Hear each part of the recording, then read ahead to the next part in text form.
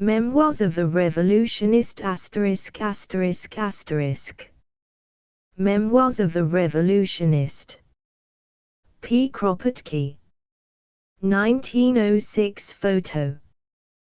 By Lavender, Bromley, Kent. Memoirs of a Revolutionist by P. Kropotkin, with a preface by George Brands and a preface to this edition by P. Kropotkin, dealing with events in Russia up to 1906, with portrait. London Swan Soninskin & Co., Limited, 25 High Street, Bloomsbury, 1906. This book would not probably have been written for some time to come, were it not for the kind invitation and the most friendly encouragement of the editor and the publisher of the Atlantic Monthly to write it for a serial publication in their review. I feel it a pleasant duty to acknowledge here my very best thanks both for the hospitality that was offered to me, and for the friendly pressure that was exercised in order to induce me to undertake this work. It was published in the Atlantic Monthly, September 1898 to September 1899, under the title of Autobiography of a Revolutionist. Preparing it now for publication in book form, I have considerably added to the original text in the portions relating to my youth and my stay in Siberia, and especially in the sixth part, in which I have narrated my life in Western Europe. P.K. October, 1899. Contents part page I Childhood 1-2. The core of pages 65-3.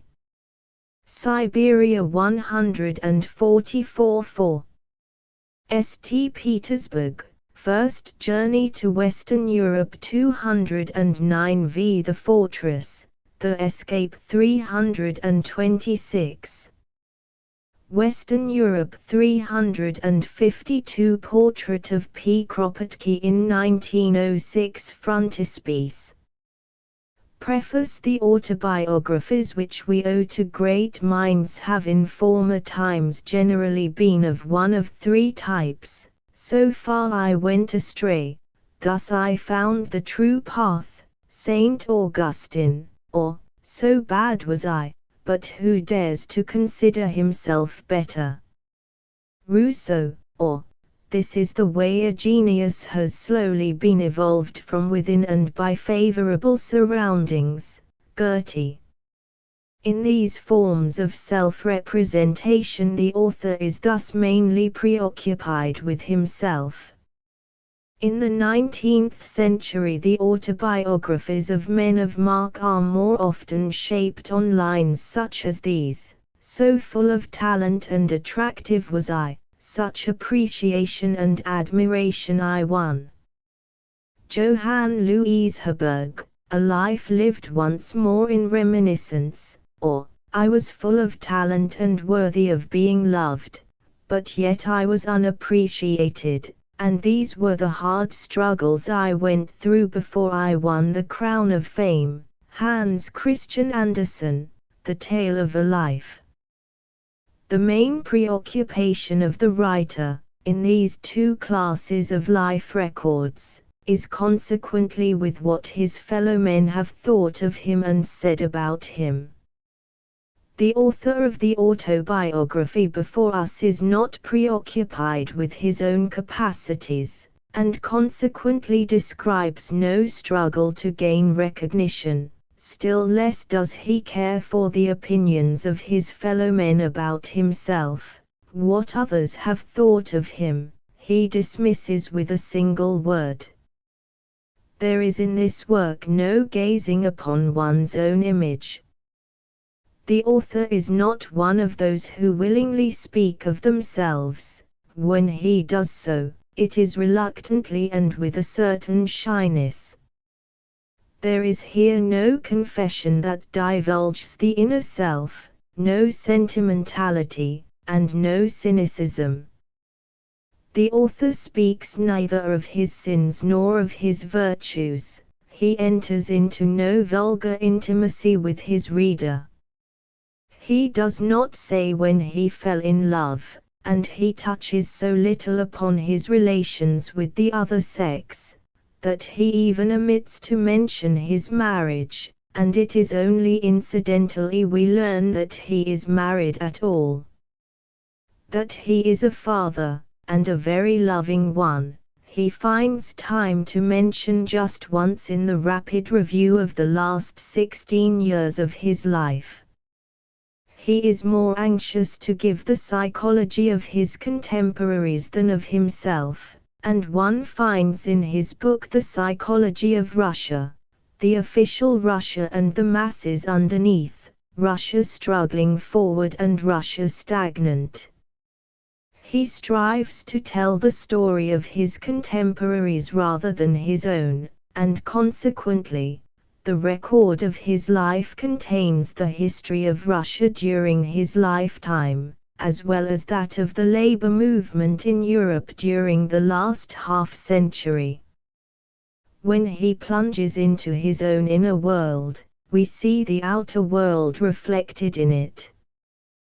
There is, nevertheless, in this book an effect such as Goethe aimed at in Dichtung und Wahrheit, the representation of how a remarkable mind has been shaped, and in analogy with the Confessions of Saint Augustine, we have the story of an inner crisis which corresponds with what in olden times was called conversion.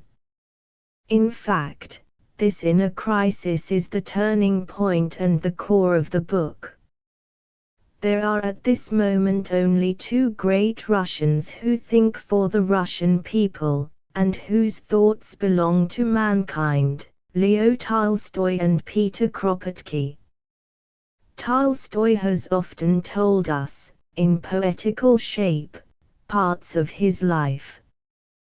Kropotkin gives us here, for the first time, without any poetical recasting, a rapid survey of his whole career. However radically different these two men are, there is one parallel which can be drawn between the lives and the views on life of both. Tolstoy is an artist, Kropotkin is a man of science, but there came a period in the career of each of them, when neither could find peace in continuing the work to which he had brought great inborn capacities. Religious considerations led Tolstoy, social considerations led Kropotkin, to abandon the paths they had first taken. Both are filled with love for mankind, and they are at one in the severe condemnation of the indifference, the thoughtlessness, the crudeness and brutality of the upper classes, as well as in the attraction they both feel towards the life of the downtrodden and ill-used man of the people. Both see more cowardice than stupidity in the world. Both are idealists and both have the reformer's temperament.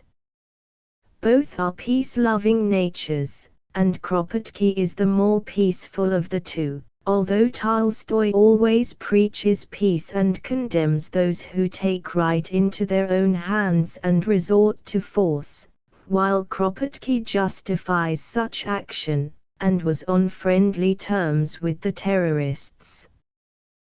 The point upon which they differ most is in their attitudes towards the intelligent educated man and towards science altogether. Tolstoy, in his religious passion, disdains and disparages the man equally with the thing, while Kropotkin holds both in high esteem, although at the same time he condemns men of science for forgetting the people and the misery of the masses. Many a man and many a woman have accomplished a great life work without having led a great life. Many people are interesting, although their lives may have been quite insignificant and commonplace. Kropotkin's life is both great and interesting. In this volume will be found a combination of all the elements out of which an intensely eventful life is composed: idyll and tragedy, drama and romance.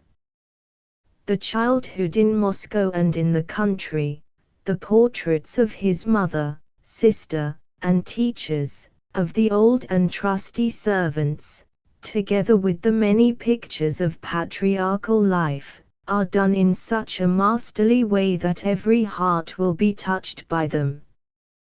The landscapes, the story of the unusually intense love between the two brothers, all this is pure idyll. Side by side there is, unhappily, plenty of sorrow and suffering, the harshness in the family life, the cruel treatment of the serfs, and the narrow-mindedness and heartlessness which are the ruling stars of men's destinies. There is variety and there are dramatic catastrophes, life at court and life in prison, life in the highest Russian society, by the side of emperors and grand dukes, and life in poverty, with the working proletariat, in London and in Switzerland.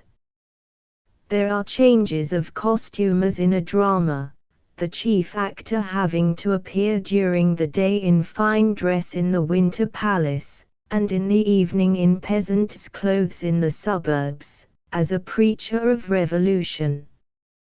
And there is, too, the sensational element that belongs to the novel.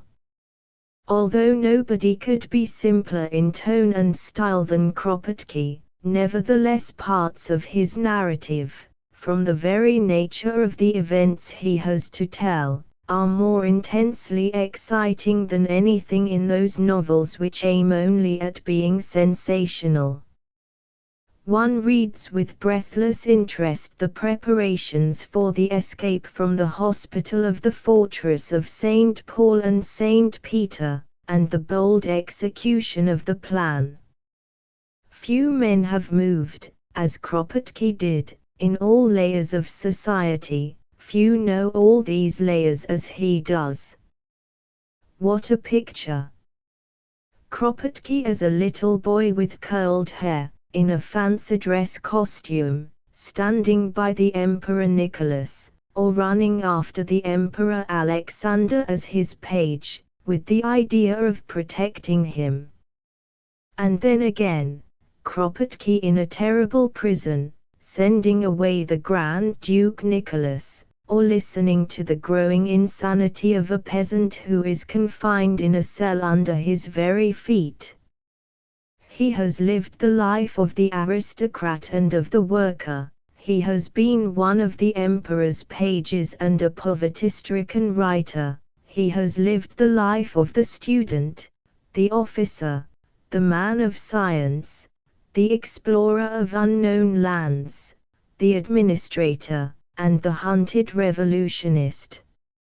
In exile he has had at times to live upon bread and tea as a Russian peasant, and he has been exposed to espionage and assassination plots like a Russian emperor. Few men have had an equally wide field of experience. Just as Kropotkin is able, as a geologist, to survey prehistoric evolution for hundreds of thousands of years past, so too he has assimilated the whole historical evolution of his own times. To the literary and scientific education which is won in the study and in the university, such as the knowledge of languages, belles lettres, philosophy, and higher mathematics, he added at an early stage of his life that education which is gained in the workshop, in the laboratory, and in the open field, natural science, military science, fortification, knowledge of mechanical and industrial processes. His intellectual equipment is universal. What must this active mind have suffered when he was reduced to the inactivity of prison life?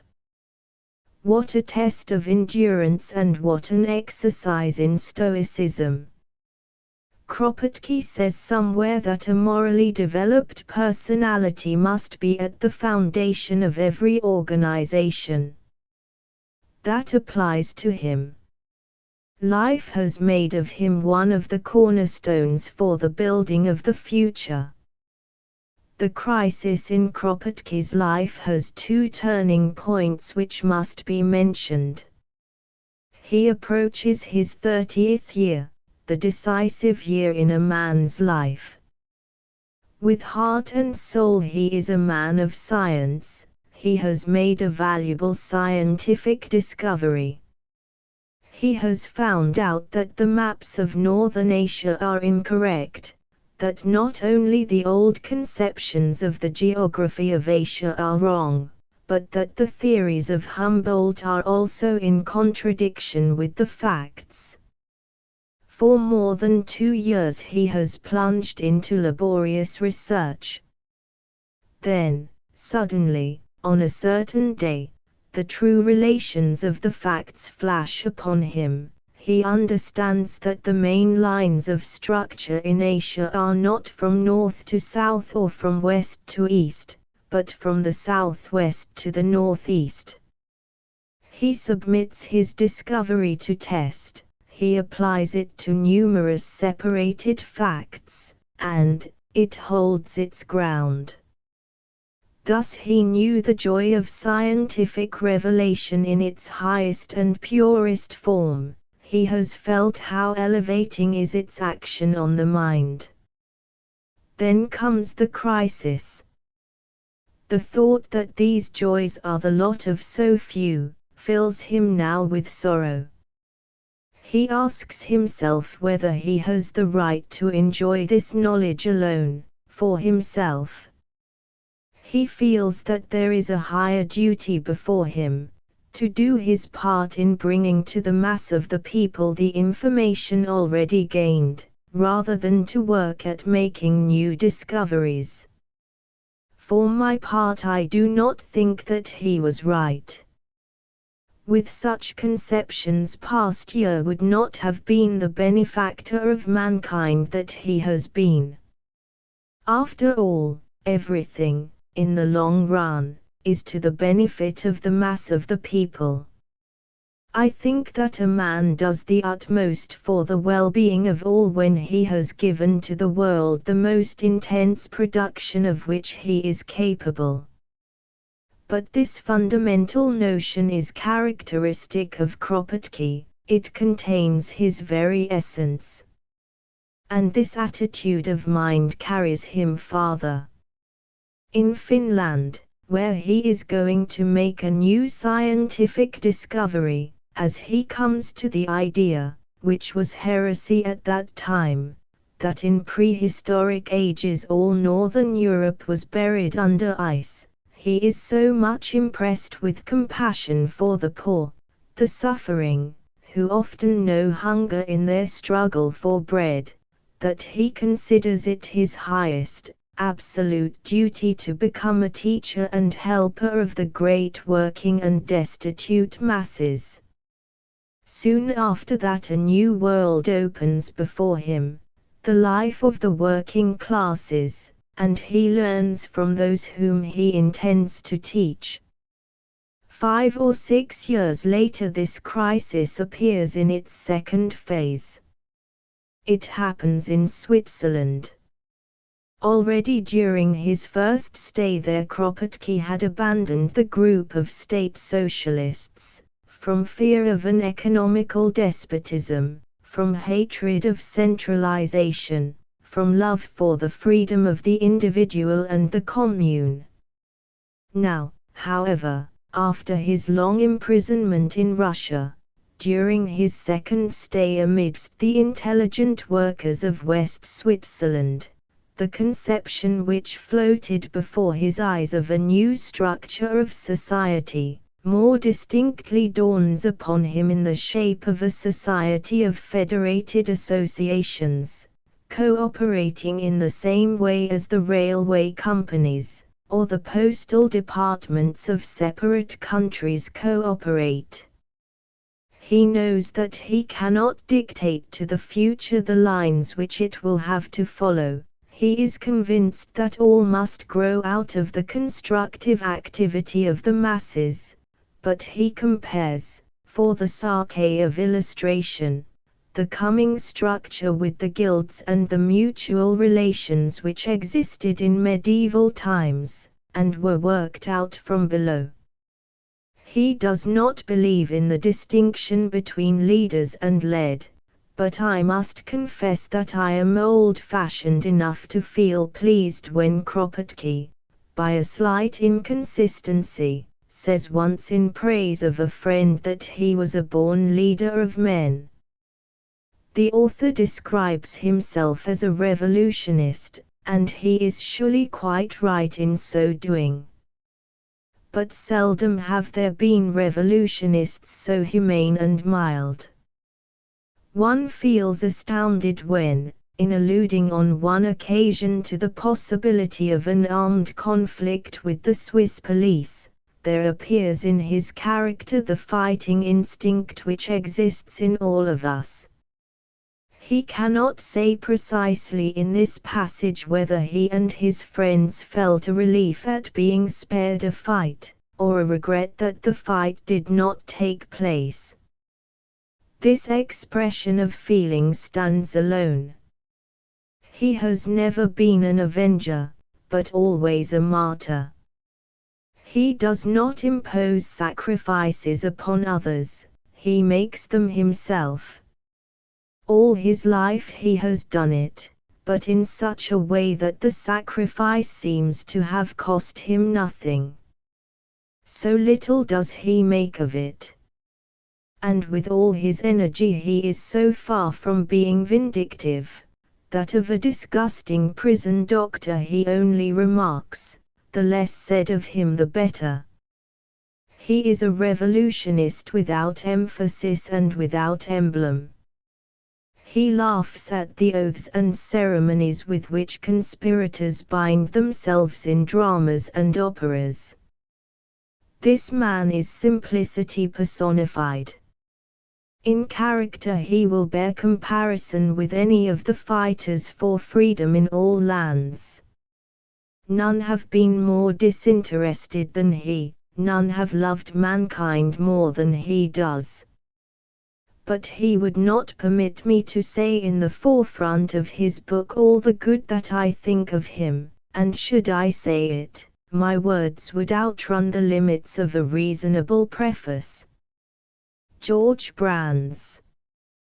Preface to the second edition. When the first edition of this book was brought out at the end of 1899, it was evident to those who had followed the development of affairs in Russia that, owing to the obstinacy of its rulers in refusing to make the necessary concessions in the way of political freedom, the country was rapidly drifting towards a violent revolution.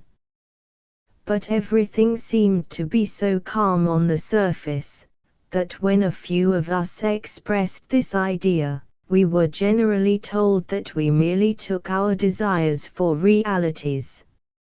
At the present moment Russia is in full revolution. The old system is falling to pieces, and amidst its ruins the new one is painfully making its way. Meanwhile the defenders of the past are waging a war of extermination against the country, a war which may prolong their rule for a few additional months, but which raises at the same time the passions of the people to a pitch that is full of menaces and danger. Looked upon in the light of present events, the early movements for freedom which are related in this book acquire a new meaning. They appear as the preparatory phases of the great breakdown of a whole obsolete world, a breakdown which is sure to give a new life to nearly 150 million people, and to exercise at the same time a deep and favorable influence upon the march of progress in all Europe and Asia.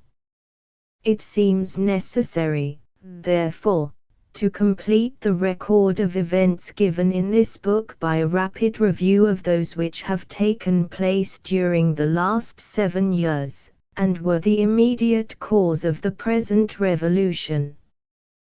The 13 years of the reign of Alexander III, 1881 to 1894, were perhaps the gloomiest portion in the 19th century history of Russia. Reaction had been growing worse and worse during the last few years of the reign of his father, with the result that a terrible war had been waged against autocracy by the Executive Committee, which had inscribed on its banner political freedom. After the tragic death of Alexander II, his son considered it his duty to make no concessions whatever to the general demand of representative government, and a few weeks after his advent to the throne he solemnly declared his intention of remaining an autocratic ruler of his empire. And then began a heavy, silent, crushing reaction against all the great, inspiring ideas of liberty which our generation had lived through at the time of the liberation of the serfs, a reaction, perhaps the more terrible on account of its not being accompanied by striking and revolting acts of violence, but slowly crushing down all the progressive reforms of Alexander II, and the very spirit that bred these reforms, and turning everything, including education, into tools of a general reaction. Sheer despair got hold of the generation of the Russian intellectuals who had to live through that period.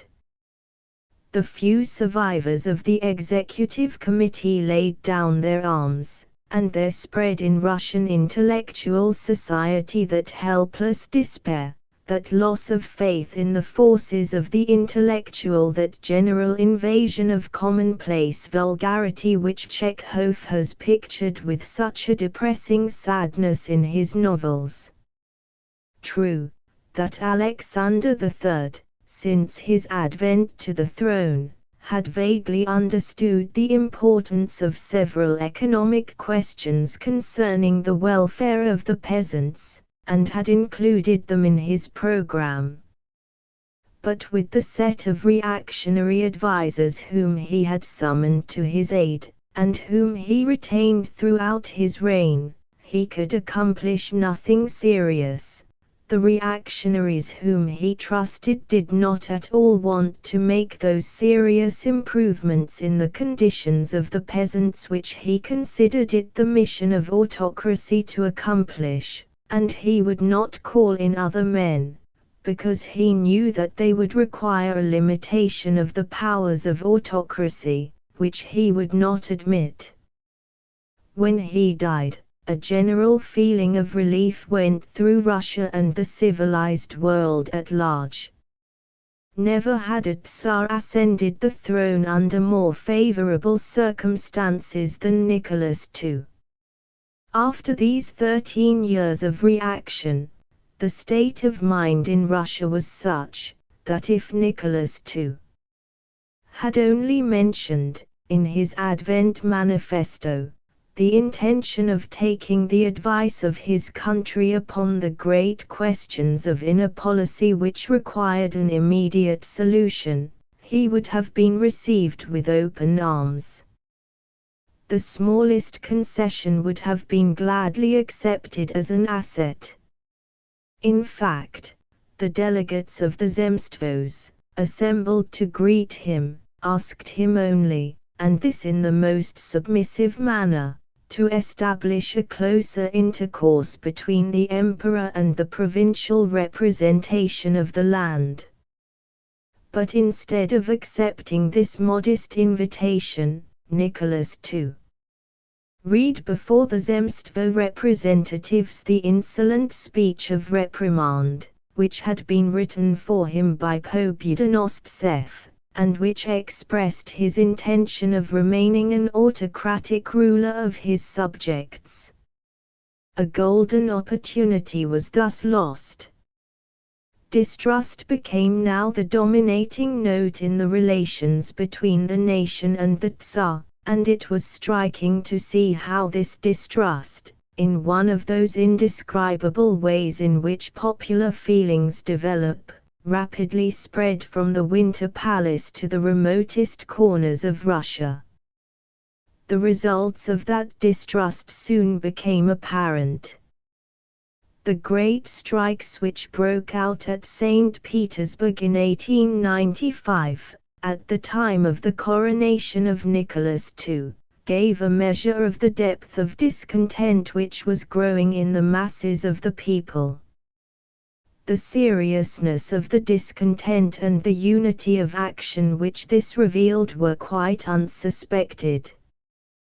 What an immense distance was covered since those times, of which I speak in this book, when we used to meet small groups of weavers in the Vyborg suburb of St. Petersburg, and asked them with despair if it really was impossible to induce their comrades to join in a strike, so as to obtain a reduction of the hours of labor, which were 14 and 16 at that time. Now, the same working men combined all over St. Petersburg, and brought out of their ranks such speakers and such organizers, as if they had been trade union hands for ages. 2 years later, in 1897, there were serious disturbances in all the Russian universities. But when a second series of student disturbances began in 1901, they suddenly assumed a quite unexpected political significance. The students protested this time against a law, passed by Nicholas II, who had ordered, again on the advice of Pope Yudonost, that students implicated in academical disorders should be sent to Port Arthur as soldiers. Hundreds of them were treated accordingly. Formerly, such a movement would have remained a university matter. Now it assumed a serious political character and stirred various classes of society. At Moscow the working men supported the students in their street demonstrations, and fought at their side against the police. At St. Petersburg all sorts of people, including the workmen's organizations, joined in the street demonstrations, and serious fighting took place in the streets. When the manifestations were dispersed by the lead-weighted horse-o-hips of the Cossacks, who cut open the faces of men and women assembled in the streets, there was a strikingly unanimous outburst of public indignation. I have mentioned in this book how tragical was the position of our youth in the 70s and 80s. On account of the fathers having abandoned entirely to their sons the terrible task of struggling against a powerful government. Now, the fathers joined hands with the sons. The respectable Society of Authors issued a strongly worded protest. A venerated old member of the Council of the State, Prince Vyzemsky, did the same. Even the officers of the Cossacks of the bodyguard notified their unwillingness to carry on such police duties. In short, discontent was so general and so openly expressed, that the Committee of Ministers, assuming for the first time since its foundation the role of a ministry, discussed the imperial order concerning the students, and insisted upon, and obtained, its withdrawal. Something quite unexpected had thus happened. A rash and ill-tempered measure of the young autocrat had thus set all the country on fire. It resulted in 2 ministers being killed, in bloodshed in the streets of Kharkov, Moscow and St. Petersburg, and it would have become the cause of further disasters if Nicholas II had not been prevented from declaring the state of siege in his capital, which surely would have led to still more bloodshed. All this was pointing to such a deep change in the mind of the nation, that already in the early spring of 1901, long before the declaration of war with Japan, it became evident that the days of autocracy were already counted. Speaking plainly, I wrote in the North American Review, the fact is that Russia has outgrown the autocratic form of government, and it may be said confidently that if external complications do not disturb the peaceful development of Russia, Nicholas II will soon be brought to realize that he is bound to take steps for meeting the wishes of the country. Let us hope that he will understand the proper sense of the lesson which he has received during the past 2 months. May 1901, p. 723.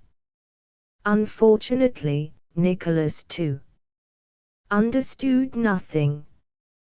He did, on the contrary, everything to bring about the revolution. He contributed to spread discontent everywhere, in Finland, in Poland, in Armenia, by confiscating the property of the Armenian Church, and in Russia itself amongst the peasants, the students, the working men, the dissenters, and so on. More than that, efforts were made, on different sides, to induce Nicholas II to adopt a better policy, but always he himself, so weak for good, found the force to resist these influences. At a decisive moment he always would find enough energy to turn the scales in favor of reaction, by his personal interference. It has been said of him that obstinacy was a distinctive feature of his character, and this seems to be true enough, but he displays it exclusively to oppose those progressive measures which the necessities of the moment render imperative. Even if he occasionally yields to progressive influences, he always manages very soon to counteract them in secrecy. He displays, in fact, precisely those features which necessarily lead to a revolution. In 1901 it was evident that the old order of things would soon have to be abandoned. The then Minister of Finances, Witt, must have realized it, and he took a step which certainly meant that he was preparing a transition from autocracy to some sort of a half-constitutional regime. The commissions on the impoverishment of agriculture in central Russia, which he convoked in 34 provinces, undoubtedly meant to supply that intermediary step, and the country answered to his call in the proper way. Landlords and peasants alike said and maintained quite openly in these commissions that Russia could not remain any longer under the system of police rule established by Alexander III. Equal rights for all subjects, political liberties, and constitutional guarantees were declared to be an urgent necessity. Again a splendid opportunity was offered to Nicholas II for taking a step towards constitutional rule. The agricultural commissions had indicated how to do it. Similar committees had to be convoked in all provinces of the empire, and they would name their representatives who would meet at Moscow and work out the basis of a national representation. And once more Nicholas II refused to accept that opening. He preferred to follow the counsels of his more intimate advisers, who better expressed his own will. He disowned Witt and called at the head of the Ministry of Interior von Plehwe, the worst produce of reaction that had been bred by police rule during the reign of Alexander III. Even that man did not undertake to maintain autocracy indefinitely, but he undertook to maintain it for 10 years more, provided full powers be granted to him, and plenty of money be given, which money he, a pupil of the school of Ignatieff, freely used, it is now known, for organizing the pogroms, the massacres of the Jews. More than that, Prince Meschewski, the well-known editor of the Grazdanin, an old man, a conservative of old standing, and a devotee of the imperial family, wrote lately in his paper that Plehwe, in order to give a further lease to autocracy, had decided to do his utmost to push Nicholas II into that terrible war with Japan. Like the Franco-German conflict, the Japanese War was thus the last trump of a decaying imperial power. I certainly do not mean that Plehwe's will was the cause of that war. Its causes lie deeper than that. It became unavoidable the day that Russia got hold of Port Arthur, and even much earlier than that. But this move of Plehwe, and the support he found in his master, are deeply significant for the comprehension of the present events in Russia. Plehwe was the trump card of autocracy. He was invested with unlimited powers, and used them for placing all Russia under police rule. The state police became the most demoralized and dangerous body in the state. More than 30,000 persons were deported by the police to remote corners of the empire.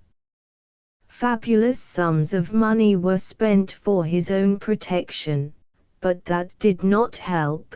He was killed in July 1904, amidst the disasters of the war that he had been so eager to call upon his country. And since that date the events took a new and rapid development. The system of police rule was defeated, and nobody in the Tsar's surroundings would attempt to continue it.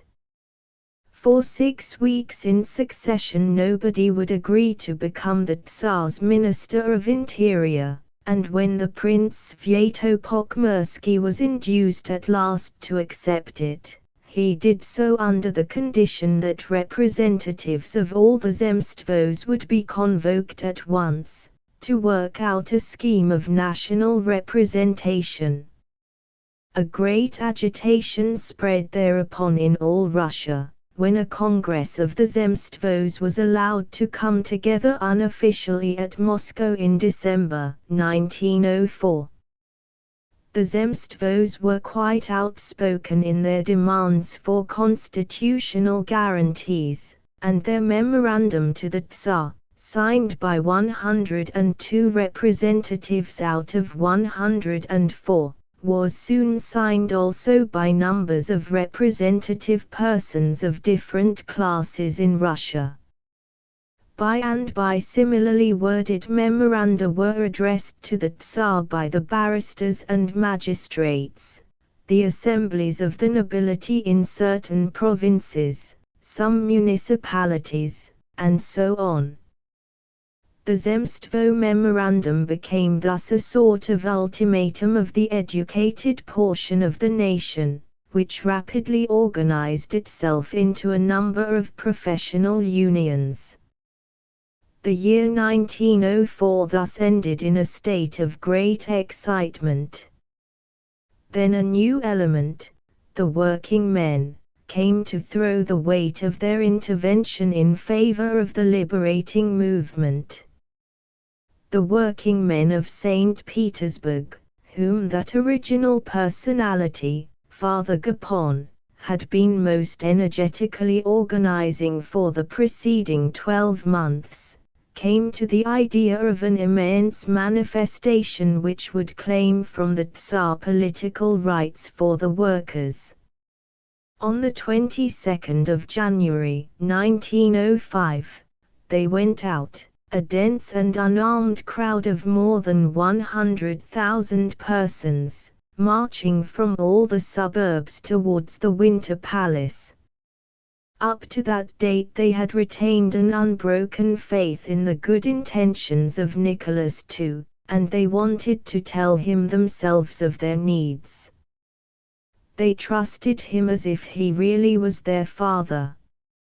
But a massacre of these faithful crowds had been prepared beforehand by the military commander of the capital, with all the precautions of modern warfare, local staffs, ambulances, and so on.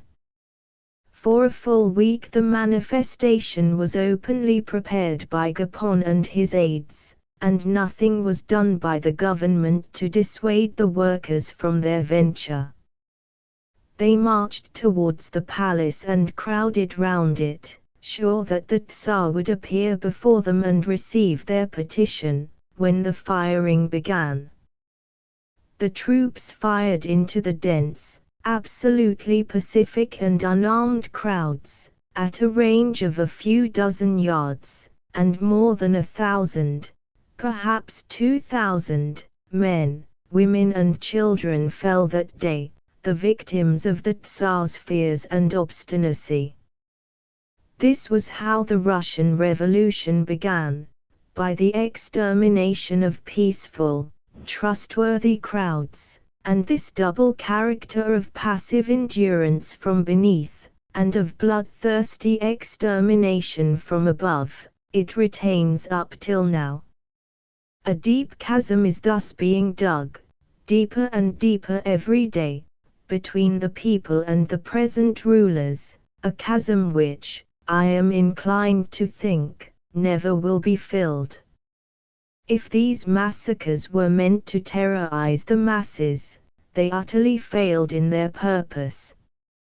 5 days after the bloody Vladimir Sunday a mass strike began at Warsaw and similar strikes soon spread all over Poland. All classes of Polish society joined more or less actively in these strikes, which took a formidable extension in the following May. In fact, all the fabric of the state was shattered by these strikes, and the series of massacres which the Russian government inaugurated in Poland in January and in May 1905, only led to an uninterrupted series of retaliations in which all Polish society evidently stands on the side of the terrorists. The result is that at the present time Poland is virtually lost to the Russian autocratic empire. Unless it obtains as complete an autonomy as Finland obtained in 1905, it will not resume its normal life. Gradually, the revolts began to spread all over Russia. The peasant uprising now assumed serious proportions in different parts of the empire, everywhere the peasants showing moderation in their demands, together with a great capacity for organized action, but everywhere also insisting upon the necessity of a move in the sense of land nationalization. In the western portion of Georgia, in Transcaucasia, they even organized independent communities, similar to those of the old cantons of Switzerland. At the same time a race war began in the Caucasus, then came a great uprising at Odessa, the mutiny of the ironclads of the Black Sea, and a second series of general strikes in Poland, again followed by massacres. And only then, when all Russia was set into open revolt, Nicholas II finally yielded to the general demands, and announced, in a manifesto issued on the 19th of August, that some sort of national representation would be given to Russia in the shape of a States Duma. This was the famous Bulian constitution which granted the right of voting to an infinitesimal fraction only of the population, one man in each 200, even in such wealthy cities as St. Petersburg and Moscow, and entirely excluded 4 million working men from any participation in the political life of the country. This tardy concession evidently satisfied nobody, it was met with disdain. Mignet, the author of a well-known history of the French Revolution, was right when he wrote that in such times the concessions must come from the government before any serious bloodshed has taken place. If they come after it, they are useless. The revolution will take no heed of them and pursue its unavoidable, natural development. So it happened in Russia. A simple incident, a strike of the bakers at Moscow, was the beginning of a general strike, which soon spread over all Moscow, including all its trades, and from Moscow extended all over Russia. The sufferings of the working men during that general strike were terrible, but they held out. All traffic on the railways was stopped, and no provisions, no fuel reached Moscow. No newspapers appeared, except the proclamations of the strike committees. Thousands of passengers, tons of letters, mountains of goods accumulated at the stations. St. Petersburg soon joined the strike, and there, too, the workers displayed wonderful powers of organization. No gas, no electric light, no tramways, no water, no cabs, no post, no telegraphs. The factories were silent. The city was plunged in darkness. Then, gradually, the enthusiasm of the poorer classes won the others as well. The shop assistants, the clerks in the banks, the teachers, the actors, the lawyers, the chemists, even the judges joined the strike. A whole country struck against its government, and the strikers kept so strict an order, that they offered no opportunity for military intervention and massacres. Committees of labor representatives came into existence, and they were obeyed explicitly by the crowds, 300,000 strong, which filled the streets of St. Petersburg and Moscow. The panic in the Tsar's entourage was at a climax. His usual conservative advisers proved to be as unreliable as the talons rouges were in the surroundings of Louis XVI. Then, only then, Nicholas II called in Count Witt and agreed on the 30th of October to sign a constitutional manifesto.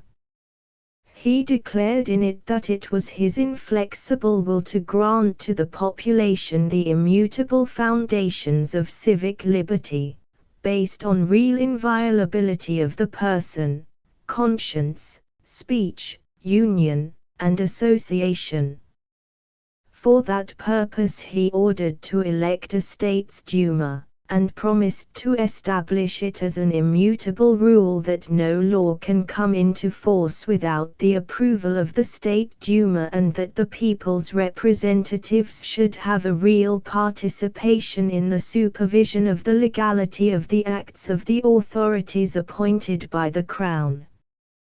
2 days later, as the crowds which filled the streets of St. Petersburg were going to storm the 2 chief prisons, Count Witt obtained from him also the granting of an almost general amnesty for political offenders. These promises produced a tremendous enthusiasm, but, alas, they were soon broken in many important points. It appears now from an official document, just published, the report of the head of the police department, Lopukhin, to the Premier Minister Stolypin, that at the very moment when the crowds were jubilating in the streets, the monarchist party organized hired bands for the slaughter of the jubilating crowds.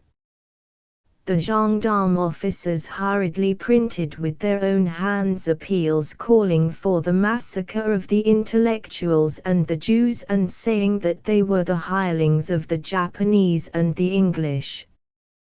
Two bishops, Nikon and Nikander, in their pastoral letters, called upon all the true Russians to put down the intellectuals by force, while from the footsteps of the Chapel of the Virgin of Iberia, at Moscow, improvised orators tried to induce the crowds to kill all the students.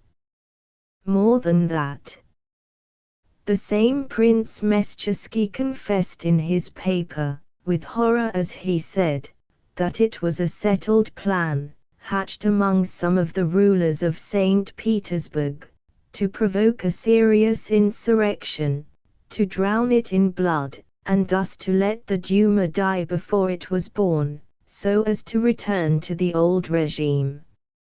Several high functionaries have confessed this to me, he adds in his paper.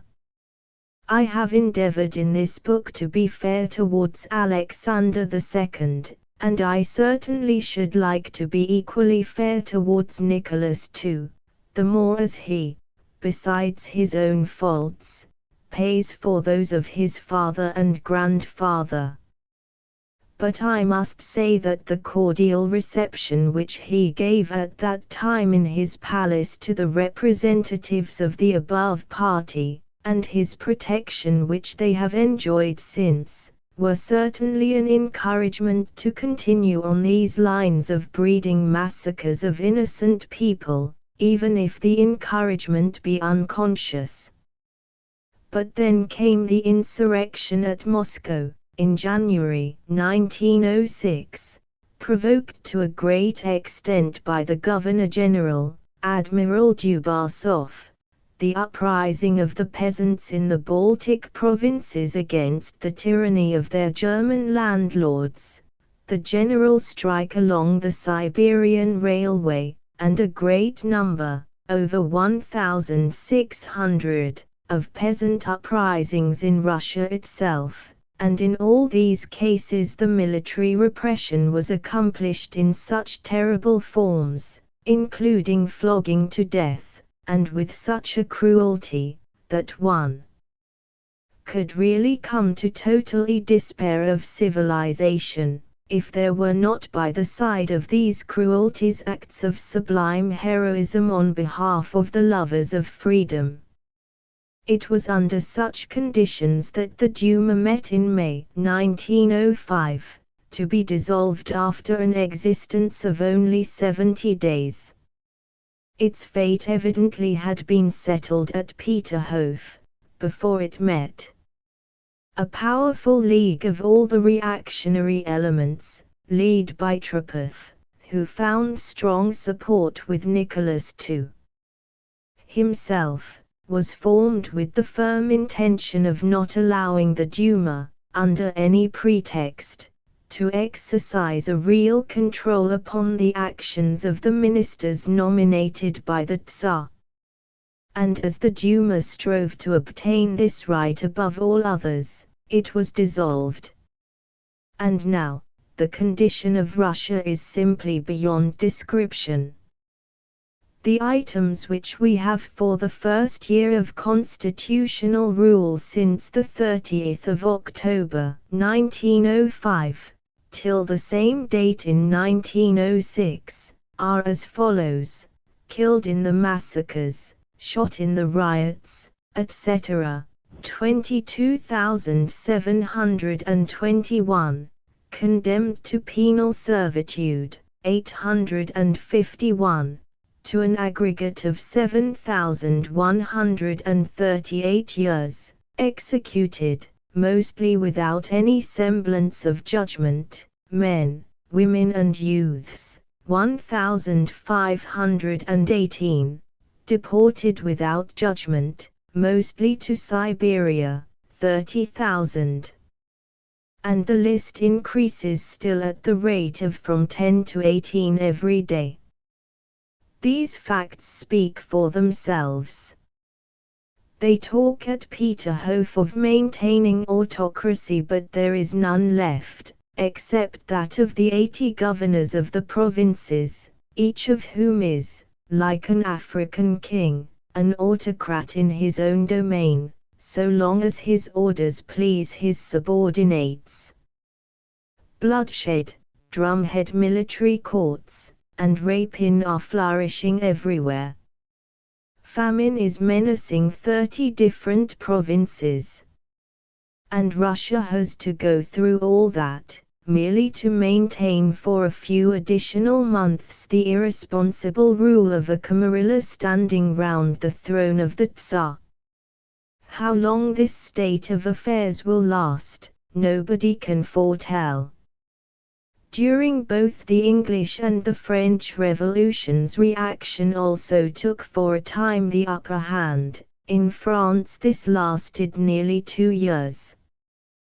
But the experience of the last few months has also shown that Russia possesses such a reserve of sound, solid forces in those classes of society upon whom depends the wealth of the country, that the present orgy of white terror certainly will not last long.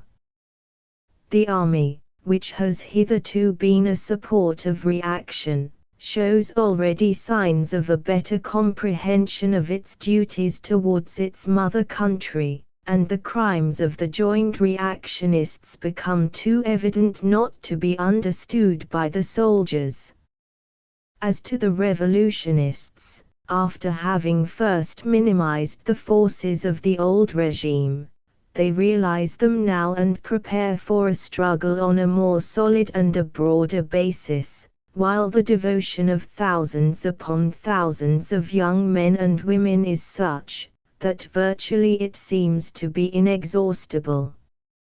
In such conditions, the ultimate victory of those elements which work for the birth of a regenerated, free Russia, is not to be doubted for a moment, especially if they find, as I hope they will, the sympathy and the support of the lovers of freedom all over the world. Regenerated Russia means a body of some 150 million persons, 1/8 part of the population of the globe, occupying 1/6 part of its continental parts, permitted at last to develop peacefully, a population which, owing to its very composition, is bound to become, not an empire in the Roman sense of the word, but a federation of nations combined for the peaceful purposes of civilization and progress. Bromley, Kent, November, 1906. Part 1. Childhood. Moscow is a city of slow historical growth, and down to the present time its different parts have wonderfully well retained the features which have been stamped upon them in the slow course of history. The Transmoskva River district, with its broad, sleepy streets and its monotonous grey-painted, low-roofed houses, of which the entrance gates remain securely bolted day and night, has always been the secluded abode of the merchant class, and the stronghold of the outwardly austere, formalistic, and despotic nonconformists of the old faith. The citadel, or Kremlin, is still the stronghold of church and state, and the immense space in front of it, covered with thousands of shops and warehouses, has been for centuries a crowded beehive of commerce, and still remains the heart of a great internal trade which spreads over the whole surface of the vast empire. The Vizcaya and the Smith's Bridge have been for hundreds of years the chief centers for the fashionable shops, while the artisans' quarters, the Plaszczyk and the Dorogomilovka, retain the very same features which characterized their uproarious populations in the times of the Moscow Tsars. Each quarter is a little world in itself, each has its own physiognomy, and lives its own separate life. Even the railways, when they made an irruption into the old capital, grouped apart in special centers on the outskirts of the old town their stores and machine works and their heavily loaded carts and engines. However, of all parts of Moscow, none, perhaps, is more typical than that labyrinth of clean, quiet, winding streets and lanes which lies at the back of the Kremlin, between two great radial streets, the Arbat and the Prekistenka, and is still called the Old Equerries Quarter, the Staraya Konyushnia. Some 50 years ago, there lived in this quarter, and slowly died out, the old Moscow nobility, whose names were so frequently mentioned in the pages of Russian history before the time of Peter I, but who subsequently disappeared to make room for the newcomers, the men of all ranks, called into service by the founder of the Russian state. Feeling themselves supplanted at the St. Petersburg court, these nobles of the old stock retired either to the Old Equerries Quarter in Moscow, or to their picturesque estates in the country round about the capital, and they looked with a sort of contempt and secret jealousy upon the motley crowd of families which came from no one knew where to take possession of the highest functions of the government, in the new capital on the banks of the Neva. In their younger days most of them had tried their fortunes in the service of the state, chiefly in the army, but for one reason or another they had soon abandoned it, without having risen to high rank. The more successful ones obtained some quiet, almost honorary position in their mother city. My father was one of these, while most of the others simply retired from active service.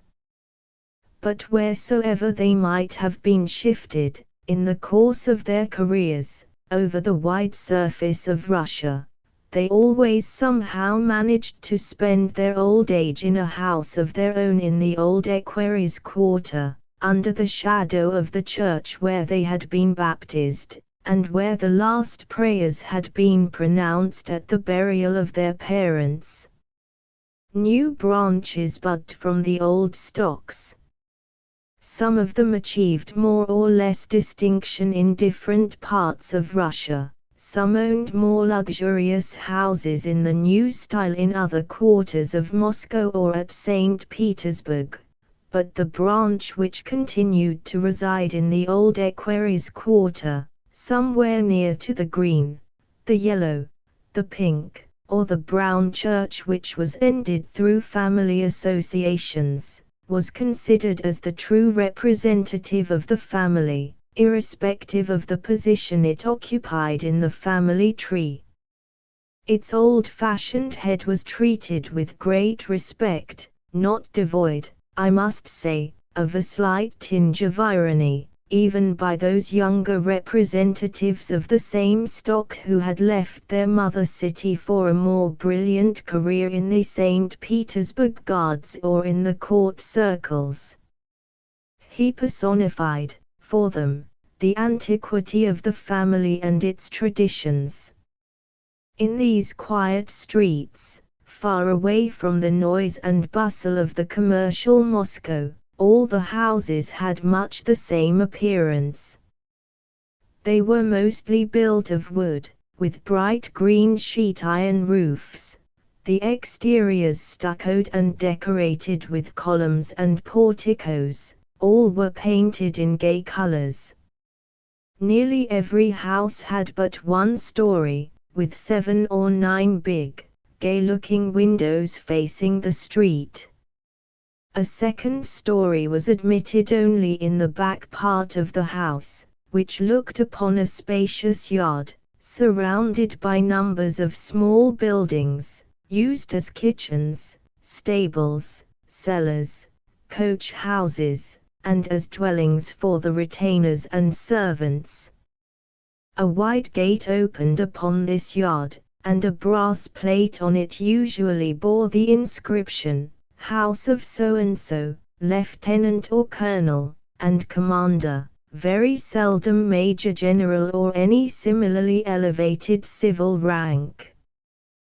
But if a more luxurious house, embellished by a gilded iron railing and an iron gate, stood in one of those streets, the brass plate on the gate was sure to bear the name of Commerce Council or Honorable Citizen so-and-so. These were the intruders, those who came unasked to settle in this quarter, and were therefore ignored by their neighbors.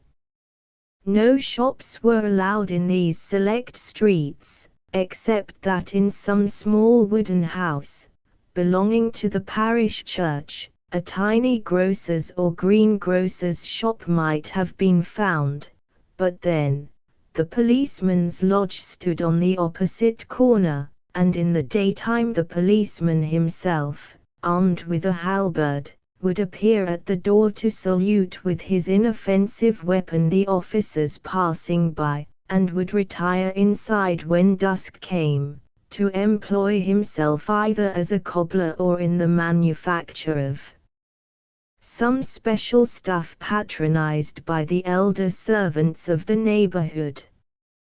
Life went on quietly and peacefully, at least for the outsider, in this Moscow Faubourg Saint-Germain. In the morning nobody was seen in the streets.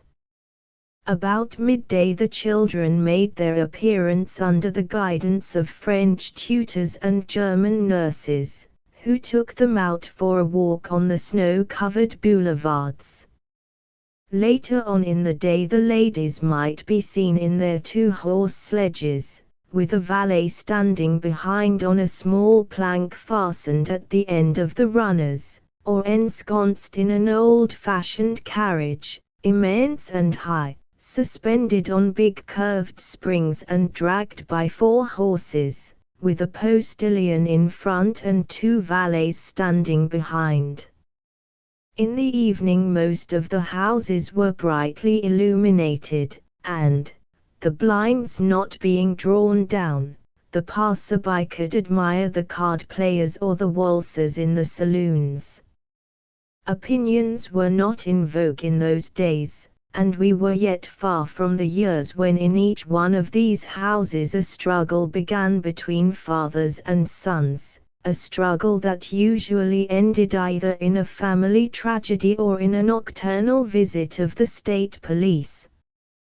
50 years ago nothing of the sort was thought of, all was quiet and smooth, at least on the surface.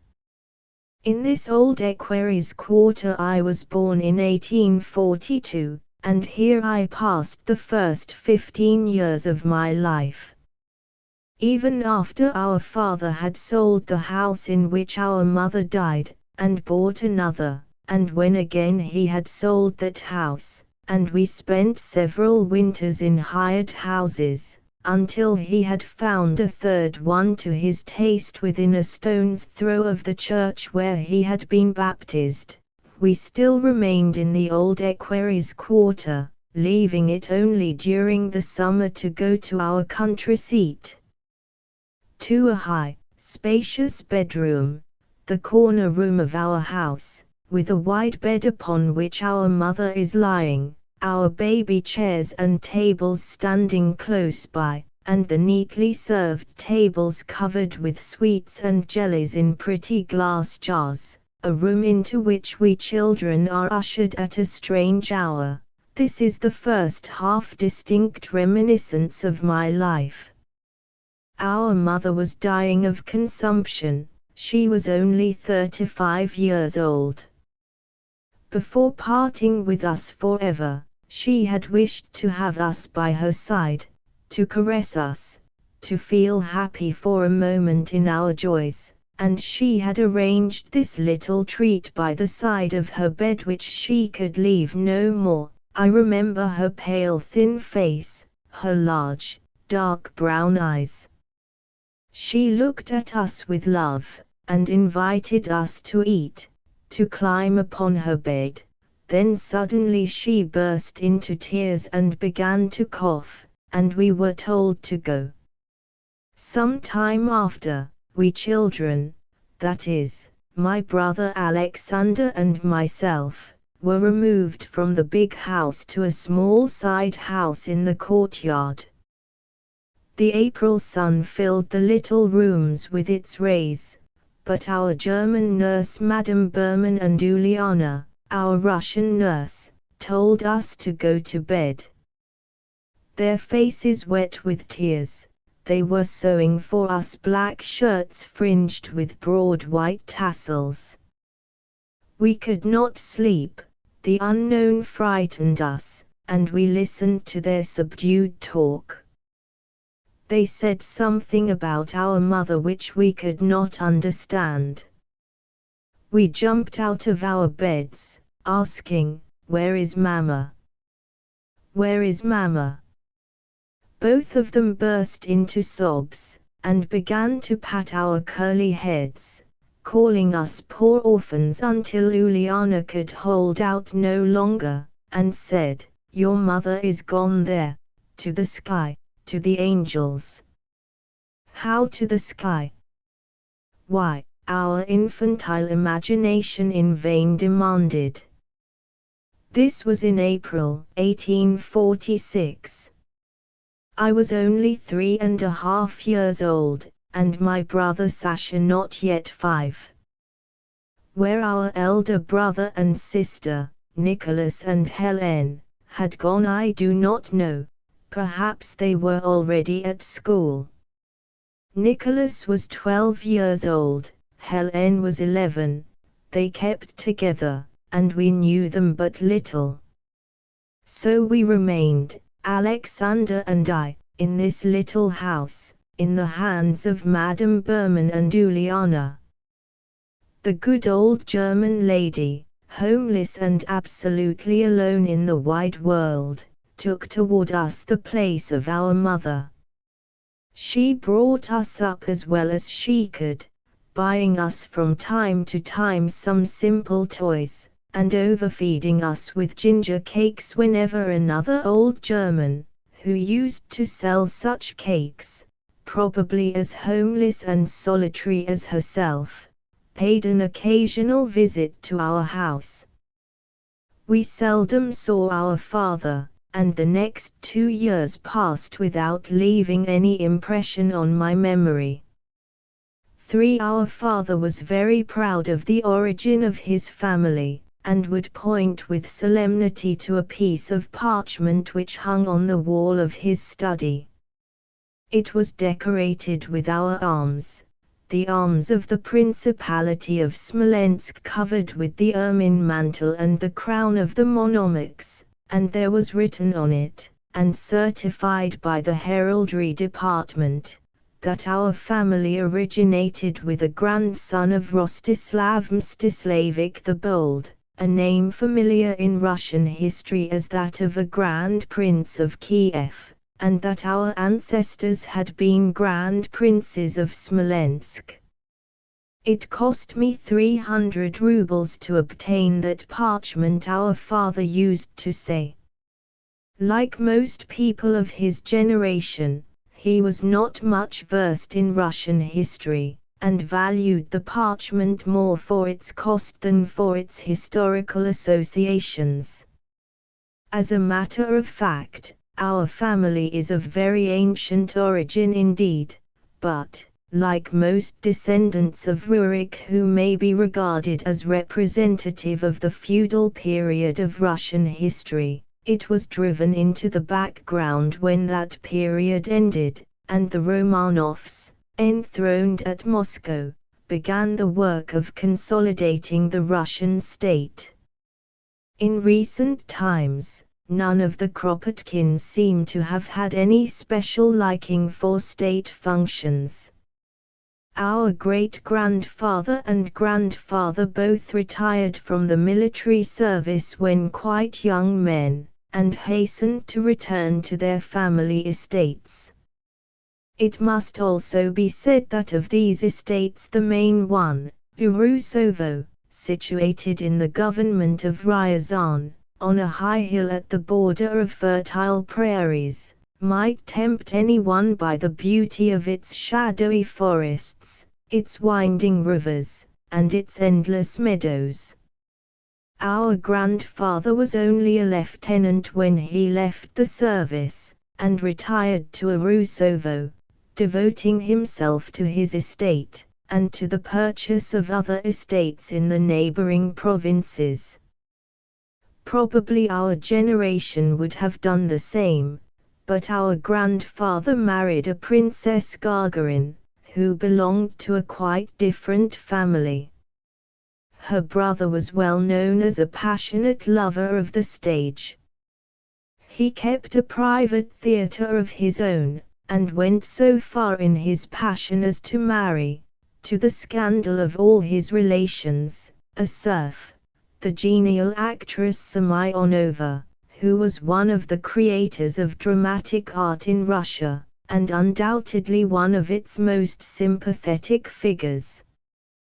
To the horror of all Moscow, she continued to appear on the stage. I do not know if our grandmother had the same artistic and literary tastes as her brother. I remember her when she was already paralyzed and could speak only in whispers, but it is certain that in the next generation a leaning toward literature became a characteristic of our family. One of the sons of the Princess Gagarin was a minor Russian poet, and issued a book of poems, a fact which my father was ashamed of and always avoided mentioning, and in our own generation several of our cousins, as well as my brother and myself, have contributed more or less to the literature of our period. Our father was a typical officer of the time of Nicholas I. Not that he was imbued with a warlike spirit or much in love with camp life. I doubt whether he spent a single night of his life at a bivouac fire, or took part in one battle. But under Nicholas I that was of quite secondary importance. The true military man of those times was the officer who was enamored of the military uniform and utterly despised all other sorts of attire, whose soldiers were trained to perform almost superhuman tricks with their legs and rifles, to break the wood of the rifle into pieces while presenting arms was one of those famous tricks, and who could show on parade a row of soldiers as perfectly aligned and as motionless as a row of toy soldiers. Very good, the Grand Duke Mikhail said once of a regiment, after having kept it for 1 hour presenting arms, only they breathe. To respond to the then current conception of a military man was certainly our father's ideal. True, he took part in the Turkish campaign of 1828, but he managed to remain all the time on the staff of the chief commander, and if we children, taking advantage of a moment when he was in a particularly good temper, asked him to tell us something about the war, he had nothing to tell but of a fierce attack of hundreds of Turkish dogs which one night assailed him and his faithful servant, Frol, as they were riding with dispatches through an abandoned Turkish village. They had to use swords to extricate themselves from the hungry beasts. Bands of Turks would assuredly have better satisfied our imagination, but we accepted the dogs as a substitute. When, however, pressed by our questions, our father told us how he had won the Cross of Saint Anne for gallantry and the golden sword which he wore, I must confess we felt really disappointed. His story was decidedly too prosaic. The officers of the General Staff were lodged in a Turkish village, when it took fire. In a moment the houses were enveloped in flames, and in one of them a child had been left behind. Its mother uttered despairing cries. Thereupon, Frol, who always accompanied his master, rushed into the flames and saved the child. The chief commander, who saw the act, at once gave father the cross for gallantry. But, father, we exclaimed, it was Frol who saved the child. What of that? Replied he, in the most naive way. Was he not my man? It is all the same. He also took some part in the campaign of 1831, during the Polish Revolution, and in Warsaw he made the acquaintance of, and fell in love with, the youngest daughter of the commander of an army corps, General Sulima. The marriage was celebrated with great pomp, in the Lasienki Palace, the lieutenant governor, Count Paskiewicz, acting as nuptial godfather on the bridegroom's side. But your mother, our father used to add, brought me no fortune whatever. Which was true. Her father, Nikolai Semyonovich Sulima, was not versed in the art of making a career or a fortune. He must have had in him too much of the blood of those Cossacks of the Dnieper, who knew how to fight the well-equipped, warlike Poles or armies of the Turks, 3 times more than themselves, but knew not how to avoid the snares of the Moscow diplomacy, and, after having fought against the Poles in the terrible insurrection of 1648, which was the beginning of the end for the Polish Republic, lost all their liberties in falling under the dominion of the Russian Tsars. One Sulima was captured by the Poles and tortured to death at Warsaw, but the other colonels of the same stock only fought the more fiercely on that account, and Poland lost Little Russia. As to our grandfather, he knew how, with his regiment of cuirassiers during Napoleon I's invasion, to cut his way into a French infantry square bristling with bayonets, and to recover, after having been left for dead on the battlefield, with a deep cut in his head. But he could not become a valet to the favorite of Alexander I, the omnipotent Arakcheev, and was consequently sent into a sort of honorary exile, first as a governor-general of West Siberia, and later of East Siberia. In those times such a position was considered more lucrative than a gold mine, but our grandfather returned from Siberia as poor as he went, and left only modest fortunes to his 3 sons and 3 daughters. When I went to Siberia, in 1862, I often heard his name mentioned with respect. He was almost driven to despair by the wholesale stealing which went on in those provinces, and which he had no means to repress. Our mother was undoubtedly a remarkable woman for the times she lived in. Many years after her death I discovered, in a corner of a storeroom of our country house, a mass of papers covered with her firm but pretty handwriting, diaries in which she wrote with delight of the scenery of Germany, and spoke of her sorrows and her thirst for happiness, books which she had filled with Russian verses prohibited by censorship, among them the beautiful historical ballads of Ryleaf, the poet, whom Nicholas I hanged in 1826, other books containing music, French dramas, verses of Lamartine, and Byron's poems that she had copied, and a great number of watercolor paintings. Tall, slim, adorned with a mass of dark chestnut hair, with dark brown eyes and a tiny mouth, she looks quite lifelike in a portrait in oils that was painted con amore by a good artist. Always lively and often careless, she was fond of dancing, and the peasant women in our village would tell us how she would admire from a balcony their ring dances, slow and full of grace, and how finally she would herself join in them. She had the nature of an artist.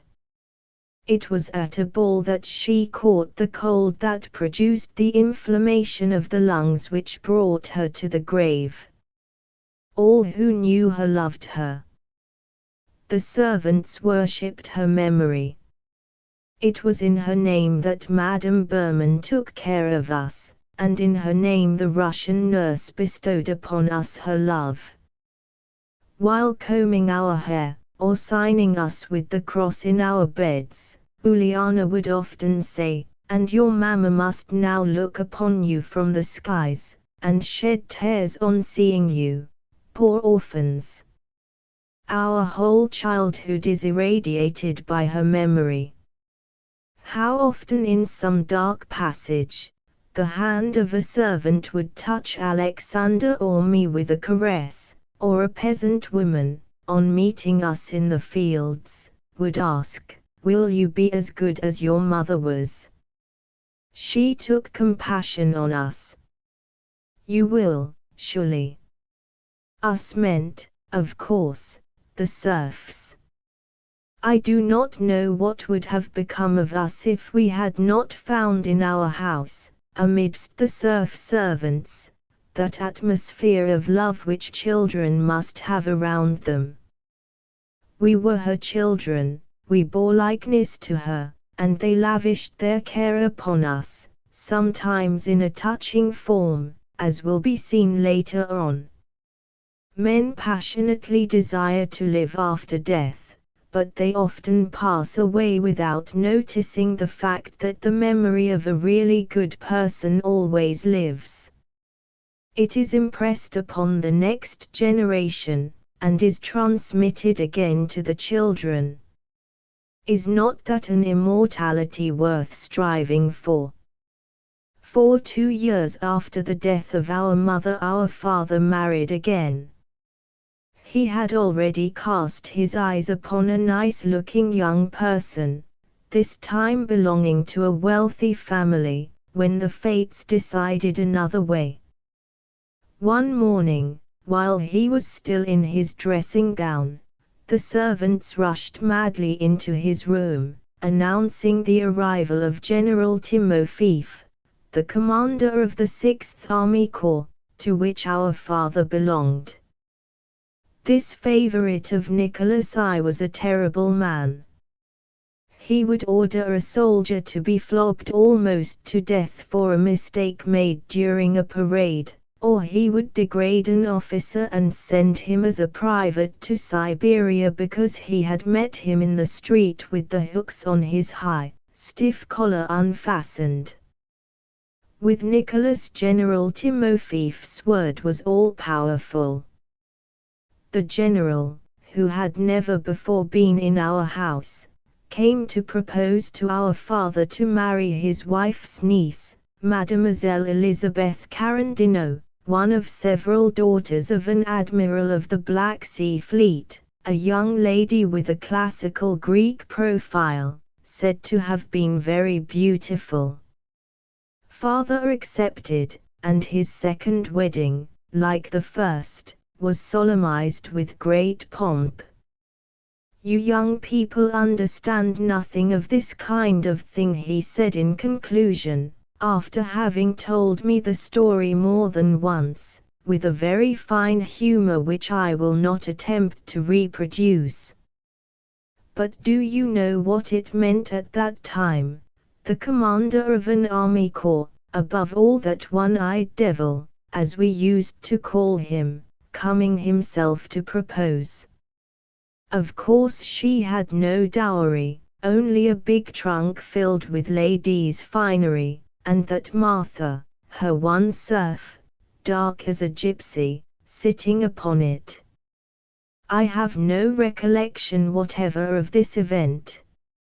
I only remember a big drawing-room in a richly furnished house, and in that room a young lady, attractive but with a rather too sharp southern look, gambolling with us, and saying, 'You see what a jolly mamma you will have,' to which Sasha and I, sulkily looking at her, replied, 'Our mamma has flown away to the sky.'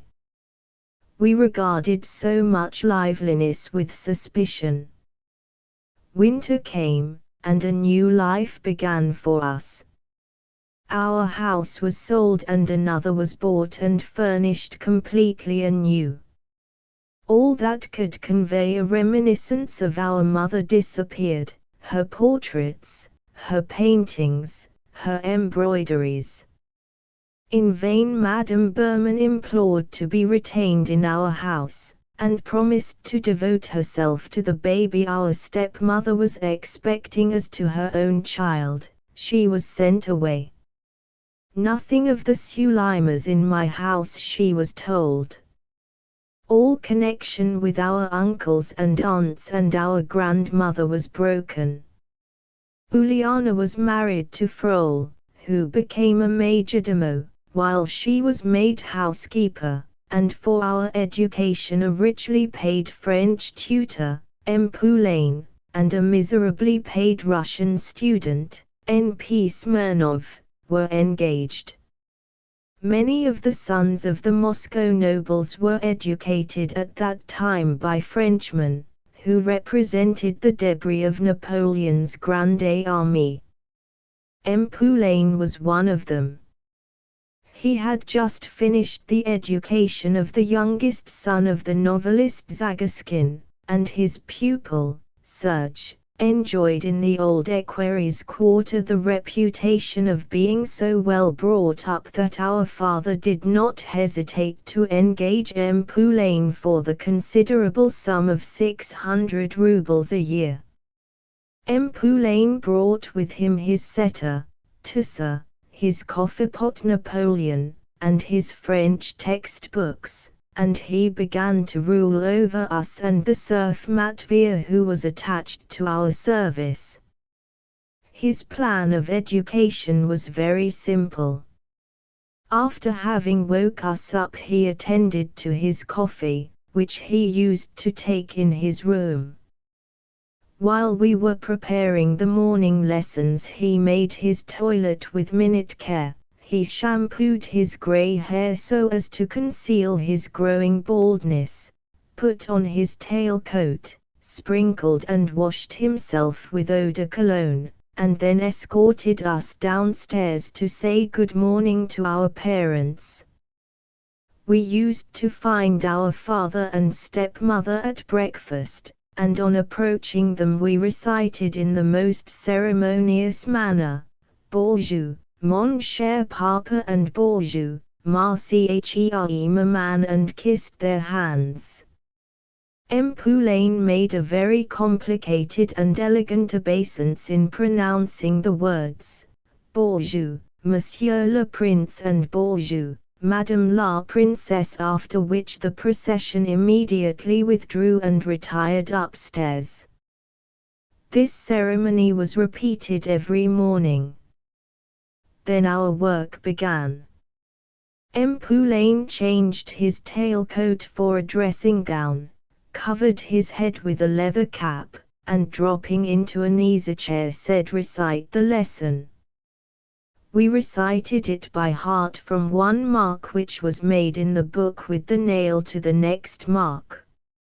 Poulain had brought with him the grammar of Noel and Chapsal, memorable to more than one generation of Russian boys and girls, a book of French dialogues, a history of the world, in one volume, and a universal geography, also in one volume. We had to commit to memory the grammar, the dialogues, the history, and the geography. The grammar, with its well-known sentences. What is grammar? The art of speaking and writing correctly went all right. But the history book, unfortunately, had a preface, which contained an enumeration of all the advantages which can be derived from a knowledge of history. Things went on smoothly enough with the first sentences. We recited, "The prince finds in it magnanimous examples for governing his subjects, the military commander learns from it the noble art of warfare." But the moment we came to law all went wrong. The jurisconsult meets in it, but what the learned lawyer meets in history we never came to know. That terrible word jurisconsult spoiled all the game. As soon as we reached it we stopped. "On your knees, gross Pauf," exclaimed Poulain. That was for me. "On your knees, Grand Dada." That was for my brother. And there we knelt, shedding tears and vainly endeavoring to learn all about the jurisconsult. It cost us many pains, that preface. We were already learning all about the Romans, and used to put our sticks in Uliana's scales when she was weighing rice. Just like Brennus, we jumped from our table and other precipices for the salvation of our country, in imitation of Curtius, but Poulain would still from time to time return to the preface, and again put us on our knees for that very same jurisconsult. Was it strange that later on both my brother and I should entertain an undisguised contempt for jurisprudence? I do not know what would have happened with geography if Poulain's book had had a preface. But happily the first 20 pages of the book had been torn away. Serge Zagaskin, I suppose, rendered us that notable service, and so our lessons commenced with the 21st page, which began, "Of the rivers which water France." It must be confessed that things did not always end with kneeling. There was in the classroom a birch rod, and Poulain resorted to it when there was no hope of progress with the preface or with some dialogue on virtue and propriety. But one day Sister Hélène, who by this time had left the Catherine Institut des Demoiselles, and now occupied a room underneath ours, hearing our cries, rushed, all in tears, into our father's study, and bitterly reproached him with having handed us over to our stepmother, who had abandoned us to a retired French drummer. "Of course," she cried, "there is no one to take their part, but I cannot see my brothers being treated in this way by a drummer." Taken thus unprepared, our father could not make a stand.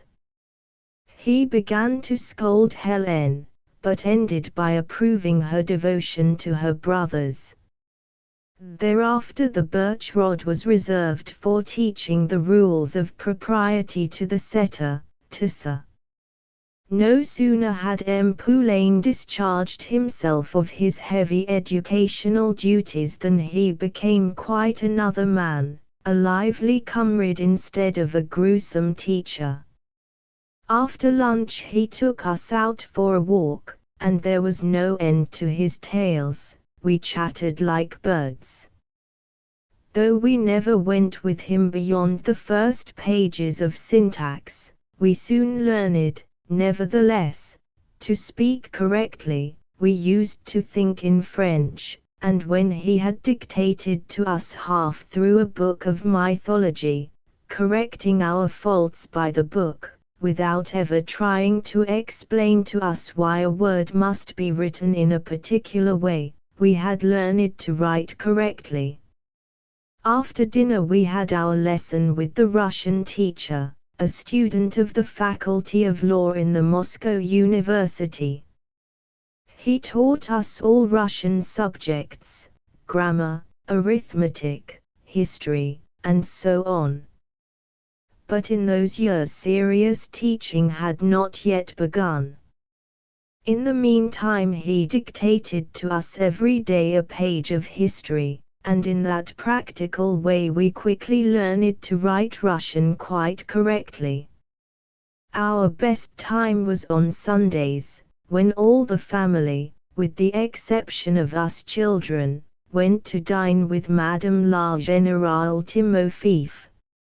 It would also happen occasionally that both M. Poulain and N. P. Smirnov would be allowed to leave the house, and when this occurred we were placed under the care of Uliana.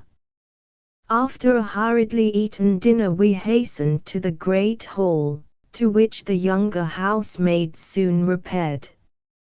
All sorts of games were started, blind man, vulture and chickens, and so on, and then, all of a sudden, Tikhon, the jack of all trades, would appear with a violin. Dancing began, not that measured and tiresome dancing, under the direction of a French dancing master on India rubber legs which made part of our education, but free dancing which was not a lesson, and in which a score of couples turned round anyway, and this was only preparatory to the still more animated and rather wild Cossack dance. Tikhon would then hand the violin to one of the older men, and would begin to perform with his legs such wonderful feats that the doors leading to the hall would soon be filled by the cooks and even the coachman, who came to see the dance so dear to the Russian heart. About 9 o'clock the big carriage was sent to fetch the family home. Tikhon, brush in hand, crawled on the floor, to make it shine with its virgin glance, and perfect order was restored in the house. And if, next morning, we too had been submitted to the most severe cross-examination, not a word would have been dropped concerning the previous evening's amusements. We never would have betrayed any one of the servants, nor would they have betrayed us. One Sunday, my brother and I, playing alone in the White Hall, ran against a bracket which supported a costly lamp. The lamp was broken to pieces. Immediately a council was held by the servants. No one scolded us, but it was decided that early next morning Tikhon should at his risk and peril slip out of the house and run to the smith's bridge in order to buy another lamp of the same pattern. It cost 15 rubles, an enormous sum for the servants, but it was done, and we never heard a word of reproach about it. When I think of it now, and all these scenes come back to my memory, I notice that we never heard coarse language in any of the games, nor saw in the dances anything like the kind of dancing which children are now taken to admire in the theatres. In the servants' house, among themselves, they assuredly used coarse expressions, but we were children, her children, and that protected us from anything of the sort. In those days children were not bewildered by a profusion of toys, as they are now. We had almost none, and were thus compelled to rely upon our own inventiveness. Besides, we both had early acquired a taste for the theatre. The inferior carnival theatres, with the thieving and fighting shows, produced no lasting impression upon us. We ourselves played enough at robbers and soldiers. But the great star of the ballet, Fanny Elssler, came to Moscow, and we saw her. When father took a box in the theatre, he always secured one of the best, and paid for it well, but then he insisted that all the members of the family should enjoy it to its full value. Small though I was at that time, Fanny Elssler left upon me the impression of a being so full of grace, so light, and so artistic in all her movements, that ever since I have been unable to feel the slightest interest in a dance which belongs more to the domain of gymnastics than to the domain of art. Of course the ballet that we saw, Gitana the Spanish Gypsy, had to be repeated at home, its substance, not the dances. We had a ready-made stage, as the doorway which led from our bedroom into the classroom had a curtain instead of a door. A few chairs put in a half-circle in front of the curtain, with an easy chair for M. Poulain, became the hall and the imperial box, and an audience could easily be mustered with the Russian teacher, Uliana, and a couple of maids from the servants' rooms. 2 scenes of the ballet had to be represented by some means or other. The one where the little Gitana is brought by the gypsies into their camp in a wheelbarrow, and that in which Gitana makes her first appearance on the stage, descending from a hill and crossing a bridge over a brook which reflects her image. The audience burst into frantic applause at this point, and the cheers were evidently called forth, so we thought, at least, by the reflection in the brook. We found our Gitana in one of the youngest girls in the maid-servant's room. Her rather shabby blue cotton dress was no obstacle to personifying Fanny Elssler. An overturned chair, pushed along by its legs, head downwards, was an acceptable substitute for the wheelbarrow. But the brook, 2 chairs and the long ironing board of Andrei, the tailor, made the bridge, and a piece of blue cotton made the brook. The image in the brook, however, would not appear full size, do what we might with M. Poulain's little shaving glass. After many unsuccessful endeavors we had to give it up, but we bribed Uliana to behave as if she saw the image, and to applaud loudly at this passage, so that finally we began to believe that perhaps something of it could be seen. Rossine's Phaedra, or at least the last act of it, also went off nicely, that is, Sasha recited the melodious verses beautifully, Apine nous sortions des portes de Tresne, and I sat absolutely motionless and unconcerned during the whole length of the tragic monologue intended to apprise me of the death of my son, down to the place where, according to the book, I had to exclaim, "Odio!" But whatsoever we might impersonate, all our performances invariably ended with hell. All candles save one were put out, and this one was placed behind a transparent paper to imitate flames, while my brother and I, concealed from view, howled in the most appalling way as the condemned. Uliana, who did not like to have any allusion to the evil one made at bedtime, looked horrified, but I ask myself now whether this extremely concrete representation of hell, with a candle and a sheet of paper, did not contribute to free us both at an early age from the fear of eternal fire. Our conception of it was too realistic to resist skepticism.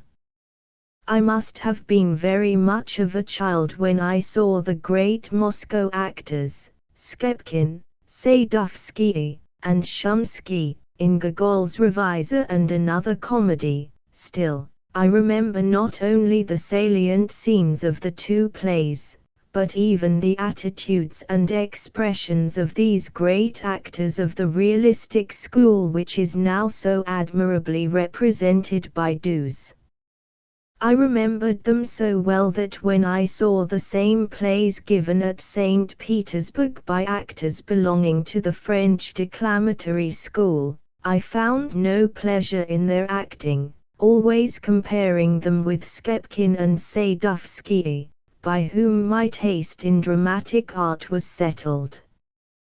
This makes me think that parents who wish to develop artistic taste in their children ought to take them occasionally to really well acted, good plays, instead of feeding them on a profusion of so-called children's pantomimes. When I was in my 8th year, the next step in my career was taken, in a quite unforeseen way. I do not know exactly on what occasion it happened, but probably it was on the 25th anniversary of Nicholas I's reign, when great festivities were arranged at Moscow. The imperial family were coming to the old capital, and the Moscow nobility intended to celebrate this event by a fancy dress ball in which children were to play an important part.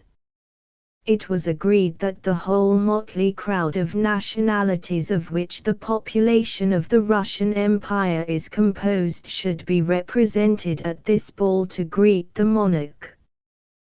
Great preparations went on in our house, as well as in all the houses of our neighborhood. Some sort of remarkable Russian costume was made for our stepmother. Our father, being a military man, had to appear, of course, in his uniform, but those of our relatives who were not in the military service were as busy with their Russian, Greek, Caucasian, and Mongolian costumes, as the ladies themselves. When the Moscow nobility gives a ball to the imperial family, it must be something extraordinary. As for my brother Alexander and myself, we were considered too young to take part in so important a ceremonial. And yet, after all, I did take part in it. Our mother was an intimate friend of Madame Nazimov, the wife of the general who was governor of Wilno when the emancipation of the serfs began to be spoken of. Madame Nazimov, who was a very beautiful woman, was expected to be present at the ball with her child, about 10 years old, and to wear some wonderful costume of a Persian princess in harmony with which the costume of a young Persian prince, exceedingly rich, with a belt covered with jewels, was made ready for her son. But the boy fell ill just before the ball, and Madame Nazimov thought that one of the children of her best friend would be a good substitute for her own child. Alexander and I were taken to her house to try on the costume.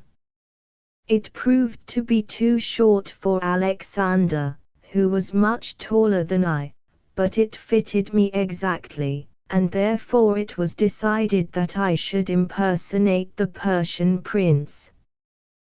The immense hall of the house of the Moscow nobility was crowded with guests.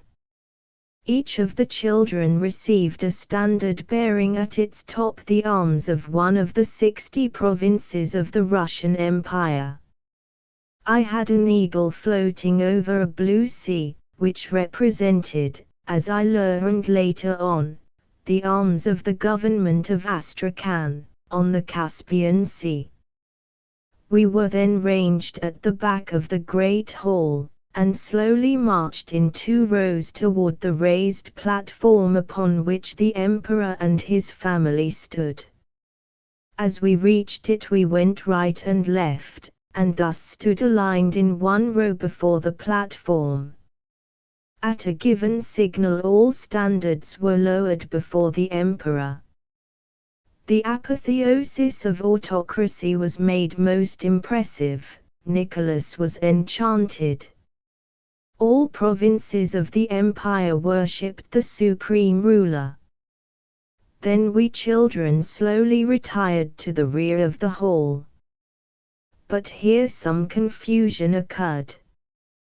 Chamberlains in their gold-embroidered uniforms were running about, and I was taken out of the ranks. My uncle, Prince Gagarin, dressed as a Tungus. I was dizzy with admiration of his fine leather coat, his bow, and his quiver full of arrows, lifted me up in his arms, and planted me on the imperial platform. Whether it was because I was the tiniest in the row of boys, or that my round face, framed in curls, looked funny under the high astrakhan fur bonnet I wore, I know not, but Nicholas wanted to have me on the platform, and there I stood amidst generals and ladies looking down upon me with curiosity. I was told later on that Nicholas I, who was always fond of barrack jokes, took me by the arm, and, leading me to Marie Alexandrovna, the wife of the heir to the throne, who was then expecting her 3rd child, said in his military way, "That is the sort of boy you must bring me," a joke which made her blush deeply. I well remember, at any rate, Nicholas asking me whether I would have sweets, but I replied that I should like to have some of those tiny biscuits which were served with tea. We were never overfed at home, and he called a waiter and emptied a full tray into my tall bonnet. "I will take them to Sasha," I said to him. However, the soldier-like brother of Nicholas, Mikhail, who had the reputation of being a wit, managed to make me cry. "When you are a good boy," he said, "they treat you so," and he passed his big hand over my face downwards. "But when you are naughty, they treat you so," and he passed the hand upwards, rubbing my nose, which already had a marked tendency toward growing in that direction. Tears, which I vainly tried to stop, came into my eyes. The ladies at once took my part, and the good-hearted Marie Alexandrovna took me under her protection. She set me by her side, in a high velvet chair with a gilded back, and our people told me afterward that I very soon put my head in her lap and went to sleep. She did not leave her chair during the whole time the ball was going on. I remember also that, as we were waiting in the entrance hall for our carriage, our relatives petted and kissed me, saying, "Petya, you have been made a page," but I answered, "I am not a page, I will go home," and was very anxious about my bonnet, which contained the pretty little biscuits that I was taking home for Sasha. I do not know whether Sasha got many of those biscuits, but I recollect what a hug he gave me when he was told about my anxiety concerning the bonnet. To be inscribed as a candidate for the Corps of Pages was then a great favor, which Nicholas seldom bestowed on the Moscow nobility. My father was delighted, and already dreamed of a brilliant court career for his son. Our stepmother, every time she told the story, never failed to add, "It is all because I gave him my blessing before he went to the ball." Madame Nazimov was delighted too, and insisted upon having her portrait painted in the costume in which she looked so beautiful, with me standing at her side. My brother Alexander's fate, also, was decided next year. The jubilee of the Izmaylovsk regiment, to which my father had belonged in his youth, was celebrated about this time at St. Petersburg. One night, while all the household was plunged in deep sleep, a three-horse carriage, ringing with the bells attached to the harnesses, stopped at our gate. A man jumped out of it, loudly shouting, "Open!" An ordinance from His Majesty the Emperor. One can easily imagine the terror which this nocturnal visit spread in our house. My father, trembling, went down to his study. Court-martial, degradation as a soldier were words which rang then in the ears of every military man. It was a terrible epoch. But Nicholas simply wanted to have the names of the sons of all the officers who had once belonged to the regiment, in order to send the boys to military schools, if that had not yet been done. A special messenger had been dispatched for that purpose from St. Petersburg to Moscow, and now he called day and night at the houses of the ex-Izmaylovsk officers. With a shaking hand my father wrote that his eldest son, Nicholas, was already in the First Corps of Cadets at Moscow, that his youngest son, Peter, was a candidate for the Corps of Pages, and that there remained only his second son, Alexander, who had not yet entered the military career. A few weeks later came a paper informing father of the monarch's favor. Alexander was ordered to enter a corps of cadets in Oral, a small provincial town. It cost my father a deal of trouble and a large sum of money to get Alexander sent to a corps of cadets at Moscow. This new favor was obtained only in consideration of the fact that our elder brother was in that corps. And thus, owing to the will of Nicholas we had both to receive a military education, though, before we were many years older, we simply hated the military career for its absurdity. But Nicholas was watchful that none of the sons of the nobility should embrace any other profession than the military one, unless they were of infirm health, and so we had all three to be officers, to the great satisfaction of my father. Wealth was measured in those times by the number of souls which a landed proprietor owned. So many souls meant so many male serfs, women did not count. My father, who owned nearly 1,200 souls, in 3 different provinces, and who had, in addition to his peasants' holdings, large tracts of land which were cultivated by these peasants, was accounted a rich man. He lived up to his reputation, which meant that his house was open to any number of visitors, and that he kept a very large household. We were a family of 8, occasionally of 10 or 12, but 50 servants at Moscow, and half as many more in the country, were considered not one too many. 4 coachmen to attend a dozen horses, 3 cooks for the masters and 2 more for the servants, a dozen men to wait upon us at dinner time, 1 man, plate in hand, standing behind each person seated at the table, and girls innumerable in the maid-servants' room. How could anyone do with less than this? Besides, the ambition of every landed proprietor was that everything required for his household should be made at home by his own men. How nicely your piano is always tuned.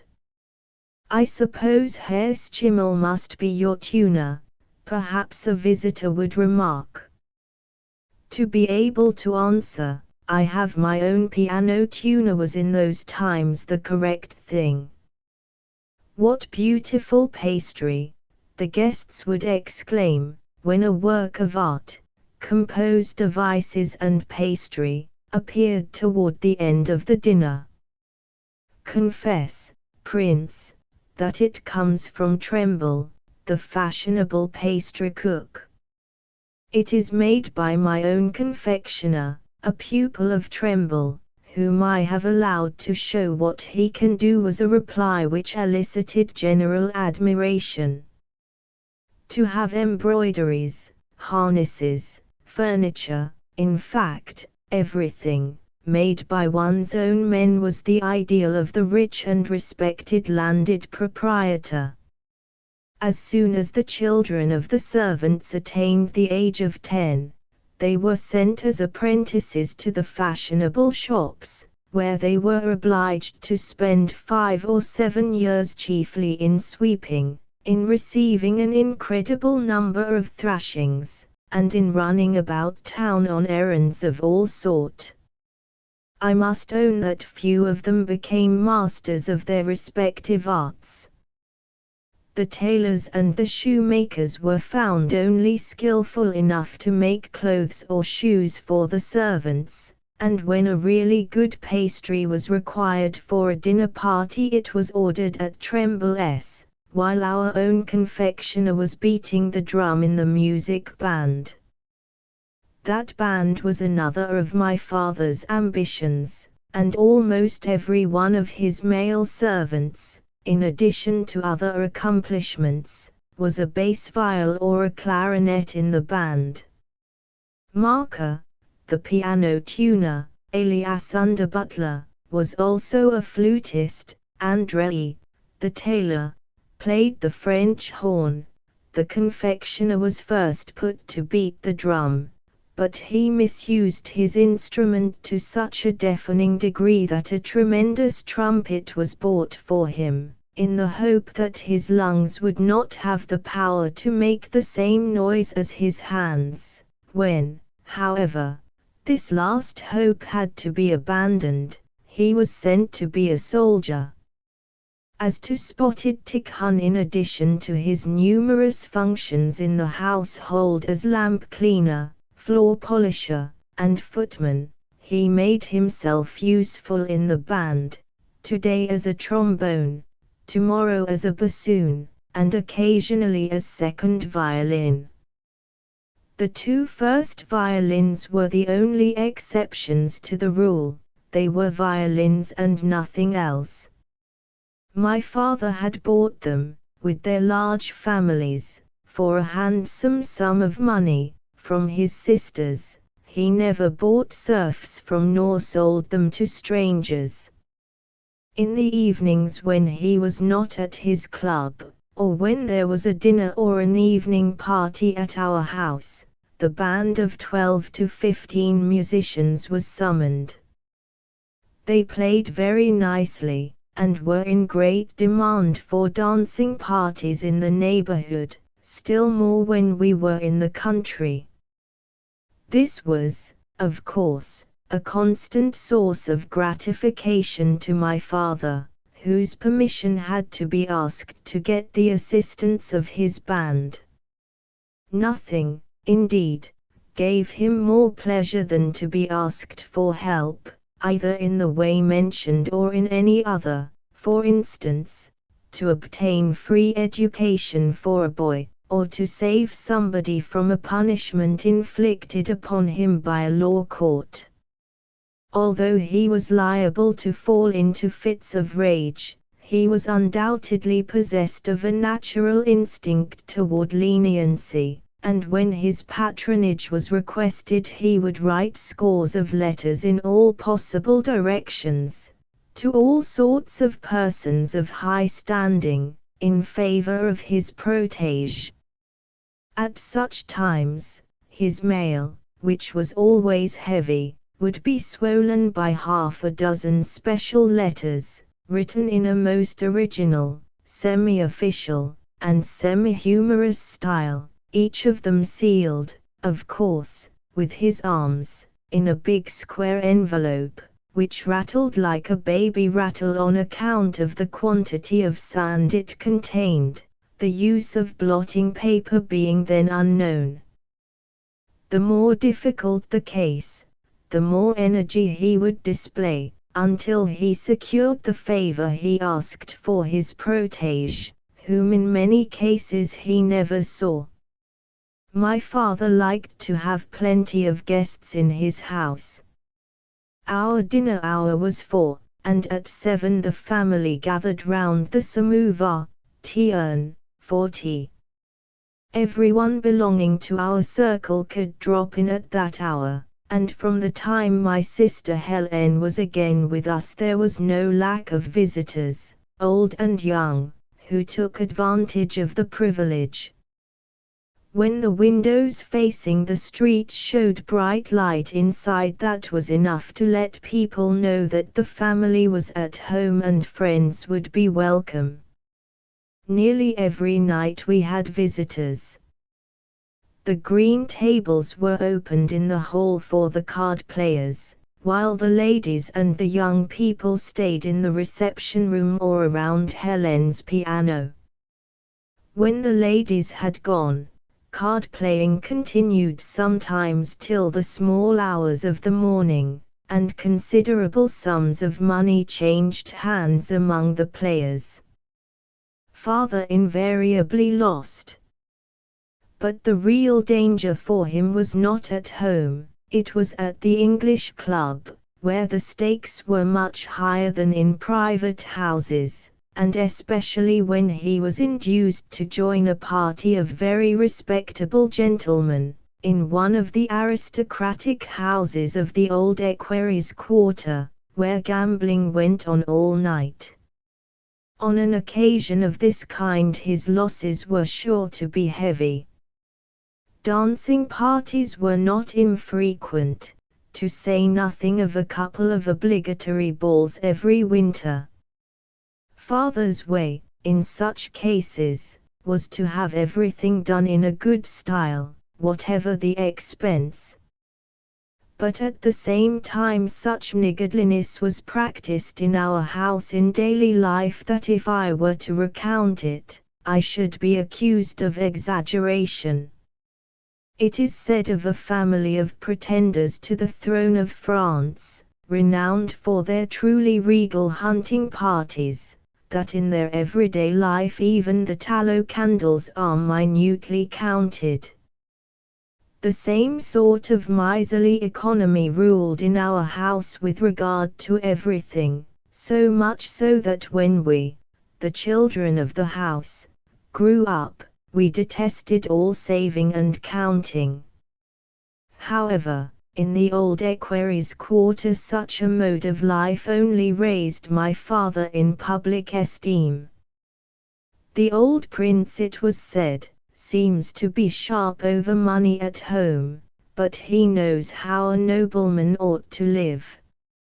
In our quiet and clean lanes that was the kind of life which was most in respect. One of our neighbors, General D., kept his house up in very grand style, and yet the most comical scenes took place every morning between him and his cook. Breakfast over, the old general, smoking his pipe, would himself order the dinner. "Well, my boy," he would say to the cook, who appeared in snow-white attire, "today we shall not be many, only a couple of guests. You will make us a soup, you know, with some spring delicacies, green peas, French beans, and so on. You have not given us any yet, and Madame, you know, likes a good French spring soup." "Yes, sir." "Then, anything you like as an entry." "Yes, sir." Of course, asparagus is not yet in season, but I saw yesterday such nice bundles of it in the shops. Yes, sir, 8 shillings the bundle. Quite right.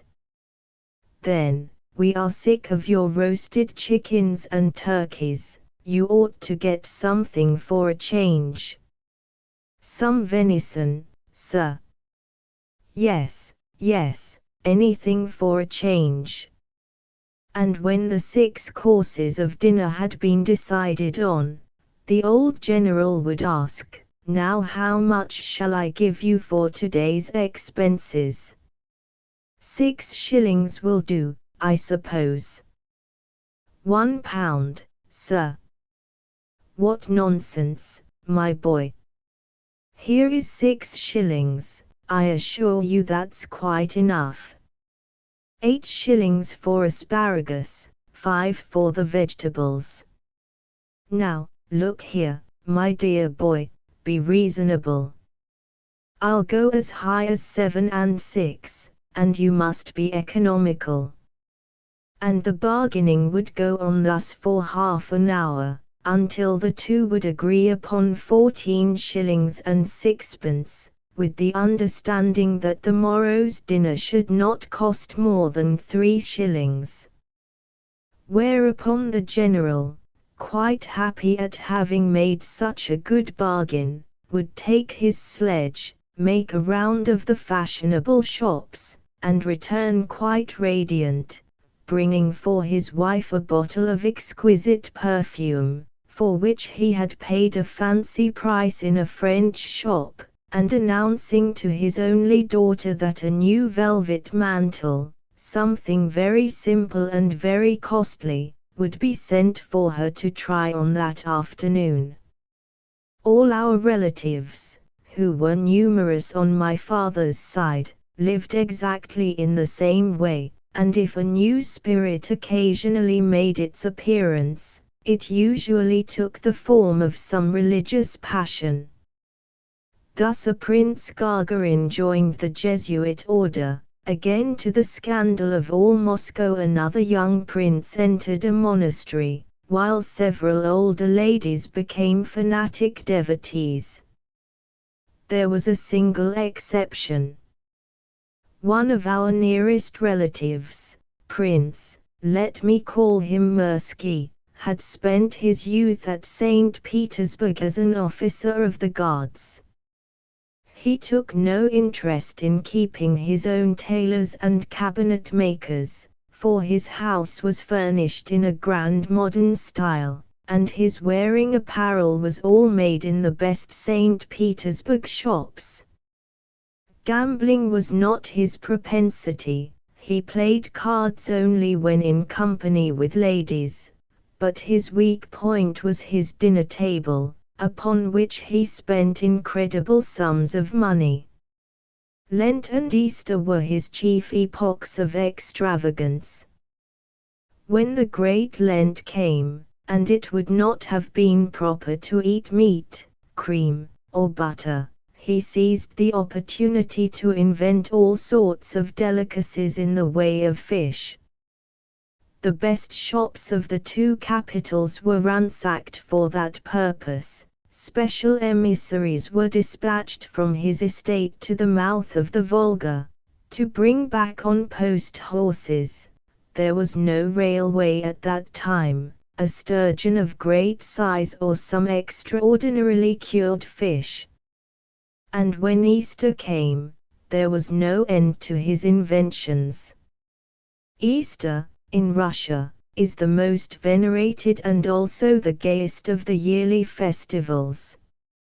It is the festival of spring. The immense heaps of snow which have been lying during the winter along the streets rapidly thaw, and roaring streams run down the streets, not like a thief who creeps in by insensible degrees, but frankly and openly. Spring comes, every day bringing with it a change in the state of the snow and the progress of the buds on the trees. The night frosts only keep the thaw within reasonable bounds. The last week of the Great Lent, Passion Week, was kept in Moscow, in my childhood, with extreme solemnity. It was a time of general mourning, and crowds of people went to the churches to listen to the impressive reading of those passages of the Gospels which relate the sufferings of the Christ. Not only were meat, eggs, and butter not eaten, but even fish was refused, some of the most rigorous taking no food at all on Good Friday. The more striking was the contrast when Easter came. On Saturday everyone attended the night service, which began in a mournful way. Then, suddenly, at midnight, the resurrection news was announced. All the churches were at once illuminated, and gay peals of bells resounded from hundreds of bell towers. General rejoicing began. All the people kissed one another thrice on the cheeks, repeating the resurrection words, and the churches, now flooded with light, shone with the gay toilettes of the ladies. The poorest woman had a new dress. If she had only one new dress a year, she would get it for that night. At the same time, Easter was, and is still, the signal for a real debauch in eating. Special Easter cream cheeses, Pascha, and Easter bread, kulik, are prepared, and everyone, no matter how poor he or she may be, must have a small Pascha and a small kulik, with at least one egg painted red, to be consecrated in the church, and to be used afterward to break the Lent. With most old Russians, eating began at night, after a short Easter Mass, immediately after the consecrated food had been brought from church.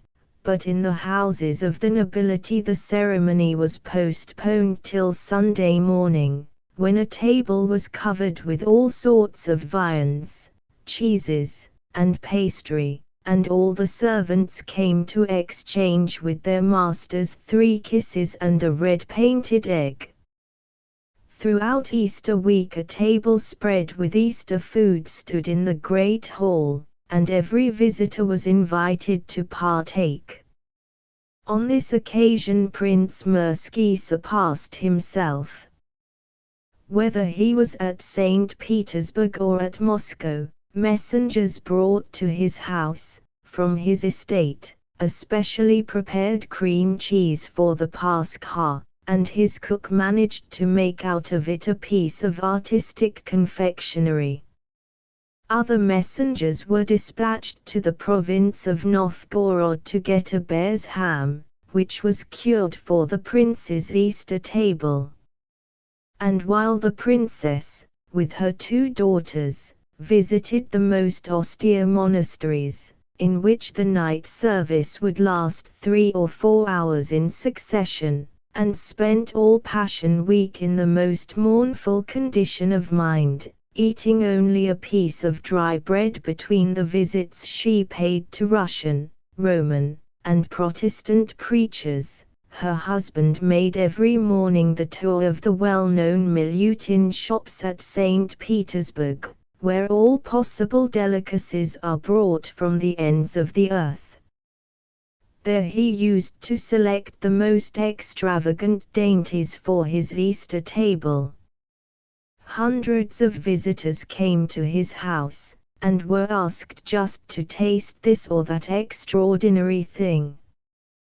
The end of it was that the prince managed literally to eat up a considerable fortune. His richly furnished house and beautiful estate were sold, and when he and his wife were old they had nothing left, not even a home, and were compelled to live with their children. No wonder that when the emancipation of the serfs came, nearly all these families of the old equerries' quarter were ruined. But I must not anticipate events. 7. To maintain such numbers of servants as were kept in our house would have been ruinous if all provisions had to be bought at Moscow, but in those times of serfdom things were managed very simply. When winter came, father sat at his table and wrote the following: to the manager of my estate, Nikolskoye, situated in the government of Kaluga, district of Moskovsk, on the river Syarina, from the Prince Alexei Petrovich Kropotkin, colonel and commander of various orders. On receipt of this, and as soon as winter communication is established, thou art ordered to send to my house, situated in the city of Moscow, 25 peasant sledges, drawn by 2 horses each, 1 horse from each house, and 1 sledge and 1 man from each second house, and to load them with so many quarters of oats, so many of wheat, and so many of rye, as also with all the poultry and geese and ducks, well frozen, which have to be killed this winter, well packed and accompanied by a complete list, under the supervision of a well-chosen man, and so it went on for a couple of pages, till the next full stop was reached. After this there followed an enumeration of the penalties which would be inflicted in case the provisions should not reach the house situated in such a street, number so and so, in due time and in good condition. Some time before Christmas the 25 peasant sledges really entered our gates, and covered the surface of the wide yard. "Frol," shouted my father, as soon as the report of this great event reached him. "Kiryushka, Yegorka, where are they? Everything will be stolen. Frol, go and receive the oats. Uliana, go and receive the poultry. Kiryushka, call the princess." All the household was in commotion, the servants running wildly in every direction, from the hall to the yard, and from the yard to the hall, but chiefly to the maid-servant's room, to communicate there the Nikolskoye news: Pasha is going to marry after Christmas. Aunt Anna has surrendered her soul to God, and so on. Letters had also come from the country, and very soon one of the maids would steal upstairs into my room. "Are you alone? The teacher is not in." "No, he is at the university." "Well, then, be kind and read me this letter from mother." And I would read to her the naive letter, which always began with the words, "Father and mother send you their blessing for ages not to be broken." After this came the news: Aunt Eupraxia lies ill, all her bones aching, and your cousin is not yet married, but hopes to be after Easter, and Aunt Stepanida's cow died on All Saints' Day. Following the news came the greetings, 2 pages of them. "Brother Paul sends you his greetings, and the sisters Mary and Daria send their greetings, and then Uncle Dmitri sends his many greetings," and so on. However, notwithstanding the monotony of the enumeration, each name awakened some remarks. "Then she is still alive, poor soul, if she sends her greetings. It is 9 years since she has lain motionless." Or, "Oh, he has not forgotten me, he must be back, then, for Christmas, such a nice boy. You will write me a letter, won't you? And I must not forget him then." I promised, of course, and when the time came I wrote a letter in exactly the same style. When the sledges had been unloaded, the hall filled with peasants. They had put on their best coats over their sheepskins, and waited until father should call them into his room to have a talk about the snow and the prospects of the next crops. They hardly dared to walk in their heavy boots on the polished floor. A few ventured to sit down on the edge of an oak bench. They emphatically refused to make use of chairs. So they waited for hours, looking with alarm upon everyone who entered father's room or issued from it. Some time later on, usually next morning, one of the servants would run slyly upstairs to the classroom. "Are you alone?" "Yes." "Then go quickly to the hall. The peasants want to see you, something from your nurse." When I went down to the hall, one of the peasants would give me a little bundle containing perhaps a few rye cakes, half a dozen hard-boiled eggs, and some apples, tied in a motley-colored cotton kerchief. "Take that, it is your nurse, Vasilisa, who sends it to you. Look if the apples are not frozen." I hope not. I kept them all the journey on my breast. Such a fearful frost we had. And the broad, bearded face, covered with frost bites, would smile radiantly, showing 2 rows of beautiful white teeth from beneath quite a forest of hair. "And this is for your brother, from his nurse Anna," another peasant would say, handing me a similar bundle. "Poor boy," she says, "he can never have enough at school." Blushing and not knowing what to say, I would murmur at last, "Tell Vasilisa that I kiss her, and Anna too, for my brother." At which all faces would become still more radiant. "Yes, I will, to be sure." Then Kirilla, who kept watch at father's door, would whisper suddenly, "Run quickly upstairs, your father may come out in a moment. Don't forget the kerchief, they want to take it back." As I carefully folded the worn kerchief, I most passionately desired to send Vasilisa something. But I had nothing to send, not even a toy, and we never had pocket money. Our best time, of course, was in the country. As soon as Easter and Whitsuntide had passed, all our thoughts were directed towards Nikolskoye. However, time went on, the lilacs must be past blooming at Nikolskoye, and father had still thousands of affairs to keep him in town. At last, 5 or 6 peasant carts entered our yard. They came to take all sorts of things which had to be sent to the country house. The great old coach and the other coaches in which we were going to make the journey were taken out and inspected once more. The boxes began to be packed. Our lessons made slow progress. At every moment we interrupted our teachers, asking whether this or that book should be taken with us, and long before all others we began packing our books, our slates, and our toys, which were of our own making. Everything was ready.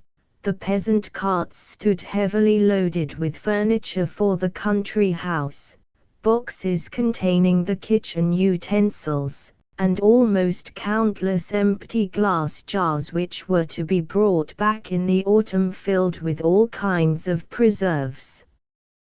The peasants waited every morning for hours in the hall, but the order for leaving did not come.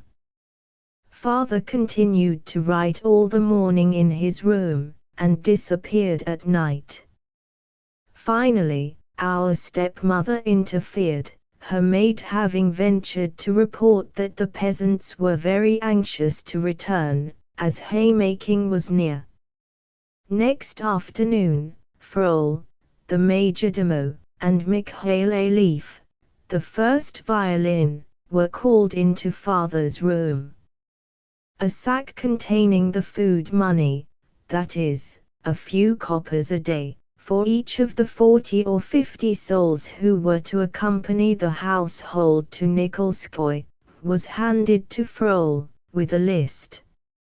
All were enumerated in that list, the band in full, then the cooks and the undercooks, the laundresses, the underlaundress, who was blessed with a family of 6 mites, Polka Squinting Domna the big one, Domna the small one, and the rest of them. The first violin received an order of march. I knew it well, because father, seeing that he never would be ready, had called me to copy it into the book, in which he used to copy all outgoing papers, to my house servant, Mikhail Alef, from Prince Alexei Petrovich Kropotkin, Colonel and Commander. Thou art ordered, on the 29th of May, at 6 a.m., to march out with my loads, from the city of Moscow, for my estate, situated in the government of Kaluga, district of Meskovsk, on the river Syarina, representing a distance of 160 miles from this house, to look after the good conduct of the men entrusted to thee, and if any one of them proves to be guilty of misconduct, or of drunkenness, or of insubordination, to bring the said man before the commander of the garrison detachment of the separate corps of the interior garrisons, with the enclosed circular letter, and to ask that he may be punished by flogging. The first violin knew who was meant, as an example to the others. Thou art ordered, moreover, to look especially after the integrity of the goods entrusted to thy care, and to march according to the following order: first day, stay at village so-and-so, to feed the horses; second day, spend the night at the town of Podolsk, and so on for all the 7 or 8 days that the journey would last. Next day, at 10 instead of at 6. Punctuality is not a Russian virtue, thank God. We are not Germans. True Russians used to say, the carts left the house.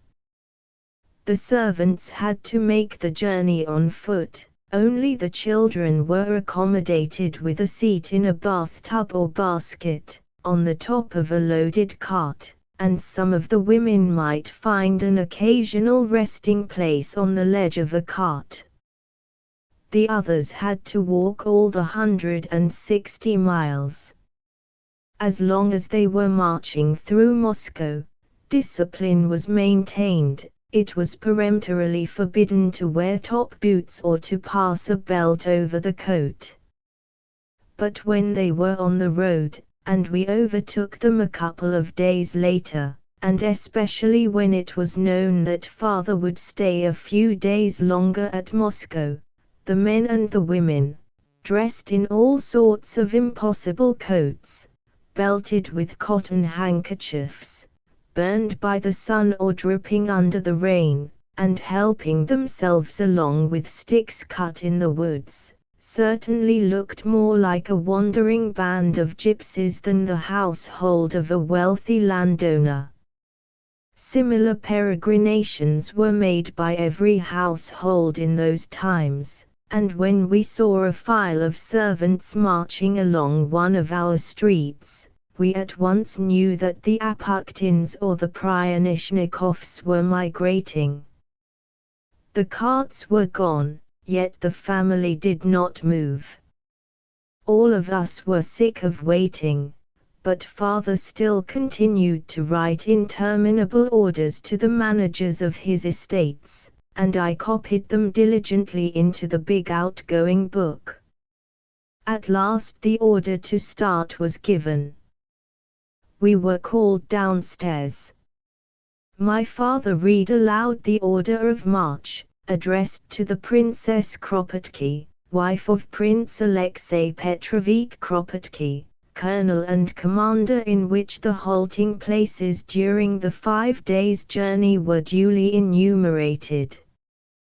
True, the order was written for the 30th of May, and the departure was fixed for 9 a.m., though May was gone, and the departure took place in the afternoon. This upset all calculations.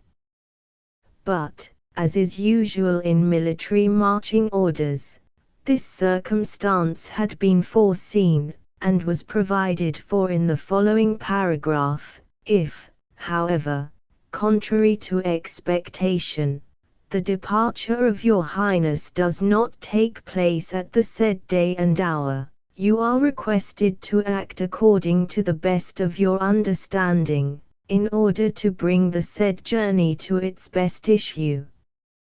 Then, all present, the family and the servants, sat down for a moment, signed themselves with the cross, and bade my father goodbye. I entreat you, Alexis, don't go to the club, our stepmother whispered to him.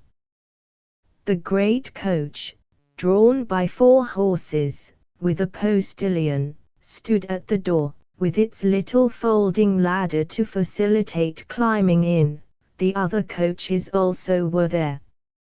Our seats were enumerated in the marching orders, but our stepmother had to exercise the best of her understanding even at that early stage of the proceedings, and we started to the great satisfaction of all.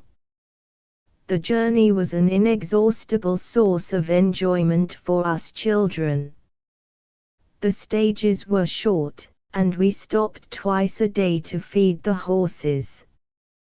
As the ladies screamed at the slightest declivity of the road, it was found more convenient to alight each time the road went up or downhill, which it did continually, and we took advantage of this to have a peep into the woods by the roadside, or a run along some crystal brook. The beautifully kept high road from Moscow to Warsaw, which we followed for some distance, was covered, moreover, with a variety of interesting objects, files of loaded carts, groups of pilgrims, and all sorts of people. Twice a day we stopped in large, animated villages, and after a good deal of bargaining about the prices to be charged for hay and oats, as well as for the samovars, we dismounted at the gates of an inn. Cook Andrei bought a chicken and made the soup, while we ran in the meantime to the next wood, or examined the farmyard, the gardens, the inner life of the inn. At Maloy-Yaroslavets, where a battle was fought in 1812, when the Russian army vainly attempted to stop Napoleon in his retreat from Moscow, we usually spent the night. M. Poulain, who had been wounded in the Spanish campaign, knew, or pretended to know, everything about the battle at Maloy-Yaroslavets. He took us to the battlefield, and explained how the Russians tried to check Napoleon's advance, and how the Grande Army crushed them and made its way through the Russian lines. He explained it as well as if he himself had taken part in the battle. Here the Cossacks attempted un mouvement tournant, but Davout, or some other marshal, routed them and pursued them just beyond these hills on the right. There the left wing of Napoleon crushed the Russian infantry, and here Napoleon himself, at the head of the Old Guard, charged Kutuzov's center, and covered himself and his guard with undying glory. We once took the old Kaluga route, and stopped at Tarutino, but here Poulain was much less eloquent. For it was at this place that Napoleon, who intended to retreat by a southern route, was compelled, after a bloody battle, to abandon his plan, and was forced to take the Smolensk route, which his army had laid waste during its march on Moscow. However, in Poulain's narrative, Napoleon did not lose the battle, he was only deceived by his marshals, otherwise he would have marched straight upon Kiev and Odessa, and his eagles would have floated over the Black Sea. Beyond Kaluga we had to cross for a stretch of 5 miles a beautiful pine forest, which remains connected in my memory with some of the happiest reminiscences of my childhood. The sand in that forest was as deep as in an African desert, and we went all the way on foot, while the horses, stopping every moment, slowly dragged the carriages in the sand. When I was in my teens, it was my delight to leave the family behind, and to walk the whole distance by myself. Immense red pines, centuries old, rose on every side, and not a sound reached the ear except the voices of the lofty trees. In a small ravine a fresh crystal spring murmured, and a passer-by had left in it, for the use of those who should come after him, a small funnel-shaped ladle, made of birch bark, with a split stick for a handle. Noiselessly a squirrel ran up a tree, and the underwood was as full of mysteries as were the trees. In that forest my first love of nature and my first dim perception of its incessant life were born. Beyond the forest, and past the ferry which took us over the Ugra, we left the high road and entered narrow country lanes, where green ears of rye bent toward the coach, and the horses managed to bite mouthfuls of grass on either side of the way, as they ran, closely pressed to one another in the narrow, trench-like road. At last we saw the willows which marked the approach to our village, and suddenly we caught sight of the elegant, pale yellow bell tower of the Nikolskoye church. For the quiet life of the landlords of those times Nikolskoye was admirably suited. There was nothing in it of the luxury which is seen in richer estates, but an artistic hand was visible in the planning of the buildings and gardens, and in the general arrangement of things. Besides the main house, which father had recently built, there were, round a spacious and well-kept yard, several smaller houses, which gave a greater degree of independence to their inhabitants, without destroying the close intercourse of the family life. An immense upper garden was devoted to fruit trees, and through it the church was reached. The southern slope of the land, which led to the river, was entirely given up to a pleasure garden, where flower beds were intermingled with alleys of lime trees, lilacs, and acacias. From the balcony of the main house there was a beautiful view of the Tsarina, with the ruins of an old earthen fortress where the Russians had offered a stubborn resistance during the Mongol invasion, and farther on, the boundless yellow grain fields, with copses of woods on the horizon. In the early years of my childhood we occupied with Poulain one of the separate houses entirely by ourselves, and after his method of education was softened by the intervention of our sister Hélène, we were on the best possible terms with him. Father was invariably absent from home in the summer, which he spent in military inspections, and our stepmother did not pay much attention to us, especially after her own child, Pauline, was born. We were thus always with M. Poulain, who thoroughly enjoyed the stay in the country, and let us enjoy it.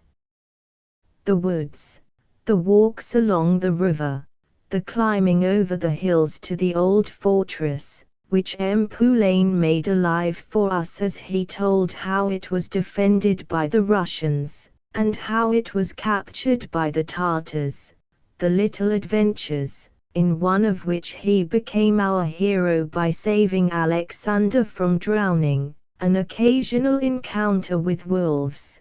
There was no end of new and delightful impressions. Large parties were also organized in which all the family took part, sometimes picking mushrooms in the woods, and afterward having tea in the midst of the forest, where a man 100 years old lived alone with his little grandson, taking care of the bees. At other times we went to one of Father's villages where a big pond had been dug, in which golden carp were caught by the thousand, part of them being taken for the landlord and the remainder being distributed among all the peasants. My former nurse, Vasilisa, lived in that village. Her family was one of the poorest. Besides her husband, she had only a small boy to help her, and a girl, my foster sister, who became later on a preacher and a virgin in the nonconformist sect to which they belonged. There was no bound to her joy when I came to see her. Cream, eggs, apples, and honey were all that she could offer, but the way in which she offered them, in bright wooden plates, after having covered the table with a fine snow-white linen tablecloth of her own making, with the Russian nonconformists' absolute cleanliness is a matter of religion, and the fond words with which she addressed me, treating me as her own son, left the warmest feelings in my heart. I must say the same of the nurses of my elder brothers, Nicholas and Alexander, who belonged to prominent families of two other nonconformist sects in Nikolskoye. Few know what treasuries of goodness can be found in the hearts of Russian peasants, even after centuries of the most cruel oppression, which might well have embittered them. On stormy days M. Poulain had an abundance of tales to tell us, especially about the campaign in Spain. Over and over again we induced him to tell us how he was wounded in a battle, and every time he came to the point when he felt warm blood streaming into his boot, we jumped to kiss him and gave him all sorts of pet names.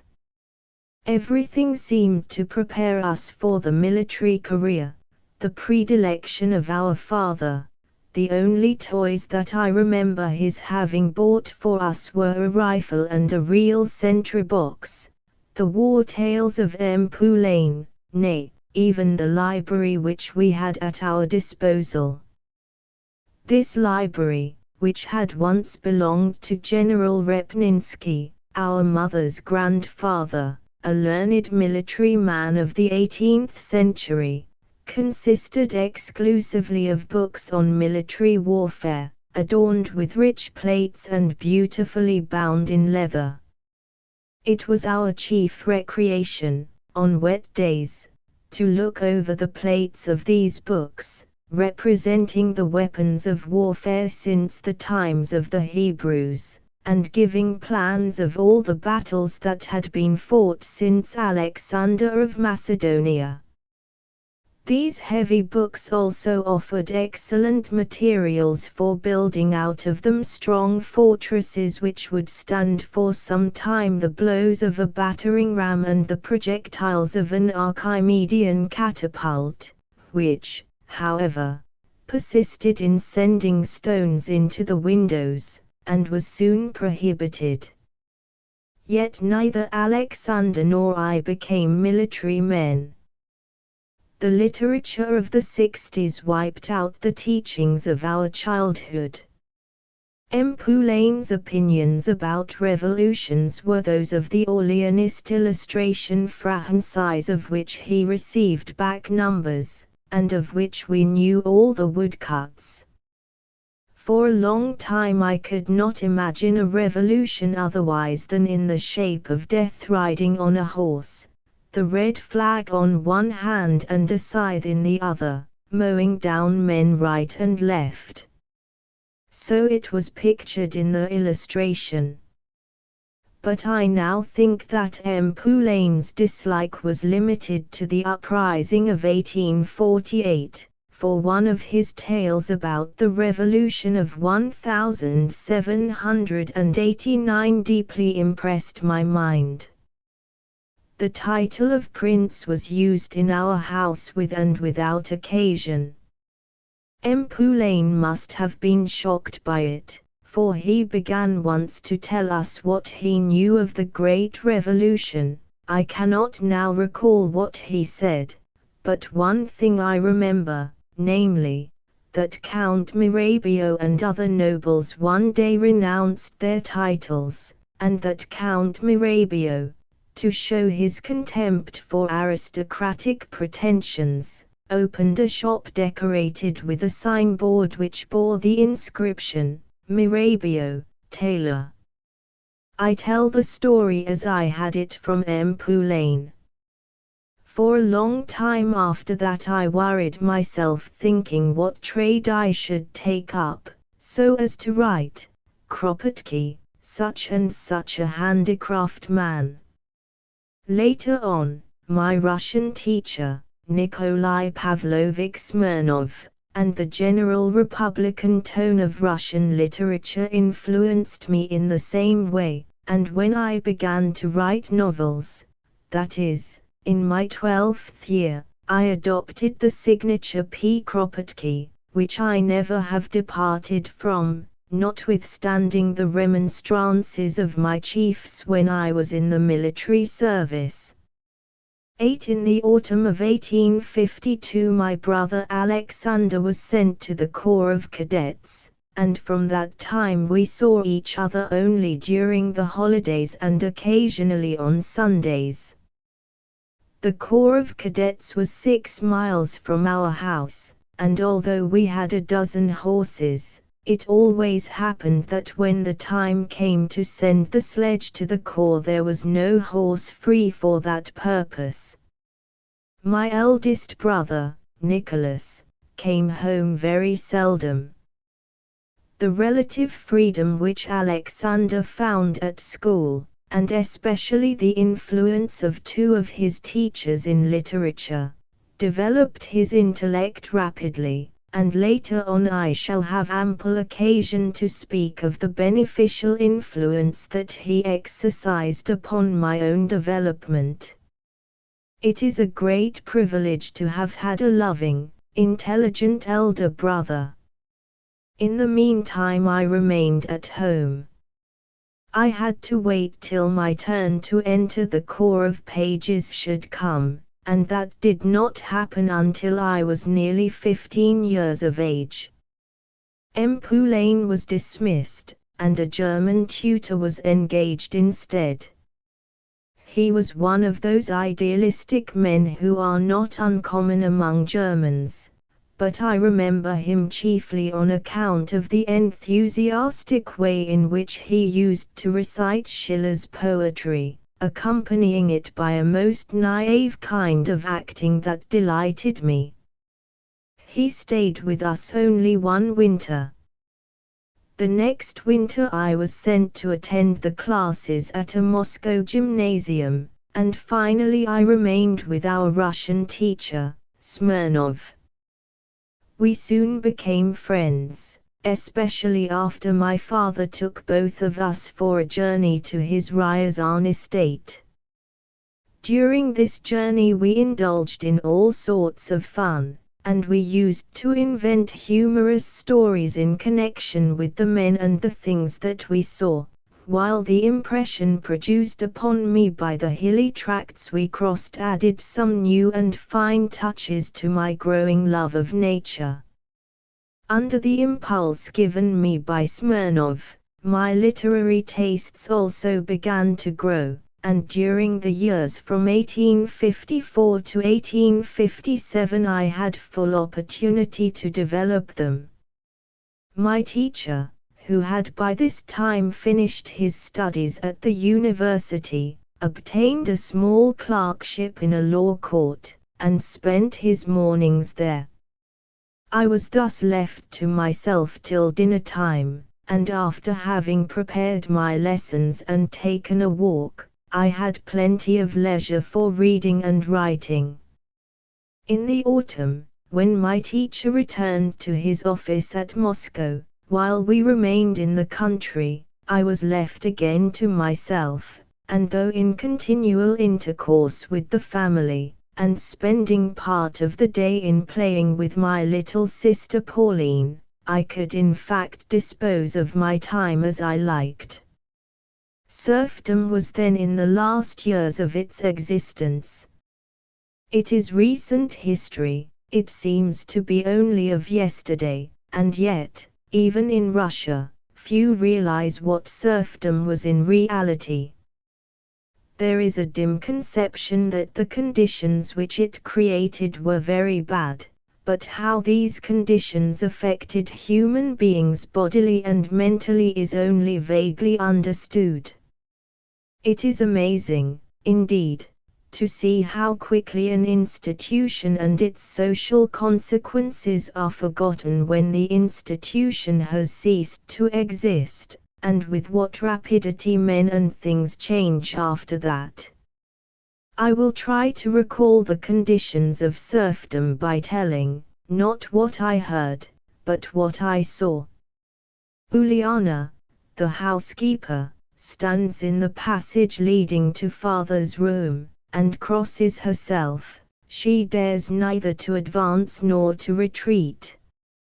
At last, after having recited a prayer, she enters the room, and reports, in a hardly audible voice, that the store of tea is nearly at an end, that there are only 20 pounds of sugar left, and that the other provisions will soon be exhausted. "Thieves, robbers," shouts my father. "And you are in league with them." His voice thunders throughout the house. Our stepmother leaves Uliana to face the storm.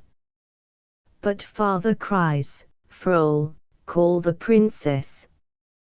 Where is she?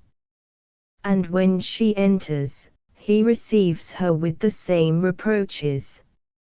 "You also are in league with this progeny of Ham, you are standing up for them," and so on, for half an hour or more.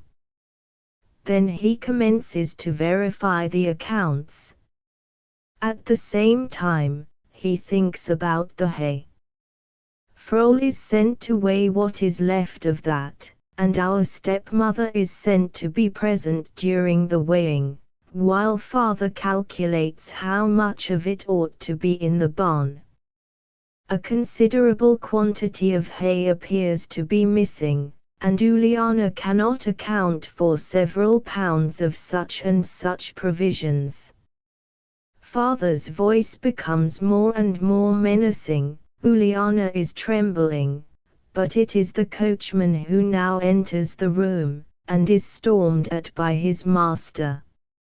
Father springs at him, strikes him, but he keeps repeating, "Your Highness must have made a mistake." Father repeats his calculations, and this time it appears that there is more hay in the barn than there ought to be. The shouting continues. He now reproaches the coachman with not having given the horses their daily rations in full, but the coachman calls on all the saints to witness that he gave the animals their due, and Frol invokes the Virgin to confirm the coachman's appeal.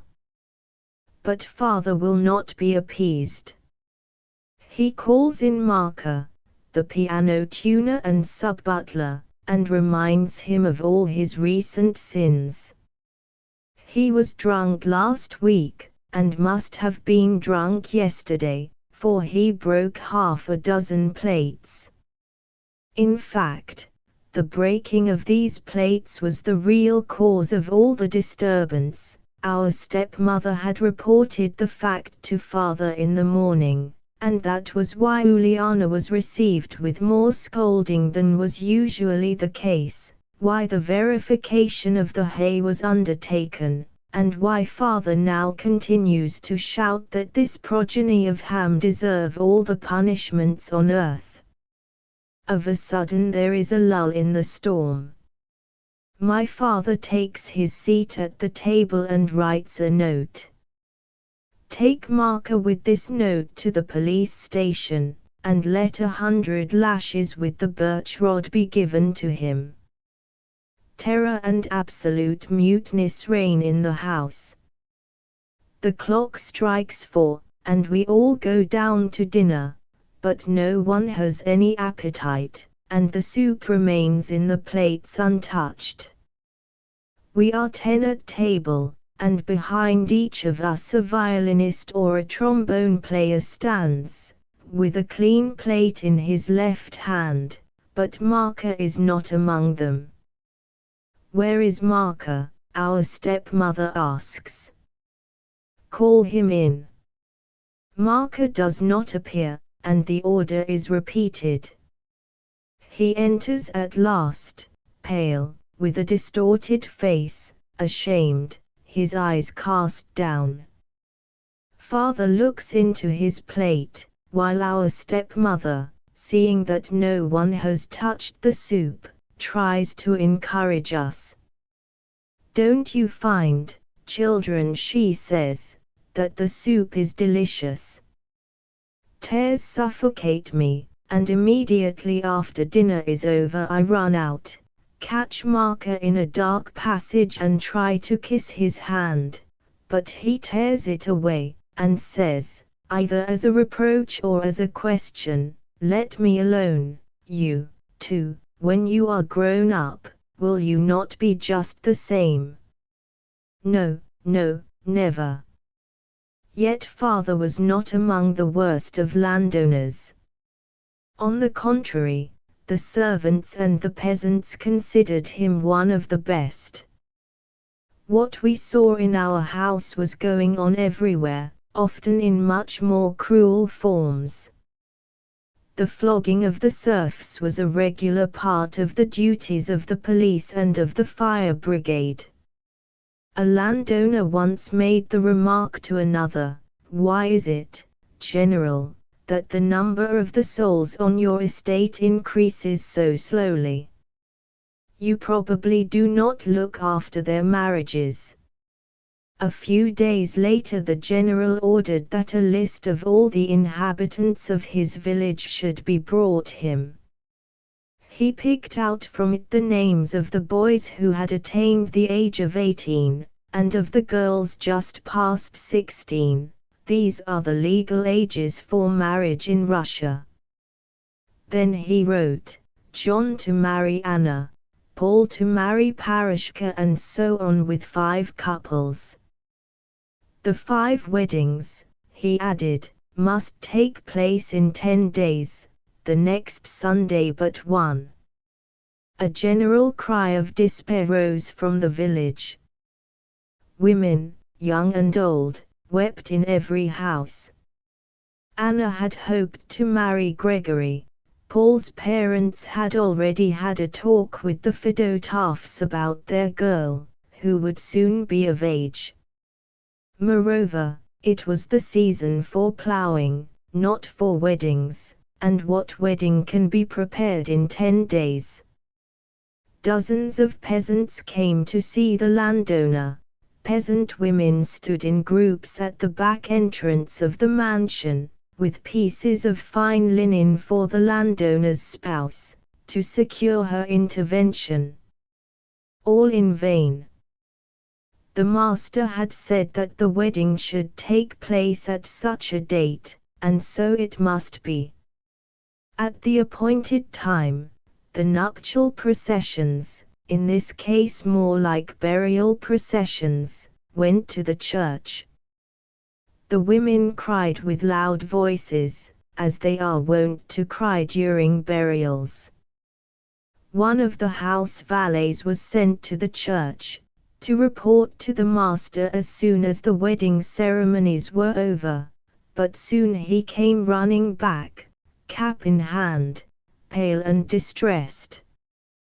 "Parashka," he said, "makes a stand, she refuses to be married to Paul." "Father, that is," the priest asked her, "do you agree?" But she replied in a loud voice, "No, I don't." The landowner grew furious. "Go and tell that long-maned drunkard," meaning the priest, "the Russian clergy wear their hair long, that if Parashka is not married at once, I will report him as a drunkard to the archbishop. How dares he, clerical dirt, disobey me? Tell him he shall be sent to rot in a monastery, and I shall exile Parashka's family to the steppes." The valet transmitted the message. Parashka's relatives and the priest surrounded the girl. Her mother, weeping, fell on her knees before her, entreating her not to ruin the whole family. The girl continued to say "I won't," but in a weaker and weaker voice, then in a whisper, until at last she stood silent. The nuptial crown was put on her head, she made no resistance, and the valet ran full speed to the mansion to announce, "They are married." Half an hour later, the small bells of the nuptial processions resounded at the gate of the mansion.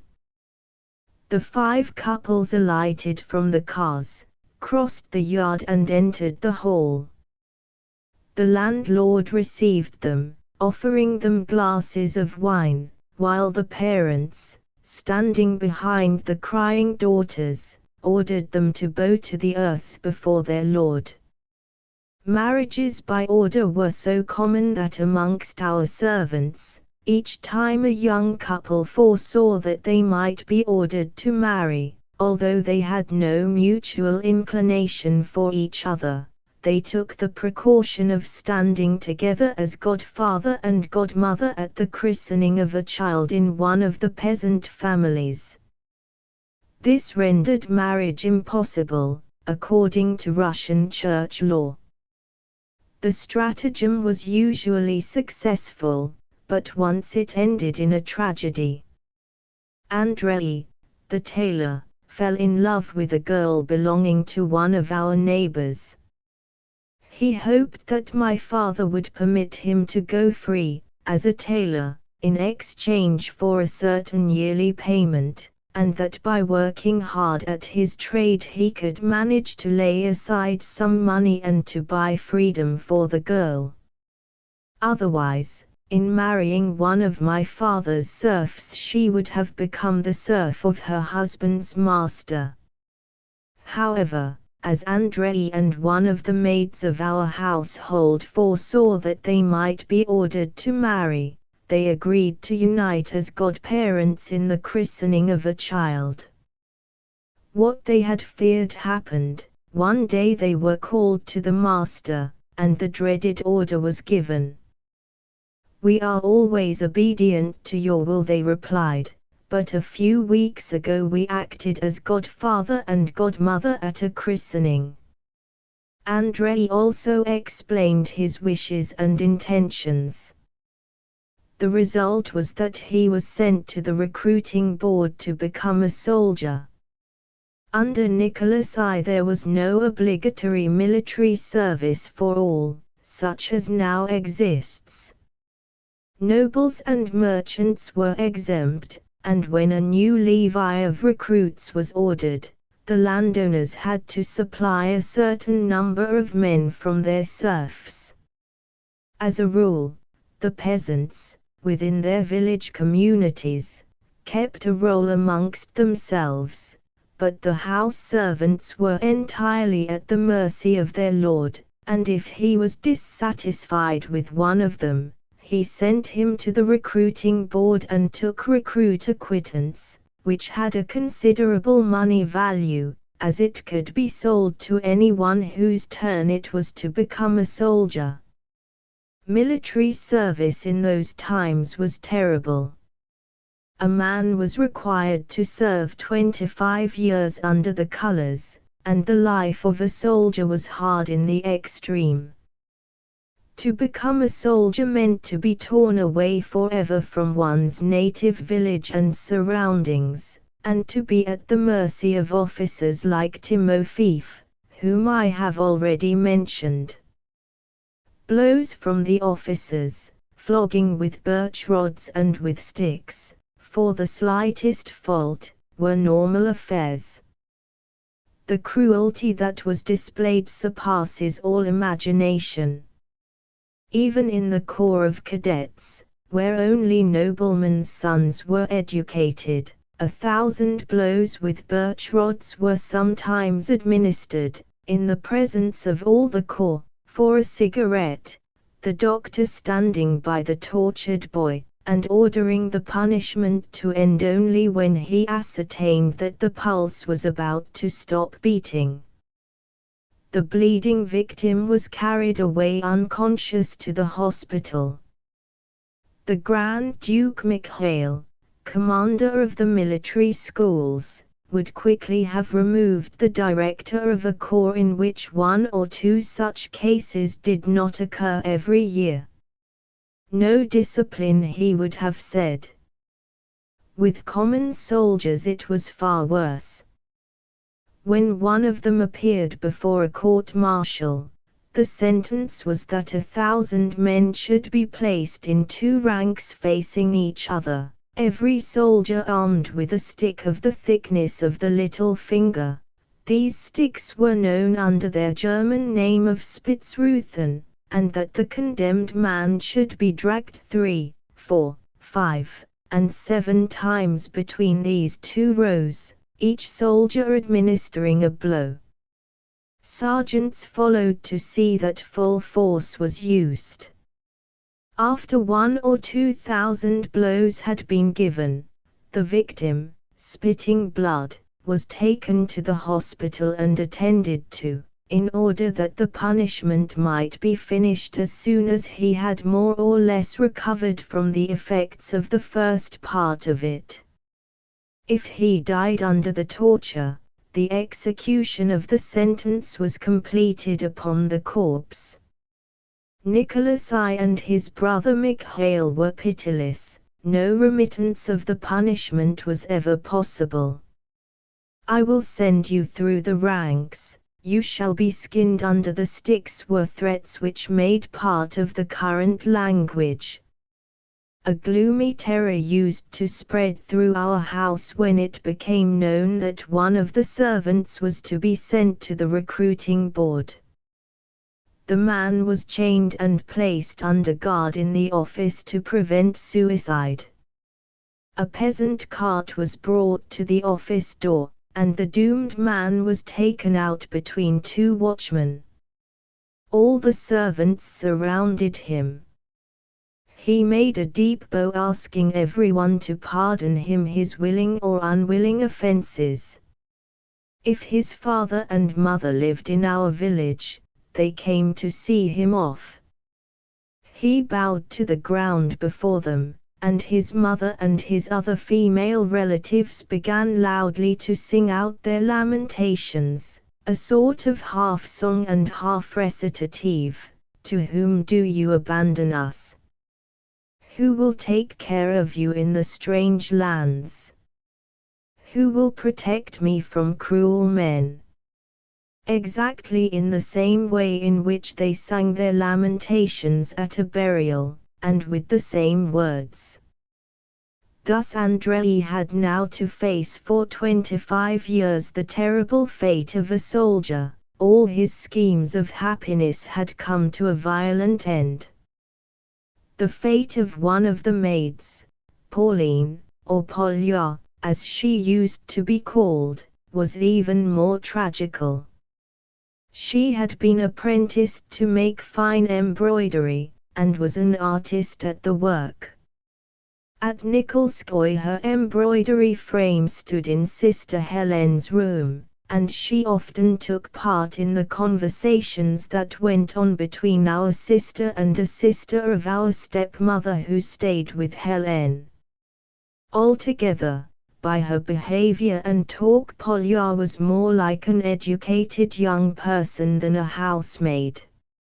A misfortune befell her. She realized that she would soon be a mother. She told all to our stepmother, who burst into reproaches. "I will not have that creature in my house any longer.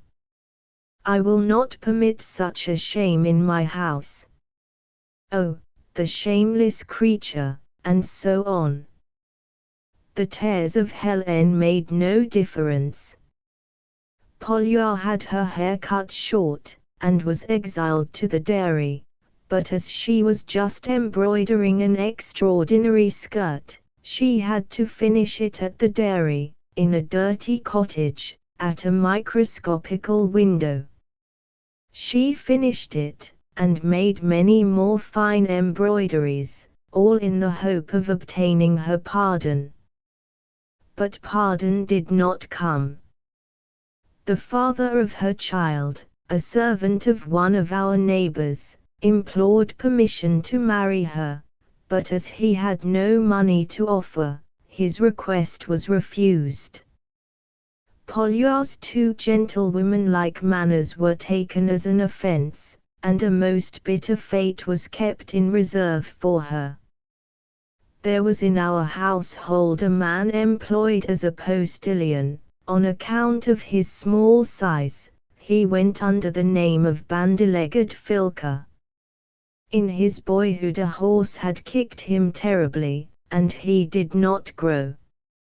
His legs were crooked, his feet were turned inward, his nose was broken and turned to one side, his jaw was deformed. To this monster it was decided to marry Polya, and she was married by force. The couple were sent to become peasants at my father's estate in Ryazan. Human feelings were not recognized, not even suspected, in serfs, and when Tognov published his little story Mew Mew and Grigorovich began to issue his thrilling novels, in which he made his readers weep over the misfortunes of the serfs, it was to a great number of persons a startling revelation. "They love just as we do, is it possible?" exclaimed the sentimental ladies who could not read a French novel without shedding tears over the troubles of the noble heroes and heroines. The education which the owners occasionally gave to some of their serfs was only another source of misfortune for the latter. My father once picked out in a peasant house a clever boy, and sent him to be educated as a doctor's assistant. The boy was diligent, and after a few years' apprenticeship made a decided success. When he returned home, my father bought all that was required for a well-equipped dispensary, which was arranged very nicely in one of the side houses of Nikolskoye. In summer-time Sasha the doctor, that was the familiar name under which this young man went in the household, was busy gathering and preparing all sorts of medical herbs, and in a short time he became most popular in the region round Nikolskoye. The sick people among the peasants came from the neighboring villages, and my father was proud of the success of his dispensary. But this condition of things did not last. One winter, my father came to Nikolskoye, stayed there for a few days, and left. That night Sasha the doctor shot himself, by accident, it was reported, but there was a love story at the bottom of it. He was in love with a girl whom he could not marry, as she belonged to another landowner. The case of another young man, Gerasim Kruglov, whom my father educated at the Moscow Agricultural Institute, was almost equally sad. He passed his examinations most brilliantly, getting a gold medal, and the director of the institute made all possible endeavors to induce my father to give him freedom and to let him go to the university, serfs not being allowed to enter there. "He is sure to become a remarkable man," the director said, "perhaps one of the glories of Russia, and it will be an honor for you to have recognized his capacities and to have given such a man to Russian science." "I need him for my own estate," my father replied to the many applications made on the young man's behalf. In reality, with the primitive methods of agriculture which were then in use, and from which my father would never have departed, Gerasim Kruglov was absolutely useless. He made a survey of the estate, but when that was done he was ordered to sit in the servants' room and to stand with a plate at dinner time. Of course Gerasim resented it very much. His dreams carried him to the university, to scientific work. His looks betrayed his discontent, and our stepmother seemed to find an especial pleasure in offending him at every opportunity. One day in the autumn, a rush of wind having opened the entrance gate, she called out to him, "Garaska, go and shut the gate." That was the last drop. He answered, "You have a porter for that," and went his way. My stepmother ran into father's room, crying, "Your servants insult me in your house." Immediately Gerasim was put under arrest, and chained, to be sent away as a soldier. The parting of his old father and mother with him was one of the most heart-rending scenes I ever saw. This time, however, fate took its revenge. Nicholas I died, and military service became more tolerable. Gerasim's great ability was soon remarked, and in a few years he was one of the chief clerks, and the real working force in one of the departments of the Ministry of War. Meanwhile, my father, who was absolutely honest, and, at a time when almost everyone was receiving bribes and making fortunes, had never let himself be bribed, departed once from the strict rules of the service in order to oblige the commander of the corps to which he belonged, and consented to allow an irregularity of some kind. It nearly cost him his promotion to the rank of general. The only object of his 35 years' service in the army seemed on the point of being lost. My stepmother went to St. Petersburg to remove the difficulty, and one day, after many applications, she was told that the only way to obtain what she wanted was to address herself to a particular clerk in a certain department of the ministry. Although he was a mere clerk, he was the real head of his superiors, and could do everything. This man's name was Gerasim Ivanovich Kruglov.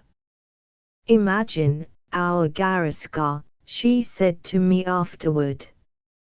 "I always knew that he had great capacity.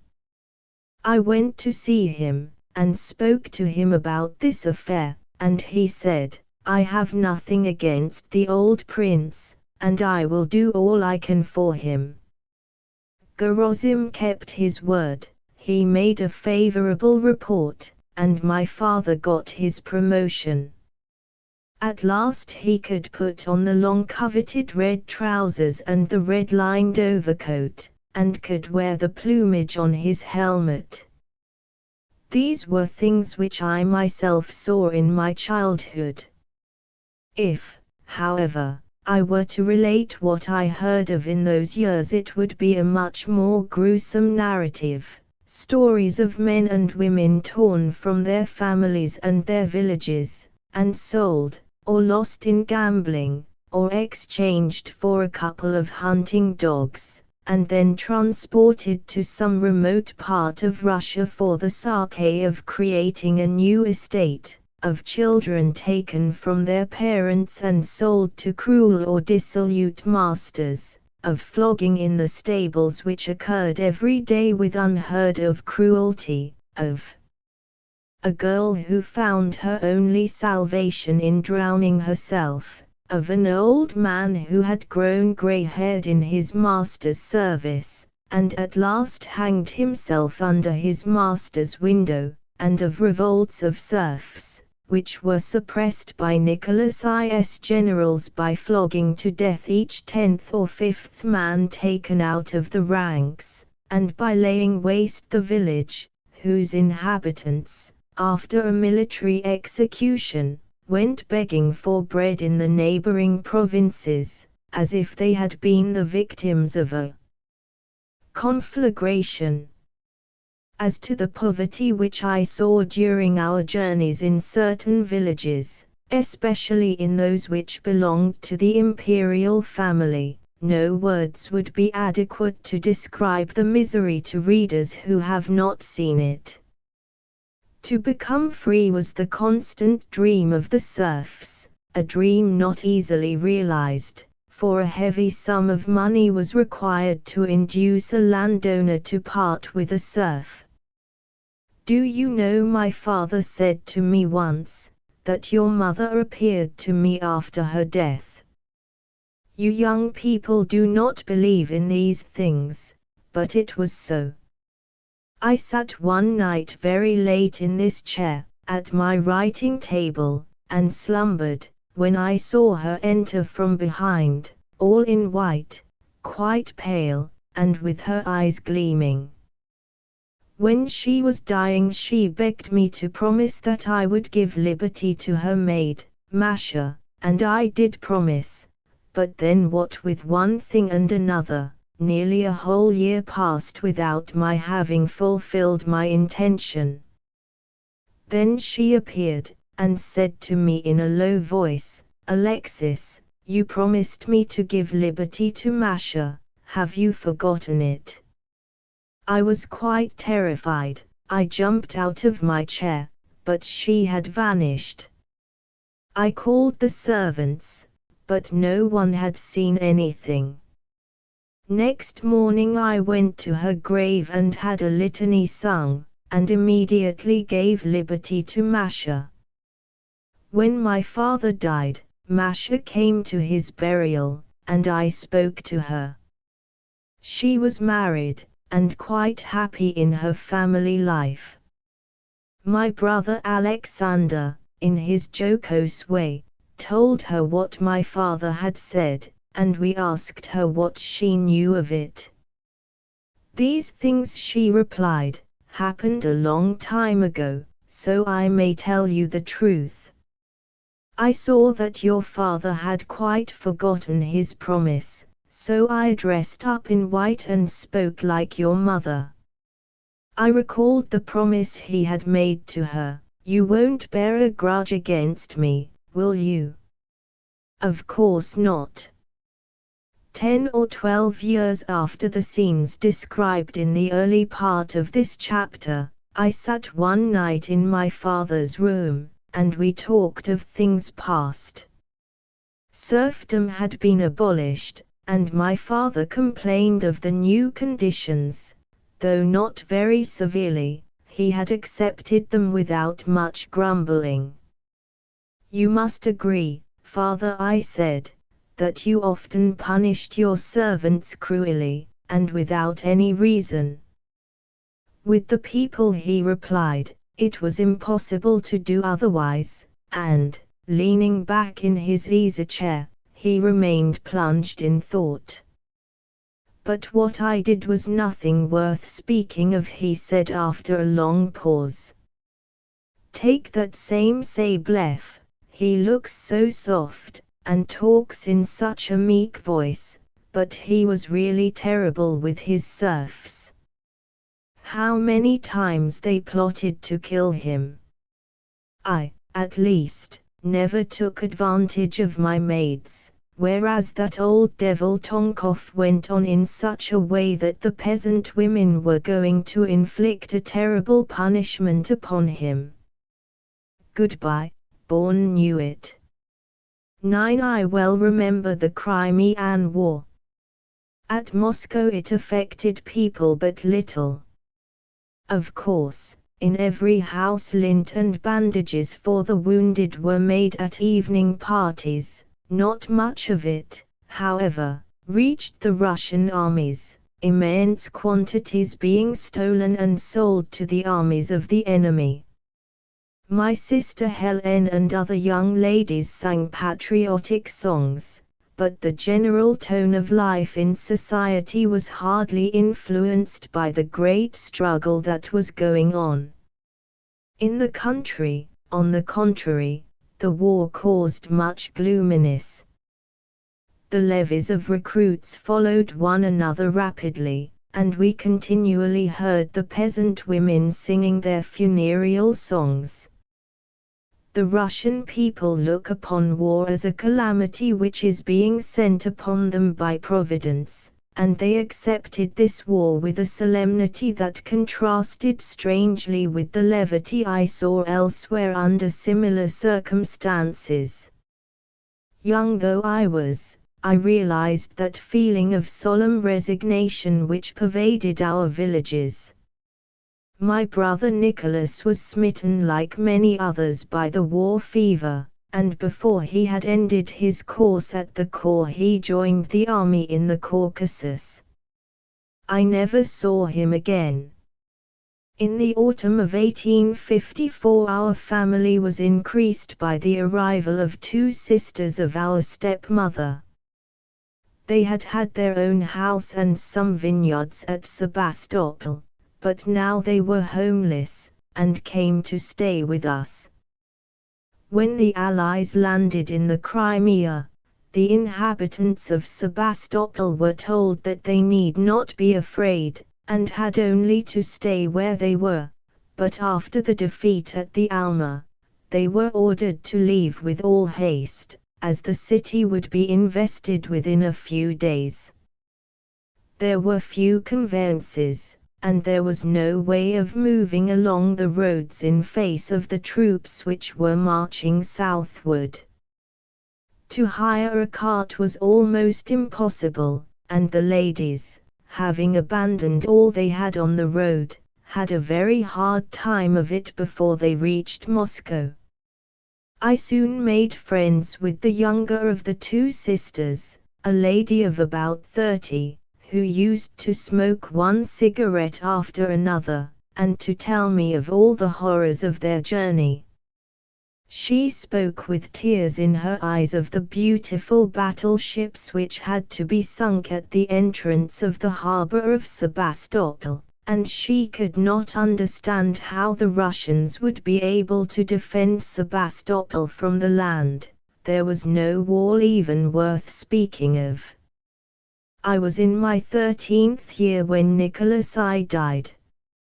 It was late in the afternoon of the 18th of February, March the 2nd, that the policeman distributed in all the houses of Moscow a bulletin announcing the illness of the Tsar, and inviting the inhabitants to pray in the churches for his recovery. At that time he was already dead, and the authorities knew it, as there was telegraphic communication between Moscow and St. Petersburg, but not a word having been previously uttered about his illness. They thought that the people must be gradually prepared for the announcement of his death. We all went to church and prayed most piously. Next day, Saturday, the same thing was done, and even on Sunday morning bulletins about the Tsar's health were distributed. The news of the death of Nicholas reached us only about midday, through some servants who had been to the market. A real terror reigned in our house and in the houses of our relatives, as the information spread. It was said that the people in the market behaved in a strange way, showing no regret, but indulging in dangerous talk. Full-grown people spoke in whispers, and our stepmother kept repeating, "Don't talk before the men," while the servants whispered among themselves, probably about the coming freedom. The nobles expected at every moment a revolt of the serfs, a new uprising of Pugachov. At St. Petersburg, in the meantime, men of the educated classes, as they communicated to one another the news, embraced in the streets. Everyone felt that the end of the war and the end of the terrible conditions which prevailed under the Iron Despot were near at hand. Poisoning was talked about, the more so as the Tsar's body decomposed very rapidly, but the true reason only gradually leaked out, a too strong dose of an invigorating medicine that Nicholas had taken.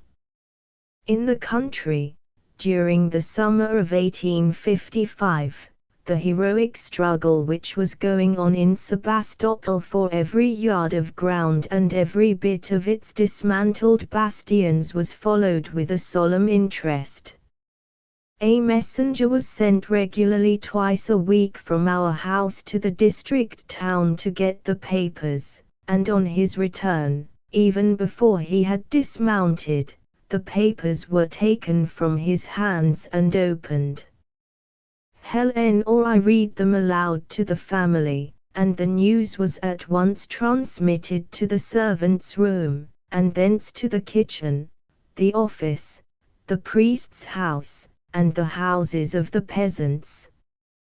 The reports which came of the last days of Sebastopol, of the awful bombardment, and finally of the evacuation of the town by our troops were received with tears. In every country house round about, the loss of Sebastopol was mourned over with as much grief as the loss of a near relative would have been, although everyone understood that now the terrible war would soon come to an end. It was in August 1857, when I was nearly 15, that my turn came to enter the Corps of Pages and I was taken to St. Petersburg. When I left home I was still a child, but human character is usually settled in a definite way at an earlier age than is generally supposed, and it is evident to me that under my childish appearance I was then very much what I was to be later on. My tastes, my inclinations, were already determined. The first impulse to my intellectual development was given, as I have said, by my Russian teacher. It is an excellent habit in Russian families, a habit now, unhappily, on the decline, to have in the house a student who aids the boys and the girls with their lessons, even when they are at a gymnasium. For a better assimilation of what they learn at school, and for a widening of their conceptions about what they learn, his aid is invaluable. Moreover, he introduces an intellectual element into the family and becomes an elder brother to the young people, often something better than an elder brother, because the student has a certain responsibility for the progress of his pupils, and as the methods of teaching change rapidly, from one generation to another, he can assist his pupils much better than the best educated parents could. Nikolai Pavlovich Smirnov had literary tastes. At that time, under the wild censorship of Nicholas I, many quite inoffensive works by our best writers could not be published, others were so mutilated as to deprive many passages in them of any meaning. In the genial comedy by Griboyedov, Misfortune from Intelligence, which ranks with the best comedies of Molière, Colonel Skolozub had to be named Mr. Skolozub to the detriment of the sense and even of the verses, for the representation of a colonel in a comical light would have been considered an insult to the army. Of so innocent a book as Gogol's Dead Souls, the second part was not allowed to appear, nor the first part to be reprinted, although it had long been out of print. Numerous verses of Pushkin, Lermontov, A.K. Tolstoy, Ryleff, and other poets were not permitted to see the light, to say nothing of such verses as had any political meaning or contained a criticism of the prevailing conditions. All these circulated in manuscript, and my teacher used to copy whole books of Gogol and Pushkin for himself and his friends, a task in which I occasionally helped him. As a true child of Moscow, he was also imbued with the deepest veneration for those of our writers who lived in Moscow, some of them in the old Equerries Quarter. He pointed out to me with respect the house of the Countess Salias, Eugenie Tour, who was our near neighbor, while the house of the noted exile Alexander Hurton always was associated with a certain mysterious feeling of respect and awe. The house where Gogol lived was for us an object of deep respect, and though I was not 9 when he died, in 1851, and had read none of his works, I remember well the sadness his death produced at Moscow. Tognov well expressed that feeling in a note, for which Nicholas I ordered him to be put under arrest and sent into exile to his estate. Pushkin's great poem, Evgeny Onegin, made but little impression upon me, and I still admire the marvelous simplicity and beauty of his style in that poem more than its contents. But Gogol's works, which I read when I was 11 or 12, had a powerful effect on my mind, and my first literary essays were in imitation of his humorous manner. An historical novel by Zagoskin, Yuri Miloslavsky, about the times of the Great Uprising of 1612, Pushkin's The Captain's Daughter, dealing with the Pugakov uprising, and Dumas' Queen Marguerite, awakened in me a lasting interest in history. As to other French novels, I have only begun to read them since Daudet and Zola came to the front. Nekrasov's poetry was my favorite from early years. I knew many of his verses by heart. Nikolai Pavlovich Smirnov early began to make me write, and with his aid I wrote a long history of a sixpence, for which we invented all sorts of characters, into whose possession the sixpence fell. My brother Alexander had at that time a much more poetical turn of mind. He wrote most romantic stories, and began early to make verses, which he did with wonderful facility and in a most musical and easy style. If his mind had not subsequently been taken up by natural history and philosophical studies, he undoubtedly would have become a poet of mark. In those years his favorite resort for finding poetical inspiration was the gently sloping roof underneath our window. This aroused in me a constant desire to tease him. There is the poet sitting under the chimney pot, trying to write his verses, I used to say, and the teasing ended in a fierce scrimmage, which brought our sister Helen to a state of despair.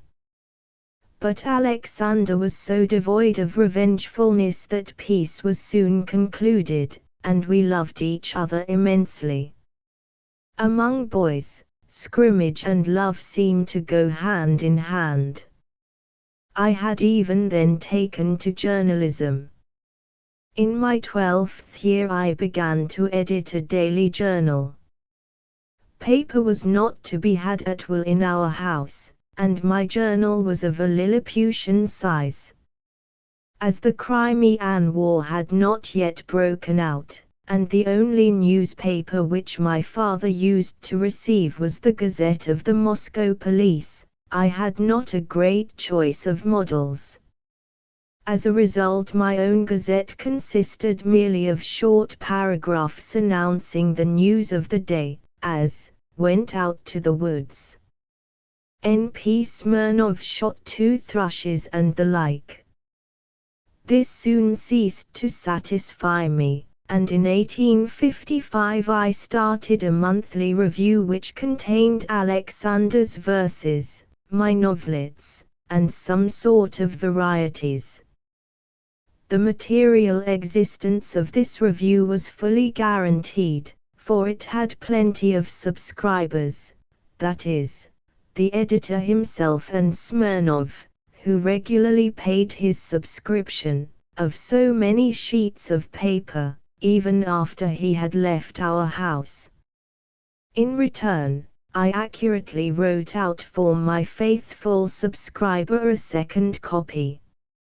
When Smirnov left us, and a student of medicine, N.M. Pavlov, took his place, the latter helped me in my editorial duties. He obtained for the review a poem by one of his friends, and, still more important, the introductory lecture on physical geography by one of the Moscow professors. Of course this had not been printed before, a reproduction would never have found its way into so serious a publication. Alexander, I need not say, took a lively interest in the review, and its renown soon reached the corps of cadets. Some young writers on the way to fame undertook the publication of a rival. The matter was serious. In poems and novels we could hold our own, but they had a critic, and a critic who writes, in connection with the characters of some new novel, all sorts of things about the conditions of life, and touches upon 1,000 questions which could not be touched upon anywhere else, makes the soul of a Russian review. They had a critic, and we had none.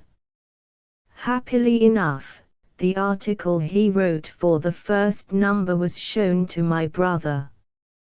It was rather pretentious and weak, and Alexander at once wrote an anti-criticism, ridiculing and demolishing the critic in a violent manner. There was great consternation in the rival camp when they learned that this anti-criticism would appear in our next issue. They gave up publishing their review and their best writers joined our staff. We triumphantly announced the future exclusive collaboration of so many distinguished writers.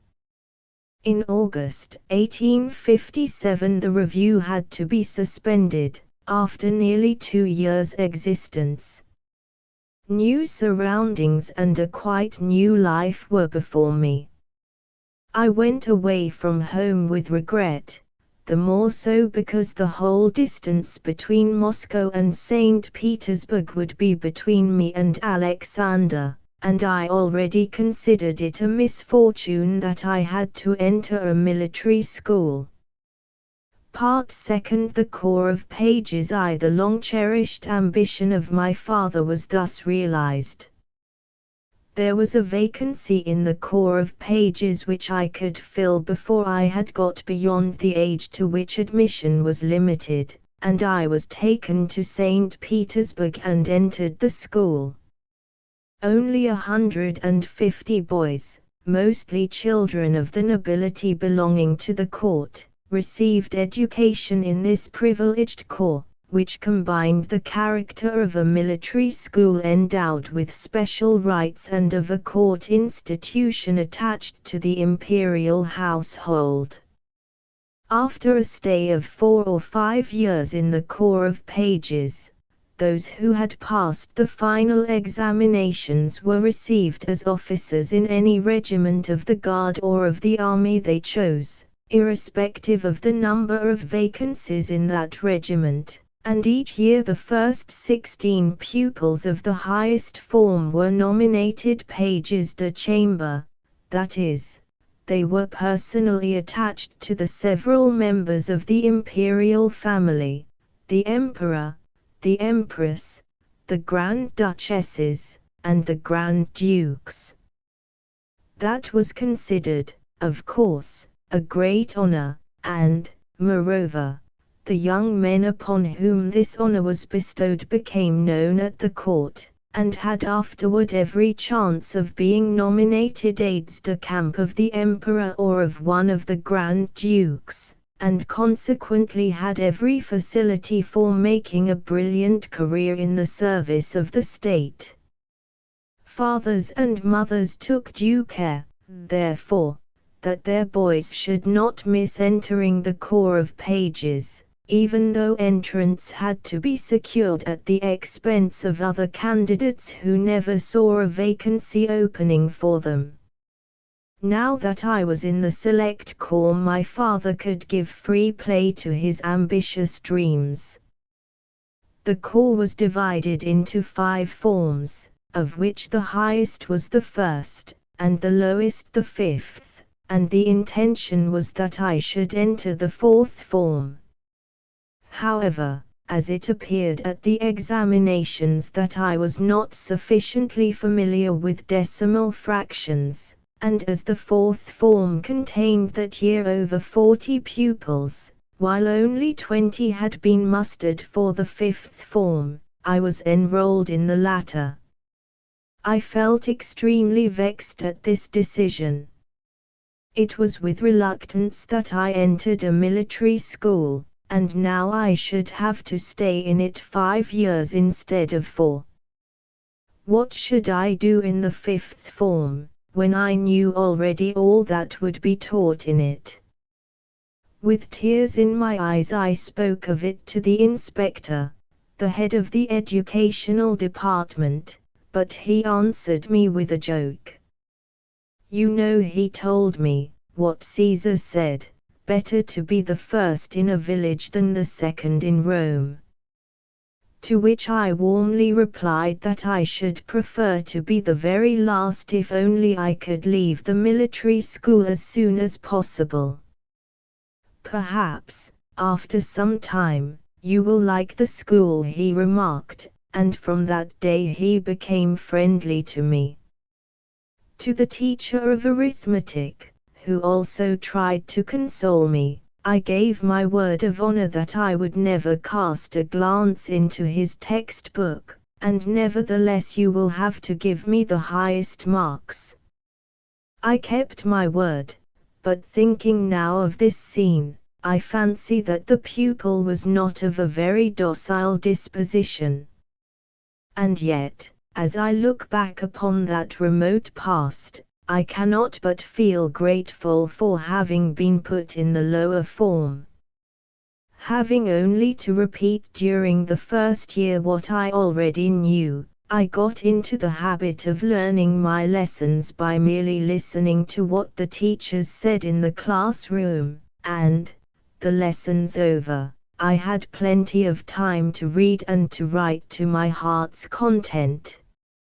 I never prepared for the examinations, and used to spend the time which was allowed for that in reading aloud to a few friends the dramas of Shakespeare or of Ostrovsky.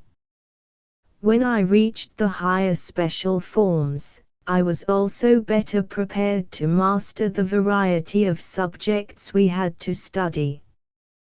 Besides, I spent more than half of the first winter in the hospital.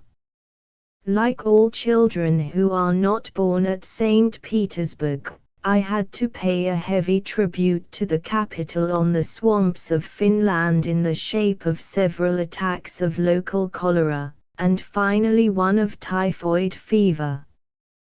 When I entered the Corps of Pages, its inner life was undergoing a profound change. All Russia awakened at that time from the heavy slumber and the terrible nightmare of Nicholas I.'s reign.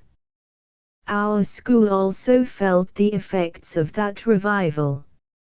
I do not know, in fact, what would have become of me, had I entered the Corps of Pages 1 or 2 years sooner. Either my will would have been totally broken, or I should have been excluded from the school with no one knows what consequences. Happily, the transition period was already in full sway in the year 1857. The director of the corps was an excellent old man, General Jeltukhin. But he was the nominal head only. The real master of the school was the colonel, Colonel Girardet, a Frenchman in the Russian service. People said he was a Jesuit, and so he was, I believe. His ways, at any rate, were thoroughly imbued with the teachings of Loyola, and his educational methods were those of the French Jesuit colleges.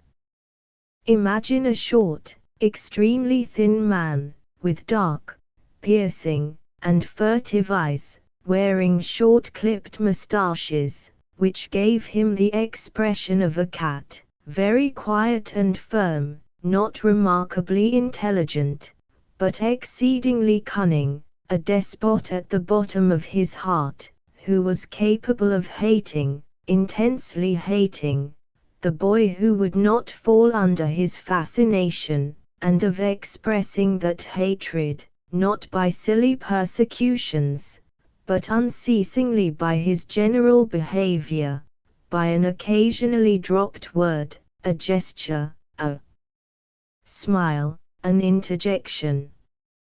His walk was more like gliding along, and the exploring glances he used to cast round without turning his head completed the illusion.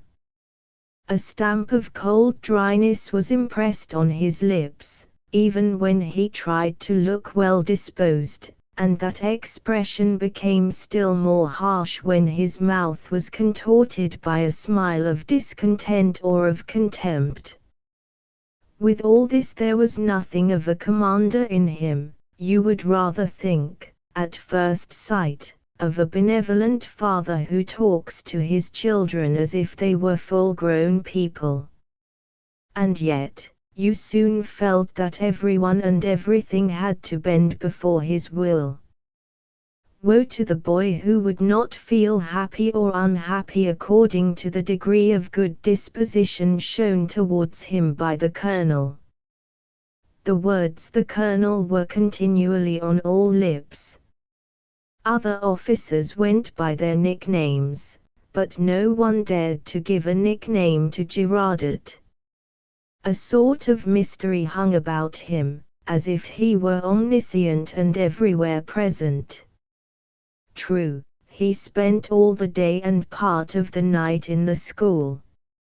Even when we were in the classes he prowled about, visiting our drawers, which he opened with his own keys. As to the night, he gave a good portion of it to the task of inscribing in small books, of which he had quite a library, in separate columns, by special signs and in inks of different colors, all the faults and virtues of each boy. Play, jokes, and conversations stopped when we saw him slowly moving along through our spacious rooms, hand in hand with one of his favorites, balancing his body forward and backward, smiling at one boy, keenly looking into the eyes of another, casting an indifferent glance upon a third, and giving a slight contortion to his lip as he passed a fourth, and from these looks everyone knew that he liked the first boy, that to the second he was indifferent, that he intentionally did not notice the third, and that he disliked the fourth. This dislike was enough to terrify most of his victims, the more so as no reason could be given for it. Impressionable boys had been brought to despair by that mute, unceasingly displayed aversion and those suspicious looks. In others the result had been a total annihilation of will, as one of the Tolstoys, Theodore, also a pupil of Girardot, has shown in an autobiographic novel, The Diseases of the Will.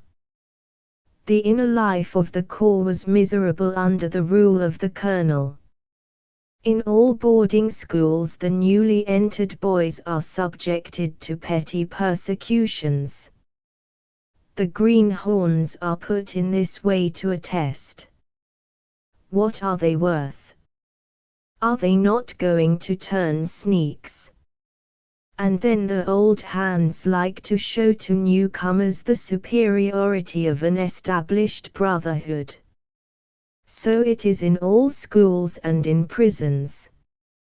But under Girardot's rule these persecutions took on a harsher aspect, and they came, not from the comrades of the same form, but from the first form, the pages de chambre, who were non-commissioned officers, and whom Girardot had placed in a quite exceptional, superior position. His system was to give them carte blanche, to pretend that he did not know even the horrors they were enacting, and to maintain through them a severe discipline.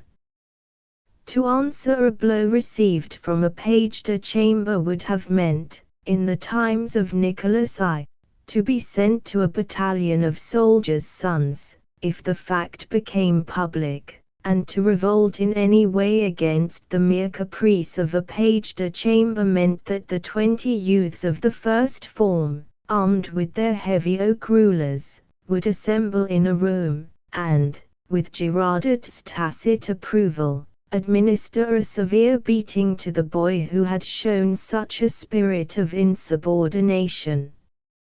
Accordingly, the first form did what they liked, and not farther back than the preceding winter one of their favorite games had been to assemble the greenhorns at night in a room, in their night shirts, and to make them run round, like horses in a circus, while the pages de chambre, armed with thick india-rubber whips, standing some in the center and the others on the outside, pitilessly whipped the boys. As a rule the circus ended in an oriental fashion, in an abominable way. The moral conceptions which prevailed at that time, and the foul talk which went on in the school concerning what occurred at night after a circus, were such that the least said about them the better. The colonel knew all this. He had a perfectly organized system of espionage, and nothing escaped his knowledge. But so long as he was not known to know it, all was right.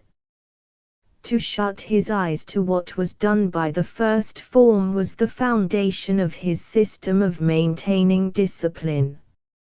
However, a new spirit was awakened in the school, and only a few months before I entered it a revolution had taken place. That year the third form was different from what it had hitherto been. It contained a number of young men who really studied, and read a good deal. Some of them became, later, men of mark. My first acquaintance with one of them, let me call him von Schauff, was when he was reading Kant's Critique of Pure Reason. Besides, they had amongst them some of the strongest youths of the school.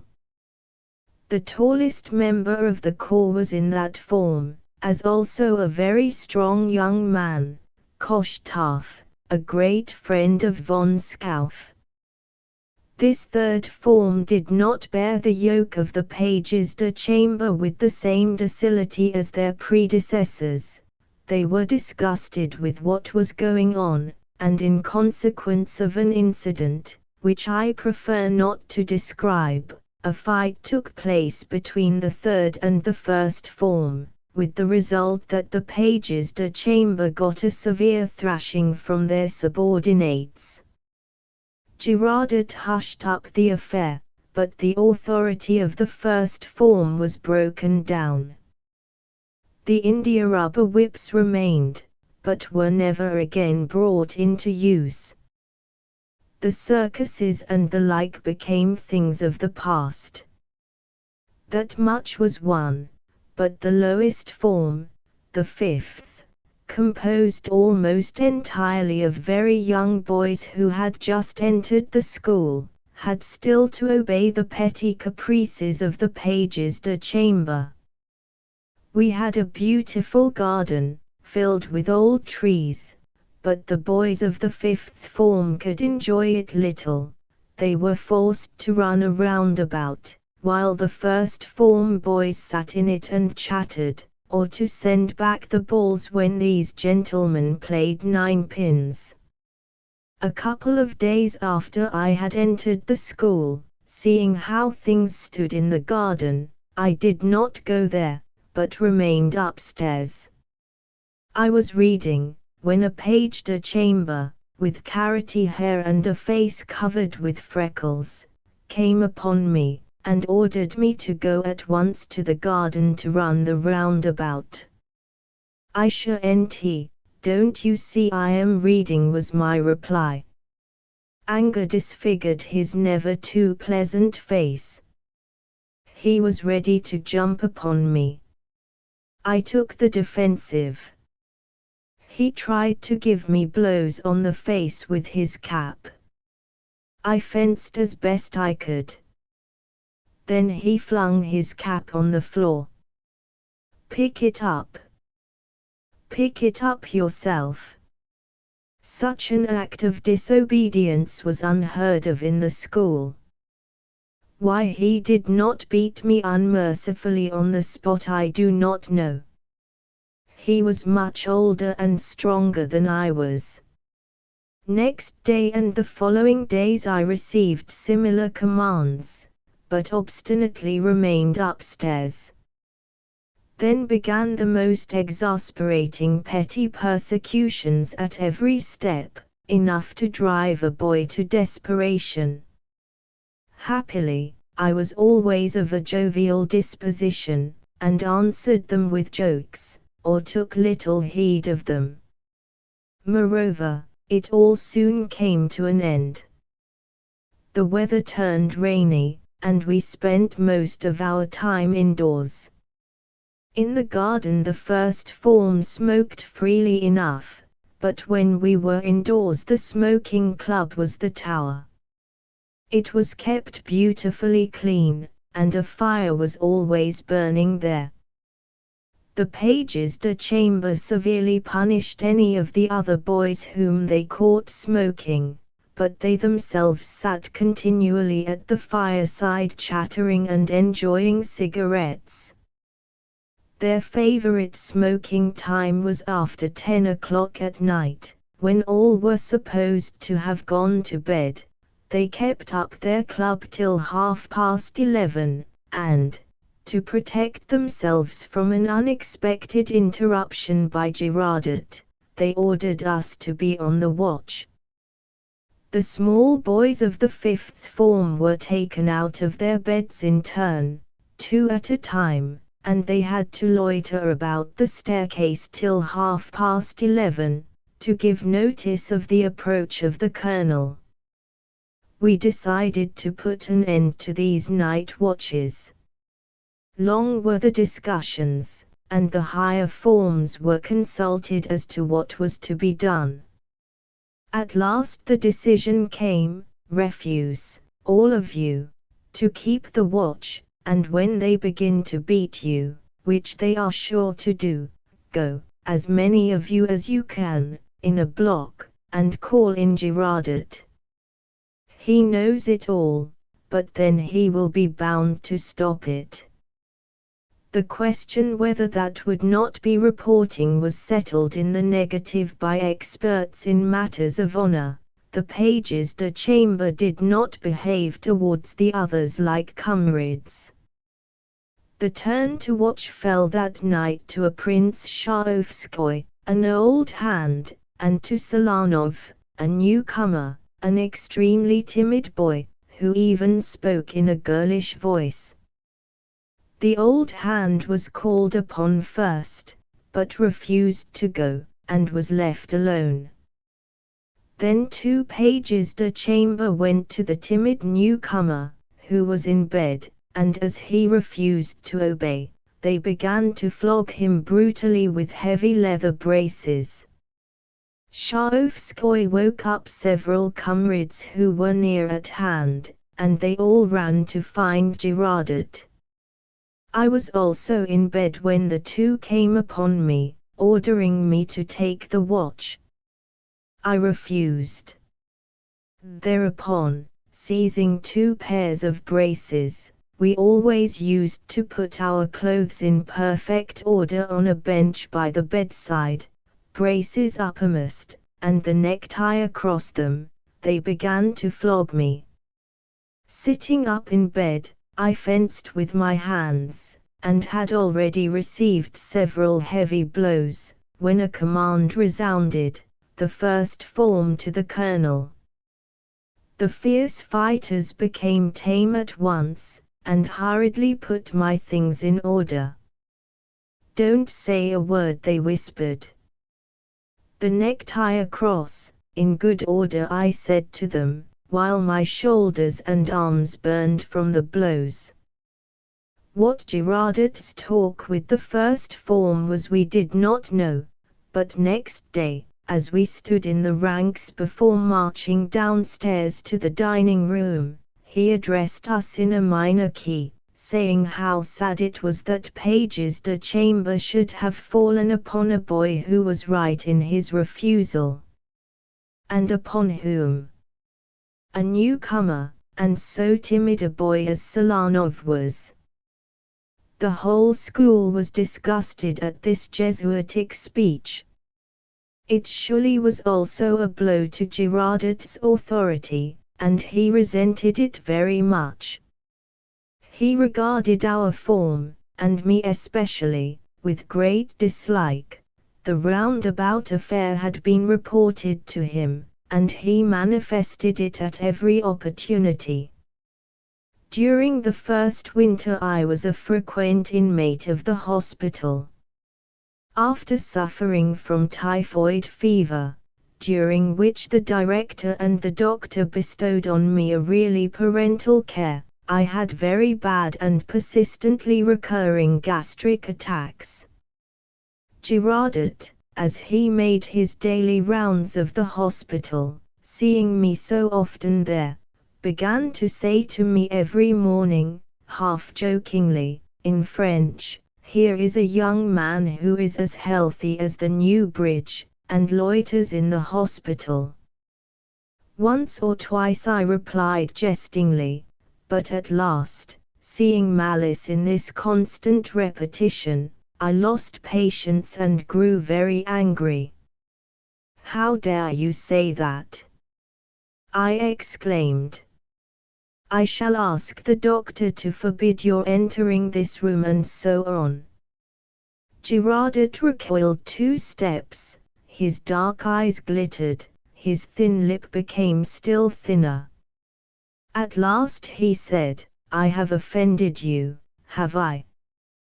Well, we have in the hall 2 artillery guns, shall we have a duel?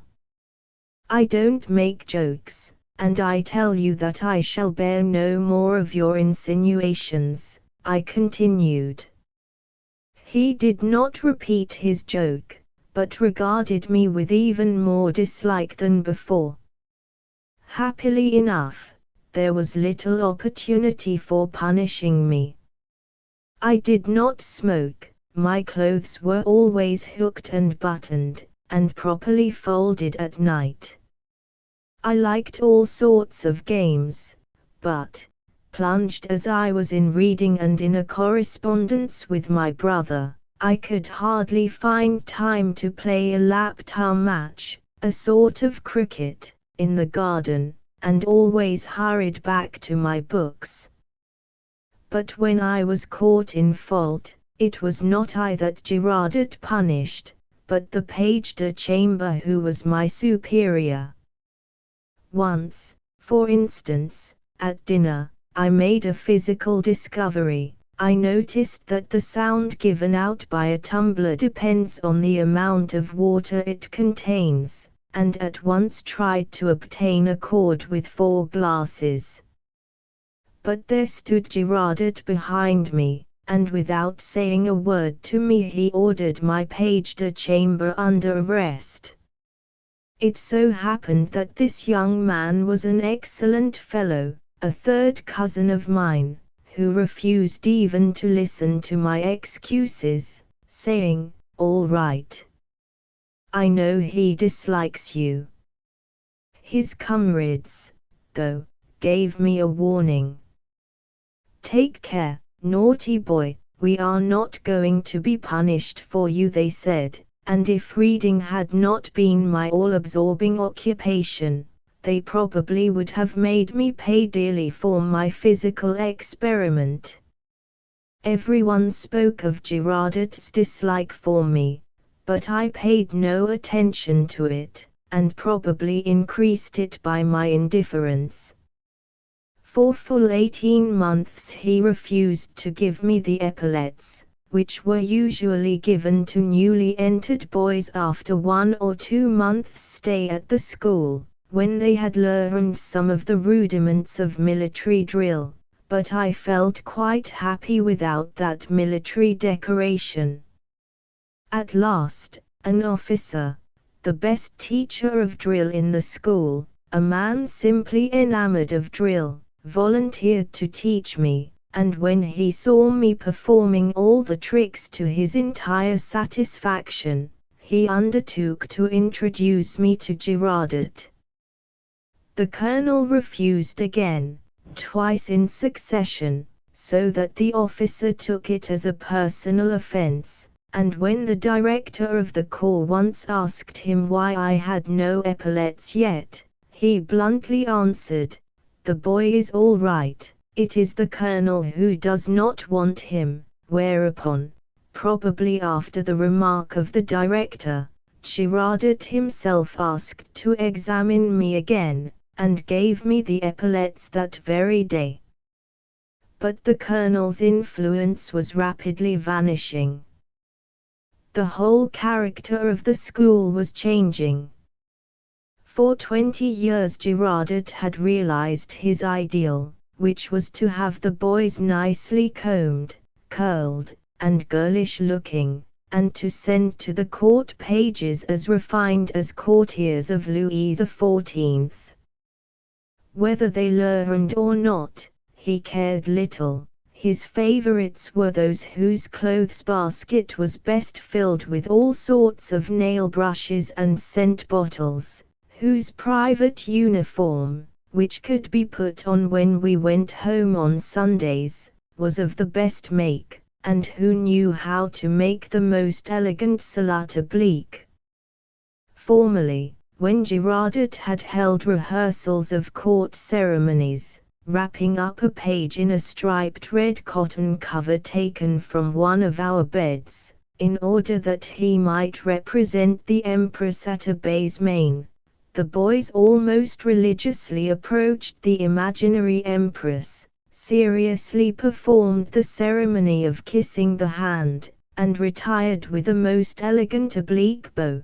But now, though they were very elegant at court, they would perform at the rehearsals such bear-like bows that all roared with laughter, while Girardot was simply raging.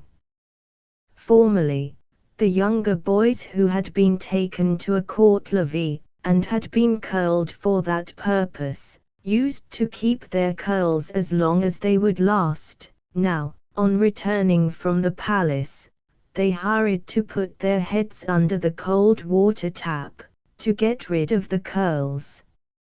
An effeminate appearance was laughed at. To be sent to a levee, to stand there as a decoration, was now considered a drudgery rather than a favor. And when the small boys who were occasionally taken to the palace to play with the little Grand Dukes remarked that one of the latter used, in some game, to make a hard whip out of his handkerchief, and use it freely, one of our boys did the same, and so whipped the Grand Duke that he cried.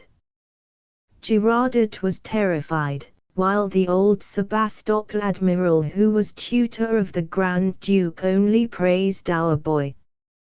A new spirit, studious and serious, developed in the corps, as in all other schools. In former years, the pages, being sure in one way or another that they would get the necessary marks for being promoted officers of the guard, spent the first years in the school hardly learning at all, and only began to study more or less in the last two forms. Now the lower forms learned very well.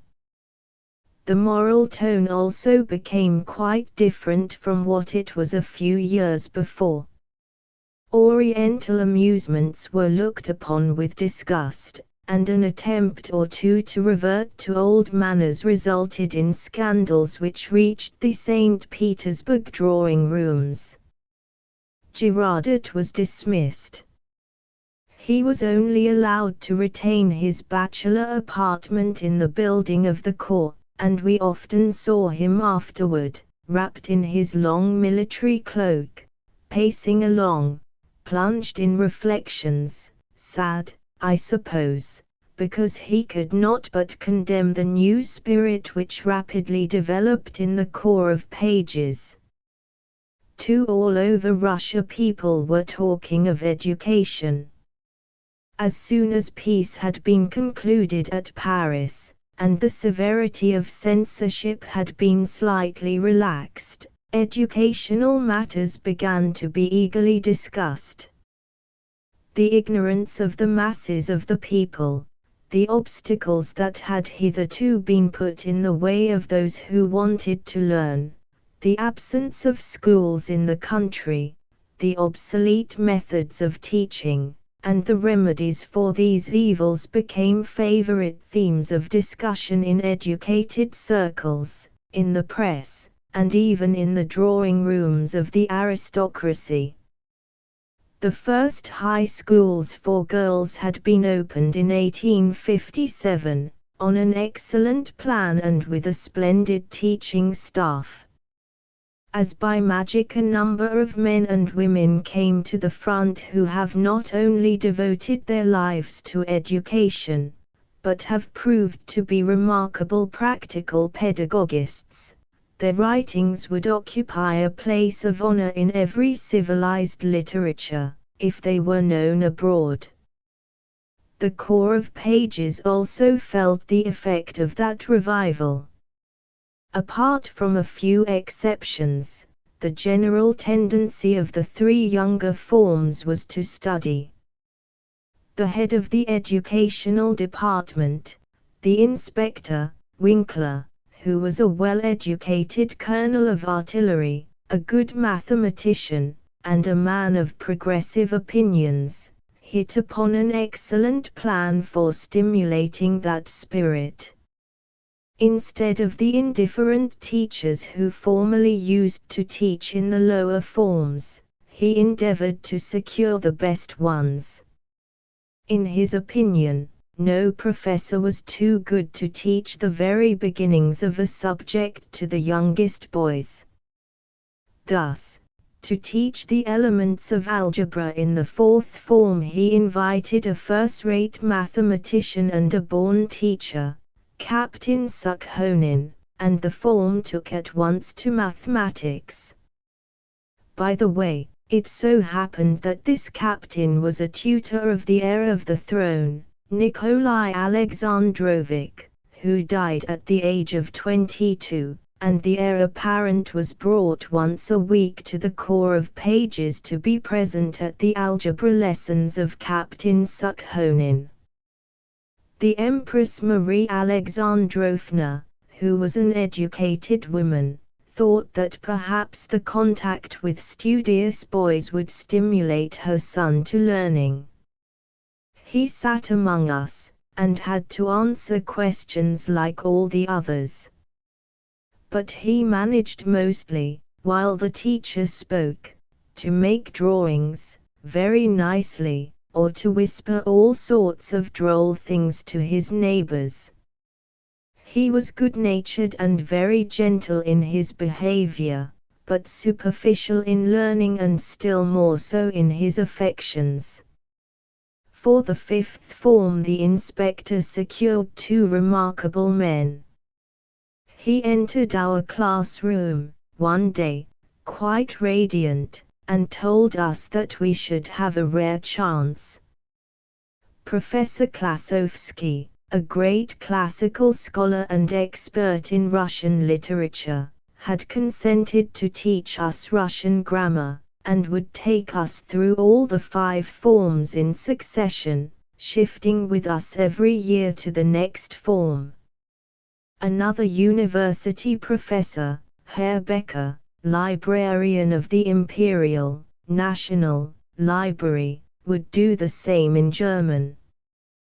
Professor Klasovsky, he added, was in weak health that winter, but the inspector was sure that we would be very quiet in his class. The chance of having such a teacher was too good to be lost. He had thought aright.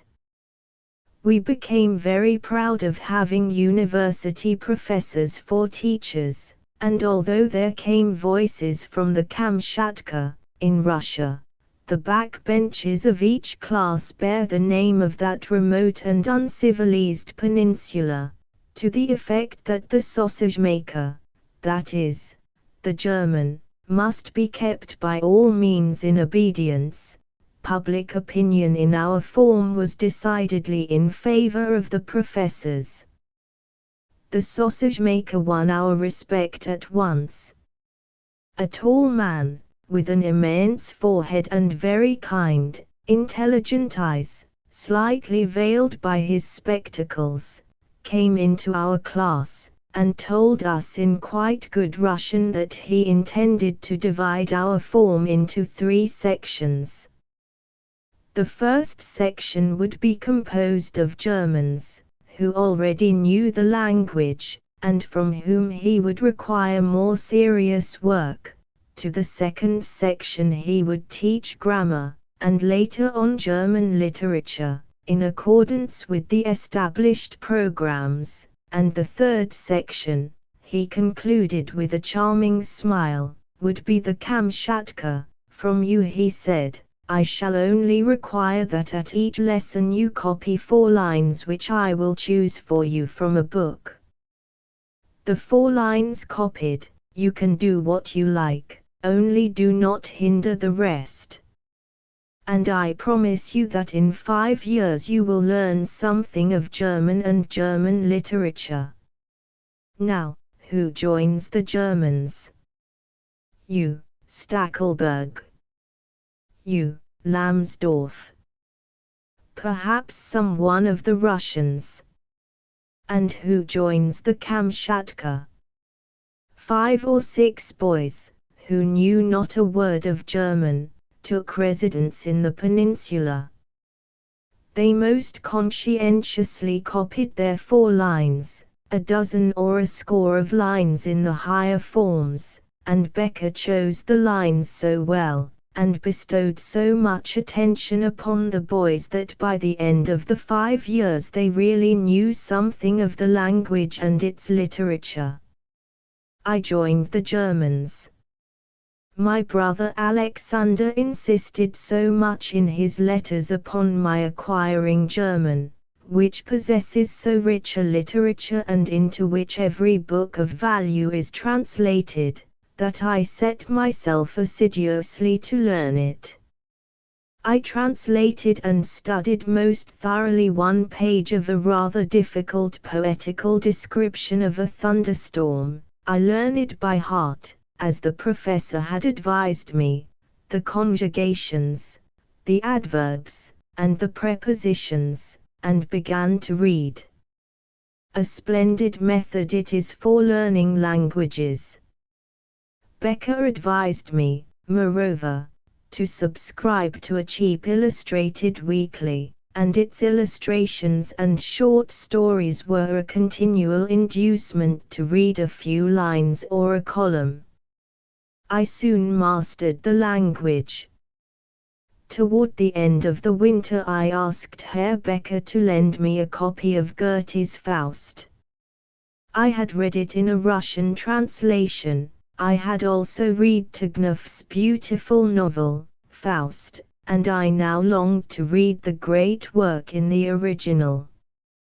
You will understand nothing in it, it is too philosophical, Becker said, with his gentle smile, but he brought me, nevertheless, a little square book, with the pages yellowed by age, containing the immortal drama. He little knew the unfathomable joy that small square book gave me. I drank in the sense and the music of every line of it, beginning with the very first verses of the ideally beautiful dedication, and soon knew full pages by heart. Faust's monologue in the forest, and especially the lines in which he speaks of his understanding of nature, thou not only cold, amazed acquaintance yieldest, but grantest that in her profoundest breast I gaze, as in the bosom of a friend, simply put me in ecstasy, until now it has retained its power over me.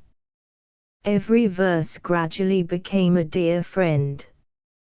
And then, is there a higher aesthetic delight than to read poetry in a language which one does not quite thoroughly understand? The whole is veiled with a sort of slight haze, which admirably suits poetry.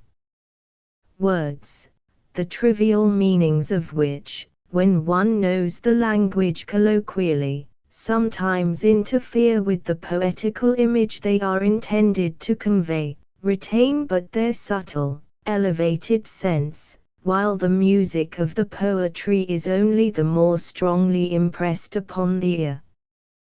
Professor Klasowski's first lesson was a revelation to us. He was a small man, about 50 years of age, very rapid in his movements, with bright, intelligent eyes, a slightly sarcastic expression, and the high forehead of a poet. When he came in for his first lesson, he said in a low voice that, suffering from a protracted illness, he could not speak loud enough, and asked us, therefore, to sit closer to him. He placed his chair near the first row of tables, and we clustered round him like a swarm of bees. He was to teach us Russian grammar, but, instead of the dull grammar lesson, we heard something quite different from what we expected. It was grammar, but here came in a comparison of an old Russian folklore expression with a line from Homer or from the Sanskrit Mahabharata, the beauty of which was rendered in Russian words. There, a verse from Schiller was introduced, and was followed by a sarcastic remark about some modern society prejudice, then solid grammar again, and then some wide poetical or philosophical generalization. Of course, there was much in it that we did not understand, or of which we missed the deeper sense. But do not the bewitching powers of all studies lie in that they continually open up to us new and unsuspected horizons, not yet understood, which entice us to proceed farther and farther in the penetration of what appears at first sight only in vague outline. some with their hands placed on one another's shoulders, some leaning across the tables of the first row, others standing close behind Kropotkin. We all hung on his lips. As toward the end of the hour his voice fell, the more breathlessly we listened. The inspector opened the door of the classroom, to see how we behaved with our new teacher, but on seeing that motionless swarm he retired on tiptoe. Even Durov, a restless spirit, stared at Kropotkin as if to say, "That is the sort of man you are." Even von Kleinau, a hopelessly obtuse Circassian with a German name, sat motionless. In most of the others something good and elevated simmered at the bottom of their hearts, as if a vision of an unsuspected world was opening before them. Upon me Kropotkin had an immense influence, which only grew with years. Winkler's prophecy, that, after all, I might like the school, was fulfilled. In Western Europe, and probably in America, this type of teacher seems not to be widely spread, but in Russia there is not a man or woman of mark, in literature or in political life, who does not owe the first impulse toward a higher development to his or her teacher of literature. Every school in the world ought to have such a teacher. Each teacher in a school has his own subject, and there is no link between the different subjects. Only the teacher of literature, guided by the general outlines of the program, but left free to treat it as he likes, can bind together the separate historical and humanitarian sciences, unify them by a broad philosophical and humane conception, and awaken higher ideas and inspirations in the brains and hearts of young people. In Russia, that necessary task falls quite naturally upon the teacher of Russian literature. As he speaks of the development of the language, of the contents of the early epic poetry, of popular songs and music, and, later on, of modern fiction, of the scientific, political, and philosophical literature of his own country, and the diverse aesthetical, political, and philosophical currents it has reflected, he is bound to introduce that generalized conception of the development of the human mind which lies beyond the scope of each of the subjects that are taught separately. The same thing ought to be done for the natural sciences as well. It is not enough to teach physics and chemistry, astronomy and meteorology, zoology and botany. The philosophy of all the natural sciences, a general view of nature as a whole, something on the lines of the first volume of Humboldt's Cosmos, must be conveyed to the pupils and the students, whatsoever may be the extension given to the study of the natural sciences in the school. The philosophy and the poetry of nature, the methods of all the exact sciences, and an inspired conception of the life of nature must make part of education. Perhaps the teacher of geography might provisionally assume this function, but then we should require quite a different set of teachers of this subject, and a different set of professors of geography in the universities would be needed. What is now taught under this name is anything you like, but it is not geography. Another teacher conquered our rather uproarious form in a quite different manner. It was the teacher of writing, the last one of the teaching staff. If the heathen, that is, the German and the French teachers, were regarded with little respect, the teacher of writing, Ebert, who was a German Jew, was a real martyr. To be insolent with him was a sort of chic amongst the pages. His poverty alone must have been the reason why he kept to his lesson in our corps. The old hands, who had stayed for 2 or 3 years in the 5th form without moving higher up, treated him very badly, but by some means or other he had made an agreement with them, one frolic during each lesson, but no more, an agreement which, I am afraid, was not always honestly kept on our side. One day, one of the residents of the remote peninsula soaked the blackboard sponge with ink and chalk and flung it at the calligraphy martyr. "Get it, Ebert," he shouted, with a stupid smile. The sponge touched Ebert's shoulder, the grimy ink spurted into his face and down onto his white shirt. We were sure that this time Ebert would leave the room and report the fact to the inspector. But he only exclaimed, as he took out his cotton handkerchief and wiped his face, "Gentlemen, one frolic, no more today. The shirt is spoiled," he added in a subdued voice, and continued to correct someone's book. We looked stupefied and ashamed. Why, instead of reporting, he had thought at once of the agreement. The feelings of the whole class turned in his favor. "What you have done is stupid," we reproached our comrade. "He is a poor man, and you have spoiled his shirt." "Shame," somebody cried.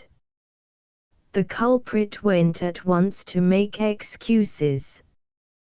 "One must learn, sir," was all that Ebert said in reply, with sadness in his voice. All became silent after that, and at the next lesson, as if we had settled it beforehand, most of us wrote in our best possible handwriting, and took our books to Ebert, asking him to correct them. He was radiant, he felt happy that day.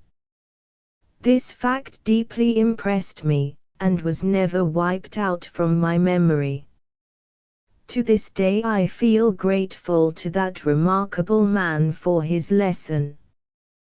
With our teacher of drawing, who was named Gans, we never arrived at living on good terms.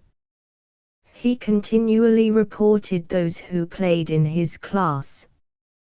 This, in our opinion, he had no right to do, because he was only a teacher of drawing, but especially because he was not an honest man.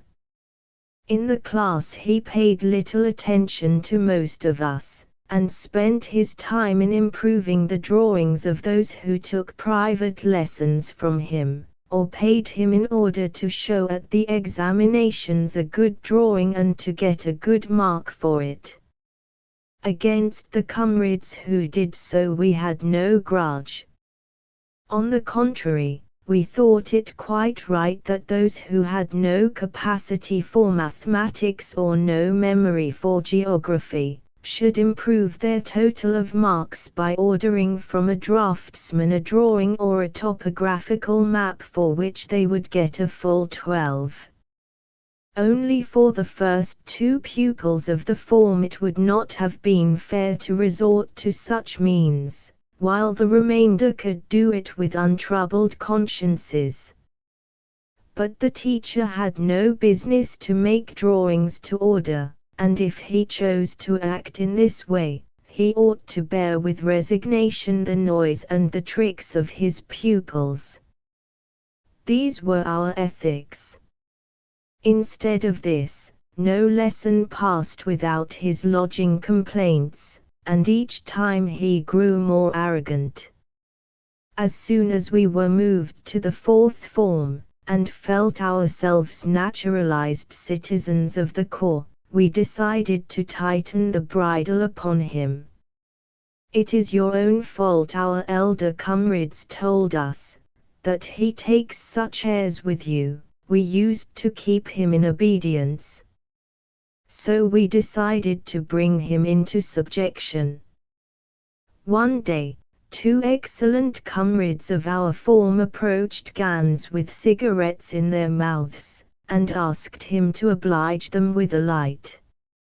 Of course, that was only meant for a joke. No one ever thought of smoking in the classrooms, and, according to our rules of propriety, Gans had merely to send the two boys away, but he inscribed them in the journal, and they were severely punished.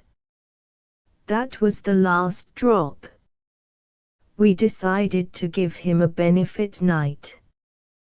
That meant that one day all the form, provided with rulers borrowed from the upper forms, would start an outrageous noise by striking the rulers against the tables, and send the teacher out of the class.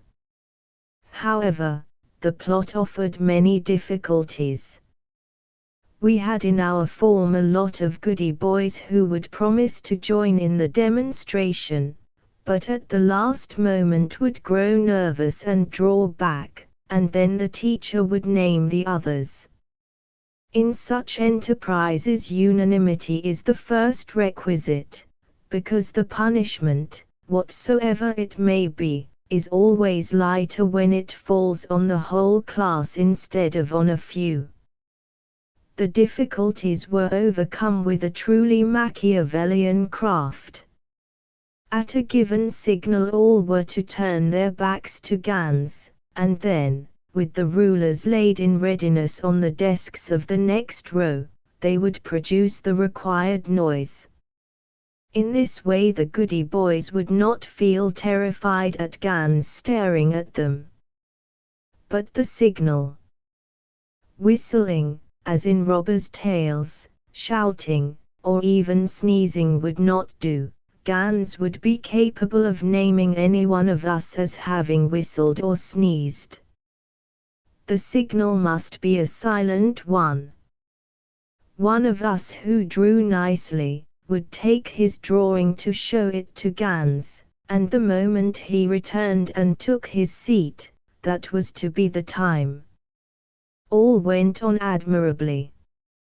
Nisadov took up his drawing, and Gans corrected it in a few minutes, which seemed to us an eternity. He returned at last to his seat. He stopped for a moment, looking at us. He sat down. All the form turned suddenly on their seats, and the rulers rattled merrily within the desks, while some of us shouted amidst the noise, "Gans out! Down with him!" The noise was deafening. All the forms knew that Gans had got his benefit night. He stood there, murmuring something, and finally went out. An officer ran in. The noise continued. Then the sub-inspector dashed in, and after him the inspector. The noise stopped. Scolding began. The elder under arrest, at once. The inspector commanded, and I, who was the first in the form, and consequently the elder, was marched to the black cell. That spared me seeing what followed. The director came. Gans was asked to name the ringleaders, but he could name nobody. They all turned their backs to me, and began. The noise was his reply. Thereupon the form was taken downstairs, and although flogging had been completely abandoned in our school, this time the two who had been reported because they asked for a light were flogged with the birch rod, under the pretext that the benefit night was a revenge for their punishment. I learned this 10 days later, when I was allowed to return to the class. My name, which had been inscribed on the red board in the class, was wiped off. To this I was indifferent, but I must confess that the 10 days in the cell, without books, seemed to me rather long, so that I composed, in horrible verses, a poem, in which the deeds of the fourth form were duly glorified. Of course our form became now the heroes of the school. For a month or so we had to tell and retell all about the affair to the other forms, and received congratulations for having managed it with such unanimity that nobody was caught separately. And then came the Sundays, all the Sundays down to Christmas, that the form had to remain at the school, not being allowed to go home. Being all kept together, we managed to make those Sundays very gay. The mammas of the goody boys brought them heaps of sweets. Those who had some money spent it in buying mountains of pastry, substantial before dinner, and sweet after it, while in the evenings the friends from the other forms smuggled in quantities of fruit for the brave fourth form. Gans gave up inscribing anyone, but drawing was totally lost for us. No one wanted to learn drawing from that mercenary man. My brother Alexander was at that time at Moscow, in a corps of cadets, and we maintained a lively correspondence. As long as I stayed at home this was impossible, because our father considered it his prerogative to read all letters addressed to our house, and he would soon have put an end to any but a commonplace correspondence. Now we were free to discuss in our letters whatever we liked. The only difficulty was to get money for stamps, but we soon learned to write in so small a hand that we could convey an incredible amount of matter in each letter. Alexander, whose handwriting was beautiful, contrived to get 4 printed pages on one single page of note paper, and his microscopic lines were as legible as the best small type print. It is a pity that these letters, which he kept as precious relics, have disappeared. The state police, during one of their raids, robbed him even of these treasures. Our first letters were mostly about the little details of my new surroundings, but our correspondence soon took a more serious character. My brother could not write about trifles. Even in society he became animated only when some serious discussion was engaged in, and complained of feeling a dull pain in the brain, a physical pain, as he used to say, when he was with people who cared only for small talk. He was very much in advance of me in his intellectual development, and he urged me forward, raising new scientific and philosophical questions one after another, and advising me what to read or to study. What a happiness it was for me to have such a brother who, moreover, loved me passionately. To him I owe the best part of my development. Sometimes he would advise me to read poetry, and would send me in his letters quantities of verses and whole poems, which he wrote from memory. Read poetry, he wrote, poetry makes men better. How often, in my afterlife, I realized the truth of this remark of his. Read poetry, it makes men better. He himself was a poet, and had a wonderful facility for writing most musical verses. Indeed, I think it a great pity that he abandoned poetry. But the reaction against art, which arose among the Russian youth in the early 60s, and which Tognov has depicted in Bazarov, Fathers and Sons, induced him to look upon his verses with contempt, and to plunge headlong into the natural sciences. I must say, however, that my favorite poet was none of those whom his poetical gift, his musical ear, and his philosophical turn of mind made him like best. His favorite Russian poet was Venevitanov, while mine was Nekrasov, whose verses were very often unmusical, but appealed most to my heart by their sympathy for the downtrodden and ill-treated. One must have a set purpose in his life, he wrote me once. Without a name, without a purpose, life is not life. And he advised me to get a purpose in my life worth living for.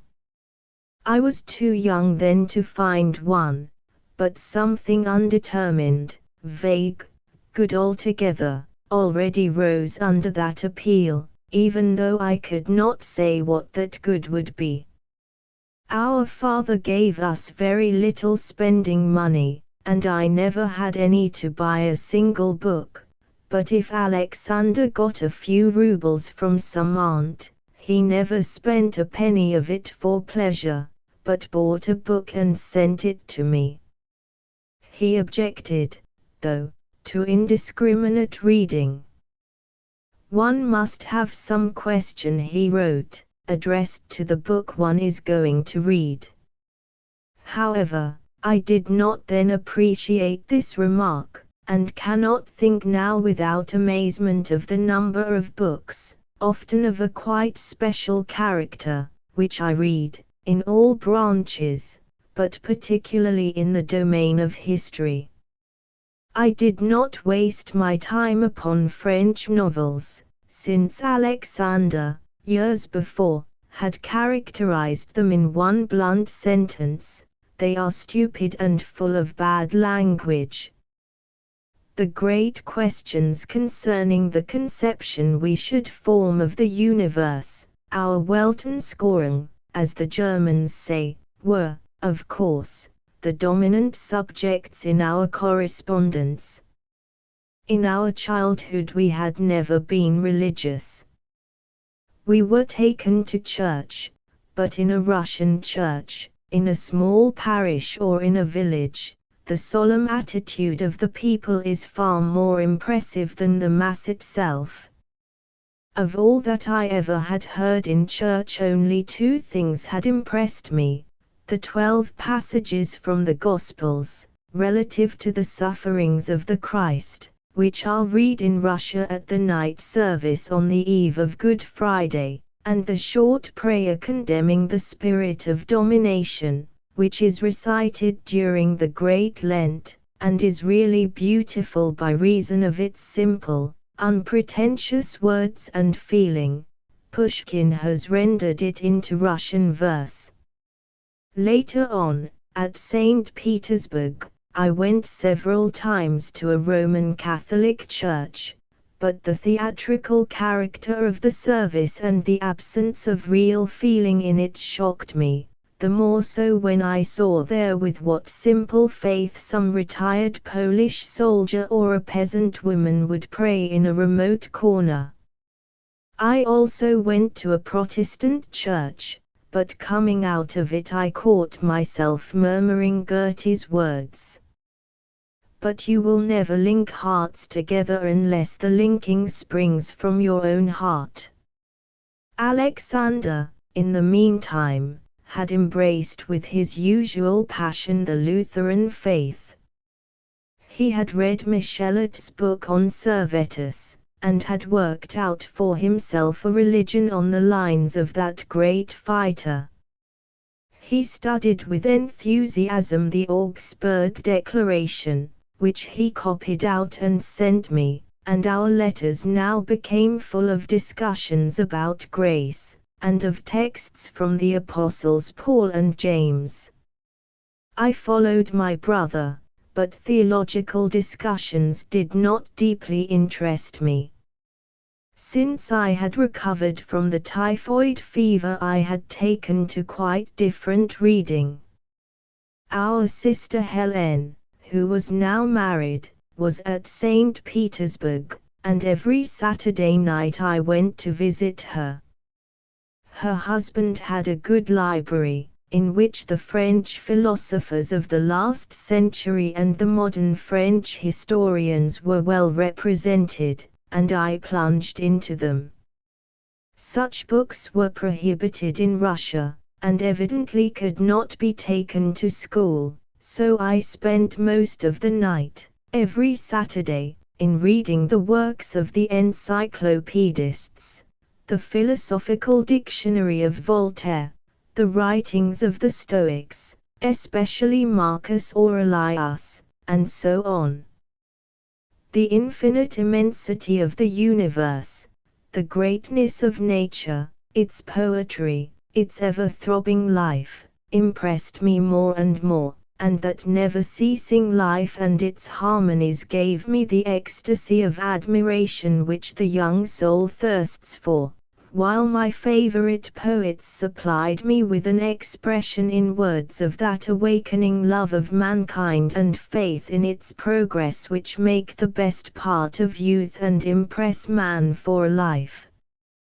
Alexander, by this time, had gradually come to a Kantian agnosticism, and the relativity of perceptions in time and space, and time only and so on, filled pages and pages in our letters, the writing of which became more and more microscopical as the subjects under discussion grew in importance. But neither then nor later on, when we used to spend hours and hours in discussing Kant's philosophy, could my brother convert me to become a disciple of the Königsberg philosopher. Natural sciences, that is, mathematics, physics, and astronomy, were my chief studies. In the year 1858, before Darwin had brought out his immortal work, a professor of zoology at the Moscow University, Rulia, published 3 lectures on transformism, and my brother took up at once his ideas concerning the variability of species. He was not satisfied, however, with approximate proofs only, and began to study a number of special books on heredity and the like, communicating to me in his letters the main facts, as well as his ideas and his doubts. The appearance of the origin of species did not settle his doubts on several special points, but only raised new questions and gave him the impulse for further studies. We afterward discussed, and that discussion lasted for many years, various questions relative to the origin of variations, their chances of being transmitted and being accentuated, in short, those questions which have been raised quite lately in the Wiseman-Spencer controversy, in Galton's researches, and in the works of the modern Neo-Lamarckians. Owing to his philosophical and critical mind, Alexander had noticed at once the fundamental importance of these questions for the theory of variability of species, even though they were so often overlooked then by many naturalists. I must also mention a temporary excursion into the domain of political economy. In the years 1858 and 1859 everyone in Russia spoke of political economy. Lectures on free trade and protective duties attracted crowds of people, and my brother, who was not yet absorbed by the variability of species, took a lively though temporary interest in economical matters, sending me for reading The Political Economy of Jean-Baptiste Say. I read a few chapters only. Tariffs and banking operations did not interest me in the least, but Alexander took up these matters so passionately that he even wrote letters to our stepmother, trying to interest her in the intricacies of the customs duties. Later on, in Siberia, as we were rereading some of the letters of that period, we laughed like children when we fell upon one of his epistles in which he complained of our stepmother's incapacity to be moved even by such burning questions, and raged against a greengrocer whom he had caught in the street, and who, would you believe it, he wrote with signs of exclamation, although he was a tradesman, affected a pig-headed indifference to tariff questions. Every summer about 1/2 of the pages were taken to a camp at Peterhof. The lower forms, however, were dispensed from joining the camp, and I spent the first 2 summers at Nikolskoye. To leave the school, to take the train to Moscow, and there to meet Alexander was such a happy prospect that I used to count the days that had to pass till that glorious one should arrive. But on one occasion a great disappointment awaited me at Moscow. Alexander had not passed his examinations, and was left for another year in the same form. He was, in fact, too young to enter the special classes, but our father was very angry with him, nevertheless, and would not permit us to see each other. I felt very sad. We were not children any more, and had so much to say to each other. I tried to obtain permission to go to our Aunt Sulima, at whose house I might meet Alexander, but it was absolutely refused. After our father remarried we were never allowed to see our mother's relations. That spring our Moscow house was full of guests. Every night the reception rooms were flooded with lights, the band played, the confectioner was busy making ices and pastry, and card-playing went on in the great hall till a late hour. I strolled aimlessly about in the brilliantly illuminated rooms, and felt unhappy. One night, after 10, a servant beckoned me, telling me to come out to the entrance hall. I went. "Come to the coachman's house," the old majordomo Frol whispered to me. "Alexander Alekseevich is here." I dashed across the yard, up the flight of steps leading to the coachman's house, and into a wide, half-dark room, where, at the immense dining table of the servants, I saw Alexander. "Sasha, dear, how did you come?" And in a moment we rushed into each other's arms, hugging each other and unable to speak from emotion. "Hush, hush, they may overhear you," said the servant's cook, Praskovia, wiping away her tears with her apron. "Poor orphans. If your mother were only alive." Old Frol stood, his head deeply bent, his eyes also twinkling. "Look here, Petya, not a word to anyone, to no one," he said, while Praskovia placed on the table an earthenware jar full of porridge for Alexander. He, glowing with health, in his cadet uniform, already had begun to talk about all sorts of matters, while he rapidly emptied the porridge pot. I could hardly make him tell me how he came there at such a late hour. We lived then near the Smolensky Boulevard, within a stone's throw of the house where our mother died, and the Corps of Cadets was at the opposite outskirts of Moscow, full 5 miles away. He had made a doll out of bedclothes, and had put it in his bed, under the blankets. Then he went to the tower, descended from a window, came out unnoticed, and walked the whole distance. Were you not afraid at night in the deserted fields round your core? I asked. What had I to fear? Only lots of dogs were upon me, I had teased them myself. Tomorrow I shall take my sword with me. The coachman and other servants came in and out. They sighed as they looked at us, and took seats at a distance, along the walls, exchanging words in a subdued tone so as not to disturb us, while we two, in each other's arms, sat there till midnight, talking about nebulae and Laplace's hypothesis, the structure of matter, the struggles of the papacy under Boniface VIII, with the imperial power, and so on. From time to time one of the servants would hurriedly run in, saying, Petinka, go and show thyself in the hall, they may ask for thee.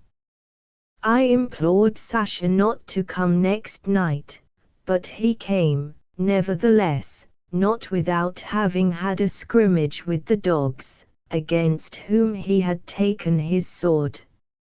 I responded with feverish haste, when, earlier than the day before, I was called once more to the coachman's house.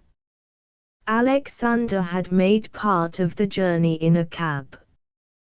The previous night, one of the servants had brought him what he had got from the card players and asked him to take it. He took some small coin to hire a cab, and so he came earlier than on his first visit. He intended to come next night, too, but for some reason it would have been dangerous for the servants, and we decided to part till the autumn. A short official note made me understand next day that his nocturnal escapades had passed unnoticed. How terrible would have been the punishment, if they had been discovered. It is awful to think of it, flogging before the court till he was carried away unconscious on a sheet, and then degradation to a soldier's son's battalion. Anything was possible in those times. What our servants would have suffered for hiding us, if information of the affair had reached our father's ears, would have been equally terrible, but they knew how to keep secrets and not to betray one another. They all knew of the visits of Alexander, but none of them whispered a word to anyone of the family. They and I were the only ones in the house who ever knew anything about it. For that same year I made my first start as an explorer of popular life, and this little work brought me one step nearer to our peasants, making me see them under a new light. It also helped me later on a great deal in Siberia. Every year in July, on the day of the Holy Virgin of Kazan, which was the feet of our church, a pretty large fair was held in Nikolskoye.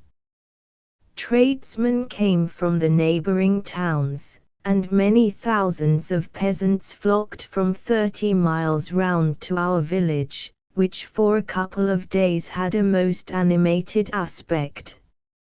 A remarkable description of the village fairs of South Russia had just been published that year by the Slavophile Aksakov, and my brother, who was then at the height of his politico-economical enthusiasm, advised me to make a statistical description of our fair, and to determine the return of goods brought in and sold. I followed his advice, and to my great amazement I really succeeded. My estimate of returns, so far as I can judge now, was not more unreliable than many similar estimates in books of statistics. Our fair lasted only a little more than 24 hours. On the eve of the feat, the great open space given to it was full of life and animation. Long rows of stalls, to be used for the sale of cottons, ribbons, and all sorts of peasant women's attire, were hurriedly built. The restaurant, a substantial stone building, was furnished with tables, chairs and benches, and its floor was strewn over with bright yellow sand. 3 wine shops were erected in 3 different places, and freshly cut brooms, planted on high poles, rose high in the air to attract the peasants from a distance. Rows and rows of light shops for the sale of crockery, boots, stoneware, gingerbread, and all sorts of small things, rose as if by a magic wand, while in a special corner holes were dug in the ground to receive immense cauldrons in which bushels of millet and sarrasin and whole sheep were boiled, for supplying the thousands of visitors with hot stew and kasha, soup and porridge. In the afternoon, the 4 roads leading to the fair were blocked by hundreds of peasant carts, and cattle, corn, casks filled with tar, and heaps of pottery were exhibited along the roadsides. The night service on the eve of the fete was performed in our church with great solemnity. Half a dozen priests and deacons from the neighboring villages took part in it, and their chanters, reinforced by young tradespeople, sang in the choir with such ritornellos as could only be heard at the bishop's in Kaluga. The church was crowded, all prayed fervently. The tradespeople vied with each other in the number and sizes of the wax candles which they lighted before the icons, as offerings to the local saints for the success of their trade, and the crowd being so thick as not to allow the last comers to reach the altar, candles of all sizes, thick and thin, white and yellow, according to the offerer's wealth, were transmitted from the back of the church through the crowd, with whispers, to the Holy Virgin of Kazan, our protector, to Nicholas the Favorite, to Frol and Lot, the horse saints. That was from those who had horses to sell, or simply the saints without a further specification. Immediately after the night service was over, the forfeit began, and I had now to plunge headlong into my work of asking hundreds of people what was the value of the goods they had brought in. To my great astonishment, my task went on admirably. Of course, I was myself asked questions. Why do you do this? Is it not for the old prince, who intends increasing the market dues?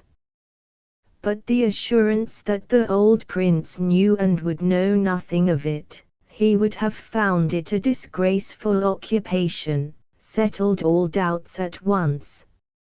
I soon caught the proper way of asking questions, and after I had taken half a dozen cups of tea in the restaurant with some tradespeople, oh, horror, if my father had learned that, all went on very well.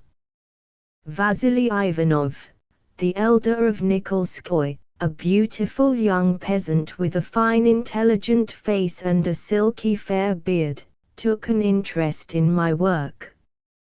Well, if thou wantest it for thy learning, get at it, thou wilt tell us later on what thou hast found out, was his conclusion, and he told some of the people that it was all right. Everyone knew him 4 miles round, and the word passed round the fair that no harm would ensue to the peasants by giving me the information. In short, the imports were determined very nicely. But next day, the sales offered certain difficulties, chiefly with the dry goods merchants, who did not themselves yet know how much they had sold. On the day of the fete the young peasant women simply stormed the shops, each of them having sold some linen of her own making and now buying some cotton print for a dress and a bright kerchief for herself, a colored handkerchief for her husband, perhaps some necklace, a ribbon or two, and a number of small gifts to grandmother, grandfather, and the children who had remained at home. As to the peasants who sold crockery, or ginger cakes, or cattle and hemp, they at once determined their sales, especially the old women. Good sale, grandmother? I would ask. No need to complain, my son. Why should I anger God? Nearly all is sold. And out of their small items the tens of thousand rubles grew in my notebook. One point only remained unsettled. A wide space was given up to many hundreds of peasant women who stood in the burning sun, each with her piece of hand-woven linen, sometimes exquisitely fine, which she had brought for sale, scores of buyers, with gypsy faces and shark-like looks, moving about in the crowd and buying. Only rough estimates of these sales could evidently be made. I made no reflections at that time about this new experience of mine. I was simply happy to see that it was not a failure. But the serious good sense and sound judgment of the Russian peasants which I witnessed during this couple of days, left upon me a lasting impression. Later on, when we were making socialist propaganda among the peasants, I could not but wonder why some of my friends, who had received a seemingly far more democratic education than myself, did not know how to talk to the peasants or to the factory workers from the country. They tried to imitate the peasants' talk by introducing into it lots of so-called popular phrases and only rendered it the more incomprehensible. Nothing of this sort is needed, either in talking to peasants or in writing for them. The great Russian peasant perfectly well understands the educated man's talk, provided that it is not stuffed with words taken from foreign languages. What the peasant does not understand is abstract notions when they are not illustrated by concrete examples. But when you speak to the Russian peasant plainly, and start from concrete facts, and the same is true with regard to village folk of all nationalities, my experience is that there is no generalization from the whole world of science, social or natural, which could not be conveyed to the averagely intelligent man if you yourself understand it concretely. The chief difference between the educated and the uneducated man is, I should say, in the latter not being able to follow a chain of conclusions. He grasps the first of them, and maybe the second, but he gets tired at the third, if he does not see what you are driving at. But, how often do we meet with the same difficulty in educated people? One more impression I gathered from that work of my boyhood, an impression which I formulated but later on, and which will probably astonish many a reader. It is the spirit of equality which is highly developed in the Russian peasant and, in fact, in the rural population everywhere.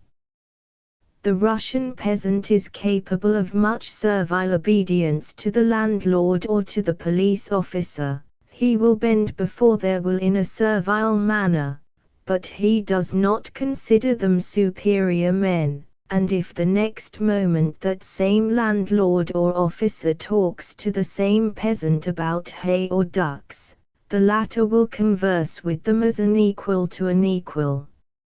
I never saw in a Russian peasant that servility, grown to be a second nature, with which a small functionary talks to a highly placed one, or a valet to his master.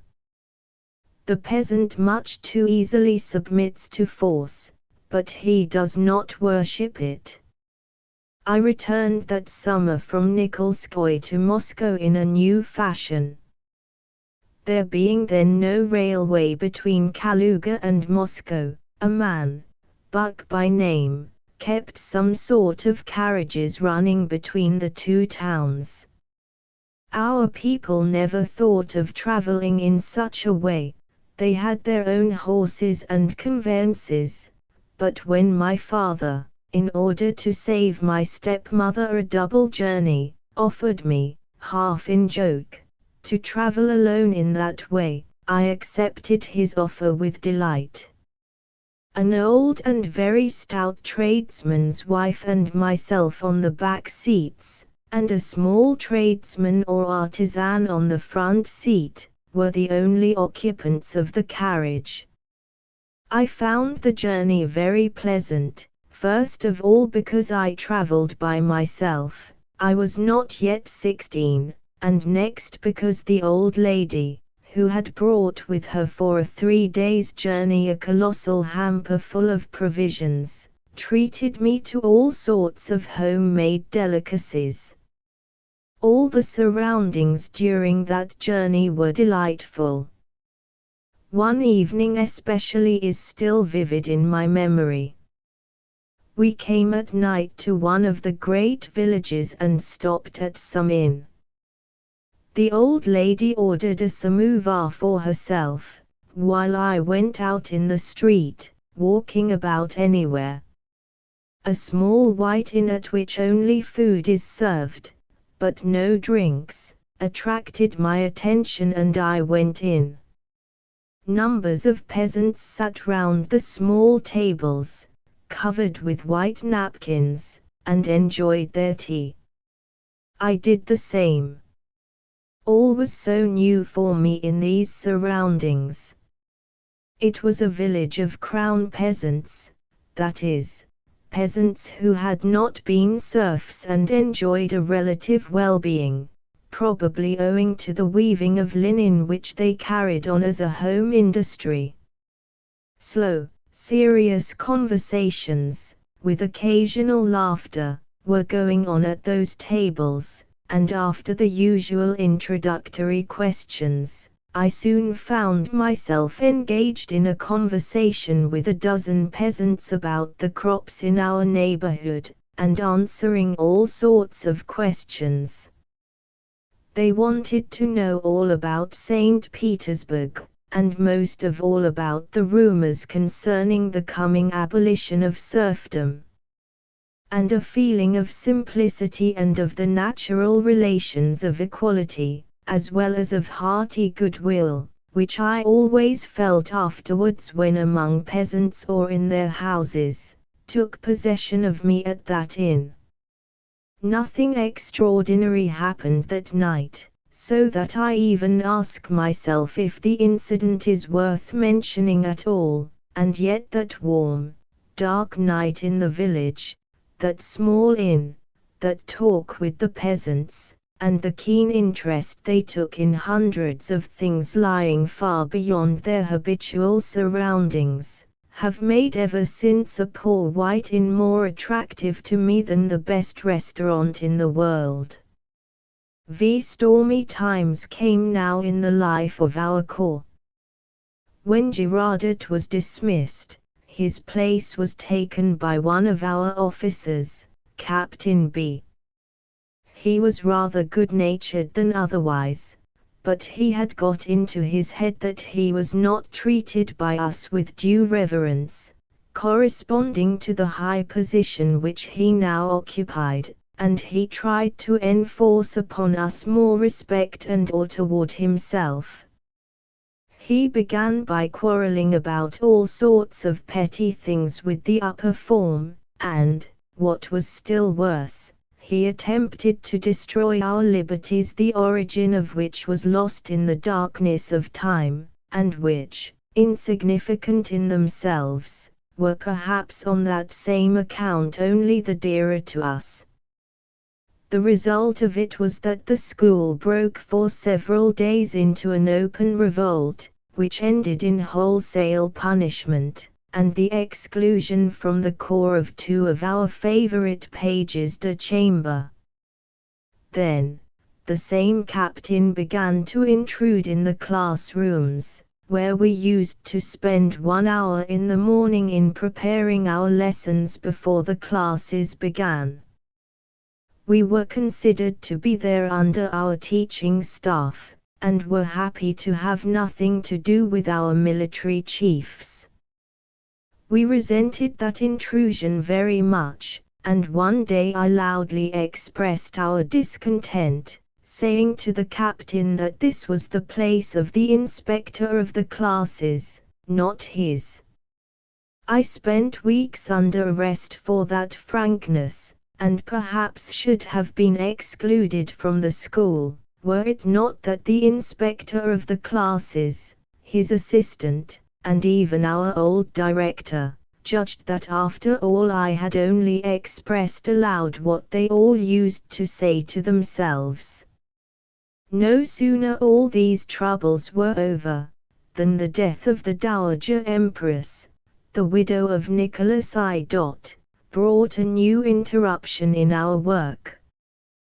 The burial of crowned heads is always so arranged as to produce a deep impression on the crowds, and it must be owned that this object is attained.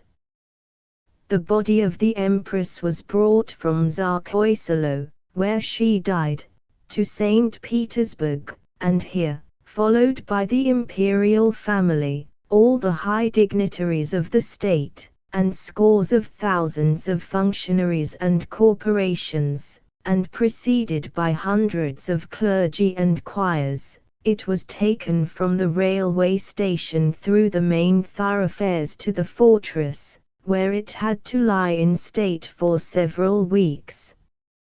100,000 men of the guard were placed along the streets, and thousands of people, dressed in the most gorgeous uniforms, preceded, accompanied, and followed the hearse in a solemn procession. Litanies were sung at every important crossing of the streets, and here the ringing of the bells on the church towers, the voices of vast choirs, and the sounds of the military bands united in the most impressive way, so as to make people believe that the immense crowds really mourned the loss of the Empress. As long as the body lay in state in the cathedral of the fortress, the pages, among others, had to keep the watch round it, night and day. 3 pages de chambre and 3 maids of honor always stood close by the coffin, placed on a high pedestal, while some 20 pages were stationed on the platform upon which litanies were sung twice every day, in the presence of the emperor and all his family. Consequently, every week nearly 1/2 of the corps was taken in turns to the fortress, to lodge there. We were relieved every 2 hours, and in the daytime our service was not difficult, but when we had to rise in the night, to dress in our court uniforms, and then to walk through the dark and gloomy inner courts of the fortress to the cathedral, to the sound of the gloomy chime of the fortress bells, a cold shiver seized me at the thought of the prisoners who were immured somewhere in this Russian Bastille. Who knows, thought I, whether in my turn I shall not also have to join them one day or other. The burial did not pass without an accident which might have had serious consequences. An immense canopy had been erected under the dome of the cathedral over the coffin. A huge gilded crown rose above it, and from this crown an immense purple mantle lined with ermine hung towards the 4 thick pilasters which support the dome of the cathedral. It was impressive, but we boys soon made out that the crown was made of gilded cardboard and wood. The mantle was of velvet only in its lower part, while higher up it was red cotton, and that the ermine lining was simply cotton flannelette or swan's down to which black tails of squirrels had been sewn, while the escutcheons which represented the arms of Russia, veiled with black crepe, were simple cardboard. But the crowds which were allowed at certain hours of the night to pass by the coffin, and to kiss in a hurry the gold brocade which covered it, surely had no time to closely examine the flannelette ermine or the cardboard escutcheons, and the desired theatrical effect was obtained even by such cheap means. When a litany is sung in Russia, all the people present hold lighted wax candles, which have to be put out after certain prayers have been read.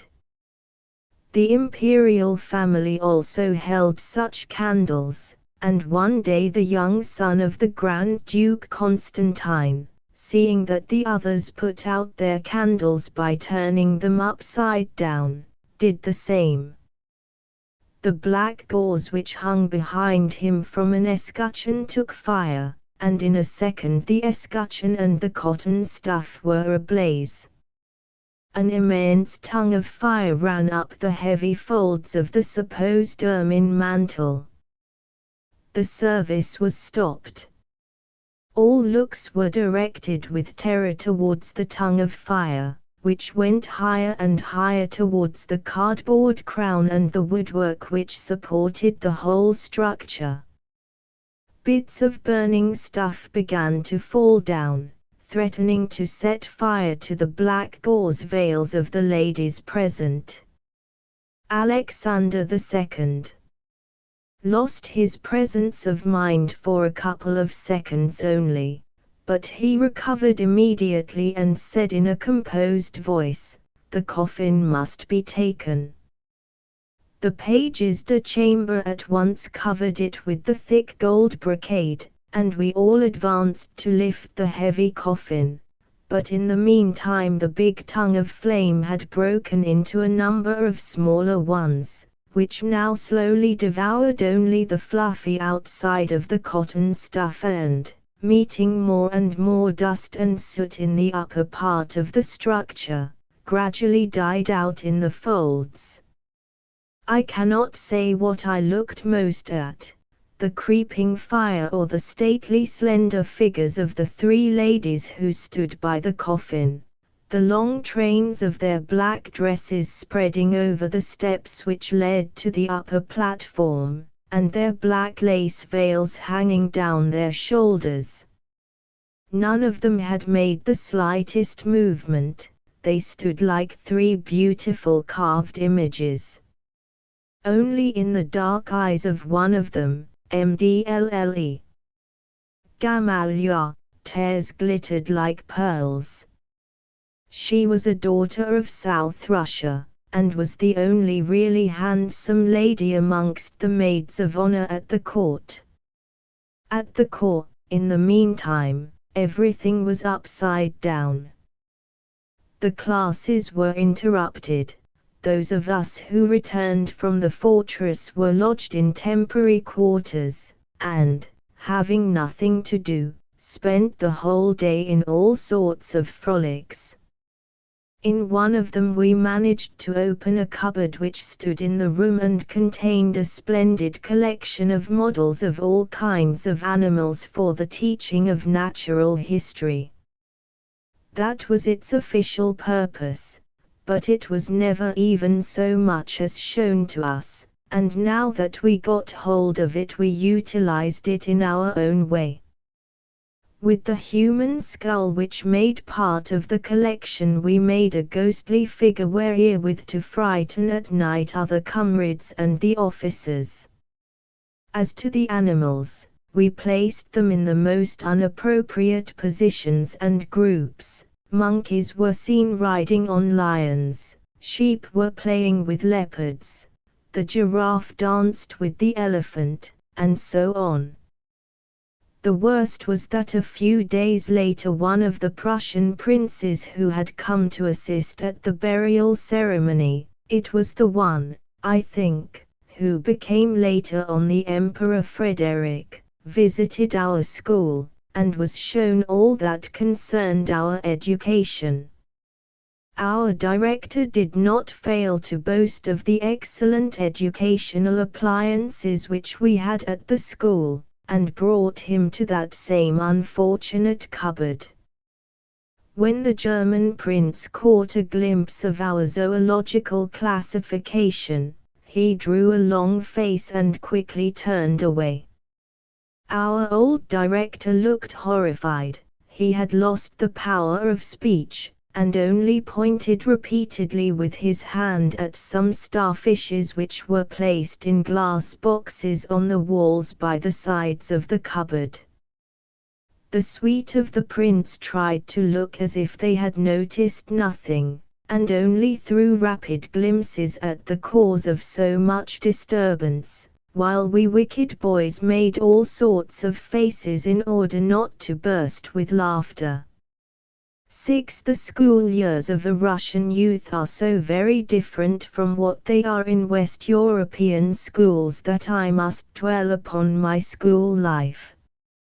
Russian youths, as a rule, while they are yet at a lyceum or in a military school, already take an interest in a wide circle of social, political, and philosophical matters. It is true that the Corps of Pages was, of all schools, the least congenial medium for such a development, but in those years of general revival, broader ideas penetrated even into our midst and carried some of us away, without, however, preventing us from taking a very lively part in benefit nights and all sorts of frolics. While I was in the 4th form I took an interest in history, and with the aid of notes made during the lessons, I knew that university students do it that way, and helping myself with reading, I wrote quite a course of early medieval history for my own use. Next year the struggle between Pope Boniface VIII and the imperial power attracted my special attention, and now it became my ambition to gain admission to the Imperial Library as a reader, in order thoroughly to study that great struggle. This was contrary to the rules of the library, pupils of secondary schools not being admitted. Our good Herr Becker, however, smoothed the way out of the difficulty, and I was allowed one day to enter the sanctuary and to take a seat at one of the readers' small tables, on one of the red velvet sofas with which the reading room was then furnished.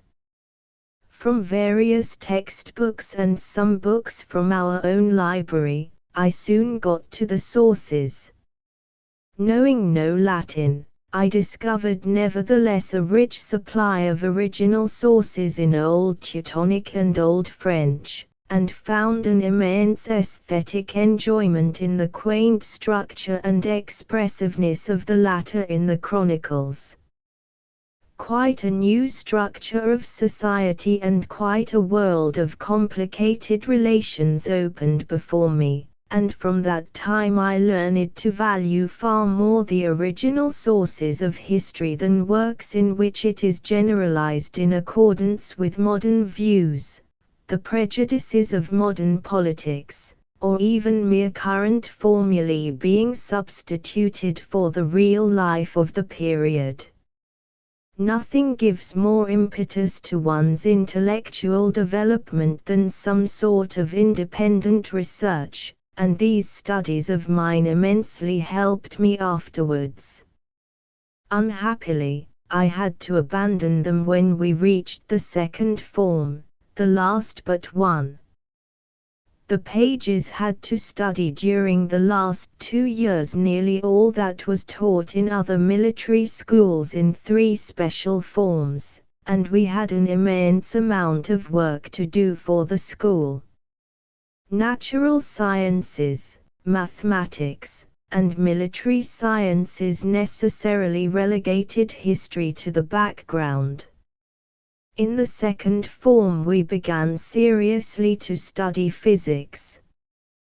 We had an excellent teacher, a very intelligent man with a sarcastic turn of mind, who hated learning from memory, and managed to make us think instead of merely learning facts. He was a good mathematician, and taught us physics on a mathematical basis, admirably explaining at the same time the leading ideas of physical research and physical apparatus. Some of his questions were so original and his explanations so good that they have engraved themselves forever on my memory. Our textbook of physics was pretty good. Most textbooks for the military schools had been written by the best men at the time, but it was rather old, and our teacher, who followed his own system in teaching, began to prepare a short summary of his lessons, a sort of aide-memoire, for the use of our form. However, after a few weeks it so happened that the task of writing this summary fell upon me, and our teacher, acting as a true pedagogist, trusted it entirely to me, only reading the proofs. When we came to the chapters of heat, electricity, and magnetism, they had to be written entirely anew, and this I did, thus preparing a nearly complete textbook of physics, which was printed for the use of the school. In the second form we also began to study chemistry, and we also had a first-rate teacher, a passionate lover of the subject who had himself made valuable original researches. The years 1859 to 61 were years of a universal revival of taste in the exact sciences. Grove, Clausius, Joule, and Seguin showed that heat and all physical forces are but divers modes of motion. Helmholtz began about that time his epoch-making researches in sound, and Tyndall, in his popular lectures, made one touch, so to say, the very atoms and molecules. Gerhardt and Avogadro introduced the theory of substitutions, and Mendeleev, Lothar Meyer, and Newlands discovered the periodical law of elements. Darwin, with his Origin of Species, revolutionized all biological sciences, while Carl Vogt and Molly Scott, following Claude Bernard, laid the foundations of true psychology in physiology. It was a great time of scientific revival, and the current which directed men's minds towards natural science was irresistible. Numbers of excellent books were published at that time in Russian translations, and I soon understood that whatever one's subsequent studies might be, a thorough knowledge of the natural sciences and familiarity with their methods must lie at the foundation. 5 or 6 of us joined together to get some sort of laboratory for ourselves. With the elementary apparatus recommended for beginners in Stockhardt's excellent textbook, we started our laboratory in a small bedroom of 2 of our comrades, the brothers Zasetsky. Their father, an old retired admiral, was delighted to see his sons engaged in so useful a pursuit, and did not object to our coming together on Sundays and during the holidays in that room by the side of his own study. With Stockhardt's book as a guide, we systematically made all experiments. I must say that once we nearly set the house on fire, and that more than once we poisoned all the rooms with chlorine and similar stuffs. But the old admiral, when we related the adventure at dinner time, took it very nicely, and told us how he and his comrades also nearly set a house on fire in the far less useful pursuit of punch-making, while the mother only said, amidst her paroxysms of coughing, "Of course, if it is necessary for your learning to handle such nasty-smelling things, then there's nothing to be done." After dinner she usually took her seat at the piano, and till late at night we would go on singing duos, trios, and choruses from the operas. Or else we would take the score of some Italian or Russian opera and go through it from the beginning to the end, recitatives and all, the mother and her daughter taking the parts of the prime done, while we managed more or rather less successfully to maintain all other parts. Chemistry and music thus went hand in hand. Higher mathematics also absorbed a great deal of my time. 4 or 5 of us had already decided that we should not enter a regiment of the Guards, where all our time would be given to military drill and parades, and we intended to enter, after promotion, one of the military academies, artillery or engineering.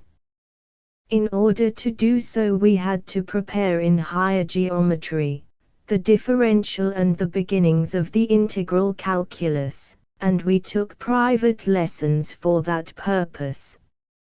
At the same time, elementary astronomy being taught to us under the name of mathematical geography, I plunged into astronomical reading, especially during the last year of my stay at school. The never-ceasing life of the universe, which I conceived as life and evolution, became for me an inexhaustible source of higher poetical thought, and gradually the sense of man's oneness with nature, both animate and inanimate, the poetry of nature, became the philosophy of my life. If the teaching in our school were only limited to the subjects I have mentioned, our time would already be pretty well occupied. But we also had to study in the domain of humanitarian science, history, law, that is, the main outlines of the Russian Code, and political economy in its essential leading principles, including a course of comparative statistics, and we had to master formidable courses of military sciences, tactics, military history, the campaigns of 1812 and 1815 in all their details, artillery, and field fortification.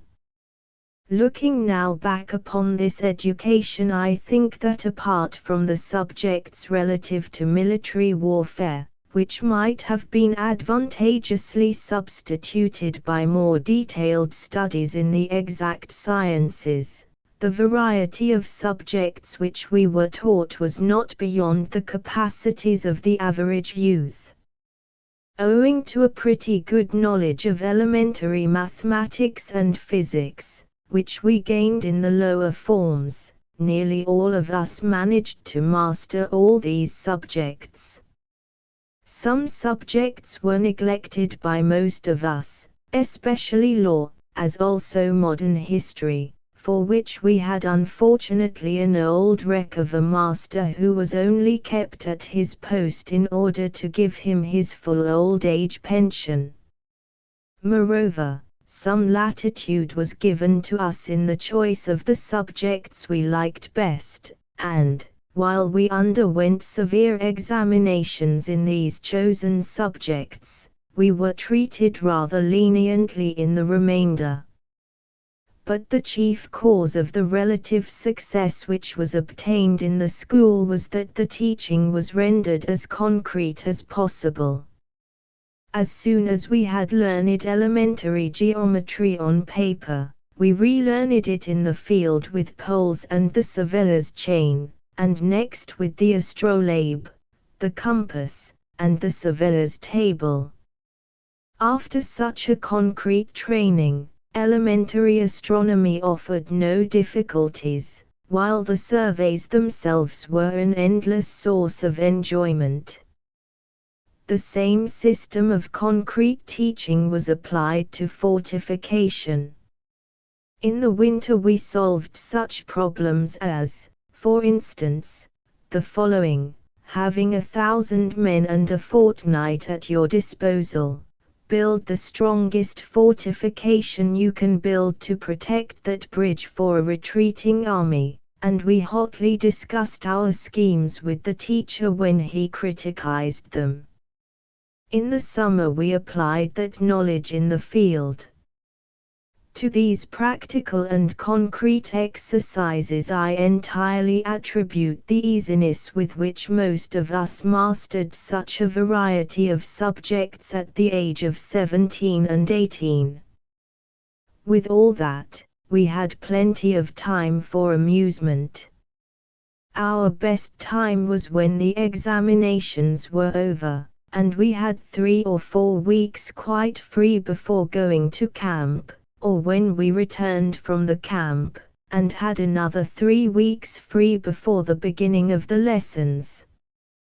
The few of us who remained then in the school were allowed, during the vacations, to go out just as we liked, always finding bed and food at the school. I worked then in the library, or visited the picture galleries of the Hermitage, studying one by one all the best pictures of each school separately, or I went to the different crown factories and works of playing cards, cottons, iron, china and glass, which are open to the public. Or we went out rowing on the Never, spending the whole night on the river, sometimes in the Gulf of Finland with fishermen, a melancholy northern night, during which the morning dawn meets the afterglow of the setting sun, and a book can be read in the open air at midnight. For all this we found plenty of time. Since those visits to the factories I took a liking to strong and perfect machinery. Seeing how a gigantic paw, coming out of a shanty, grasps a log floating in the Never, pulls it inside, and puts it under the saws which cut it into boards, or how a huge red-hot iron bar is transformed into a rail after it has passed between 2 cylinders, I understood the poetry of machinery. In our present factories, machinery work is killing for the worker, because he becomes a lifelong servant to a given machine and never is anything else. But this is a matter of bad organization, and has nothing to do with the machine itself. Overwork and lifelong monotony are equally bad whether the work is done with the hand, with plain tools, or with a machine.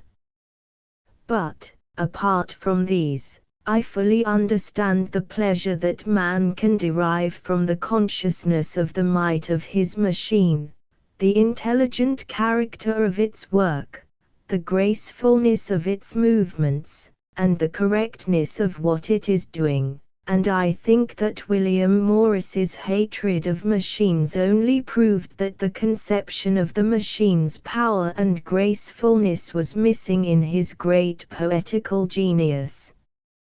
Music also played a very great part in my development. From it I borrowed even greater joys and enthusiasm than from poetry. The Russian opera hardly existed in those times, but the Italian opera, which had a number of first-rate stars in it, was the most popular institution at St. Petersburg. When the prima donna Bojo fell ill, thousands of people, chiefly of the youth, stood till late at night at the door of her hotel to get news of her.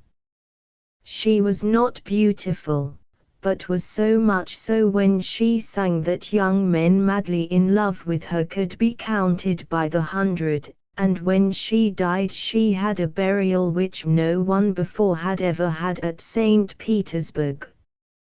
All Petersburg was then divided into two camps, the admirers of the Italian opera and those of the French stage, which already then was showing in germ the putrid Offenbachian current which a few years later infected all Europe. Our form was also divided, half and half, between these two currents, and I belonged to the former. We were not permitted to go to the pit or to the balcony, while all the boxes in the Italian opera were always taken months in advance by subscription, and even transmitted in certain families as an hereditary possession.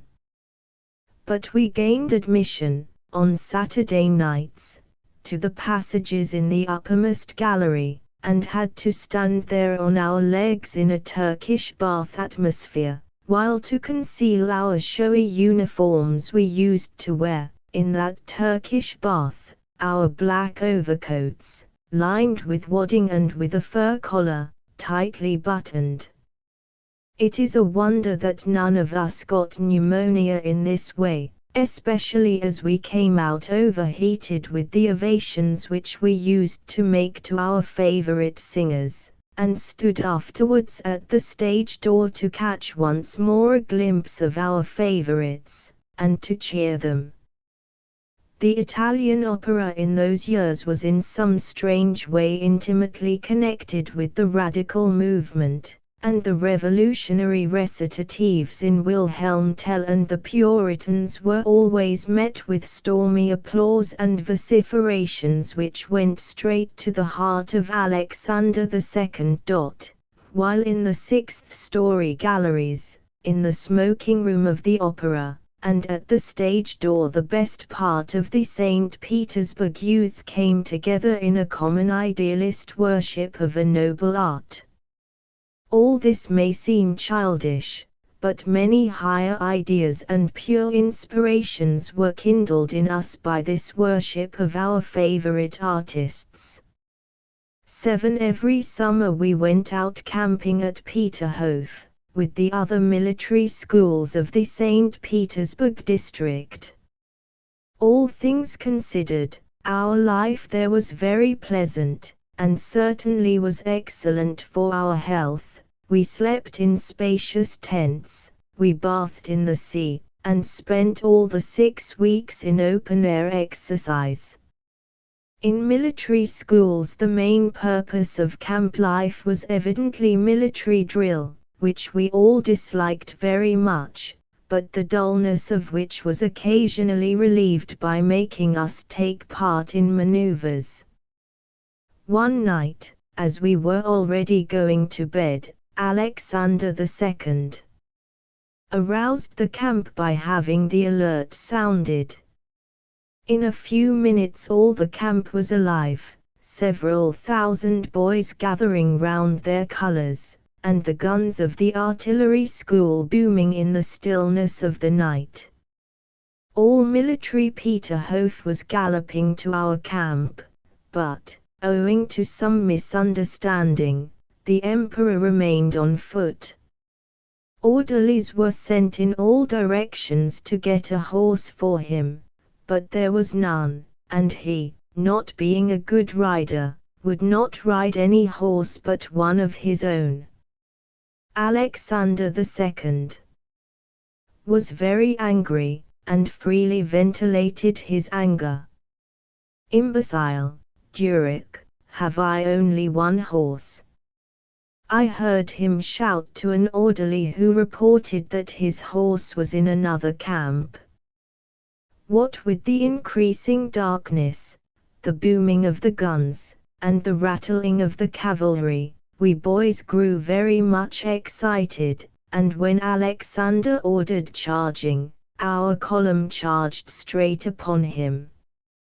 Tightly packed in the ranks, with lowered bayonets, we must have had a menacing aspect, for I saw Alexander II, who was still on foot, clearing the way for the column in 3 formidable jumps. I understood then the meaning of a column which is marching in serried ranks under the excitement of the music and the march itself. There stood before us the Emperor, our commander, whom we all venerated very much, but I felt that in this moving mass not one page or cadet would have moved an inch aside, or stopped a while, to make room for him. We were the marching column, he was but an obstacle, and the column would have marched over him. Why should he be in our way? The pages said afterwards. Boys, rifle in hand, are even more terrible in such cases than old soldiers. Next year, when we took part in the great maneuvers of the St. Petersburg garrison, I got an insight into the sidelights of warfare. For 2 days in succession we did nothing but march up and down on a space of some 20 miles, without having the slightest idea of what was going on round us or for what purpose we were marched. Cannon boomed now in our neighborhood and now far away. Sharp musketry fire was heard somewhere in the hills and the woods. Orderlies galloped up and down bringing the order to advance and next the order to retreat, and we marched, and marched, seeing no sense in all these movements and counter-movements.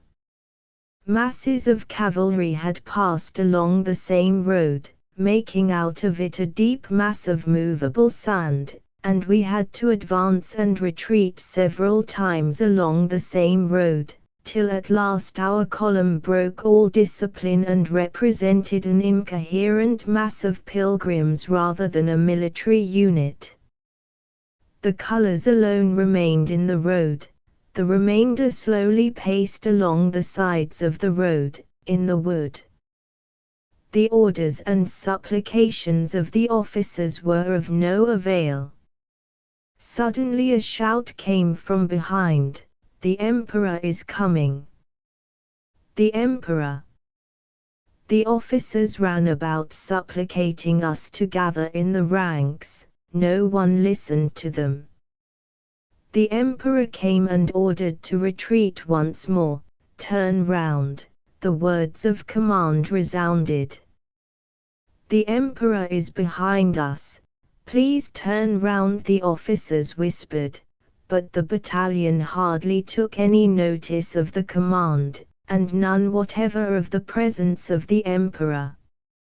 Happily, Alexander II was no fanatic of militarism, and, after having said a few words to cheer us with a promise of rest, he galloped off. I understood then how much depends in warfare upon the state of mind of the troops, and how little can be done by mere discipline when more than an average effort is required from the soldiers.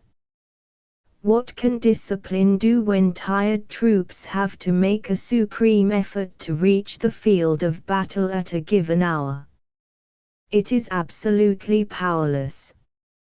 Only enthusiasm and confidence can at such moments induce the soldiers to do the impossible, and it is the impossible that continually must be accomplished to secure success. How often, later on in Siberia, I recalled to memory that object lesson when we also had to do the impossible during our scientific expeditions. Comparatively little of our time was, however, given during our stay in the camp to military drill and maneuvers. A good deal of it was given to practical exercises in surveys and fortification. After a few preliminary exercises we were given a reflecting compass and told, go and make a plan of, say, this lake or those roads, or that park, measuring the angles with the compass and the distances with your pace.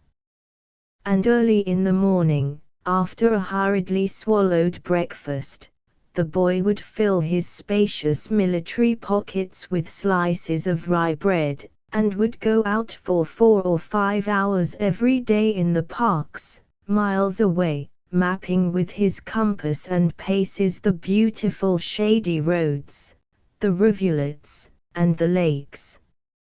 His work was later on compared with accurate maps, and prizes in optical and drawing instruments at the boy's choice were awarded. For me these surveys were a deep source of enjoyment.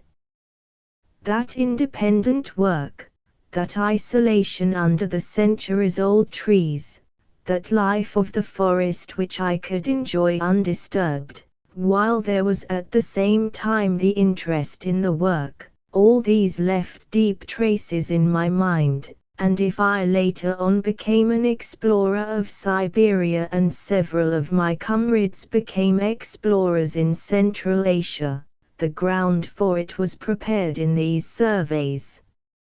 And finally, in the last form, parties of 4 boys were taken every second day to some villages at a considerable distance from the camp, and there they had to make a detailed survey of several square miles with the aid of the surveyor's table and a telescopic ruler. Officers of the general staff came from time to verify their work and to advise them.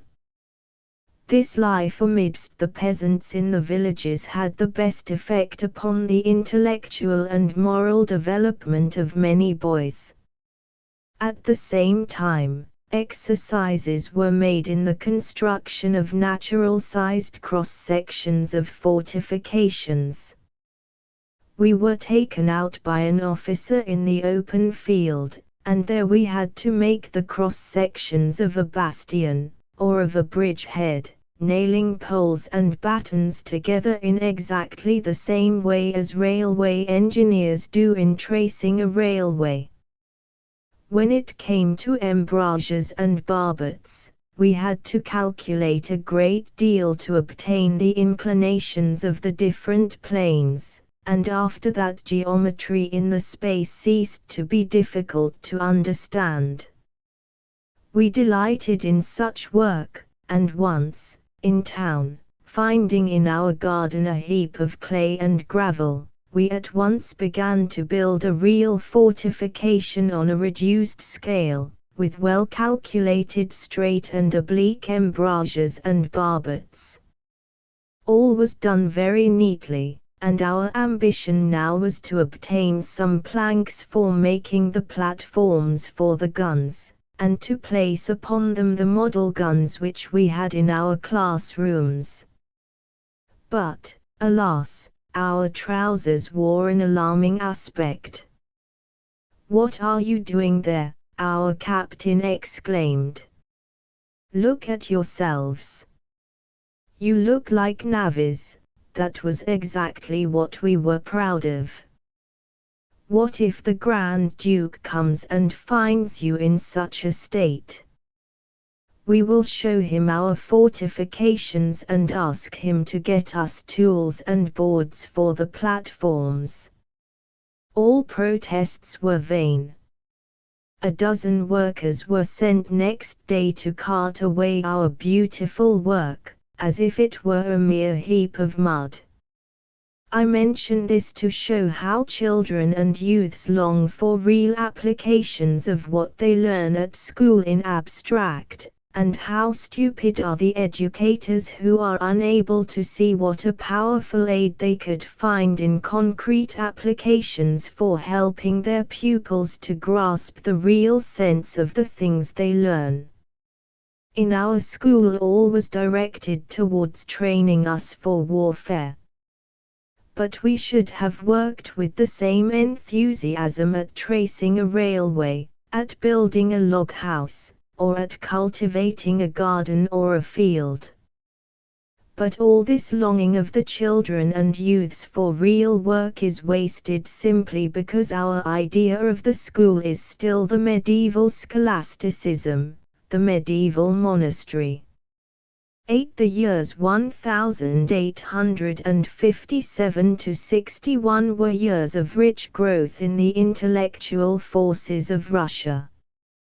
All that had been whispered for the last decade, in the secrecy of friendly meetings, by the generation represented in Russian literature by Turgenev, Tolstoy, Herten, Bakunin, Ogarev, Kavalin, Dostoevsky, Grigorovich, Ostrovsky, and Nekrasov, began now to leak out in the press.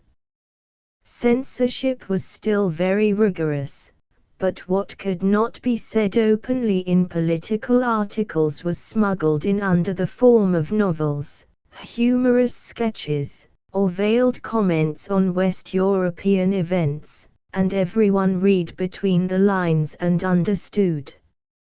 Having no acquaintances at St. Petersburg apart from the school and a narrow circle of relatives, I stood outside the radical movement of those years, miles, in fact, away from it.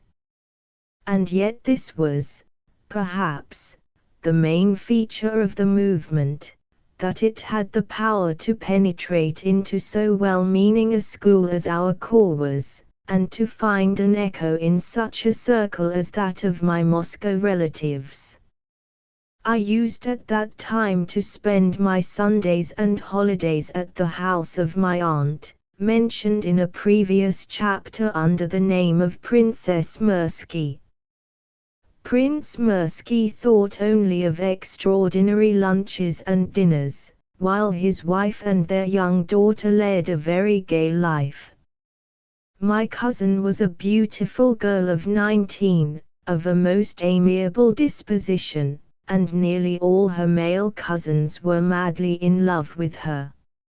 She, in turn, fell in love with one of them, and wanted to marry him. But to marry a cousin is considered a great sin by the Russian Church, and the old princess tried in vain to obtain a special permission from the high ecclesiastical dignitaries. Now she brought her daughter to St. Petersburg, hoping that she might choose among her many admirers a more suitable husband than her own cousin. It was labor lost, I must add, but their fashionable apartment was full of brilliant young men from the Guards and from the diplomatic service. Such a house would be the last to be thought of in connection with revolutionary ideas, and yet it was in that house that I made my first acquaintance with the revolutionary literature of the times. The great refugee, Herten, had just begun to issue at London his review, The Polar Star, which made a commotion in Russia, even in the palace circles, and was widely circulated secretly at St. Petersburg. My cousin got it in some way, and we used to read it together. Her heart revolted against the obstacles which were put in the way of her happiness, and her mind was the more open to the powerful criticisms which the great writer launched against the Russian autocracy and all the rotten system of misgovernment. With a feeling near to worship I used to look on the medallion which was printed on the paper cover of the Polar Star and which represented the noble heads of the 5 Decembrists whom Nicholas I had hanged after the rebellion of the 14th of December, 1825, Bestujev, Kakhovsky, Pestel, Ryleff, and Muravyov-Apostol. The beauty of the style of Herten, of whom Turgenev has truly said that he wrote in tears and blood, and that no other Russian had ever so written, the breadth of his ideas, and his deep love of Russia took possession of me, and I used to read and reread those pages, even more full of heart than of brain. In 1859, or early in 1860, I began to edit my first revolutionary paper. At that age, what could I be but a constitutionalist, and my paper advocated the necessity of a constitution for Russia. I wrote about the foolish expenses of the court, the sums of money which were spent at Nice to keep quite a squadron of the navy in attendance on the Dowager Empress, who died in 1860. I mentioned the misdeeds of the functionaries which I continually heard spoken of, and I urged the necessity of constitutional rule. I wrote 3 copies of my paper, and slipped them into the desks of 3 comrades of the higher forms, who, I thought, might be interested in public affairs. I asked my readers to put their remarks behind the Scotch grandfather clock in our library. With a throbbing heart, I went next day to see if there was something for me behind the clock. 2 notes were there, indeed. 2 comrades wrote that they fully sympathized with my paper, and only advised me not to risk too much. I wrote my second number, still more vigorously insisting upon the necessity of uniting all forces in the name of liberty. But this time there was no reply behind the clock. Instead, the 2 comrades came to me. "We are sure," they said, "that it is you who edit the paper, and we want to talk about it. We are quite agreed with you, and we are here to say, let us be friends. Your paper has done its work, it has brought us together, but there is no need to continue it. In all the school there are only 2 more who would take any interest in such matters, while if it becomes known that there is a paper of this kind, the consequences will be terrible for all of us. Let us constitute a circle and talk about everything. Perhaps we shall put something into the heads of a few others." This was so sensible that I could only agree, and we sealed our union by a hearty shaking of hands. From that time we 3 became firm friends, and used to read a great deal together and discuss all sorts of things. The abolition of serfdom was the question which then engrossed the attention of all thinking men. The revolution of 1848 had had its distinct echo in the hearts of the Russian peasant folk, and from the year 1850 the insurrections of revolted serfs began to take serious proportions. When the Crimean War broke out, and militia was levied all over Russia, these revolts spread with a violence never before heard of. Several serf owners were killed by their serfs, and the peasant uprisings became so serious that whole regiments, with artillery, were sent to quell them, whereas in former times small detachments of soldiers would have been sufficient to terrorize the peasants into obedience. These outbreaks on the one side, and the profound aversion to serfdom which had grown up in the generation which came to the front with the advent of Alexander II to the throne, rendered the emancipation of the peasants more and more imperative. The emperor, himself averse to serfdom, and supported, or rather influenced, in his own family by his wife, his brother Constantine, and the Grand Duchess Helene Pavlovna, took the first steps in that direction. His intention was that the initiative of the reform should come from the nobility, the serf owners themselves. But in no province of Russia could the nobility be induced to send a petition to the Tsar to that effect.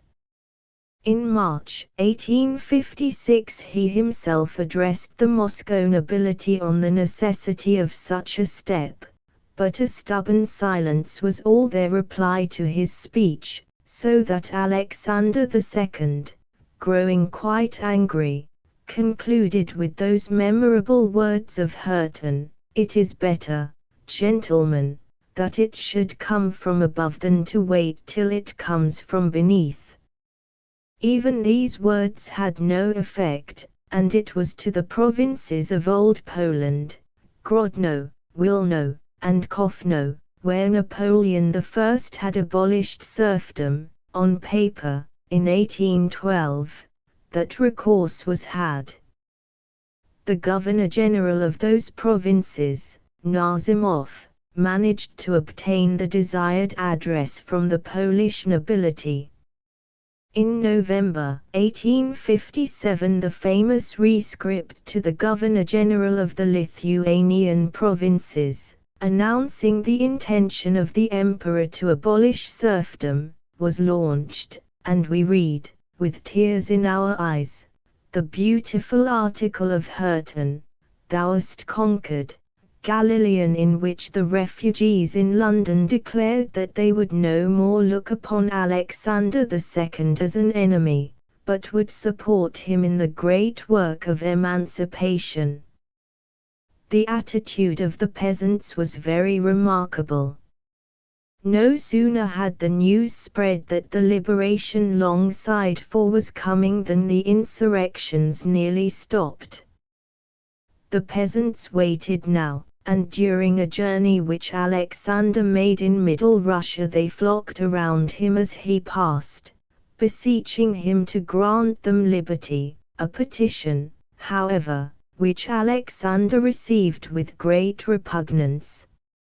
It is most remarkable, so strong is the force of tradition, that the rumor went among the peasants that it was Napoleon III who had required of the Tsar, in the Treaty of Peace, that the peasants should be freed. I frequently heard this rumor, and on the very eve of the emancipation they seemed to doubt that it would be done without pressure from abroad. "Nothing will be done unless Garibaldi comes," was the reply which a peasant made at St. Petersburg to a comrade of mine who talked to him about freedom coming. But after these moments of general rejoicing years of incertitude and disquiet followed. Specially appointed committees in the provinces and at St. Petersburg discussed the proposed liberation of the serfs, but the intentions of Alexander II seemed unsettled. A check was continually put upon the press, in order to prevent it from discussing details. Sinister rumors circulated at St. Petersburg and reached our court. There was no lack of young men amongst the nobility who earnestly worked for a frank abolition of the old servitude, but the serfdom party drew closer and closer round the emperor, and got power over his mind. They whispered into his ears that the day serfdom was abolished the peasants would begin to kill the landlords wholesale, and Russia would witness a new Pugachov uprising, far more terrible than that of 1773. Alexander, who was a man of weak character, only too readily lent his ear to such predictions.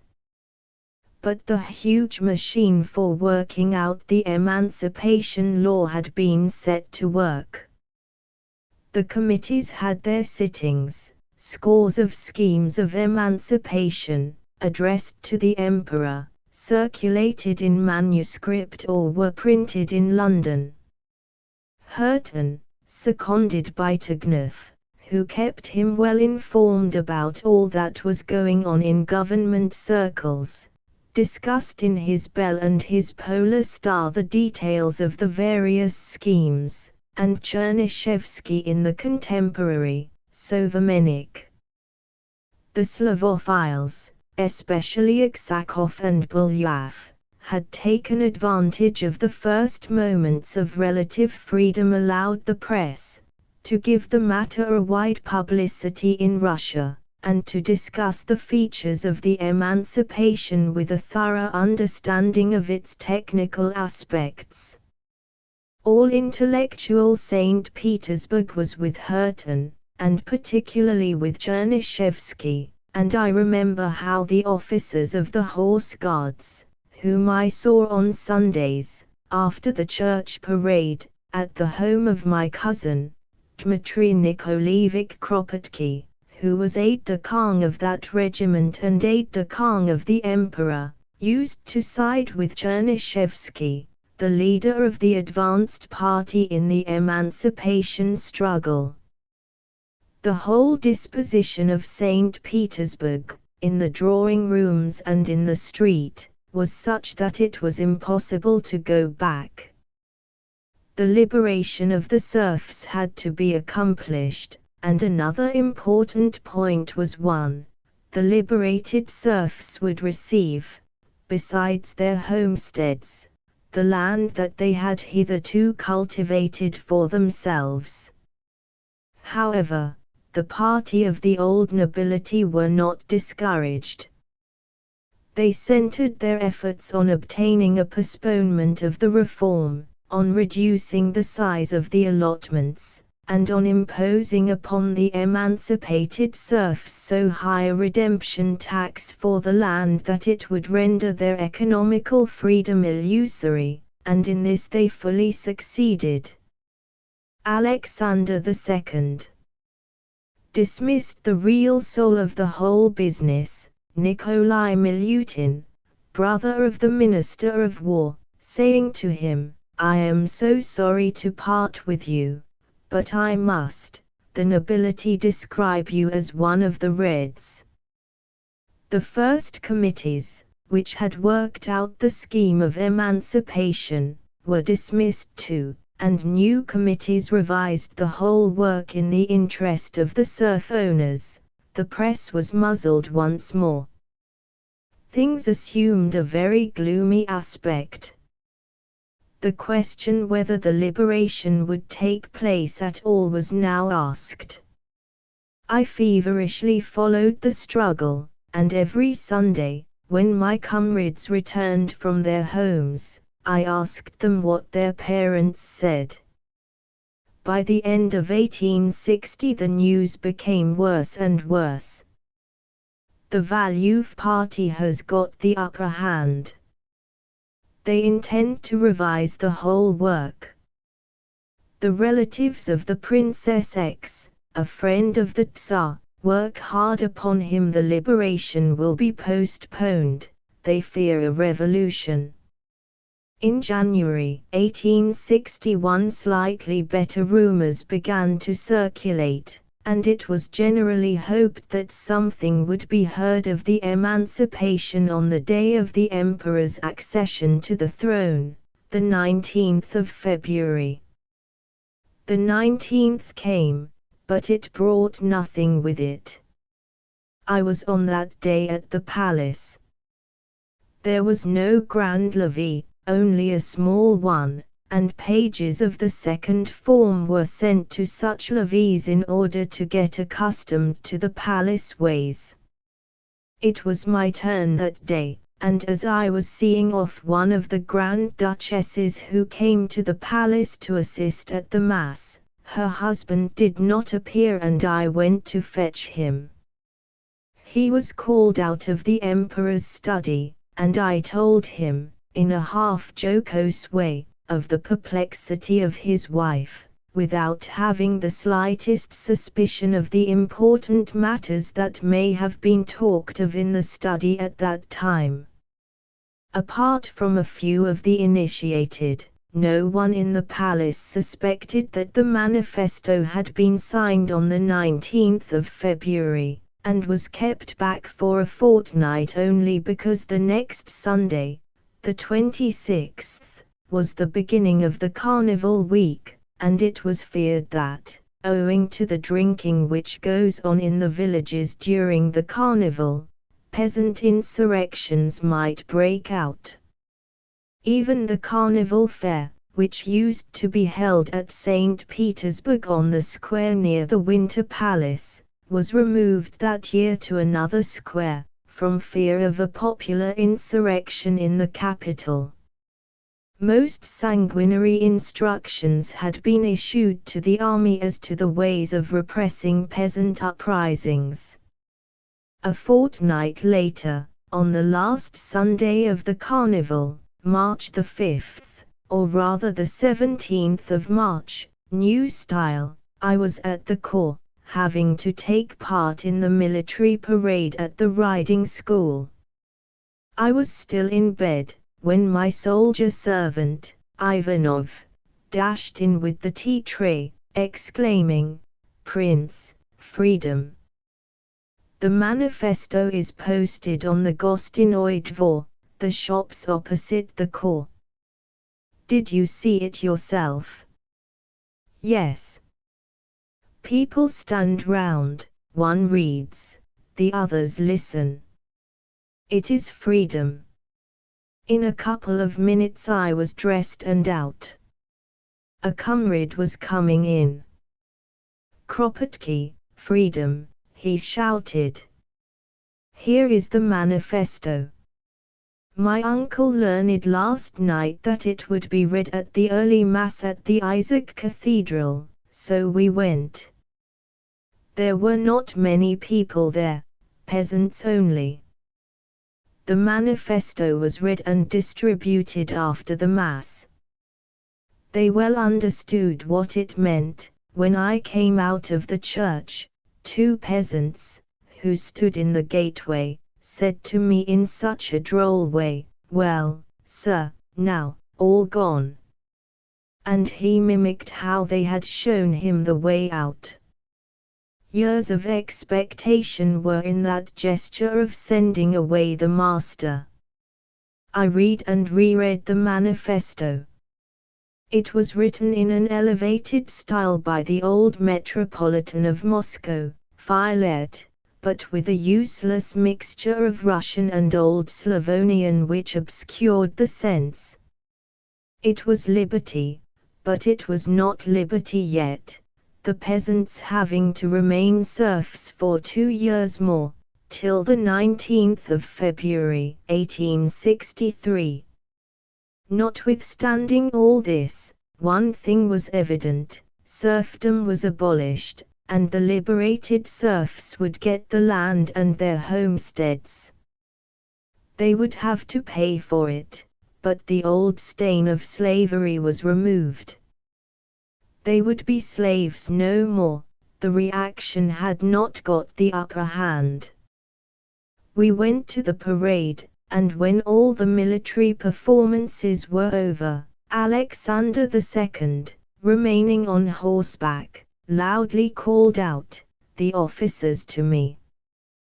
They gathered round him, and he began, in a loud voice, a speech about the great event of the day. The officers, the representatives of the nobility in the army, these scraps of sentences reached our ears. An end has been put to centuries of injustice. I expect sacrifices from the nobility, the loyal nobility will gather round the throne, and so on. Enthusiastic hurrahs resounded amongst the officers as he ended. We ran rather than marched back on our way to the corps, hurrying to be in time for the Italian opera, of which the last performance in the season was to be given that afternoon. Some manifestation was sure to take place then. Our military attire was flung off with great haste, and several of us dashed, light-footed, to the 6th-story gallery. The house was crowded. During the first entr'acte the smoking room of the opera filled with excited young men, who all talked to one another, whether acquainted or not. We planned at once to return to the hall, and to sing, with the whole public in a mass choir, the hymn God Save the Tsar. However, sounds of music reached our ears, and we all hurried back to the hall. The band of the opera was already playing the hymn, which was drowned immediately in enthusiastic hurrahs coming from the galleries, the boxes, the pit. I saw Bavrai, the conductor, waving his stick, but not a sound could be heard from the powerful band. Then Bavrai stopped, but the hurrahs continued. I saw the stick waved again in the air, I saw the fiddle bows moving and musicians blowing the brass instruments, but again the sound of voices overwhelmed the band. Bavrai began conducting the hymn once more, and it was only by the end of that third repetition that isolated sounds of the brass instruments pierced through the clamor of human voices. The same enthusiasm was in the streets. Crowds of peasants and educated men stood in front of the palace, shouting hurrahs, and the Tsar could not appear without being followed by demonstrative crowds running after his carriage. Hurton was right when, 2 years later, as Alexander was drowning the Polish insurrection in blood, and Muravyov the hanger was strangling it on the scaffold, he wrote, "Alexander Nikolaevich, why did you not die on that day? Your name would have been transmitted in history as that of a hero." Where were the uprisings which had been predicted by the champions of slavery? Conditions more indefinite than those which had been created by the Polygeny, the Emancipation Law, could not have been invented. If anything could have provoked revolts, it was precisely the perplexing vagueness of the conditions created by the new law. And yet, except in 2 places where there were insurrections, and a very few other spots where small disturbances, entirely due to misunderstandings and immediately appeased, took place, Russia remained quiet, more quiet than ever.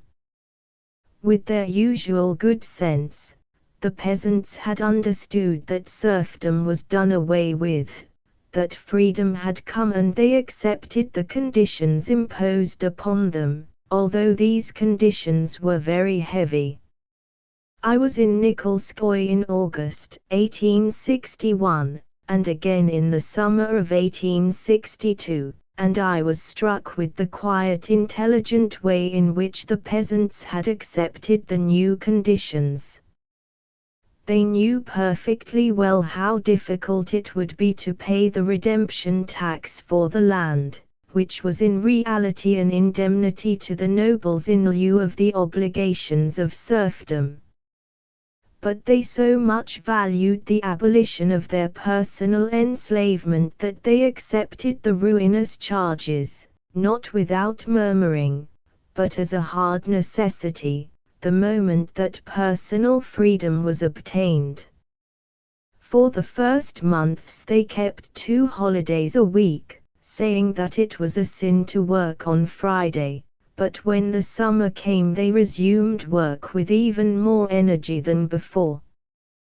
When I saw our Nikolskoye peasants, 15 months after the liberation, I could not but admire them. Their inborn good nature and softness remained with them, but all traces of servility had disappeared. They talked to their masters as equals talk to equals, as if they never had stood in different relations. Besides, such men came out from among them as could make a stand for their rights. The Polygeny was a large and difficult book, which it took me a good deal of time to understand, but when Vasily Ivanov, the elder of Nikolskoye, came one day to ask me to explain to him some obscurity in it, I saw that he, who was not even a fluent reader, had admirably found his way amongst the intricacies of the chapters and paragraphs of the law. The household people, that is, the servants, came out the worst of all. They got no land, and would hardly have known what to do with it if they had. They got freedom, and nothing besides. In our neighborhood nearly all of them left their masters, none, for example, remained in the household of my father. They went in search of positions elsewhere, and a number of them found employment at once with the merchant class, who were proud of having the coachman of Prince so-and-so, or the cook of General so-and-so.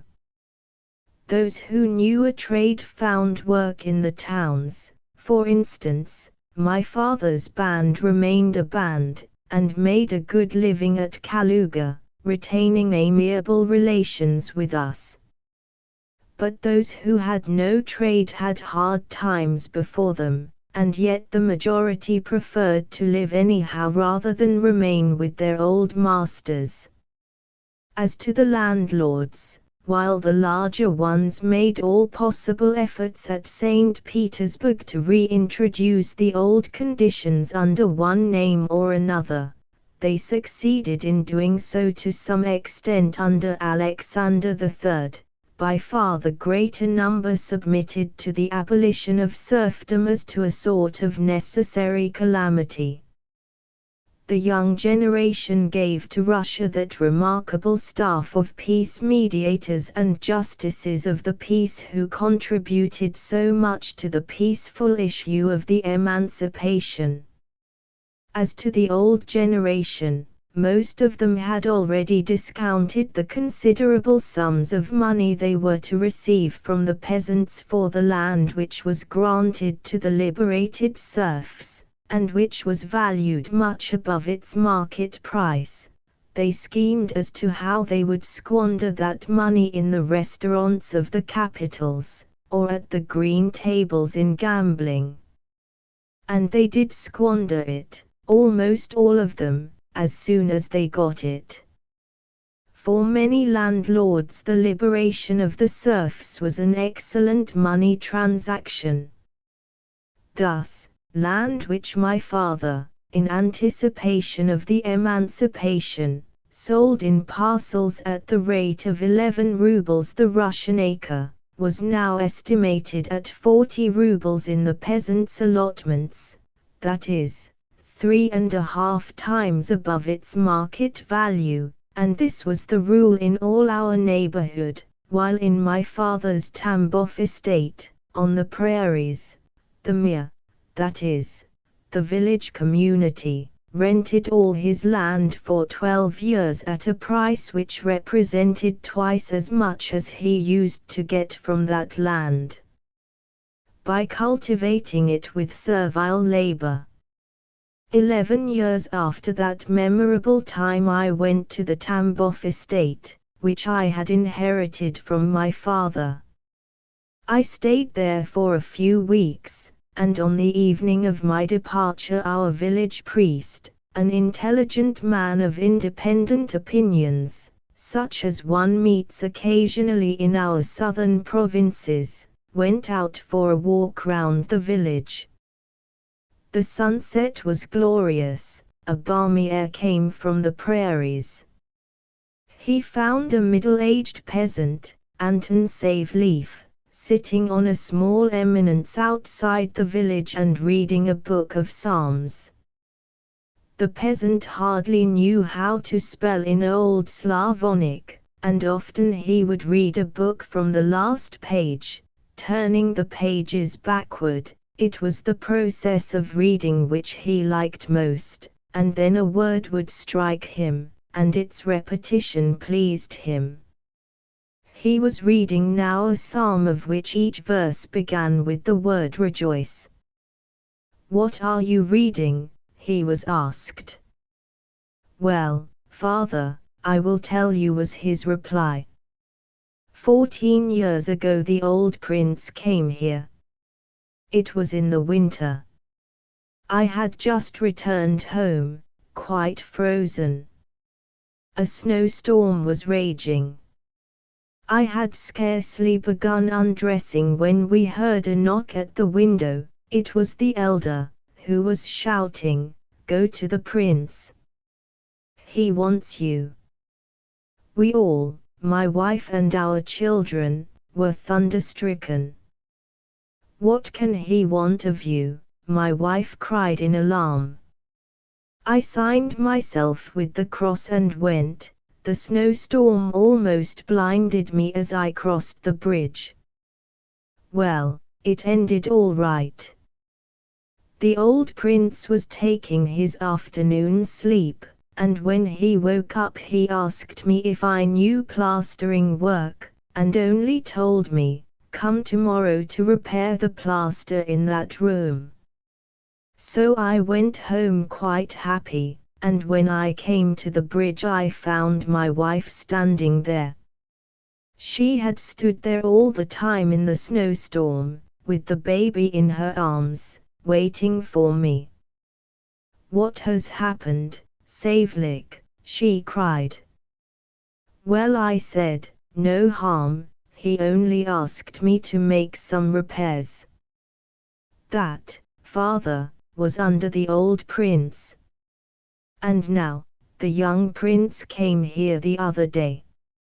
I went to see him, and found him in the garden, at the tea table, in the shadow of the house. You, father, sat with him, and the elder of the canton, with his mayor's chain upon his breast.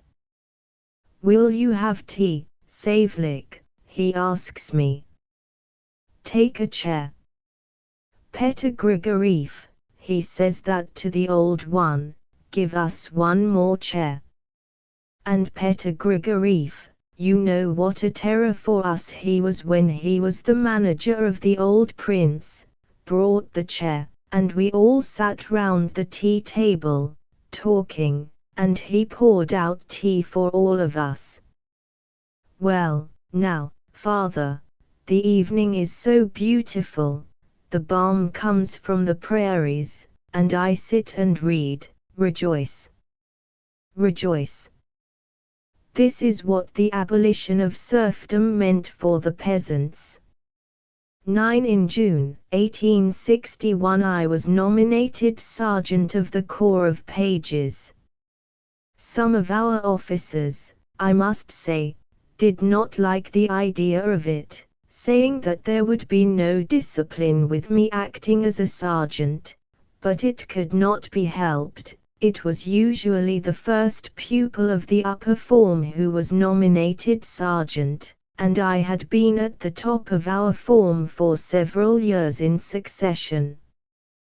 This appointment was considered very enviable, not only because the sergeant occupied a privileged position in the school and was treated like an officer, but especially because he was also the page de chambre of the emperor for the time being, and to be personally known to the emperor was of course considered as a stepping stone to further distinctions.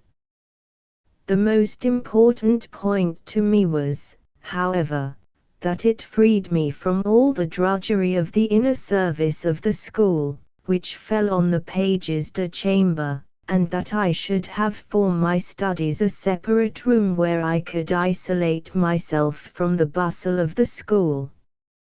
True, there was also an important drawback to it. I had always found it tedious to pace up and down, many times a day, the whole length of our rooms, and used therefore to run the distance full speed, which was severely prohibited, and now I should have to walk very solemnly, with the service book under my arm, instead of running.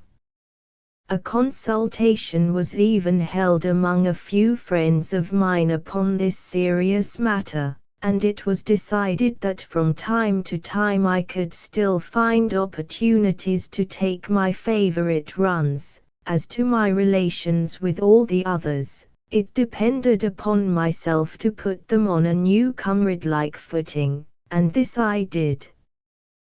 The pages de chamber had to be at the palace frequently, in attendance at the great and small levees, the balls, the receptions, the gala dinners, and so on.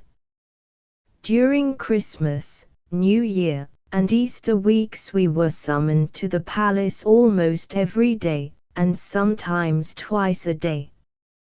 Moreover, in my military capacity of sergeant I had to report to the Emperor every Sunday, at the parade in the riding school, that all was well at the company of the corps of pages even when 1/3 of the school was ill of some contagious disease.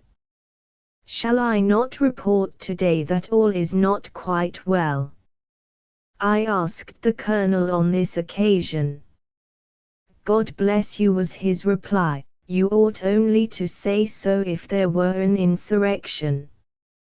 Court life has undoubtedly much that is picturesque about it. With its elegant refinement of manners, superficial though it may be, its strict etiquette, and its brilliant surroundings, it is certainly meant to be impressive.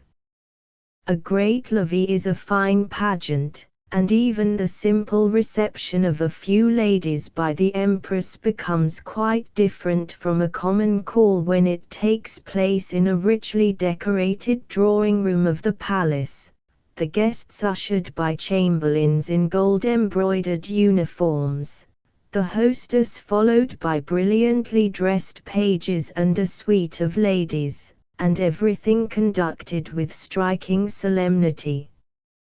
To be an actor in the court ceremonies, in attendance upon the chief personages, offered something more than the mere interest of curiosity for a boy of my age.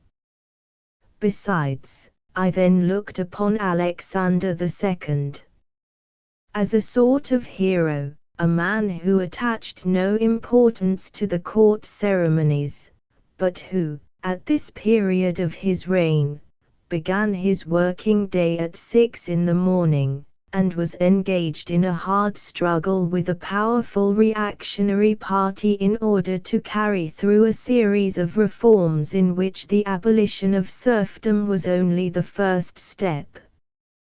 But gradually, as I saw more of the spectacular side of court life, and caught now and then a glimpse of what was going on behind the scenes, I realized not only the futility of these shows and the things they were intended to conceal, but also that these small things so much absorbed the court as to prevent consideration of matters of far greater importance.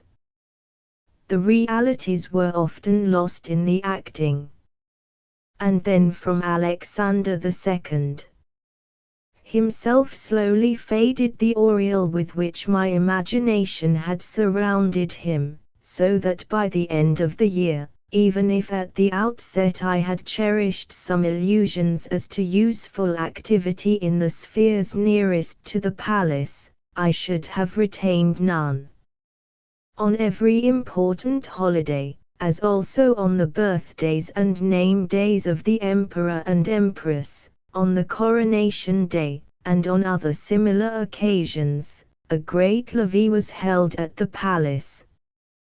Thousands of generals and officers of all ranks, down to that of captain, as well as the high functionaries of the civil service, were arranged in lines in the immense halls of the palace, to bow at the passage of the emperor and his family, as they solemnly proceeded to the church. All the members of the imperial family came on those days to the palace, meeting together in a drawing-room and merrily chatting till the moment arrived for putting on the mask of solemnity. Then the column was formed. The emperor, giving his hand to the empress, opened the march. He was followed by his page de chambre, and he in turn by the general aide-de-camp, the aide-de-camp on duty that day, and the minister of the imperial household, while the empress, or rather the immense train of her dress, was attended by her 2 pages de chambre, who had to support the train at the turnings and to spread it out again in all its beauty. The heir apparent, who was a young man of 18, and all the other Grand Dukes and Duchesses, came next, in the order of their right of succession to the throne, each of the Grand Duchesses followed by her page de chambre. Then there was a long procession of the ladies in attendance, old and young, all wearing the so-called Russian costume, that is, an evening dress which was supposed to resemble the costume worn by the women of old Russia. As the procession passed, I could see how each of the eldest military and civil functionaries, before making his bow, would try to catch the eye of the emperor, and if he had his bow acknowledged by a smiling look of the Tsar, or by a hardly perceptible nod of the head, or perchance by a word or two, he would look round upon his neighbors, full of pride, in the expectation of their congratulations. From the church the procession returned in the same way, and then everyone hurried back to his own affairs. Apart from a few devotees and some young ladies, not 1 in 10 present at these levees regarded them otherwise than as a tedious duty. Twice or thrice during the winter great balls were given at the palace, and thousands of people were invited to them. After the emperor had opened the dances with a polonaise, full liberty was left to everyone to enjoy the time as he liked. There was plenty of room in the immense brightly illuminated halls, where young girls were easily lost to the watchful eyes of their parents and aunts, and many thoroughly enjoyed the dances and the supper, during which the young people managed to be left to themselves. My duties at these balls were rather difficult. Alexander II did not dance, nor did he sit down, but he moved all the time amongst his guests, his page de chambre having to follow him at a distance, so as to be within easy call, and yet not inconveniently near. This combination of presence with absence was not easy to attain, nor did the emperor require it. He would have preferred to be left entirely to himself, but such was the tradition, and he had to submit to it. The worst was when he entered a dense crowd of ladies who stood round the circle in which the Grand Dukes danced, and slowly circulated among them. It was not at all easy to make a way through this living garden, which opened to give passage to the emperor, but closed in immediately behind him.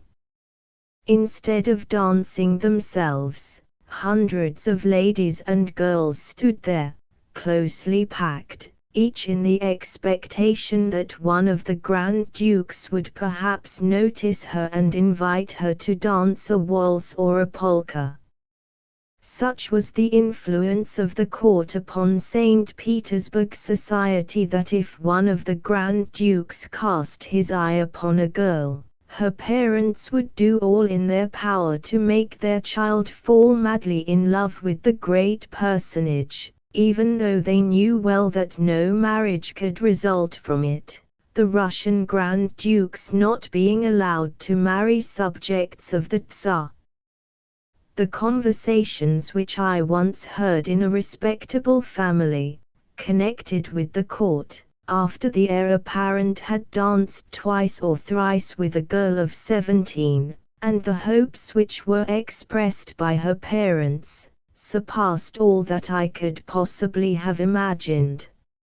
Every time that we were at the palace we had lunch or dinner there, and the footman would whisper to us bits of news from the scandalous chronicle of the place, whether we cared for it or not. They knew everything that was going on in the different palaces, that was their domain. For truth's sake, I must say that during the year which I speak of, that sort of chronicle was not as rich in events as it became in the 70s. The brothers of the Tsar were only recently married, and his sons were all very young. But the relations of the Emperor himself with the Princess X, whom Turgenev has so admirably depicted in Smoke under the name of Irene, were even more freely spoken of by the servants than by St. Petersburg society. One day, however, when we entered the room where we used to dress, we were told, "The X has today got her dismissal, a complete one this time." Half an hour later we saw the lady in question coming to assist at Mass, with her eyes swollen from weeping, and swallowing her tears during the Mass, while the other ladies managed so to stand at a distance from her as to put her in evidence. The footmen were already informed about the incident, and commented upon it in their own way. There was something truly repulsive in the talk of these men, who the day before would have crouched down before the same lady. The system of espionage which is exercised in the palace, especially around the Emperor himself, would seem almost incredible to the uninitiated. The following incident will give some idea of it. A few years later, one of the Grand Dukes received a severe lesson from a St. Petersburg gentleman. The latter had forbidden the Grand Duke his house, but, returning home unexpectedly, he found him in his drawing-room and rushed upon him with his lifted stick. The young man dashed down the staircase, and was already jumping into his carriage when the pursuer caught him, and dealt him a blow with his stick. The policeman who stood at the door saw the adventure and ran to report it to the chief of the police, General Kropotkin, who, in his turn, jumped into his carriage and hastened to the Emperor, to be the first to report the sad incident.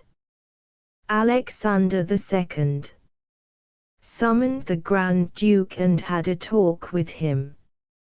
A couple of days later, an old functionary who belonged to the third section of the Emperor's Chancery, that is, to the state police, and who was a friend at the house of one of my comrades, related the whole conversation. The Emperor, he informed us, was very angry, and said to the Grand Duke in conclusion, "You should know better how to manage your little affairs." He was asked, of course, how he could know anything about a private conversation, but the reply was very characteristic: "The words and the opinions of His Majesty must be known to our department." How otherwise could such a delicate institution as the state police be managed? Be sure that the Emperor is the most closely watched person in all St. Petersburg. There was no boasting in these words.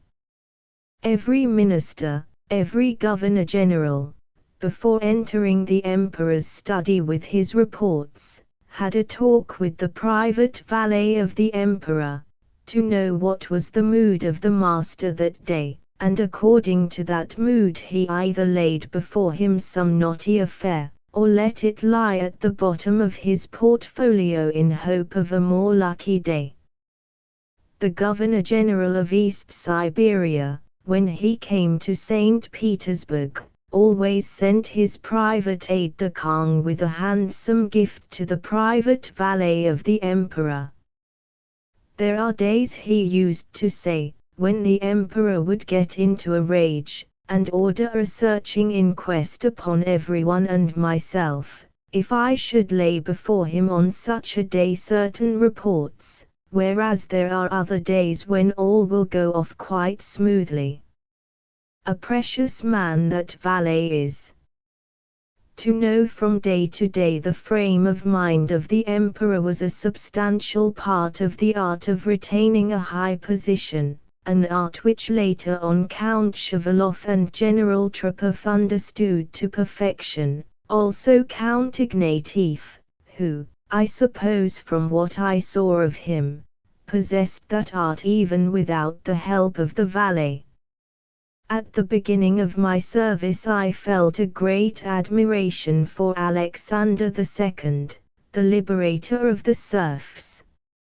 Imagination often carries a boy beyond the realities of the moment, and my frame of mind at that time was such that if an attempt had been made in my presence upon the Tsar I should have covered him with my body. One day, at the beginning of January 1862, I saw him leave the procession and rapidly walk alone toward the halls where parts of all the regiments of the St. Petersburg garrison were aligned for a parade.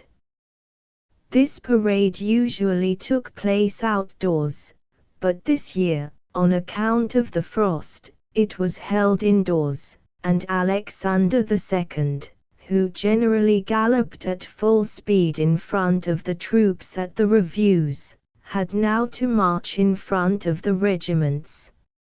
I knew that my court duties ended as soon as the emperor appeared in his capacity of military commander of the troops, and that I had to follow him to this spot, but no further.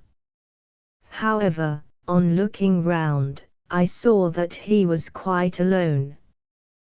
The two aides-de-camp had disappeared, and there was with him not a single man of his suite. I will not leave him alone, I said to myself, and followed him. Whether Alexander II was in a great hurry that day, or had other reasons to wish that the review should be over as soon as possible, I cannot say, but he dashed in front of the troops, and marched along their rows at such a speed, making such big and rapid steps, he was very tall, that I had the greatest difficulty in following him at my most rapid pace, and in places had almost to run in order to keep close behind him. He hurried as if he ran away from a danger. His excitement communicated itself to me, and every moment I was ready to jump in front of him, regretting only that I had on my ordnance sword and not my own sword, with a Toledo blade, which pierced coppers and was a far better weapon. It was only after he had passed in front of the last battalion that he slackened his pace, and, on entering another hall, looked round, to meet my eyes glittering with the excitement of that mad march. The younger aide-de-camp was running at full speed, 2 halls behind. I was prepared to get a severe scolding, instead of which Alexander II said to me, perhaps betraying his own inner thoughts, "You hear, brave boy," and as he slowly walked away he turned into space that problematic, absent-minded gaze which I had begun often to notice. Such was then the attitude of my mind. However, various small incidents, as well as the reactionary character which the policy of Alexander II was decidedly taking, instilled more and more doubts into my heart. Every year, on January the 6th, a half-Christian and half-pagan ceremony of sanctifying the waters is performed in Russia. It is also performed at the palace. A pavilion is built on the Neva River, opposite the palace, and the imperial family, headed by the clergy, proceed from the palace, across the superb quay, to the pavilion, where a Te Deum is sung, and the cross is plunged into the water of the river. Thousands of people stand on the quay and on the ice of the Neva to witness the ceremony from a distance. All have to stand bareheaded during the service. This year, as the frost was rather sharp, an old general had put on a wig, and in the hurry of drawing on his cape, his wig had been dislodged and now lay across his head, without his noticing it. The Grand Duke Constantine, having caught sight of it, laughed the whole time the Te Deum was being sung, with the younger Grand Dukes, looking in the direction of the unhappy general, who smiled stupidly without knowing why he was the cause of so much hilarity.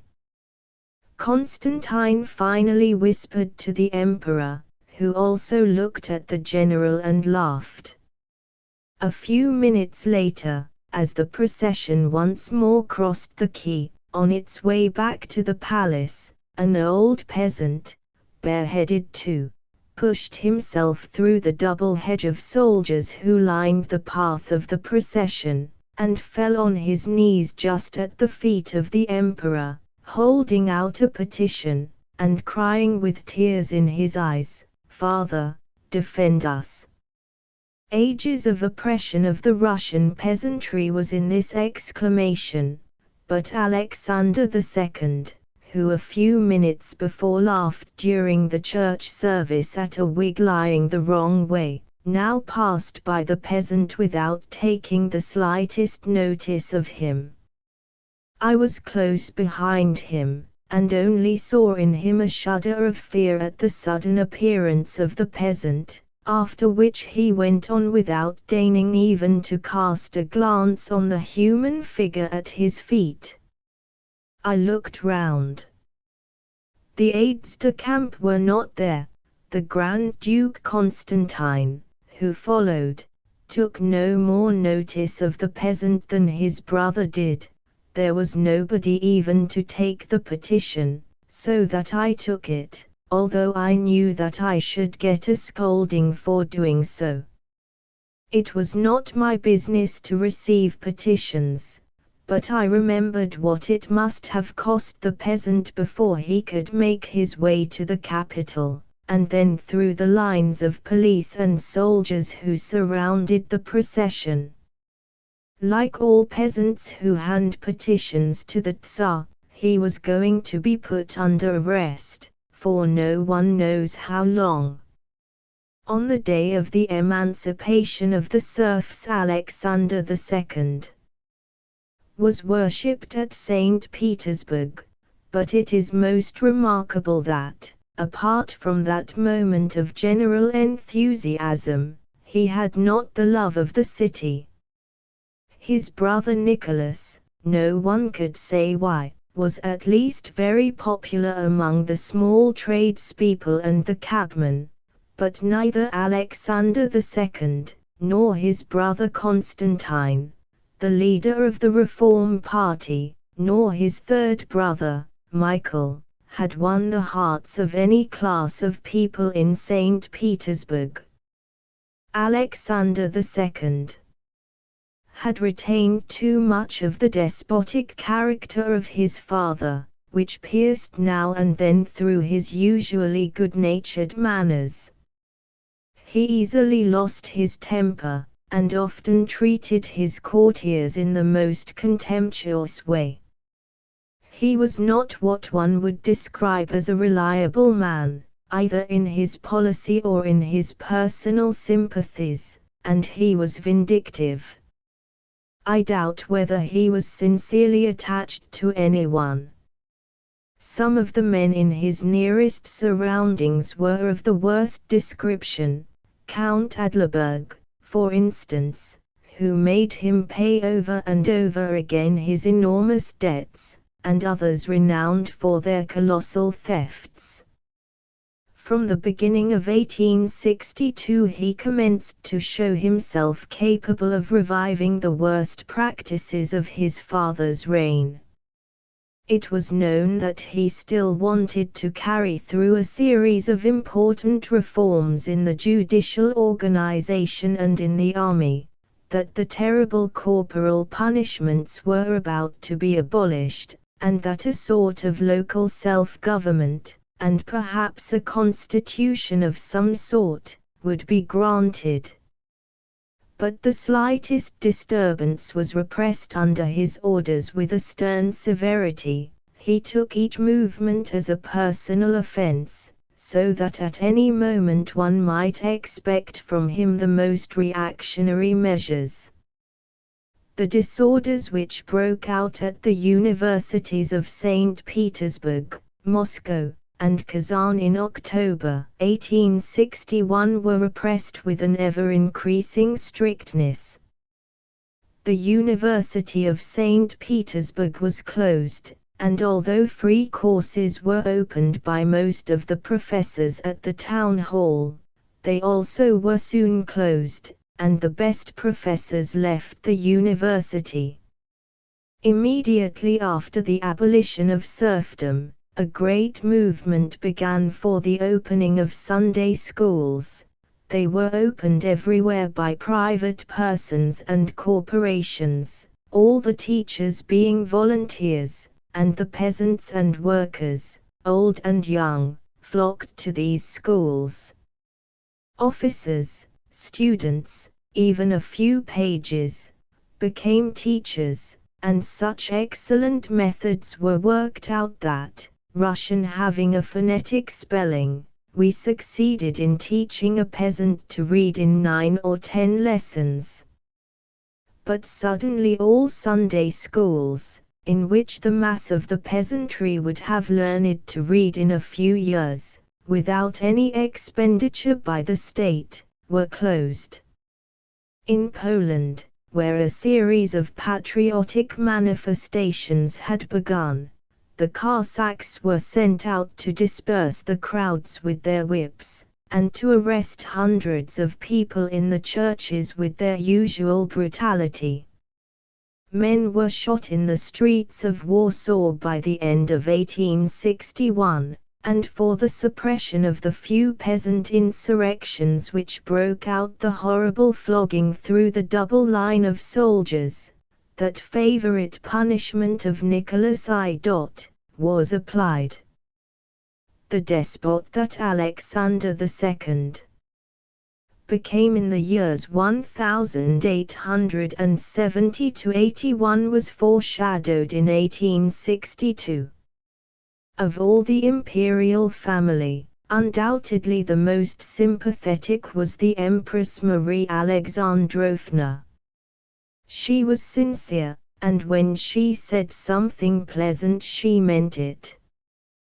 The way in which she once thanked me for a little courtesy, it was after her reception of the ambassador of the United States, who had just come to St. Petersburg, deeply impressed me. It was not the way of a lady spoiled by courtesies, as an empress is supposed to be. She certainly was not happy in her home life, nor was she liked by the ladies of the court, who found her too severe, and could not understand why she should take so much to heart the etourderies of her husband. It is now known that she played a by no means unimportant part in bringing about the abolition of serfdom. But at that time her influence in this direction seems to have been little known. The Grand Duke Constantine and the Grand Duchess Helene Pavlovna, who was the main support of Nicholas Milutin at the court, being considered the two leaders of the reform party in the palace spheres. The Empress was better known for the decisive part she had taken in the creation of girls' gymnasia, high schools, which received from the outset a high standard of organization and a truly democratic character. Her friendly relations with Ushinsky, a great pedagogist, saved him from sharing the fate of all men of mark of that time, that is, exile. Being very well educated herself, Marie Alexandrovna did her best to give a good education to her eldest son. The best men in all branches of knowledge were sought as teachers, and she even invited for that purpose Kavarin, although she knew well his friendly relations with Hurton. When he mentioned to her that friendship, she replied that she had no grudge against Hurton, except for his violent language about the Empress Dowager. The heir apparent was extremely handsome, perhaps even too femininely handsome. He was not proud in the least, and during the levees he used to chatter in the most comrade-like way with the pages de chamber. I even remember, at the reception of the diplomatic corps on New Year's Day, trying to make him appreciate the simplicity of the uniform of the ambassador of the United States as compared with the parrot-colored uniforms of the other ambassadors.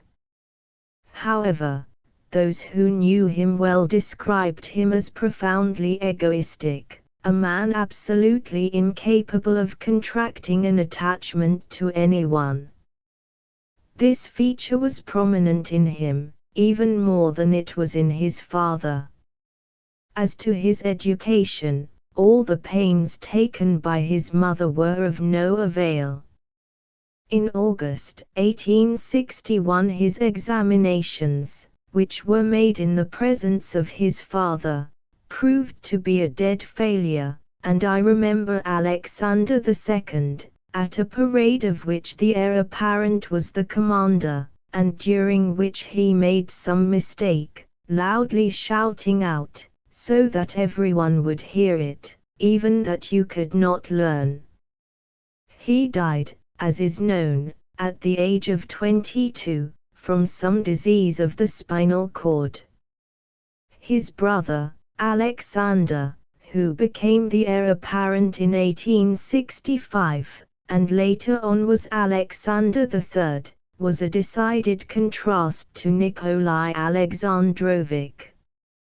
He reminded me so much of Paul I by his face, his figure, and his contemplation of his own grandeur, that I used to say, if he ever reigns, he will be another Paul I in the Gatchina Palace, and will have the same end as his great-grandfather had at the hands of his own courtiers.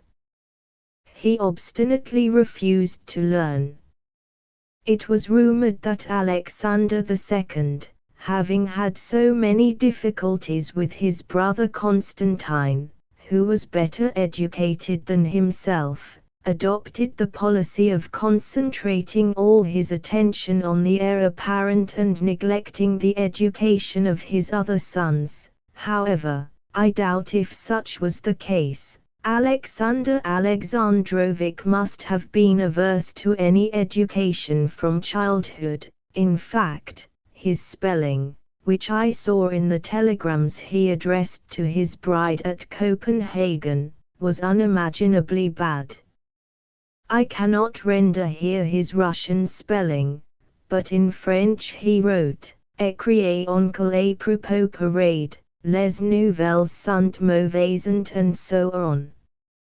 He is said to have improved in his manners toward the end of his life, but in 1870, and also much later, he was a true descendant of Paul I. I knew at St. Petersburg an officer, of Swedish origin, from Finland, who had been sent to the United States to order rifles for the Russian army.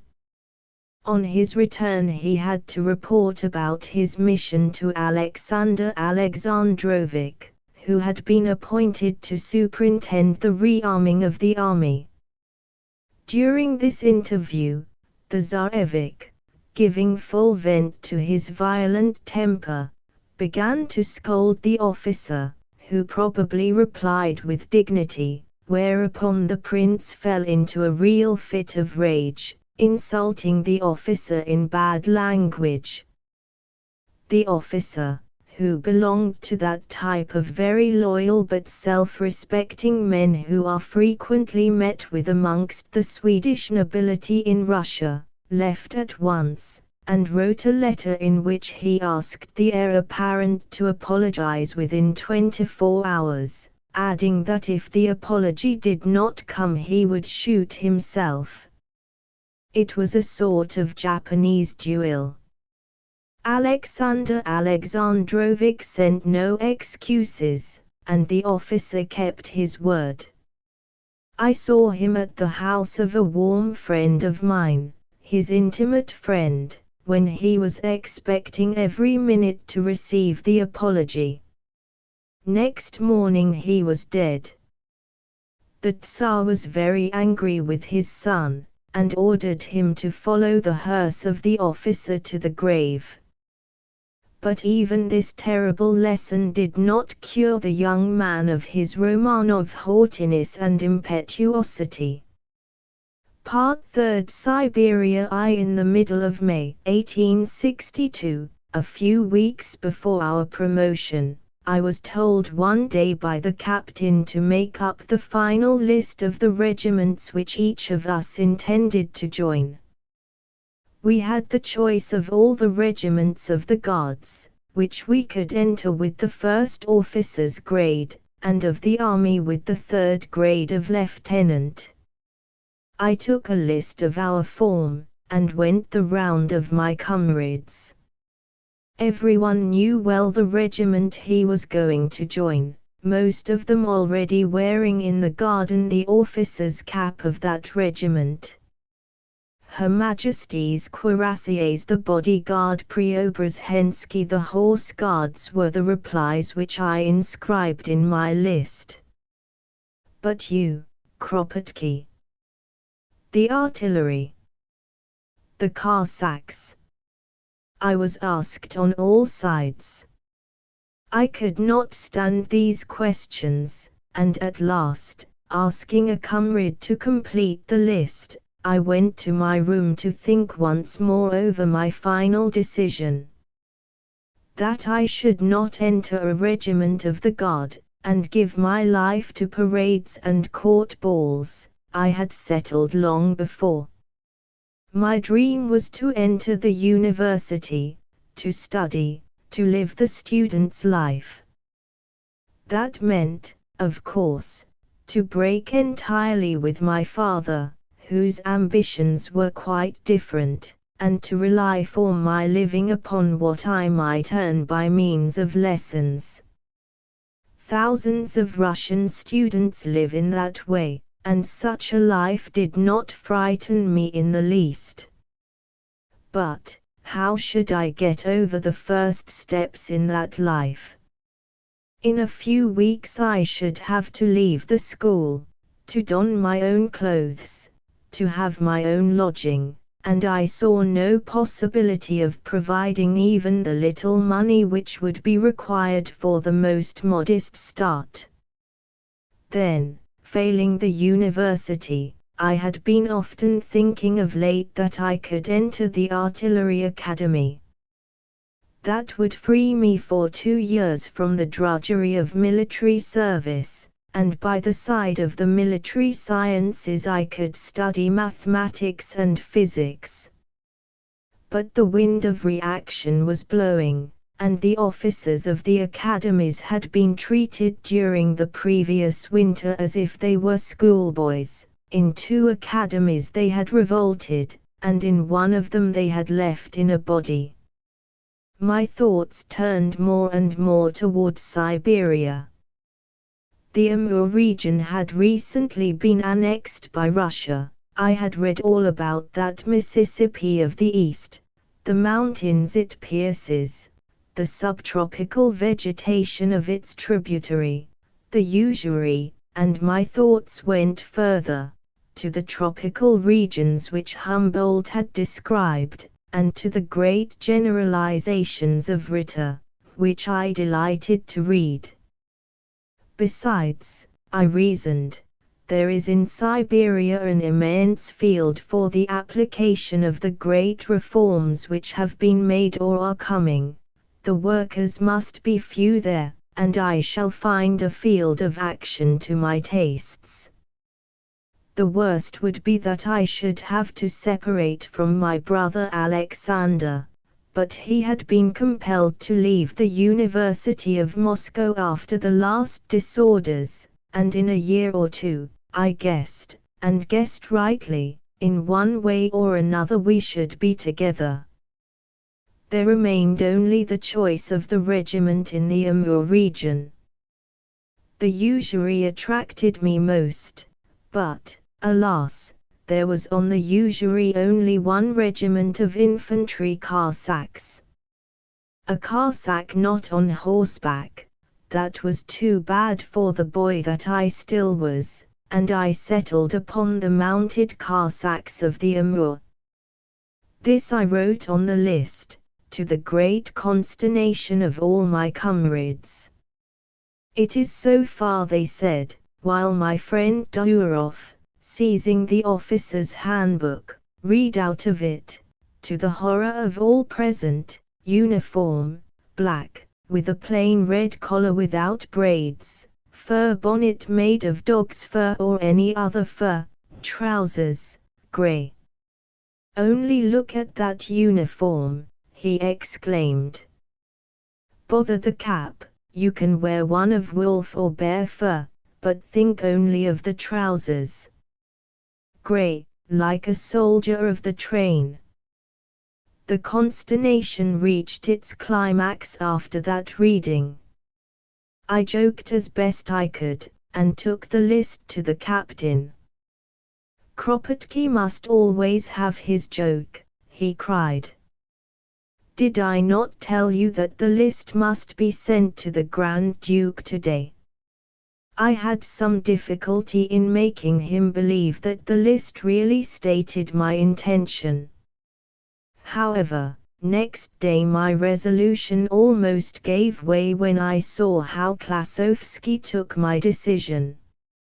He had hoped to see me in the university, and had given me lessons in Latin and Greek for that purpose, and I did not dare to tell him what really prevented me from entering the university. I knew that if I told him the truth he would offer to share with me the little that he had. Then my father telegraphed to the director that he forbade my going to Siberia, and the matter was reported to the Grand Duke, who was the chief of the military schools. I was called before his assistant, and talked about the vegetation of the Amur and like things, because I had strong reasons for believing that if I said I wanted to go to the university and could not afford it, a bursary would be offered to me by some one of the imperial family, an offer which by all means I wished to avoid. It is impossible to say how all this would have ended, but an event of much importance, the Great Fire at St. Petersburg, brought about in an indirect way a solution to my difficulties. On the Monday after Trinity, the day of the Holy Ghost, which was that year on the 26th of May, O.S. A terrible fire broke out in the so-called Apraksin Dvor. The Apraksin Dvor was an immense space, nearly half a mile square, which was entirely covered with small shops, mere shanties of wood, where all sorts of second and third-hand goods were sold. Old furniture and bedding, second-hand dresses and books, poured in from every quarter of the city, and were stored in the small shanties, in the passages between them, and even on their roofs. This accumulation of inflammable materials had at its back the Ministry of the Interior and its archives, where all the documents concerning the liberation of the serfs were kept, and in the front of it, which was lined by a row of shops built of stone, was the State Bank. A narrow lane, also bordered with stone shops, separated the Apraxin Dvor from a wing of the Corps of Pages, which was occupied by grocery and oil shops in its lower story and with the apartments of the officers in its upper story. Almost opposite the Ministry of the Interior, on the other side of a canal, there were extensive timber yards. This labyrinth of small shanties and the timber yards opposite took fire almost at the same moment, at 4 o'clock in the afternoon. If there had been wind on that day, half the city would have perished in the flames, including the bank, several ministries, the Gostinoy Dvor, another great block of shops on the Nevsky Perspective, the Corps of Pages, and the National Library. I was that afternoon at the Corps, dining at the house of one of our officers, and we dashed to the spot as soon as we noticed from the windows the first clouds of smoke rising in our close neighborhood. The sight was terrific. Like an immense snake, rattling and whistling, the fire threw itself in all directions, right and left, enveloped the shanties, and suddenly rose in a huge column, darting out its whistling tongues to lick up more shanties with their contents. Whirlwinds of smoke and fire were formed, and when the whirls of burning feathers from the bedding shops began to sweep about the space, it became impossible to remain any longer inside the burning market. The whole had to be abandoned. The authorities had entirely lost their heads. There was not, at that time, a single steam fire engine in St. Petersburg, and it was workmen who suggested bringing one from the iron works of Kolpino, situated 20 miles by rail from the capital. When the engine reached the railway station, it was the people who dragged it to the conflagration. Of its 4 lines of hose, one was damaged by an unknown hand, and the other 3 were directed upon the Ministry of the Interior. The Grand Dukes came to the spot and went away again. Late in the evening, when the bank was out of danger, the Emperor also made his appearance, and said, what everyone knew already, that the Corps of Pages was now the key of the battle, and must be saved by all means. It was evident that if the Corps had taken fire, the National Library and half of the Nevsky Perspective would have perished in the flames. It was the crowd, the people, who did everything to prevent the fire from spreading further and further. There was a moment when the bank was seriously menaced. The goods cleared from the shops opposite were thrown into the Sadovaya street, and lay in great heaps upon the walls of the left wing of the bank. The articles which covered the street itself continually took fire, but the people, roasting there in an almost unbearable heat, prevented the flames from being communicated to the piles of goods on the other side. They swore at all the authorities, seeing that there was not a pump on the spot. What are they all doing at the Ministry of the Interior, when the bank and the Foundlings' house are going to take fire? They have all lost their heads. Where is the chief of police that he cannot send a fire brigade to the bank? They said. I knew the chief, General Annenkov, personally, as I had met him once or twice at our sub-inspector's house, whereto he came with his brother the well-known literary critic, and I volunteered to find him. I found him, indeed, walking aimlessly in a street, and when I reported to him the state of affairs, incredible though it may seem, it was to me, a boy, that he gave the order to move one of the fire brigades from the ministry to the bank. I exclaimed, of course, that the men would never listen to me, and I asked for a written order, but General Annenkov had not, or pretended not to have, a scrap of paper, so that I asked one of our officers, L. Goss, to come with me to transmit the order. We at last prevailed upon the captain of one fire brigade, who swore at all the world and at his chiefs, to move his men and engines to the bank. The ministry itself was not on fire, it was the archives which were burning, and many boys, chiefly cadets and pages, together with a number of clerks, carried bundles of papers out of the burning building and loaded them into cabs. Often a bundle would fall out, and the wind, taking possession of its leaves, would strew them about the square. Through the smoke a sinister fire could be seen raging in the timber yards on the other side of the canal.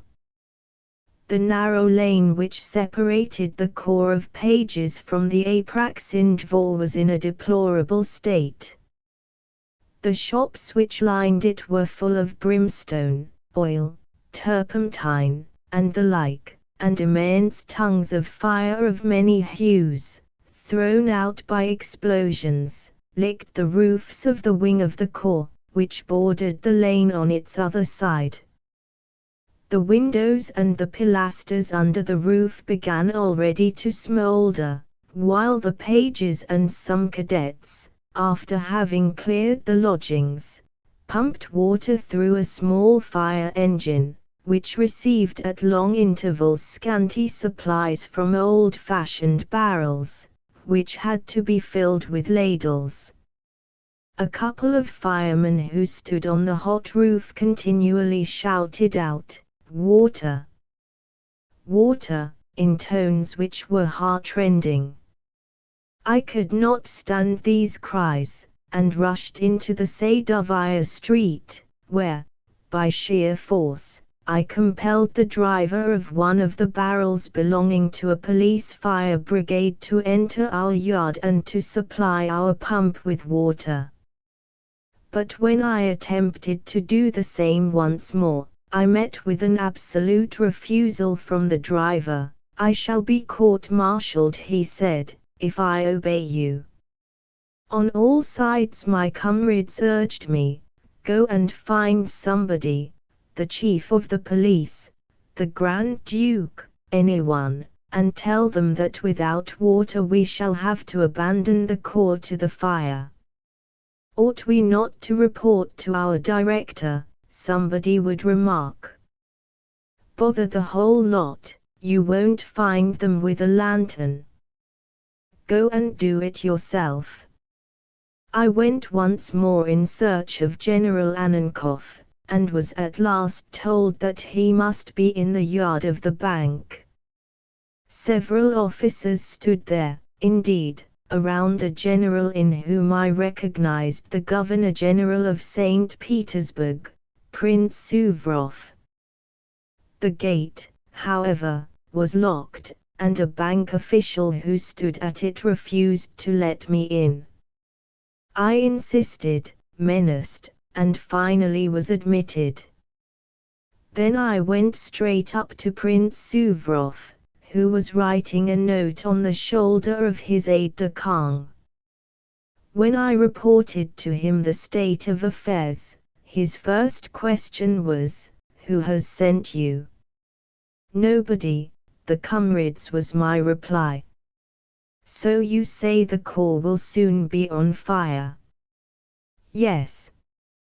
He started at once, and seizing in the street an empty hat-box, covered his head with it, in order to protect himself from the scorching heat that came from the burning shops of the Apraksin Dvor, and ran full speed to the lane.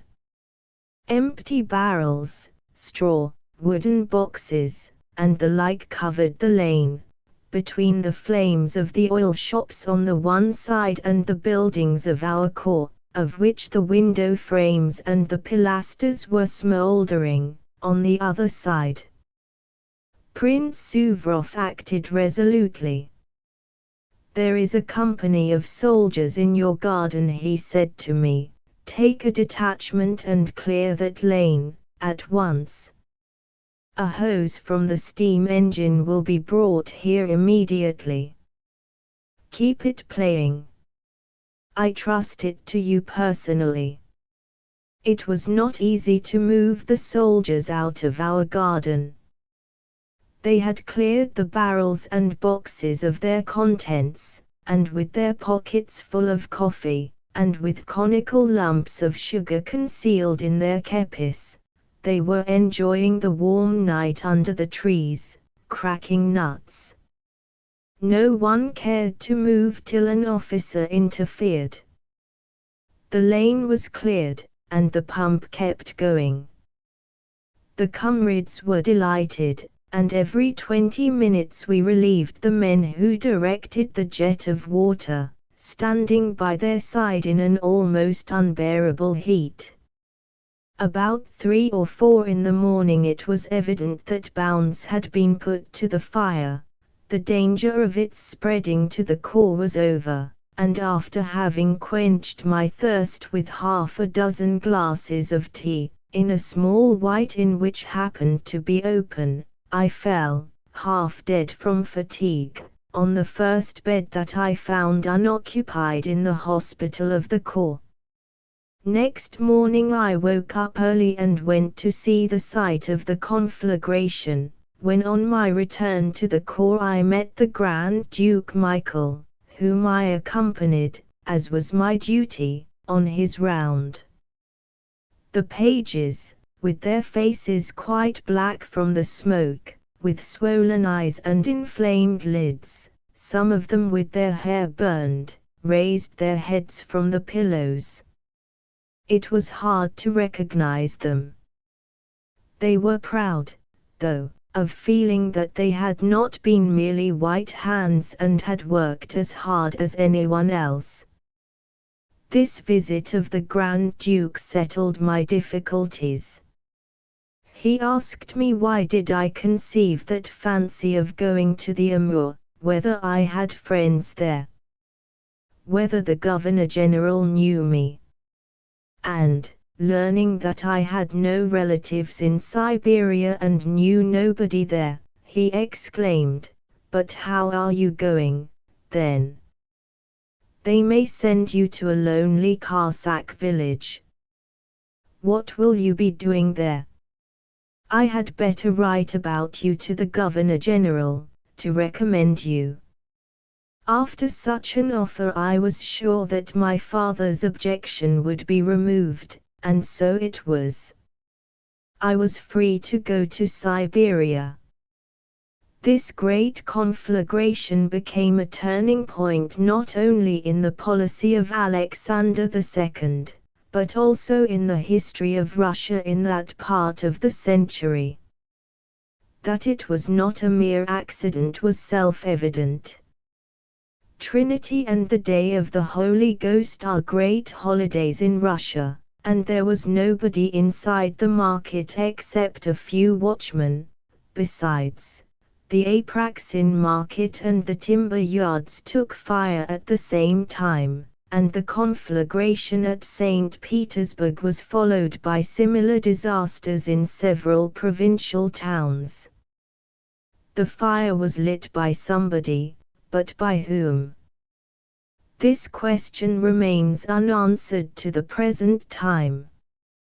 Katkov, the ex-Whig, who was inspired with personal hatred of Hurton, and especially of Bakunin, with whom he had once to fight a duel, on the very day after the fire accused the Poles and the Russian revolutionists of being the cause of it, and that opinion prevailed at St. Petersburg and Moscow.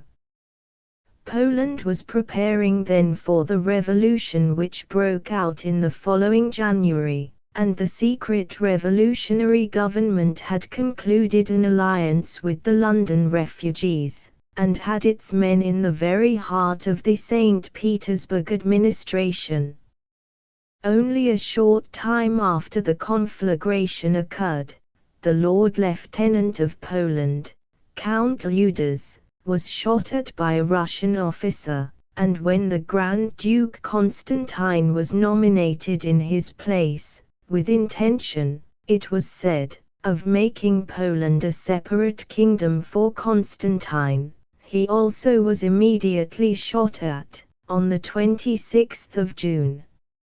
Similar attempts were made in August against the Marquis Wielopolski, the Polish leader of the pro-Russian Union Party.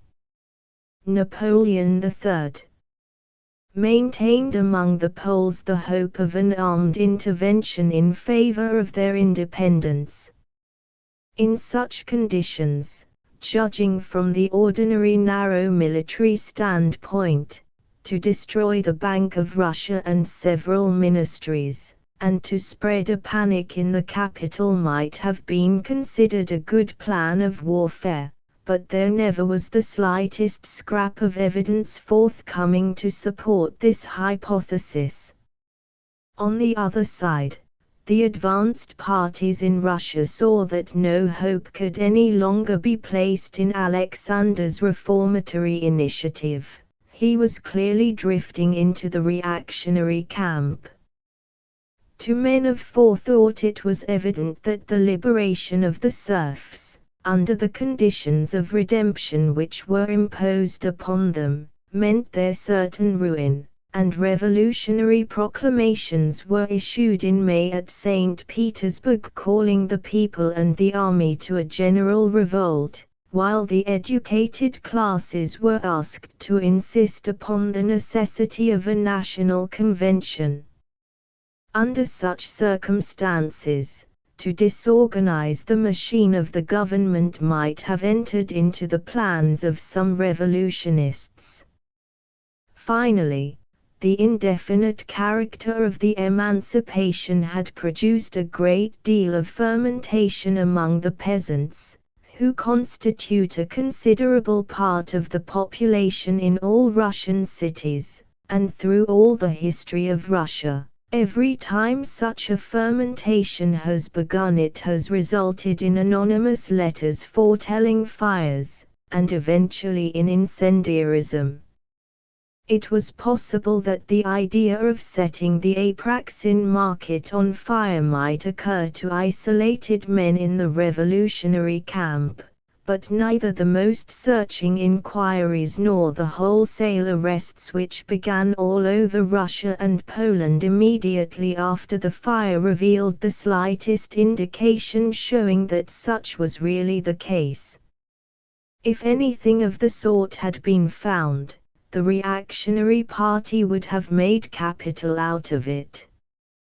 Many reminiscences and volumes of correspondence from those times have since been published, but they contain no hint whatever in support of this suspicion.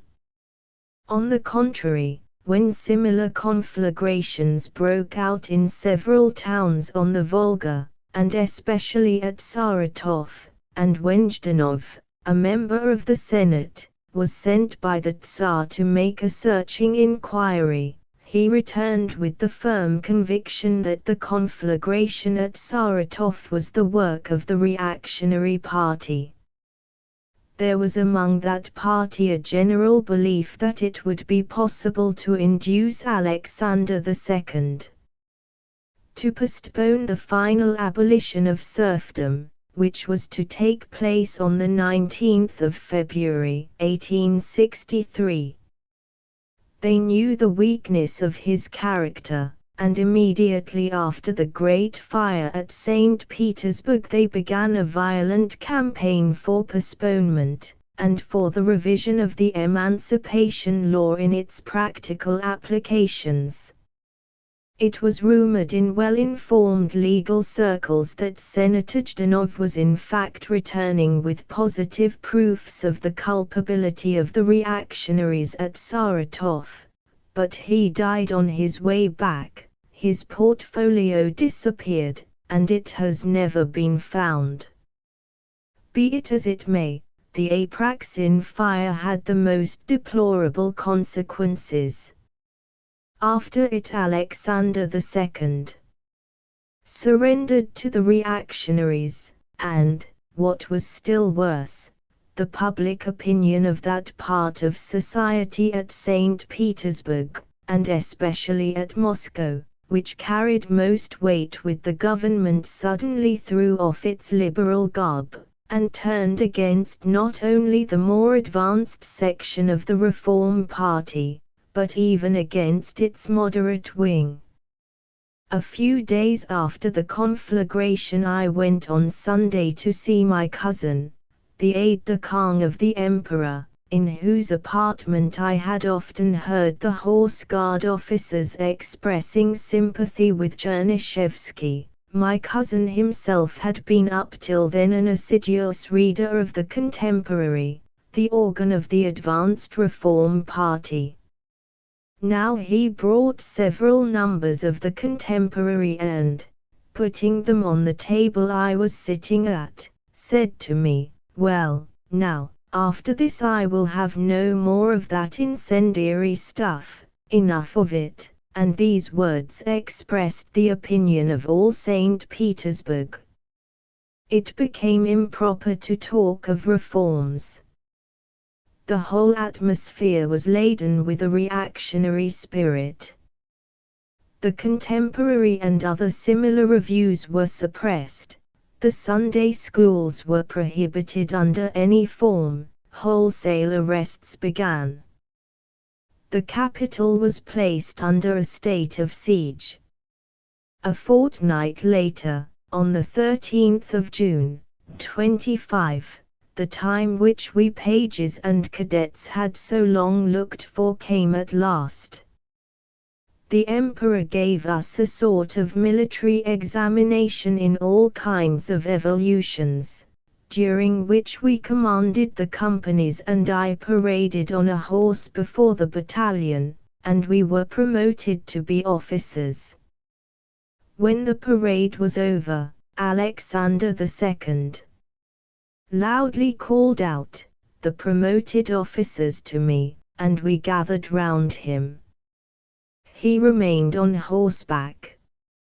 Here I saw him in a quite new light. The man who the next year appeared in the role of a bloodthirsty and vindictive suppressor of the insurrection in Poland rose now, full size, before my eyes, in the speech he addressed to us. He began in a quiet tone. "I congratulate you, you are officers." He spoke about military duty and loyalty as they are usually spoken of on such occasions. "But if any one of you," he went on, distinctly shouting out every word, his face suddenly contorted with anger, "but if any one of you, which God preserve you from, should under any circumstances prove disloyal to the Tsar, the throne, and the fatherland, take heed of what I say, he will be treated with all the severity of the laws, without the slightest commiseration." His voice failed, his face was peevish, full of that expression of blind rage which I saw in my childhood on the faces of landlords when they threatened their serfs to skin them under the rods. He violently spurred his horse, and rode out of our circle. Next morning, the 14th of June, by his orders 3 officers were shot at Mardlin in Poland, and 1 soldier, Sir by name, was killed under the rods. Reaction, full speed backwards, I said to myself as we made our way back to the corps. I saw Alexander II once more before leaving St. Petersburg. Some days after our promotion, all the newly appointed officers were at the palace, to be presented to him. My more than modest uniform, with its prominent grey trousers, attracted universal attention, and every moment I had to satisfy the curiosity of officers of all ranks, who came to ask me what was the uniform that I wore. The Amur Cossacks being then the youngest regiment of the Russian army, I stood somewhere near the end of the hundreds of officers who were present. Alexander II found me and asked, "So you go to Siberia? Did your father consent to it, after all?" I answered in the affirmative. "Are you not afraid to go so far?" I warmly replied, "No, I want to work. There must be so much to do in Siberia to apply the great reforms which are going to be made." He looked straight at me, he became pensive, at last he said, "Well, go, one can be useful everywhere," and his face took on such an expression of fatigue, such a character of complete surrender, that I thought at once, he is a used-up man. He is going to give it all up. St. Petersburg had assumed a gloomy aspect. Soldiers marched in the streets. Cossack patrols rode round the palace. The fortress was filled with prisoners. Wherever I went I saw the same thing, the triumph of the reaction. I left St. Petersburg without regret. I went every day to the Cossack administration to ask them to make haste and deliver me my papers, and as soon as they were ready I hurried to Moscow to join my brother Alexander. The 5 years that I spent in Siberia were for me a genuine education in life and human character. I was brought into contact with men of all descriptions, the best and the worst, those who stood at the top of society and those who vegetated at the very bottom, the tramps and the so-called incorrigible criminals. I had ample opportunities to watch the ways and habits of the peasants in their daily life, and still more opportunities to appreciate how little the state administration could give to them, even if it were animated by the very best intentions.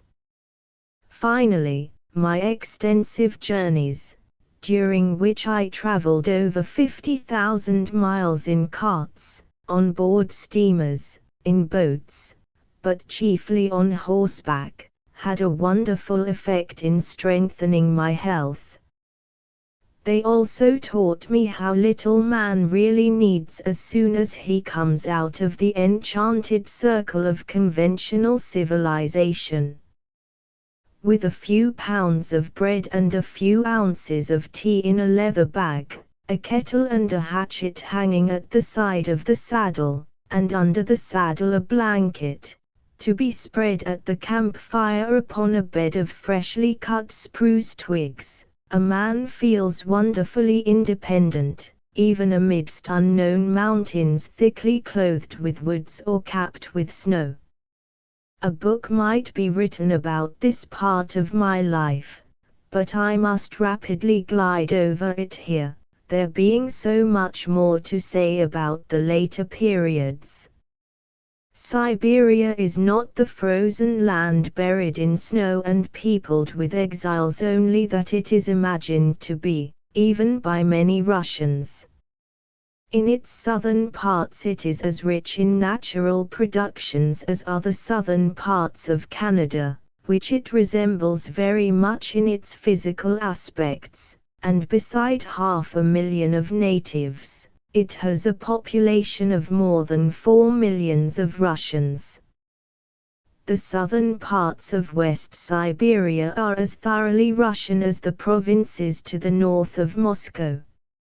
In 1862 the upper administration of Siberia was far more enlightened and far better all round than that of any province of Russia proper, For several years the post of Governor-General of East Siberia had been occupied by a remarkable personage, Count N. Muravyov, who annexed the Amur region to Russia. He was very intelligent, very active, extremely amiable, and desirous to work for the good of the country. Like all men of action of the governmental school, he was a despot at the bottom of his heart, but he held advanced opinions, and a democratic republic would not have quite satisfied him.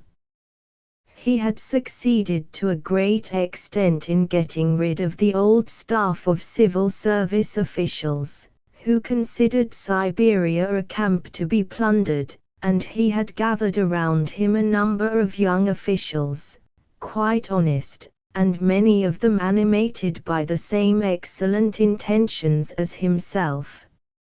In his own study, the young officers, with the exile Bakunin among them, he escaped from Siberia in the autumn of 1861, discussed the chances of creating the United States of Siberia, federated across the Pacific Ocean with the United States of America. When I came to Irkutsk, the capital of East Siberia, the wave of reaction which I saw rising at St. Petersburg had not yet reached these distant dominions. I was very well received by the young Governor-General, Korsakov, who had just succeeded Muravyov, and he told me that he was delighted to have about him men of liberal opinions. As to the commander of the General Staff, Kukel, a young general not yet 35 years old, whose personal aide-de-camp I became, he at once took me to a room in his house, where I found, together with the best Russian reviews, complete collections of the London revolutionary editions of Houghton. We were soon warm friends. General Kukel temporarily occupied at that time the post of Governor of Transbaikalia, and a few weeks later we crossed the beautiful Lake Baikal and went further east, to the little town of Shita, the capital of the province. There I had to give myself, heart and soul, without loss of time, to the great reforms which were then under discussion. The St. Petersburg ministries had applied to the local authorities, asking them to work out schemes of complete reform in the administration of the provinces, the organization of the police, the tribunals, the prisons, the system of exile, the self-government of the townships, all on broadly liberal bases laid down by the Emperor in his manifestos. Kukel, supported by an intelligent and practical man, Colonel Pedashenko, and by a couple of well-meaning civil service officials, worked all day long, and often a good deal of the night. I became the secretary of 2 committees, for the reform of the prisons and the whole system of exile, and for preparing a scheme of municipal self-government, and I set to work with all the enthusiasm of a youth of 19 years. I read much about the historical development of these institutions in Russia and their present condition abroad, excellent works and papers dealing with these subjects having been published by the Ministries of the Interior and of Justice. But what we did in Transbaikalia was by no means merely theoretical. I discussed first the general outlines, and subsequently every point of detail, with practical men, well acquainted with the real needs and the local possibilities, and for that purpose I met a considerable number of men both in town and in the province. Then the conclusions we arrived at were rediscussed with Kukel and Pedashenko, and when I had put the results into a preliminary shape, every point was again very thoroughly thrashed out in the committees. One of these committees, for preparing the municipal government scheme, was composed of citizens of Shita, elected by all the population, as freely as they might have been elected in the United States. In short, our work was very serious, and even now, looking back at it through the perspective of so many years, I can say in full confidence that if municipal self-government had been granted then, in the modest shape which we gave to it, the towns of Siberia would be very different from what they are. But nothing came of it all, as will presently be seen. There was no lack of other incidental occupations. Money had to be found for the support of charitable institutions, an economic description of the province had to be written in connection with a local agricultural exhibition, or some serious inquiry had to be made. It is a great epoch we live in. Work, my dear friend. Remember that you are the secretary of all existing and future committees, Kukul would sometimes say to me, and I worked with doubled energy. One example or two will show with what results. There was in our province a district chief, that is, a police officer invested with very wide and indeterminate rights, who was simply a disgrace. He robbed the peasants and flogged them right and left, even women, which was against the law, and when a criminal affair fell into his hands, it might lie there for months, men being kept in the meantime in prison till they gave him a bribe. Kukul would have dismissed this man long before, but the Governor-General did not like the idea of it, because he had strong protectors at St. Petersburg. After much hesitation, it was decided at last that I should go to make an investigation on the spot, and collect evidence against the man. This was not by any means easy, because the peasants, terrorized by him, and well knowing an old Russian saying, "God is far away, while your chief is your next-door neighbor," did not dare to testify. Even the woman he had flogged was afraid at first to make a written statement. It was only after I had stayed a fortnight with the peasants, and had won their confidence, that the misdeeds of their chief could be brought to light. I collected crushing evidence, and the district chief was dismissed. We congratulated ourselves on having got rid of such a pest. What was, however, our astonishment when, a few months later, we learned that this same man had been nominated to a higher post in Kamchatka. There he could plunder the natives free of any control, and so he did. A few years later he returned to St. Petersburg a rich man. The articles he occasionally contributes now to the reactionary press are, as one might expect, full of high patriotic spirit. The wave of reaction, as I have already said, had not then reached Siberia, and the political exiles continued to be treated with all possible leniency, as in Muravyov's time. When, in 1861, the poet Mikhailov was condemned to hard labor for a revolutionary proclamation which he had issued, and was sent to Siberia, the governor of the first Siberian town on his way, Tobolsk, gave a dinner in his honor, in which all the officials took part.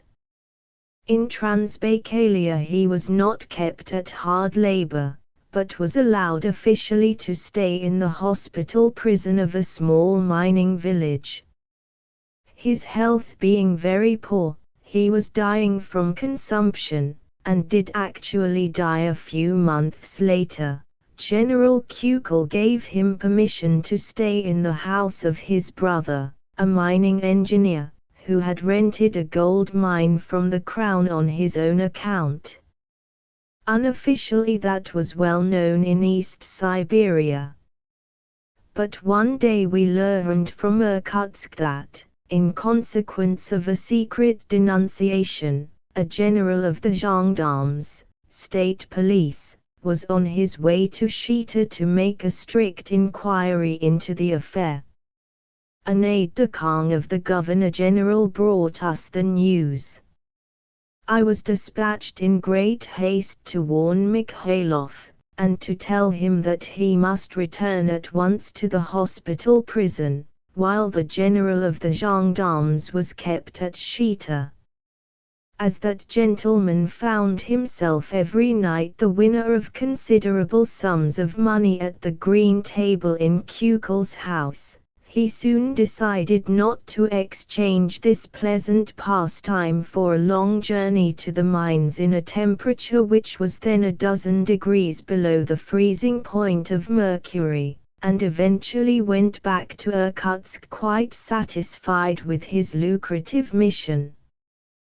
The storm, however, was coming nearer and nearer, and it swept everything before it soon after the insurrection broke out in Poland. 3 In January 1863 Poland rose against Russian rule. Insurrectionary bands were formed, and a war began which lasted for full 18 months. The London refugees had implored the Polish revolutionary committees to postpone the movement. They foresaw that it would be crushed, and would put an end to the reform period in Russia. But it could not be helped. The repression of the nationalist manifestations which took place at Warsaw in 1861, and the cruel, quite unprovoked executions which followed, exasperated the Poles. The die was cast. Never before had the Polish cause so many sympathizers in Russia as at that time. I do not speak of the revolutionists, but even among the more moderate elements of Russian society it was thought, and was openly said, that it would be a benefit for Russia to have in Poland a friendly neighbor instead of a hostile subject. Poland will never lose her national character, it is too strongly developed, she has, and will have, her own literature, her own art and industry. Russia can keep her in servitude only by means of sheer force and oppression, a condition of things which has hitherto favored, and necessarily will favor, oppression in Russia herself. Even the peaceful Slavophiles were of that opinion, and while I was at school St. Petersburg society greeted with full approval the dream which the Slavophile Ivan Aksakov had the courage to print in his paper, The Day. His dream was that the Russian troops had evacuated Poland, and he discussed the excellent results which would follow. When the revolution of 1863 broke out, several Russian officers refused to march against the Poles, while others openly took their part, and died either on the scaffold or on the battlefield. Funds for the insurrection were collected all over Russia, quite openly in Siberia, and in the Russian universities the students equipped those of their comrades who were going to join the revolutionists. Then, amidst this effervescence, the news spread over Russia that during the night of the 10th of January bands of insurgents had fallen upon the soldiers who were cantoned in the villages, and had murdered them in their beds, although on the very eve of that day the relations of the troops with the Poles seemed to be quite friendly. There was some exaggeration in the report, but unfortunately there was also truth in it, and the impression it produced in Russia was most disastrous. The old antipathies between the two nations, so akin in their origins but so different in their national characters, woke up once more. Gradually the bad feeling faded away to some extent. The gallant fight of the always brave sons of Poland, and the indomitable energy with which they resisted a formidable army, won sympathy for that heroic nation. But it became known that the Polish Revolutionary Committee, in its demand for the re-establishment of Poland with its old frontiers, included the Little Russian or Ukrainian provinces, the Greek Orthodox population of which hated their Polish rulers, and more than once in the course of the last 3 centuries slaughtered them wholesale. Moreover, Napoleon III began to menace Russia with a new war, a vain menace, which did more harm to the Poles than all other things put together. And finally, the radical elements of Russia saw with regret that now the purely nationalist elements of Poland had got the upper hand. The revolutionary government did not care in the least to grant the land to the serfs, a blunder of which the Russian government did not fail to take advantage, in order to appear in the position of protector of the peasants against their Polish landlords. When the revolution broke out in Poland, it was generally believed in Russia that it would take a democratic, republican turn, and that the liberation of the serfs on a broad democratic basis would be the first thing which a revolutionary government, fighting for the independence of the country, would accomplish. The Emancipation Law, as it had been enacted at St. Petersburg in 1861, provided ample opportunity for such a course of action. The personal obligations of the serfs towards their owners only came to an end on the 19th of February, 1863. Then a very slow process had to be gone through in order to obtain a sort of agreement between the landlords and the serfs as to the size and the locality of the land allotments which were to be given to the liberated serfs. The yearly payments for these allotments, disproportionately high, were fixed by law at so much per acre. But the peasants had also to pay an additional sum for their homesteads, and of this sum the maximum only had been fixed by the statute, it having been thought that the landlords might be induced to forego that additional payment, or to be satisfied with only a part of it. As to the so-called redemption of the land, in which case the government undertook to pay the landlord its full value in state bonds, and the peasants receiving the land had to pay in return, for 49 years, 6% on that sum as interest and annuities. Not only were these payments extravagant and ruinous for the peasants, but no term was even fixed for the redemption. It was left to the will of the landlord, and in an immense number of cases the redemption arrangements had not been entered upon 20 years after the emancipation. Under such conditions a revolutionary government had ample opportunity for immensely improving upon the Russian law. It was bound to accomplish an act of justice towards the serfs, whose condition in Poland was as bad as, and often worse than, in Russia itself, by granting them better and more definite conditions of emancipation. But nothing of the sort was done. the purely nationalist party and the aristocratic one having obtained the upper hand in the movement, this all-absorbing matter was left out of sight. It was thus easy for the Russian government to win the peasants to its side.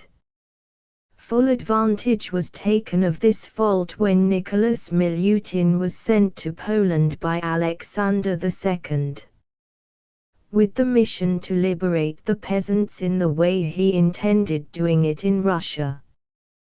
Go to Poland, apply there your Red program against the Polish landlords, said Alexander II.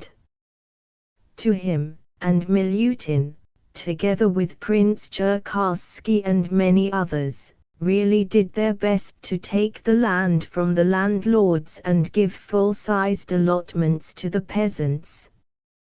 I once met one of the Russian functionaries who went to Poland under Milutin and Prince Cherkassky. We had full liberty, he said to me, to hold out the hand to the peasants. My usual plan was to go to a village and convoke the peasants' assembly. Tell me first, I would say, what land do you hold at this moment? They would point it out to me. Is this all the land you ever held? I would then ask. Surely not, they would reply with one voice. Years ago these meadows were ours, this wood was once in our possession, and these fields belonged to us. I would let them go on talking it all over, and then would ask, now, which of you can certify under oath that this land or that land has ever been held by you? Of course there would be nobody forthcoming, it was all too long ago. At last, some old man would be thrust out from the crowd, the rest saying, he knows all about it, he can swear to it.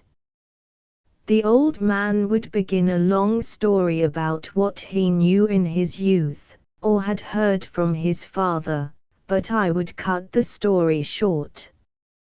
State on oath what you know to have been held by the gmina, the village community, and the land is yours.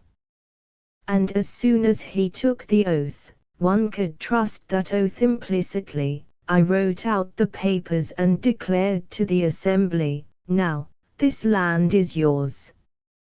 You stand no longer under any obligations whatever to your late masters, you are simply their neighbors, all you will have to do is to pay the redemption tax, so much every year, to the government. Your homesteads go with the land, you get them free.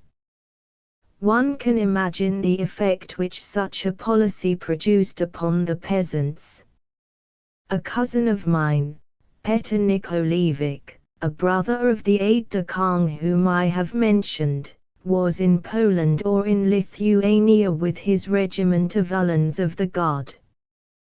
The revolution was so serious that even the regiments of the Guard had been sent against it from St. Petersburg. And it is now known that when Mikhail Muravyov was ordered to Lithuania, and came to take leave of the Empress Marie, she said to him, save at least Lithuania for Russia.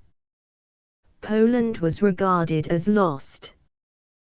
The armed bands of the revolutionists held the country, my cousin said to me, and we were powerless to defeat them, or even to find them.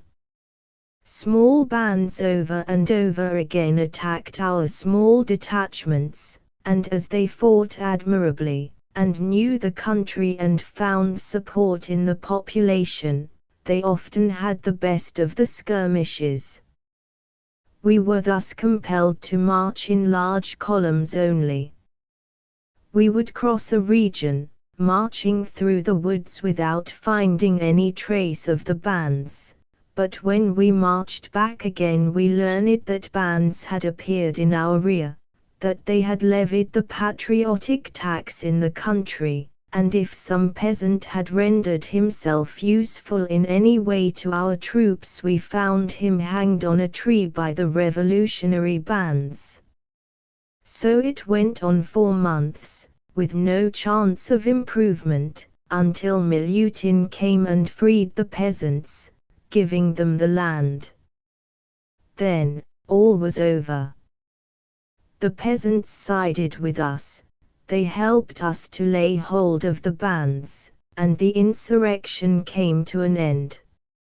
I often spoke with the Polish exiles in Siberia upon this subject, and some of them understood the fault that had been committed. A revolution, from its very outset, must be an act of justice towards the downtrodden and the oppressed, not a promise of making such reparation later on, otherwise it is sure to fail. Unfortunately, it often happens that the leaders are so much absorbed with mere questions of military tactics that they forget the main thing. To be revolutionists, and fail to prove to the masses that a new era has really begun for them, is to ensure the certain ruin of the attempt. The disastrous consequences for Poland of this revolution are known, they belong to the domain of history. How many thousand men perished in battle, how many hundreds were hanged, and how many scores of thousands were transported to various provinces of Russia and Siberia, is not yet fully known. But even the official figures which were printed in Russia a few years ago show that in the Lithuanian provinces alone, not to speak of Poland proper, that terrible man Mikhail Muravyov, to whom the Russian government has just erected a monument at Wilno, hanged by his own authority 128 Poles, and transported to Russia and Siberia 9,423 men and women. Officials' lists, also published in Russia, give 18,672 men and women exiled to Siberia from Poland, of whom 10,407 were sent to East Siberia. I remember that the Governor-General of East Siberia mentioned to me the same number, about 11,000 persons, sent to hard labor or exile in his domains. I saw them there, and witnessed their sufferings. Altogether, something like 60,000 or 70,000 persons, if not more, were torn out of Poland and transported to different provinces of Russia, to the Urals, to Caucasus, and to Siberia. For Russia the consequences were equally disastrous. The Polish insurrection was the definitive close of the reform period. True, the law of provincial self-government, zemstvos, and the reform of the law courts were promulgated in 1864 and 1866, but both were ready in 1862, and, moreover, at the last moment Alexander II gave preference to the scheme of self-government which had been prepared by the reactionary party of Valuev, as against the scheme which had been prepared by Nicholas Milutin, and immediately after the promulgation of both reforms their importance was reduced, and in some cases destroyed, by the enactment of a number of bylaws. Worst of all, public opinion itself took a further step backward. The hero of the hour was Katkov, the leader of the serfdom party, who appeared now as a Russian patriot and carried with him most of the St. Petersburg and Moscow society. After that time, those who dared to speak of reforms were at once classed by Katkov as traitors to Russia. the wave of reaction soon reached our remote province. One day in March a paper was brought by a special messenger from Irkutsk. It intimated to General Kukel that he was at once to leave the post of governor of Transbaikalia and go to Irkutsk, waiting there for further orders, but without reassuming there the post of commander of the general staff. Why? What did that mean? There was not a word of explanation. Even the Governor-General, a personal friend of Kukel, had not run the risk of adding a single word to the mysterious order. Did it mean that Kukel was going to be taken between two gendarmes to St. Petersburg, and immured in that huge stone coffin, the fortress of St. Peter and St. Paul? All was possible. Later on we learned that such was indeed the intention, and so it would and have been done but for the energetic intervention of Count Nicholas Muravyov, the conqueror of the Amur, who personally implored the Tsar that Kukel should be spared that fate. Our parting with Kukel and his charming family was like a funeral. My heart was very heavy. I not only lost in him a dear personal friend, but I felt also that this parting was the burial of a whole epoch, full of long-cherished hopes, full of illusions, as it became the fashion to say. So it was. A new governor came, a good-natured, leave-me-in-peace man. With renewed energy, seeing that there was no time to lose, I completed our plans of reform of the system of exile and municipal self-government. The governor made a few objections here and there for formalities' sake, but finally signed the schemes, and they were sent to headquarters. But at St. Petersburg reforms were no longer wanted. There our projects lie buried still, with hundreds of similar ones from all parts of Russia.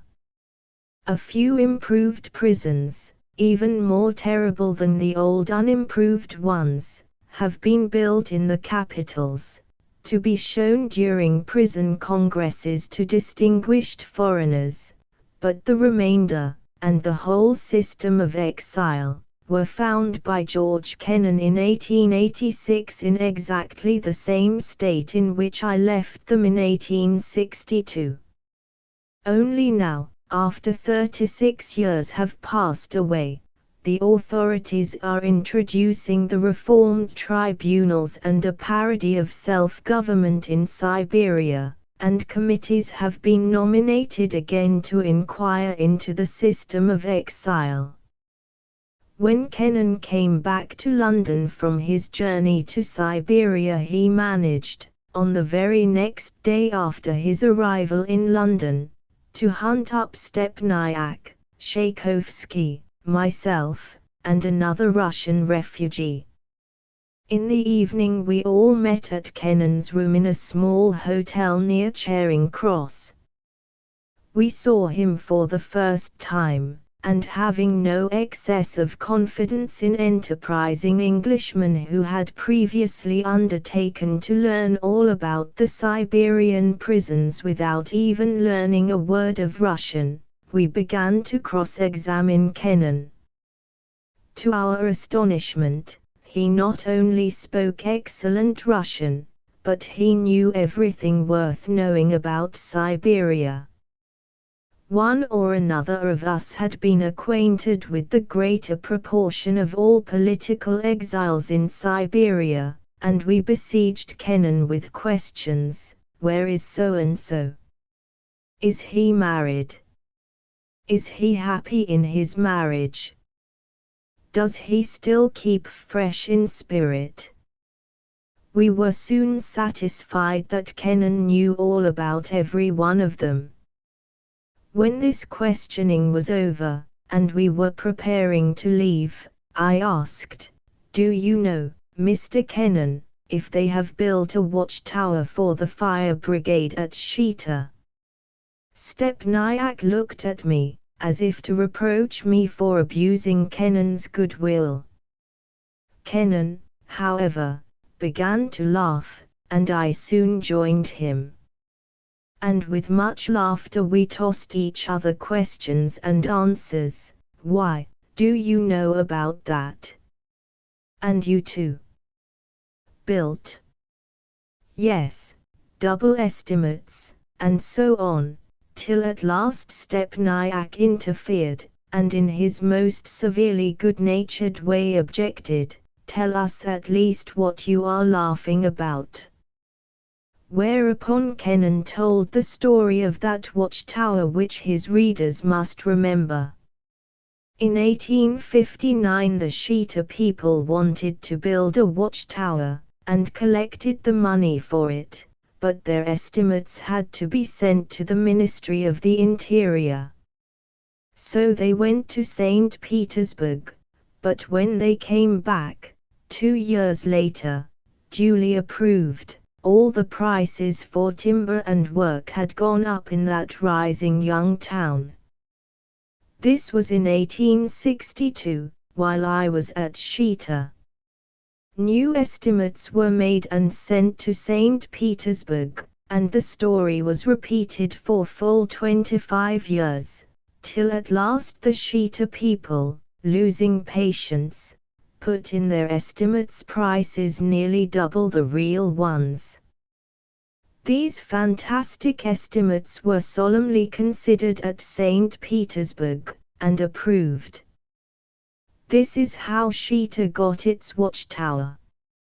It has often been said that Alexander II committed a great fault, and brought about his own ruin, by raising so many hopes which later on he did not satisfy.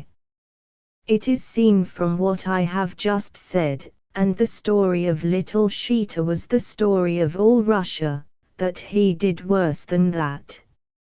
It was not merely that he raised hopes.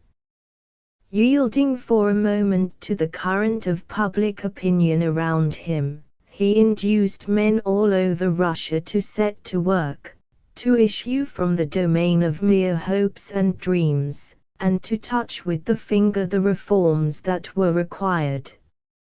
He made them realize what could be done immediately, and how easy it was to do it. He induced them to sacrifice whatever of their ideals could not be immediately realized, and to demand only what was practically possible at the time. And when they had framed their ideas, and had shaped them into laws which merely required his signature to become realities, then he refused that signature. No reactionist could raise, or ever has raised, his voice to assert that what was left, the unreformed tribunals, the absence of municipal government, or the system of exile, was good and was worth maintaining. No one has dared to say that. And yet, owing to the fear of doing anything, all was left as it was. For 35 years those who ventured to mention the necessity of a change were treated as suspects, and institutions unanimously recognized as bad were permitted to continue in existence only that nothing more might be heard of that abhorred word reform. Foreseeing that there was nothing more to be done at Shita in the way of reforms, I gladly accepted the offer to visit the Amur that same summer of 1863. The immense domain on the left, northern, bank of the Amur, and along the Pacific coast as far south as the Bay of Peter the Great, Vladivostok, had been annexed to Russia by Count Muravyov, almost against the will of the St. Petersburg authorities and certainly without much help from them. when he conceived the bold plan of taking possession of the great river whose southern position and fertile lands had for the last 200 years always attracted the Siberians, and when, on the eve of the opening of Japan to Europe, he decided to take for Russia a strong position on the Pacific coast and to join hands with the United States. He had almost everybody against him at St. Petersburg, the Ministry of War, which had no men to dispose of, the Ministry of Finance, which had no money for annexations, and especially the Ministry of Foreign Affairs, always guided by its preoccupation of avoiding diplomatic complications. Muravyov had thus to act on his own responsibility, and to rely upon the scanty means which thinly populated eastern Siberia could afford for this grand enterprise. Moreover, everything had to be done in a hurry, in order to oppose the accomplished fact to the protests of the West European diplomatists, which would certainly be raised. A nominal occupation would have been of no avail, and the idea was to have on the whole length of the great river and of its southern tributary, the usury, full 2,500 miles, a chain of self-supporting settlements, and thus to establish a regular communication between Siberia and the Pacific coast. Men were wanted for these settlements, and as the scanty population of East Siberia could not supply them, Muravyov did not recoil before any kind of means of getting men. Released convicts who, after having served their time, had become serfs to the imperial mines, were freed and organized as Transbaikalian Cossacks, part of whom were settled along the Amur and the Usury, forming two new Cossack communities. Then Muravyov obtained the release of 1,000 hard labor convicts, mostly robbers and murderers, who had to be settled as free men on the lower Amur. He came himself to see them off, and, as they were going to leave, addressed them on the beach, "Go, my children, be free there. Cultivate the land, make it Russian soil, start a new life," and so on. The Russian peasant women nearly always follow, of their own free will, their husbands if the latter happen to be sent to hard labor to Siberia, and many of the would-be colonists had their families with them. But those who had none ventured to remark to Muravyov, "What is agriculture without a wife? We ought to be married." Whereupon Muravyov ordered to release all the hard labor convict women of the place, about 100, and offered them the choice of the man each of them would like to marry and to follow. However, there was little time to lose. The high water in the river was rapidly going down. The rafts had to start, and Muravyov, asking the people to stand in pairs on the beach, blessed them, saying, "I marry you, children. Be kind to each other, you men, don't ill-treat your wives, and be happy." I saw these settlers some 6 years after that scene.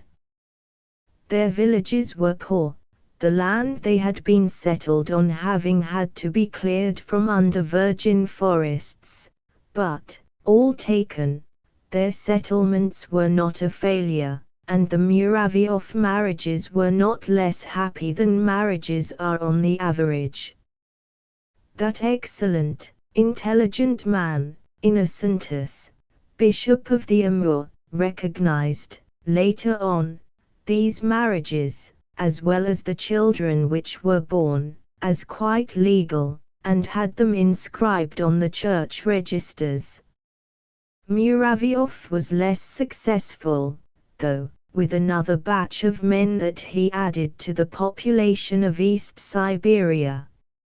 In his penury of men he had accepted a couple of thousand soldiers from the punishment battalions. They were incorporated as adopted sons in the families of the Cossacks, or were settled in joint households in the villages. But 10 or 20 years of barrack life under the horrid discipline of Nicholas I's time surely was not a preparation for an agricultural life. The sons deserted their adopted fathers and constituted the floating population of the towns, living from hand to mouth on occasional jobs, spending chiefly in drink what they earned, and then again living as birds in the sky in the expectation of another job turning up. The motley crowd of Transbaikalian Cossacks, of ex-convicts, and sons who were settled in a hurry and often in a haphazard way along the banks of the Amur, certainly did not attain prosperity, especially in the lower parts of the river and on the Usury, where every square yard had often to be won upon a virgin subtropical forest, and deluges of rain brought by the monsoons in July, inundations on a gigantic scale, millions of migrating birds, and the like continually destroyed the crops, finally bringing whole populations to sheer despair and apathy. Considerable supplies of salt, flour, cured meat, and so on had thus to be shipped every year to support both the regular troops and the settlements on the lower Amur, and for that purpose some 150 barges used to be built and loaded at Shita, and floated with the early spring floods down the Ingoda, the Shilka, and the Amur. The whole flotilla was divided into detachments of from 20 to 30 barges, which were placed under the orders of a number of Cossack and civil service officers. Most of them did not know much about navigation, but they could be trusted, at least, not to steal the provisions and then report them as lost. I was nominated assistant to the chief of all that flotilla, let me name him, Major Marovsky. My first experiences in my new capacity of navigator were all but successful. It so happened that I had to proceed with a few barges as rapidly as possible to a certain point on the Amur, and there to hand over my vessels. For that purpose I had to hire men exactly from among those sons whom I have already mentioned. None of them had ever had any experience in river navigation, nor had I. On the morning of our start my crew had to be collected from the public houses of the place, most of them being so drunk at that early hour that they had to be bathed in the river to bring them back to their senses. When we were afloat, I had to teach them everything that had to be done. Still, things went pretty well during the day. The barges, carried along by a swift current, floated down the river, and my crew, inexperienced though they were, had no interest in throwing their vessels upon the shore. That would have required special exertion. But when dusk came, and our huge heavily laden 50-ton barges had to be brought to the shore and fastened to it for the night, one of the barges, which was far ahead of the one upon which I was stopped only when it was fast upon a rock, at the foot of a tremendously high inaccessible cliff. There it stood immovable, while the level of the river, temporarily swollen by rains, was rapidly going down. My 10 men evidently could not move it. So I rode down to the next village to ask assistance from the Cossacks, and at the same time dispatched a messenger to a friend, a Cossack officer who stayed some 20 miles away and who had experience in such things. The morning came, 100 Cossacks, men and women, had come to my aid, but there was no means whatever to connect the barge with the shore, in order to unload it, so deep was the water under the cliff. And, as soon as we attempted to push it off the rock, its bottom was broken in and water freely entered it, sweeping away the flour and the salt of the cargo. To my great horror, I perceived lots of small fish entering through the hole and freely swimming about in the barge, and I stood there helpless, not knowing what to do next. There is a very simple and effective remedy for such emergencies. A sack of flour is thrust into the hole, and it soon takes its shape, while the outer crust of paste which is formed in the sack prevents water from penetrating through the flour, but none of us knew anything about it. Happily enough, a few minutes later a barge was signaled coming down the river towards us. The appearance of the swan who carried Lohengrin was not greeted with more enthusiasm by the despairing Elsa than that clumsy vessel was greeted by me. The haze which covered the beautiful Shilka at that early hour in the morning added even more to the poetry of the vision. It was my friend the Cossack officer, who had realized by my description that no human force could drag my barge off the rock, that it was lost, and taking an empty barge which by chance was at hand, came with it to place upon it the cargo of my doomed craft. Now the hole was filled up, the water was pumped out, and the cargo was transferred to the new barge, which was fastened alongside mine, and next morning I could continue my journey. This little experience was of great profit to me, and I soon reached my destination on the Amur without further adventures worth mentioning. Every night we found out some stretch of steep but relatively low shore where to stop with the barges for the night, and our fires were soon lighted on the bank of the swift and clear river, amidst most beautiful mountain scenery. In daytime, one could hardly imagine a more pleasant journey than on board a barge which leisurely floats down, without any of the noises of a steamer, 1 or 2 strokes being occasionally given with its immense stern rudder to keep it in the main current. For the lover of nature, the lower part of the Shilka and the upper part of the Amur, where one sees a most beautiful, wide, and swift river flowing amidst mountains rising in steep wooded cliffs a couple of 1,000 feet above the water, offers one of the most delightful scenes in the world. But on that very account communication along the shore, on horseback, along a narrow trail, is extremely difficult. I learned this that same autumn at my own expense.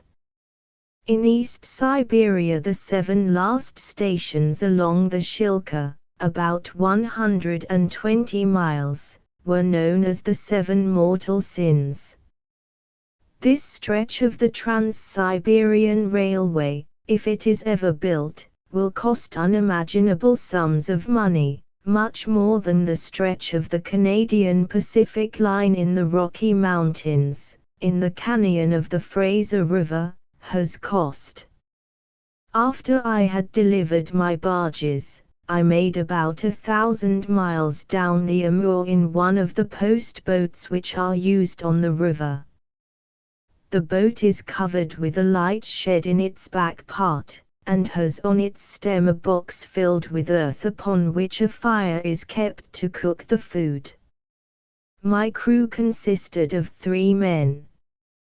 We had to make haste, and therefore used to row in turns all day long, while at night the boat was left to float with the current, and I kept the watch for 3 or 4 hours to maintain the boat in the midst of the river and to prevent it from being dragged into some side branch. These watches, the full moon shining above, and the dark hills reflected in the river, were beautiful beyond description. My rowers were taken from the same sons. They were 3 tramps who had the reputation of being incorrigible thieves and robbers, and I carried with me a heavy sack full of banknotes, silver, and copper. In Western Europe such a journey on a lonely river would have been considered risky, not so in East Siberia. I made it without even having so much as an old pistol, and I found my 3 tramps excellent company. Only as we approached Blagoveshchensk they became restless. Konchina, the Chinese brandy, is cheap there, they reasoned with deep sighs. We are sure to get into trouble. It's cheap, and it knocks you over in no time from want of being used to it.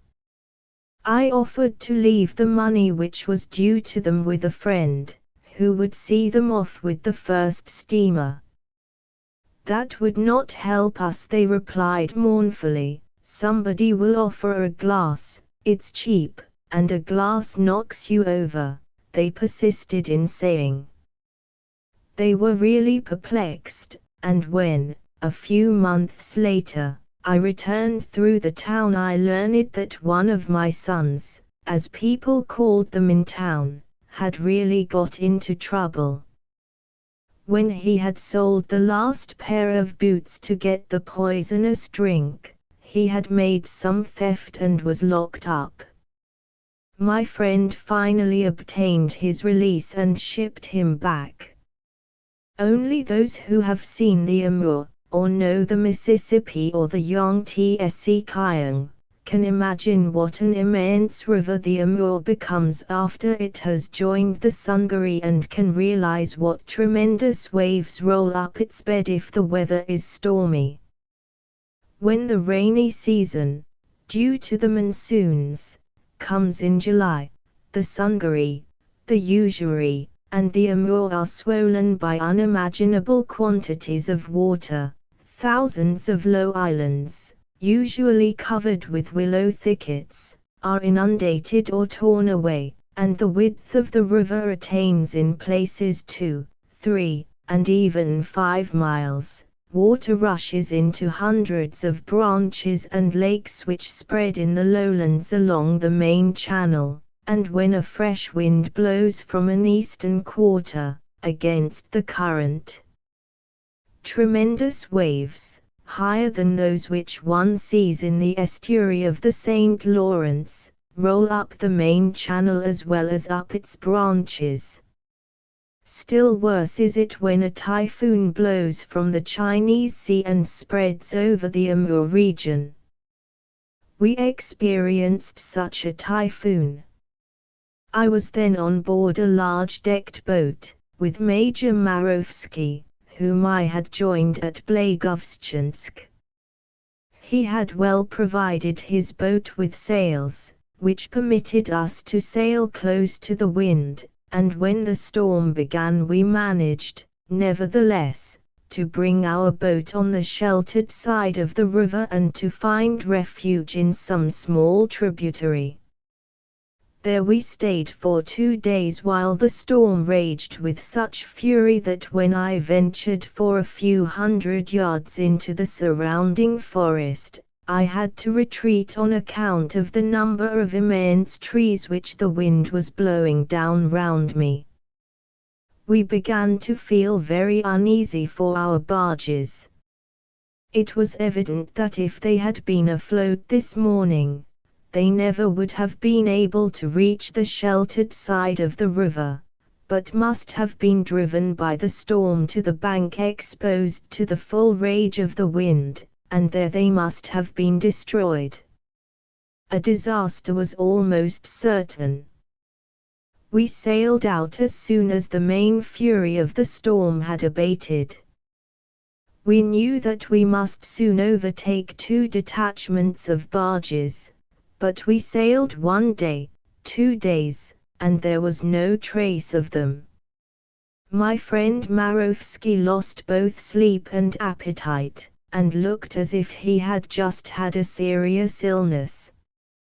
He sat whole days on the deck, motionless, murmuring, "All is lost, all is lost." The villages are few and rare in this part of the Amur, and nobody could give us any information. A new storm came on, and when we reached at last a village, we learned that no barges had passed by it, and that quantities of wreck had been seen floating down the river during the previous day. It was evident that at least 40 barges, which carried a cargo of about 2,000 tons, must have perished. It meant a certain famine next spring on the lower Amur if no supplies were brought in time. We were late in the season, navigation would soon be closed, and there was no telegraph yet along the river.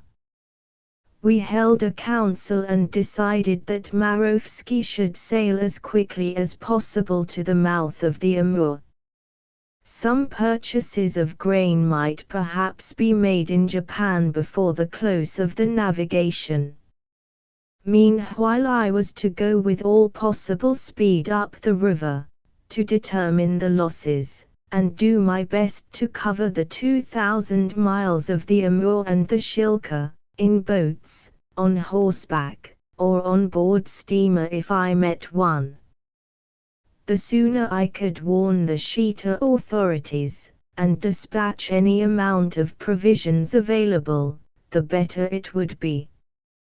Perhaps part of them would reach this same autumn the upper Amur, whence it would be easier to ship them in the early spring to the lowlands. Even if a few weeks or only days could be won, it might make an immense difference in case of a famine. I began my 2,000 miles journey in a rowing boat, changing rowers each 20 miles or so, at each village. It was very slow progress, but there might be no steamer coming up the river for a fortnight, and in the meantime I could reach the spots where the barges were wrecked, and see if any of the provisions had been saved. Then, at the mouth of the Usury, Khabarovsk, I might find a steamer. The boats which I took in the villages were miserable, and the weather very stormy. We kept evidently along the shore, but we had to cross some branches of the Amur of great width, and the waves, driven by the high wind, threatened continually to swamp our little craft. One day we had to cross a branch of the Amur nearly half a mile wide. Chopped waves rose like mountains as they rolled up that branch. My rowers, 2 peasants, were seized with terror.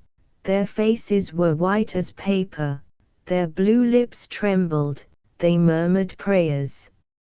Only a boy of 15, who held the rudder, calmly kept a watchful eye upon the waves. He glided between them as they seemed to sink around us for a moment, but when he saw them rising to a menacing height in front of us he gave a slight turn to the boat and steadied it across the waves. The boat shipped water from each wave, and I threw it out with an old ladle, noting at times that it accumulated more rapidly than I could get rid of it. There was a moment when the boat shipped 2 such big waves that, on a sign given to me by one of the trembling rowers, I unfastened the heavy sack full of copper and silver that I carried across my shoulder. For several days in succession we had such crossings. I never forced the men to cross, but they themselves, knowing why I had to hurry, would decide at a given moment that an attempt must be made. There are not 7 deaths in one's life, and one cannot be avoided, they would say, and, signing themselves with the cross, would seize the oars and pull over. I soon reached the places where the main destruction of our barges took place. 44 barges had been destroyed by the storm. Unloading had been impossible, and very little of the cargo had been saved. 2,000 tons of flour had perished in the waves. With this message I continued my journey. A few days later a steamer slowly creeping up the river overtook me, and when I boarded her the passengers told me that the captain had drunk so much that he was seized with delirium and jumped overboard. He was saved, though, and was now lying ill in his cabin. They asked me to take the command of the steamer, and I had to accept it, but soon I realized, to my great astonishment, that everything went on by itself in such an excellent routine way that, though I paraded all day on the bridge, I had almost nothing to do. Apart from a few minutes of real responsibility when the steamer had to be brought to the landing places, where we took wood for fuel, and saying a few words now and then for encouraging the stokers to start as soon as dawn permitted us faintly to distinguish the outlines of the shores, everything went on by itself, requiring but little interference of mine. A pilot who would have been able to interpret the map would have managed as well. Traveling by steamer and a great deal on horseback I reached at last Transbaikalia. The idea of a famine that might break out next spring on the lower Amur oppressed me all the time. I found that the small steamer on board of which I was did not progress up the swift Shilka rapidly enough, and in order to gain some 20 hours, or even less, I abandoned it and rode with a Cossack a couple of 100 miles up the Argun, along one of the wildest mountain tracks in Siberia, stopping to light our campfire only after midnight would have overtaken us in the woods. Even the 10 or 20 hours that I might gain by this exertion had not to be despised, because every day brought us nearer to the close of navigation. At nights, ice was already forming on the river. At last I met the governor of Transbaikalia, and my friend, Colonel Pedashenko, on the Shilka, at the convict settlement of Kara, and the latter took in hand the care of shipping immediately all available provisions. As to me, I left immediately to report all about the matter at Irkutsk. People at Irkutsk wondered that I had managed to make this long journey so rapidly, but I was quite worn out. However, youth quickly recovers its strength, and I recovered mine by sleeping for some time such a number of hours every day that I should be ashamed to say how many. "Have you taken some rest?" the Governor-General asked me a week or so after my arrival. "Could you start tomorrow for St. Petersburg, as a courier, to report there yourself upon the loss of the barges?" It meant to cover in 20 days, not 1 day more, another distance of 3,200 miles between Irkutsk and Nizhny Novgorod, where I could take the railway to St. Petersburg, to gallop day and night in post carts which had to be changed at every station, because no carriage would stand such a journey full speed over the ruts of the roads frozen at the end of the autumn.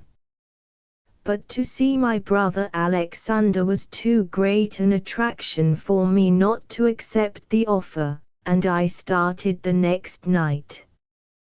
When I reached the lowlands of West Siberia and the Urals, the journey really became a torture.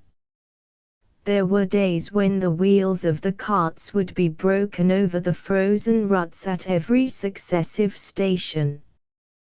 The rivers were freezing, and I had to cross the Ob in a boat amidst the floating ice, which menaced at every moment to crush our small craft.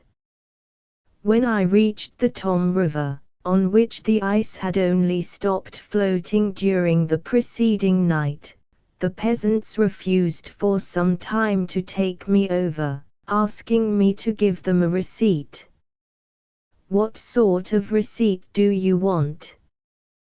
"Well, you write on a paper, I, undersigned, hereby testify that I was drowned by the will of God and by no fault of the peasants, and you give us that paper." "With pleasure, on the other shore." At last they took me over. A boy, a brave, bright boy whom I had selected in the crowd, opened the procession, testing the strength of the ice with a pole. I followed him, carrying my dispatch box on my shoulders, and we too were attached to long reins which 5 peasants held, following us at a distance, one of them carrying a bundle of straw, to be thrown on the ice if it should not seem strong enough. At last I reached Moscow, where my brother met me at the station, and we proceeded at once to St. Petersburg. Youth is a grand thing. After such a journey, which lasted 24 days and nights, when I came, early in the morning, to St. Petersburg, I went the same day to deliver my dispatches, and did not fail also to call upon an aunt, or, rather, upon a cousin, who resided at St. Petersburg. She was radiant. "We have a dancing party tonight. Will you come?" she said. Of course I would. And not only come, but dance until an early hour of the morning. When I came to St. Petersburg and saw the authorities, I understood why I had been sent to make the report. Nobody would believe the possibility of such a destruction of the barges. Have you been on the spot? Did you see the destruction with your own eyes? Are you perfectly sure that they have not simply stolen the provisions and shown you the wreck of some barges? Such were the questions I had to answer. The high functionaries who stood at the head of Siberian affairs at St. Petersburg were simply charming in their innocent ignorance of Siberia. Mon cher, one of them said to me, he always spoke French, how is it possible that 40 barges should be destroyed on the Neva without anyone rushing to help save them? The Neva, I exclaimed. Put 3, 4 Nevas side by side, and you will have the lower Amur. Is it really as big as that? And 2 minutes later he was chatting, in excellent French, about all sorts of things. When did you last see Schwartz, the painter? Is not his John the Terrible a wonderful picture? Do you know for what reason Kukel was going to be arrested? Do you know that Chernyshevsky is arrested? He is now in the fortress. What for? What has he done? I asked. Nothing particular, nothing. But, mon cher, you know, state considerations. Such a clever man, awfully clever. And such an influence he has upon the youth. You understand that a government cannot tolerate that. That's impossible. Intolerable, mon cher, dans un état bien ordonné. Count Ignatieff made no such questions. He knew the Amur very well, and he knew St. Petersburg too. Amidst all sorts of jokes and witty remarks about Siberia which he made with an astounding vivacity, he dropped to me, "It is a very lucky thing that you were there on the spot, and saw the wrecks. And they were clever to send you with the report. Well done." At first, nobody wanted to believe about the barges. Some new swindling, it was thought. But now people say that you were well known as a page, and you have only been a few months in Siberia, so you would not shelter the people there if it were swindling. They trust in you.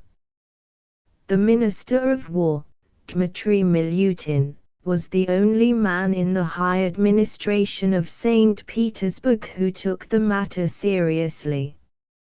He asked me many questions, all to the point. He mastered the subject at once, and all our conversation was in short sentences, without hurry, but without any waste of words.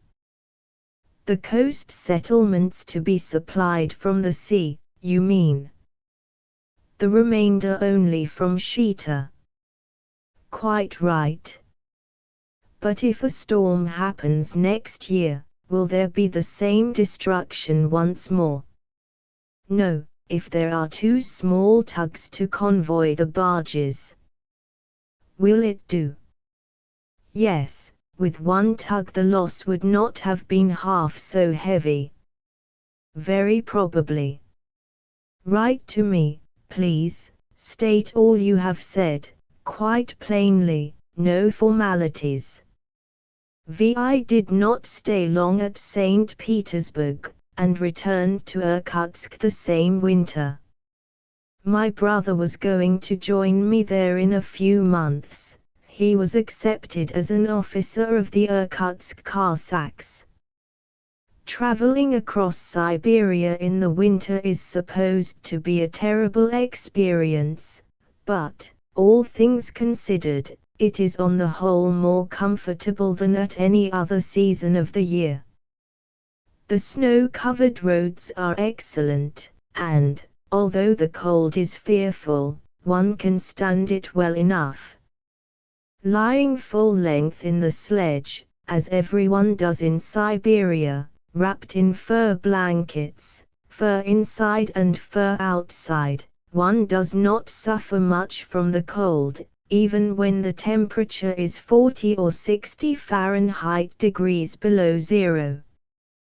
Traveling in courier fashion, that is, rapidly changing horses at each station and stopping only once a day for 1 hour to take a meal, I reached Irkutsk 19 days after I had left St. Petersburg.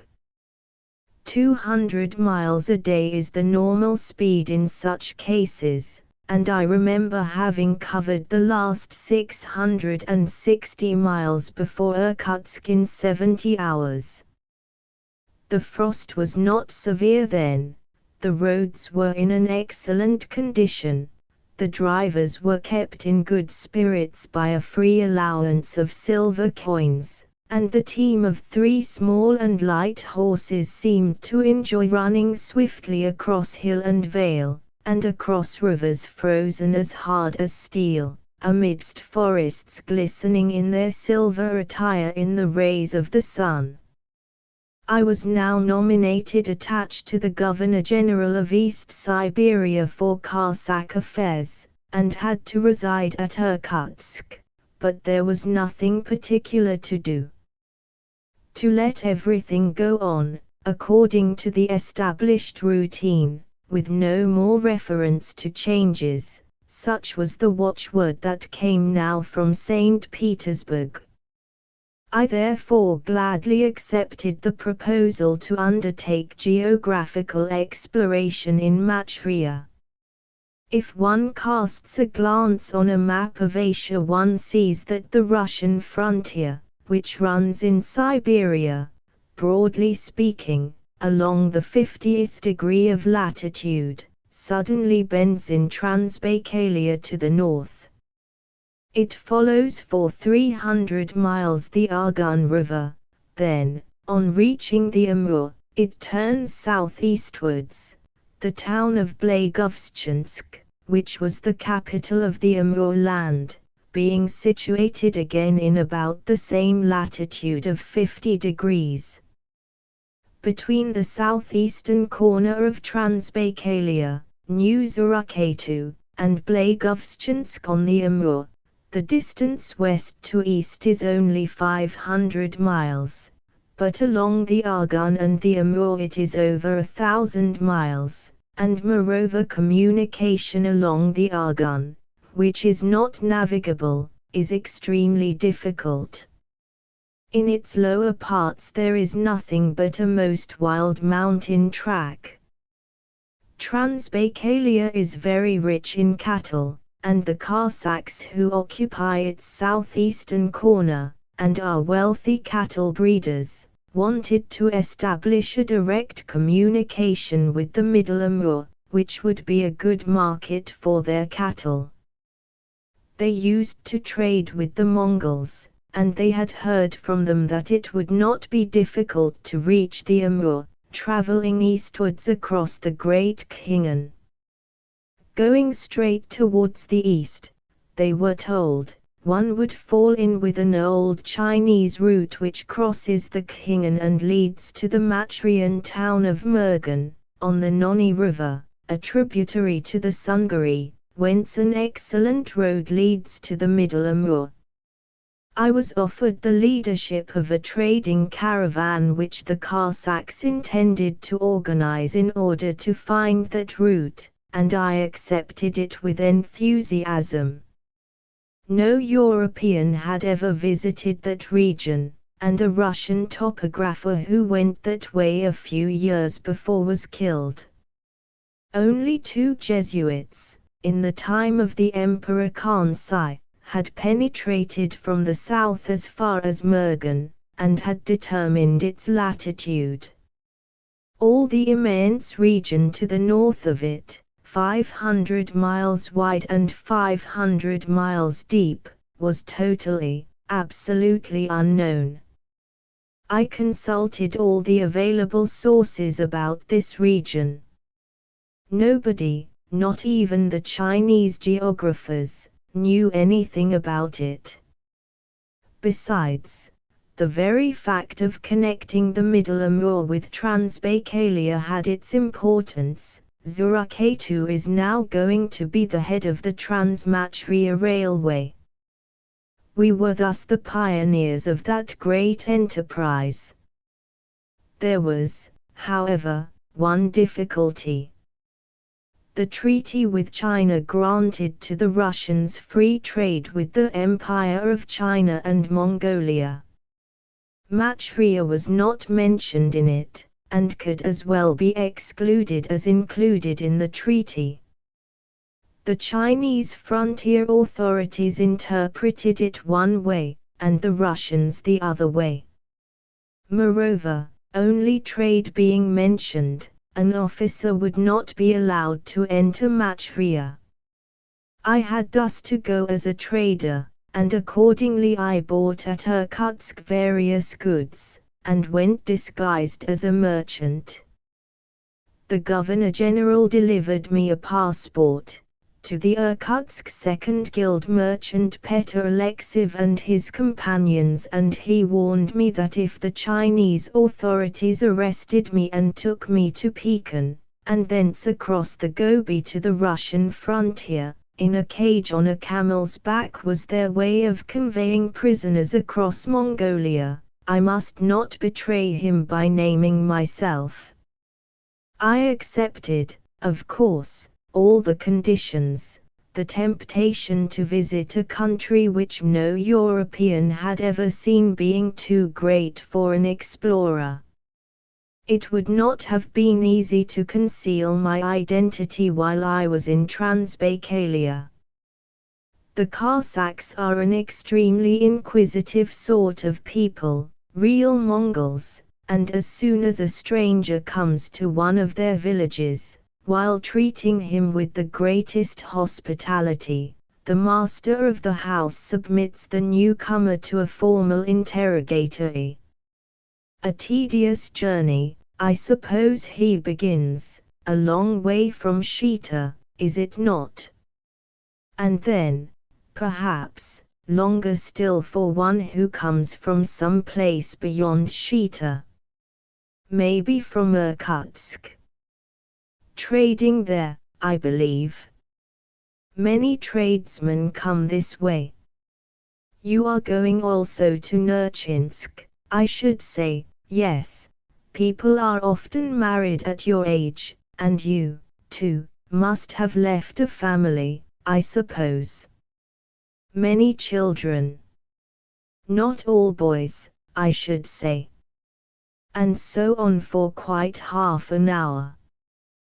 The local commander of the Cossacks, Captain Buxhoeften, knew his people, and consequently we had taken our precautions. At Shita and at Irkutsk we often had amateur theatricals, playing in preference dramas of Ostrovsky, in which the scene of action is nearly always amongst the merchant classes. I played several times in different dramas, and found such great pleasure in acting that I even wrote on one occasion to my brother an enthusiastic letter confessing to him my passionate desire to abandon my military career and to go on the stage. I played mostly young merchants, and had so well got hold of their ways of talking and gesticulating, and tea drinking from the saucer. I knew these ways since my Nikolskoye experiences, that now I had a good opportunity to act it all out in reality for useful purposes. Take your seat, Petr Alekseevich. Captain Buxhoeften would say to me, when the boiling tea urn, throwing out clouds of steam, was placed on the table. Thank you, we may stay here, I would reply, sitting on the edge of a chair at a distance, and beginning to drink my tea in true Moscow merchant fashion. Buxhoeften meanwhile nearly exploded with laughter as I blew upon my saucer with staring eyes, and bit off in a special way microscopic particles from a small lump of sugar which was to serve for half a dozen cups. We knew that the Cossacks would soon make out the truth about me, but the important thing was to win a few days only, and to cross the frontier while my identity was not yet discovered.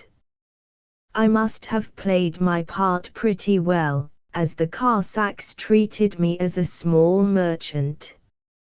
In one village an old woman beckoned me in the passage and asked me, "Are there more people coming behind you on the road, my dear?" "None, grandmother, that we heard of. They said a prince, Rapotsky, was going to come." "Is he coming?" "Oh, I see. You are right, grandmother. His Highness intended to go, too, from Irkutsk. But how can he? Such a journey. Not suitable for them.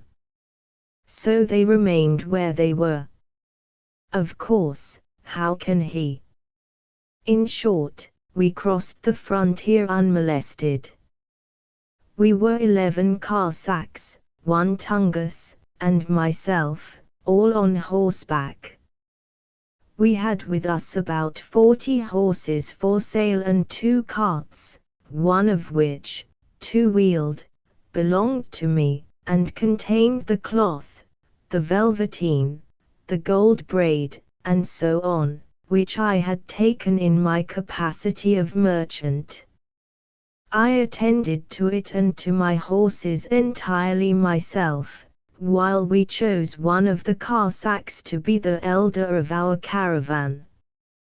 He had to manage all the diplomatic talk with the Chinese authorities.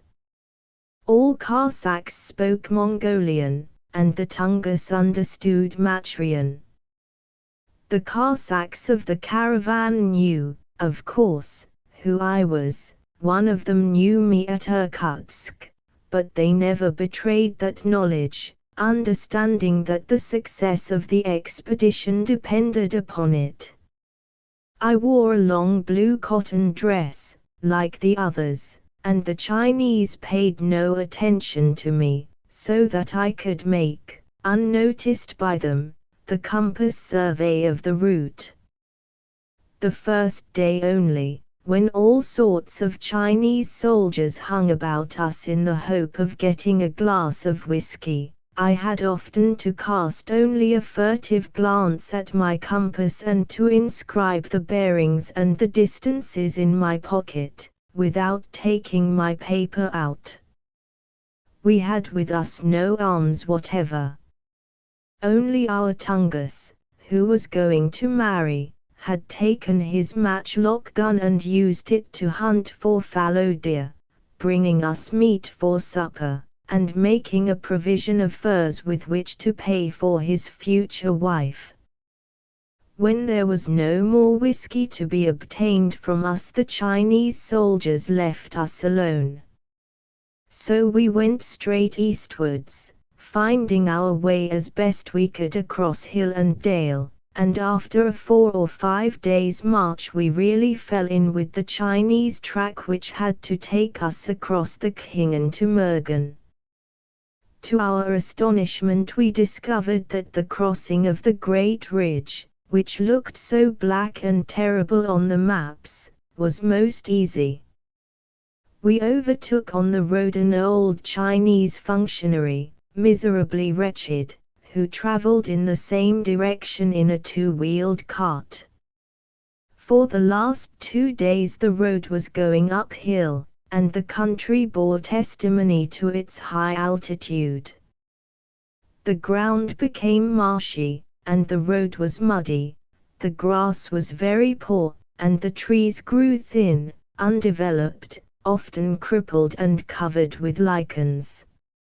Mountains devoid of forests rose right and left, and we thought already of the difficulties we should experience in crossing the ridge, when we saw the old Chinese functionary alighting from his cart before an abo, that is, before a heap made of stones and branches of trees to which bundles of horsehair and small rags had been attached. He drew several hairs out of the mane of his horse, and attached them to the branches. "What is that?" we asked. "The abo, the waters before us flow now to the Amur." "Is that all of the Khingan?" "Yes. No mountains more to cross as far as the Amur, only hills." Quite a commotion spread in our caravan. "The rivers flow to the Amur," shouted the Cossacks to each other. All their lives they had heard the old Cossacks talking about the great river where the vine grows wild, where the prairies extend for hundreds of miles and could give wealth to millions of men. Then, after the Amur was annexed to Russia, they heard of the long journey to it, the difficulties of the first settlers, and the prosperity of their relatives settled on the upper Amur, and now we had found the short way to it.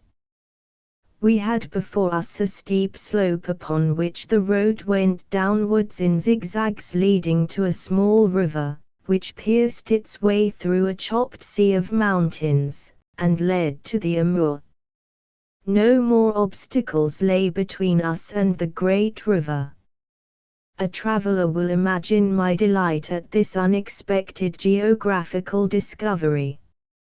As to the Cossacks, they hastened to dismount and to attach in their turn bundles of hair taken from their horses to the branches thrown on the oboe.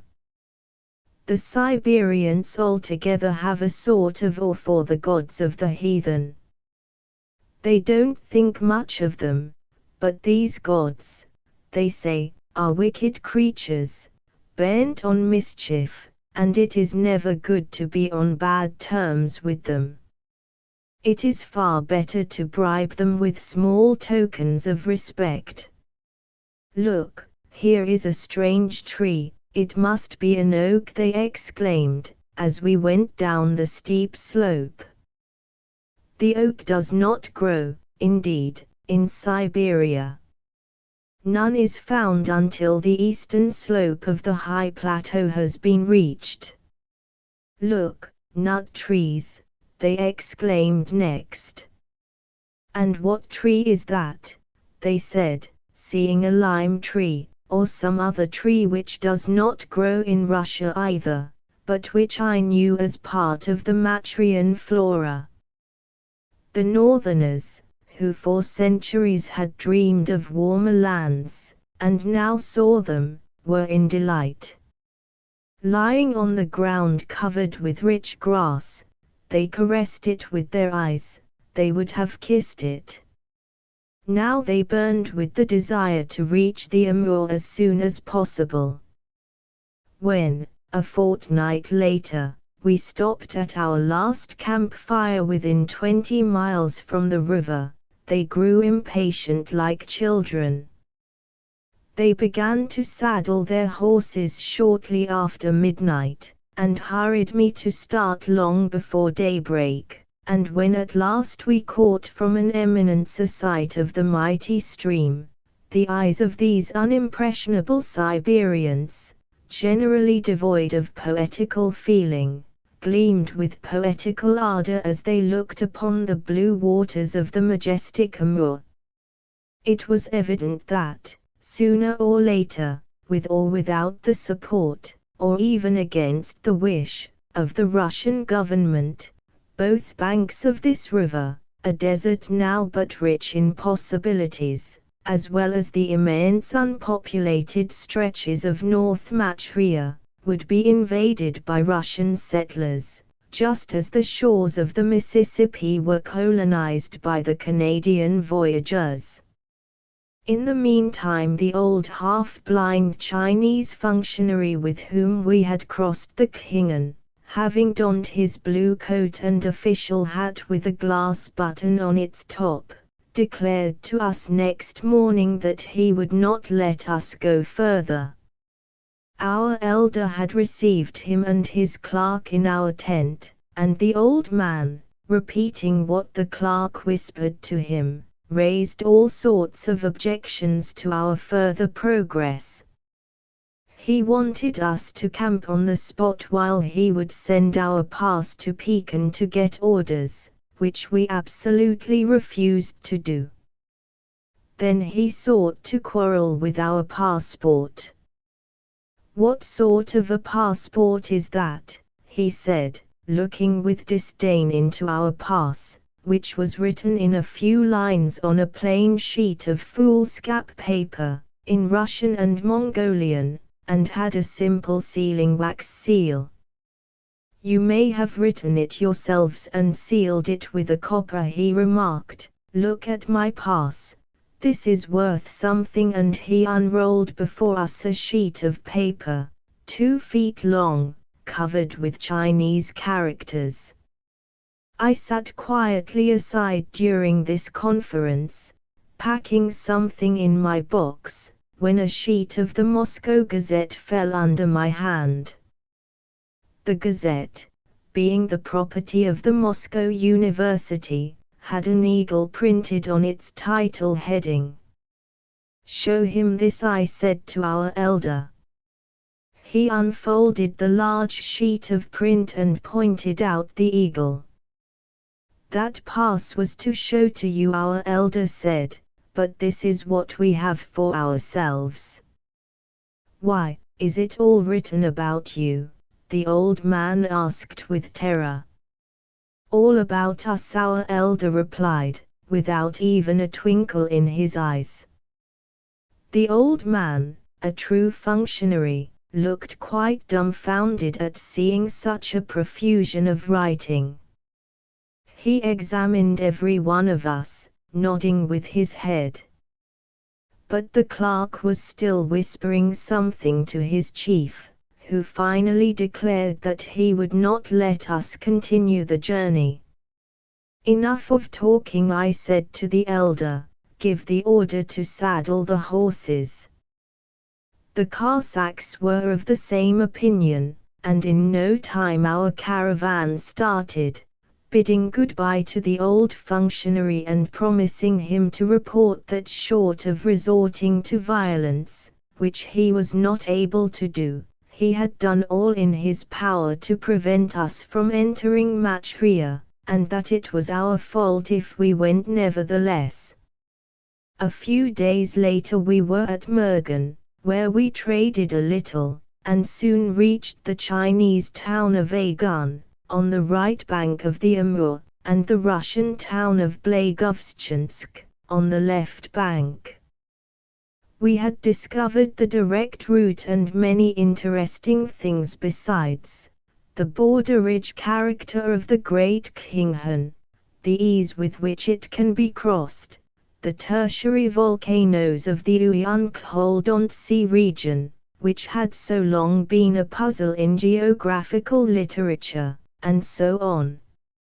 I cannot say that I was a sharp tradesman, for at Mergen I persisted, in broken Chinese, in asking 35 rubles for a watch when the Chinese buyer had already offered me 45.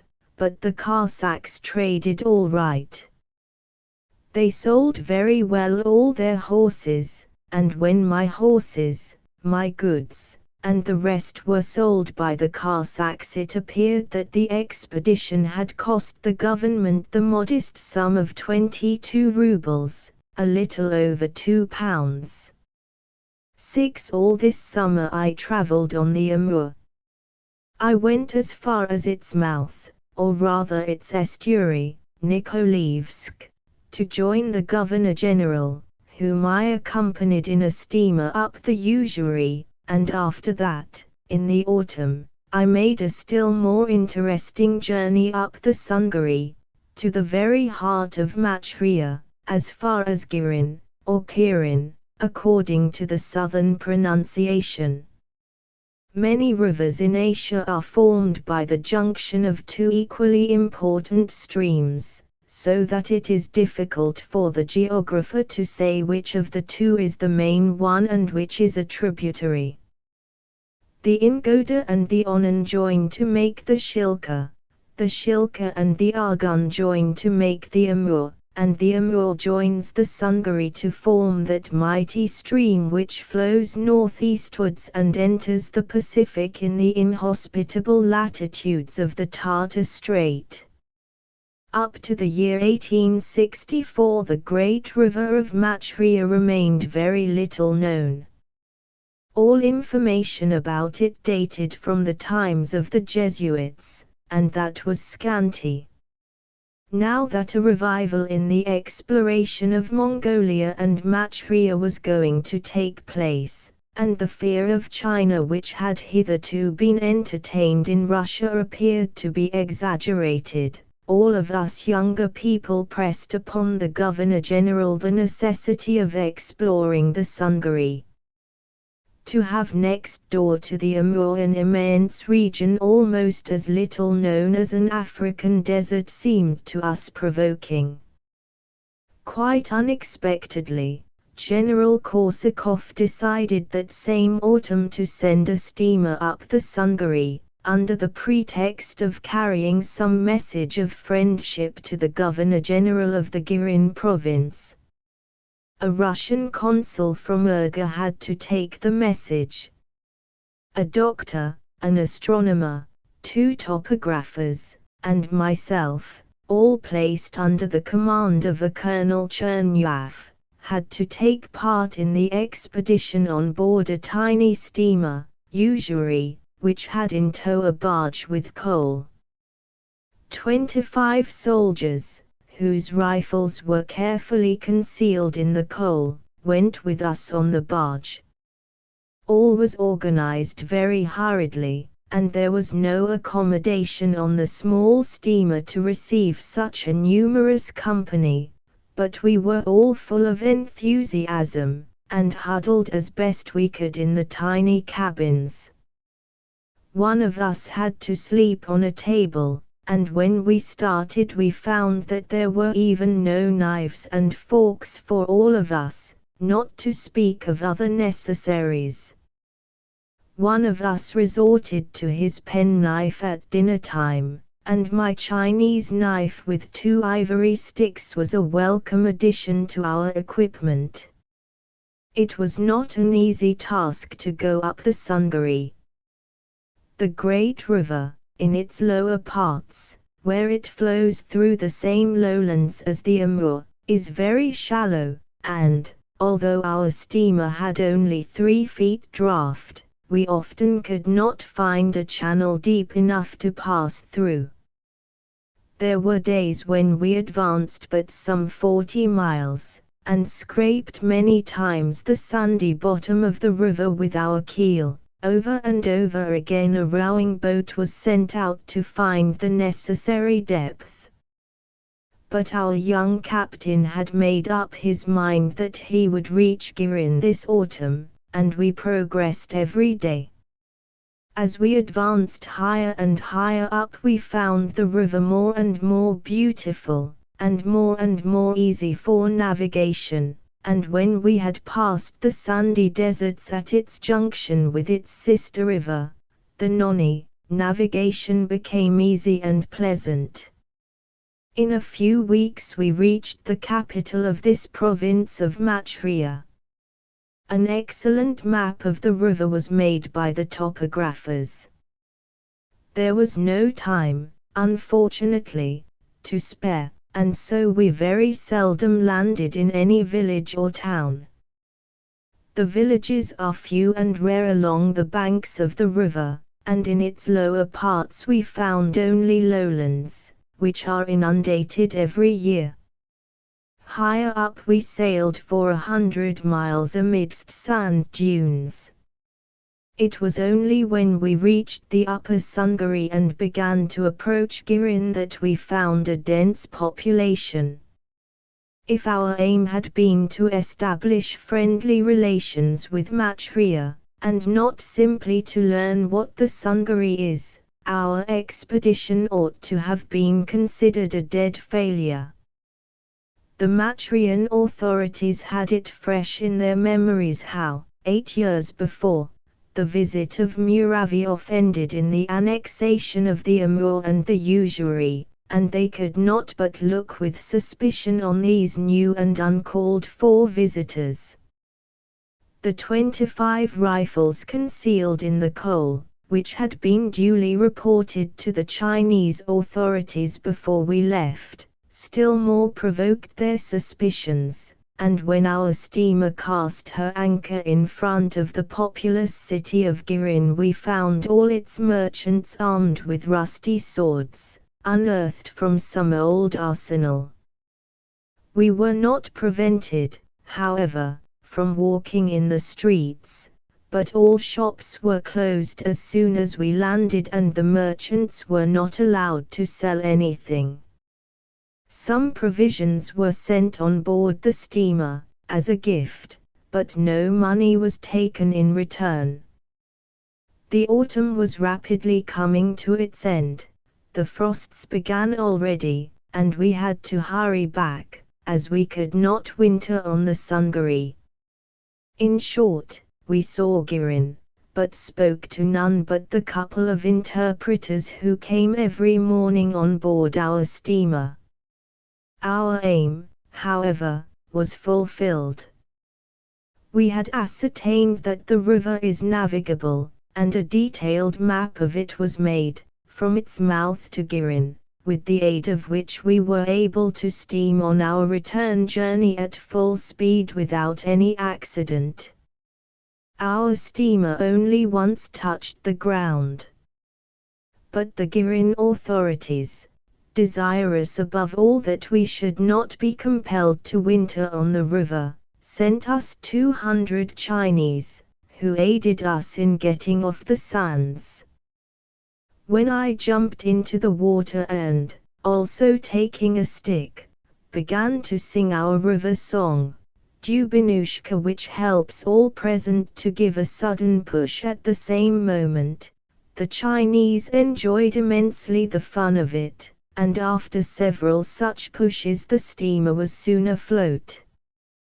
The most cordial relations were established after this little adventure between ourselves and the Chinese, I mean, of course, the people, who seemed to dislike very much their arrogant Matrian officials. We called at several Chinese villages peopled with exiles from the Celestial Empire, and we were received in the most cordial way. One evening especially impressed itself on my memory. We came to a small, picturesque village as night was already falling. Some of us landed, and I went alone through the village. A thick crowd of 100 Chinese soon surrounded me, and although I knew not a word of their tongue, and they knew no more of mine, we chatted in the most amicable way by mimicry and we understood each other. To pat one on the shoulders in sign of friendship is decidedly international language.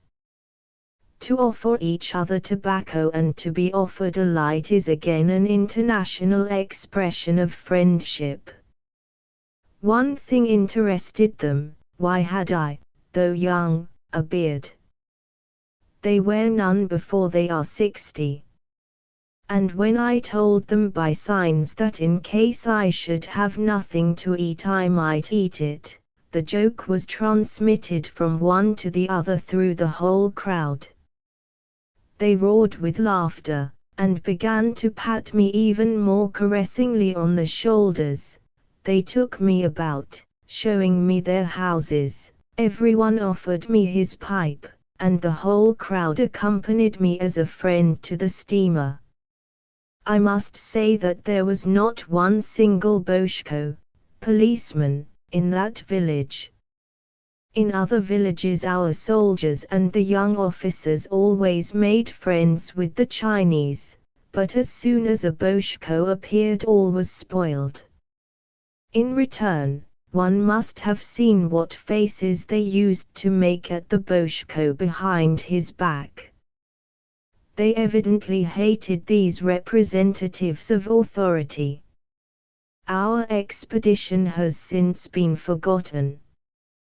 The astronomer, Thu Saltsev, and I published reports about it in the Memoirs of the Siberian Geographical Society. But a few years later a great conflagration at Irkutsk destroyed all the copies left of the memoirs as well as the original map of the Sungari, and it was only last year, when the Transmatrian Railway began to be built, that Russian geographers unearthed our reports, and found that the great river had been explored 35 years ago. 7. As there was nothing more to be done in the direction of reform, I tried to do what seemed to be possible under the existing circumstances, only to become convinced of the absolute uselessness of such efforts.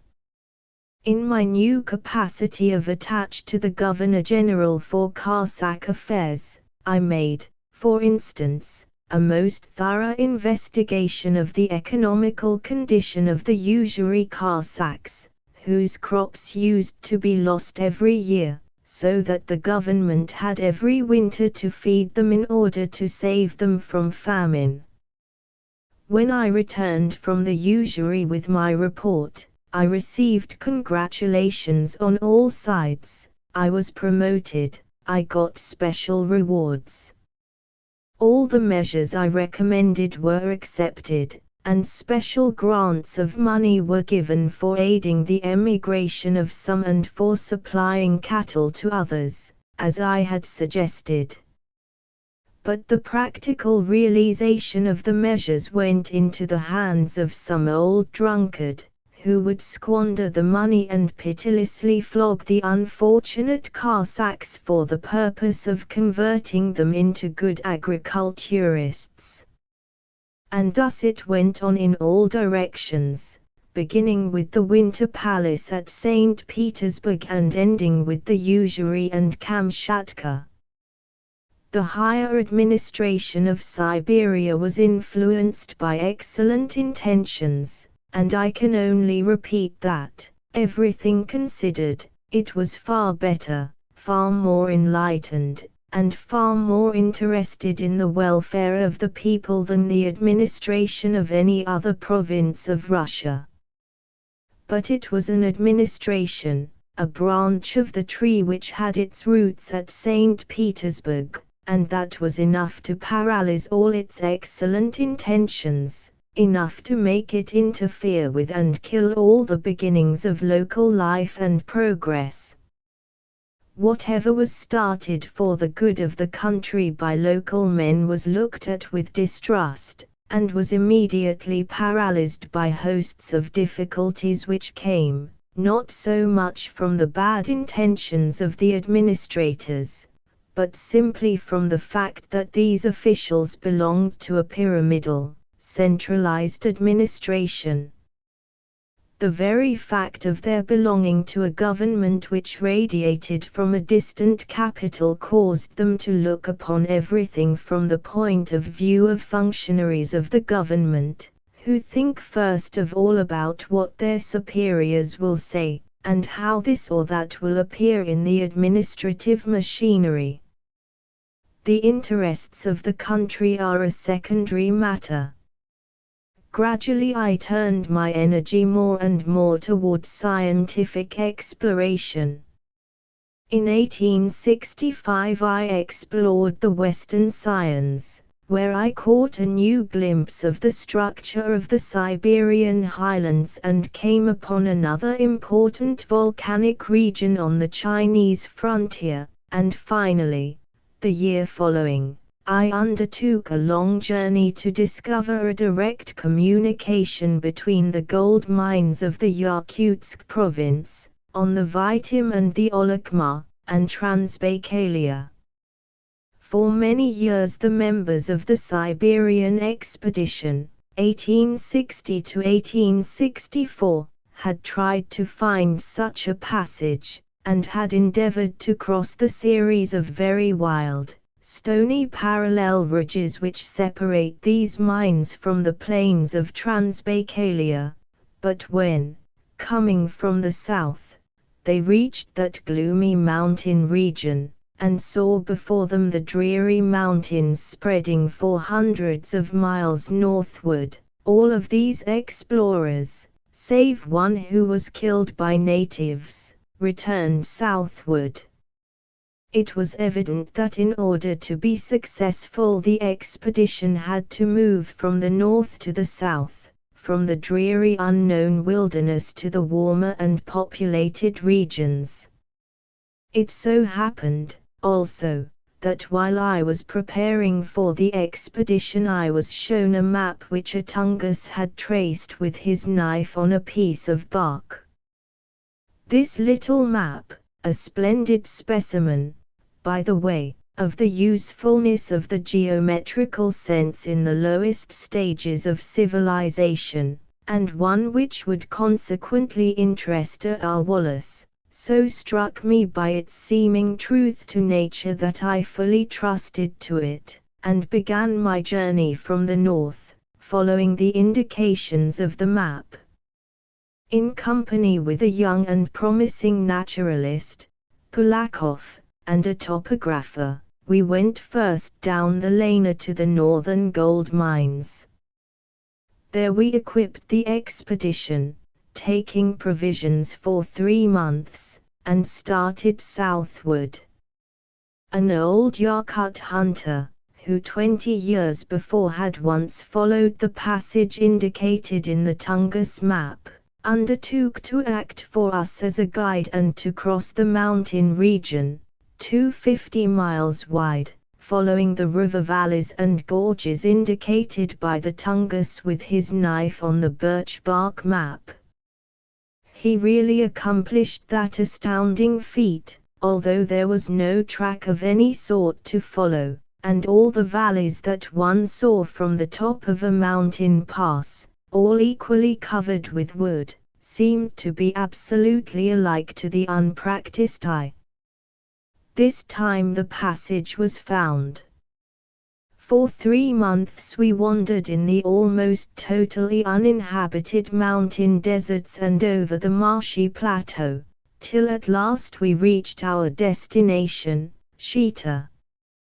I am told that this passage is now of value for bringing cattle from the south to the gold mines. As for me, the journey helped me immensely afterwards in finding the key to the structure of the mountains and plateaus of Siberia, but I am not writing a book of travel, and must stop. The years that I spent in Siberia taught me many lessons which I could hardly have learned elsewhere. I soon realized the absolute impossibility of doing anything really useful for the masses of the people by means of the administrative machinery. With this illusion I parted forever. Then I began to understand not only men and human character, but also the inner springs of the life of human society. The constructive work of the unknown masses, which so seldom finds any mention in books, and the importance of that constructive work in the growth of forms of society, appeared before my eyes in a clear light. To witness, for instance, the ways in which the communities of Dukhabortsi, brothers of those who are now settling in Canada, and who found such a hearty support in England and the United States, migrated to the Amur region, to see the immense advantages which they got from their semi-communistic brotherly organization, and to realize what a success their colonization was, amidst all the failures of state colonization, was learning something which cannot be learned from books. Again, to live with natives, to see at work the complex forms of social organization which they have elaborated far away from the influence of any civilization, was, as it were, to store up floods of light which illuminated my subsequent reading. The part which the unknown masses play in the accomplishment of all important historical events, and even in war, became evident to me from direct observation, and I came to hold ideas similar to those which Tolstoy expresses concerning the leaders and the masses in his monumental work, War and Peace. Having been brought up in a serf-owner's family, I entered active life, like all young men of my time, with a great deal of confidence in the necessity of commanding, ordering, scolding, punishing, and the like.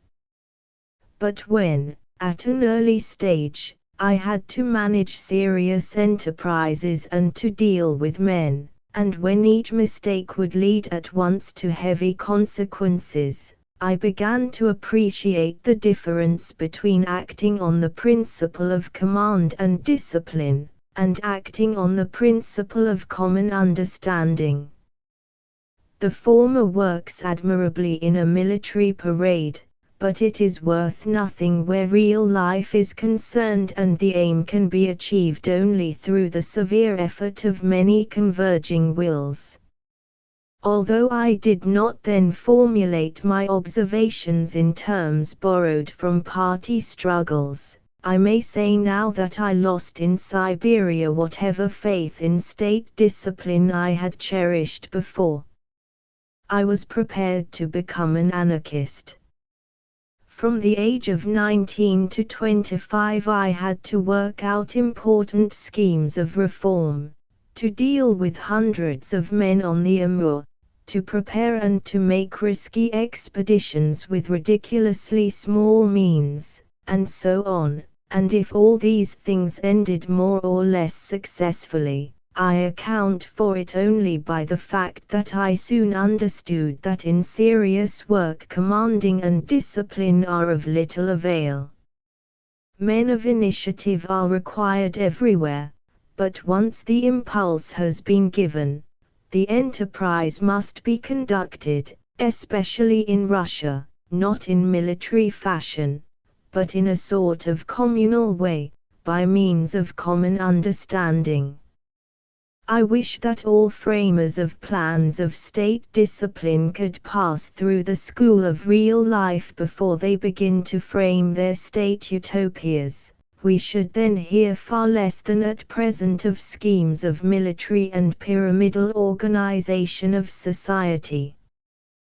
With all that, life in Siberia became less and less attractive for me. Although my brother Alexander had joined me in 1864 at Irkutsk, where he commanded a squadron of Cossacks. We were happy to be together. We read a great deal and discussed all the philosophical, scientific, and sociological questions of the day, but we both longed after intellectual life, and there was none in Siberia. The occasional passage through Irkutsk of Raphael Pumpelly or of Adolf Bastian, the only two men of science who visited our capital during my stay there, was quite an event for both of us. The scientific and especially the political life of Western Europe, of which we heard through the papers, attracted us, and the return to Russia was the subject to which we continually came back in our conversations.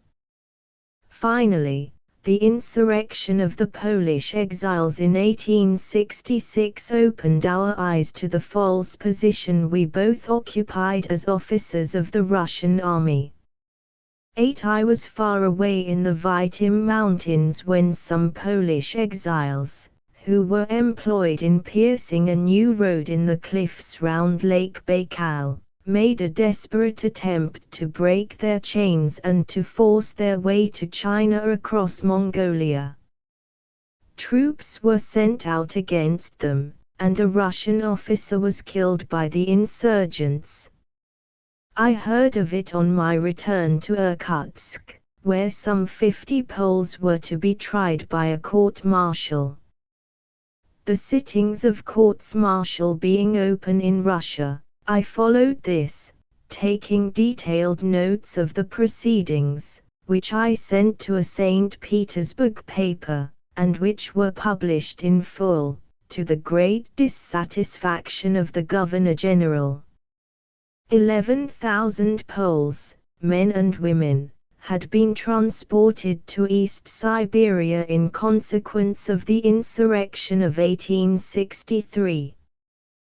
They were chiefly students, artists, ex-officers, nobles, and especially skilled artisans from the intelligent and highly developed working men's population of Warsaw and other towns.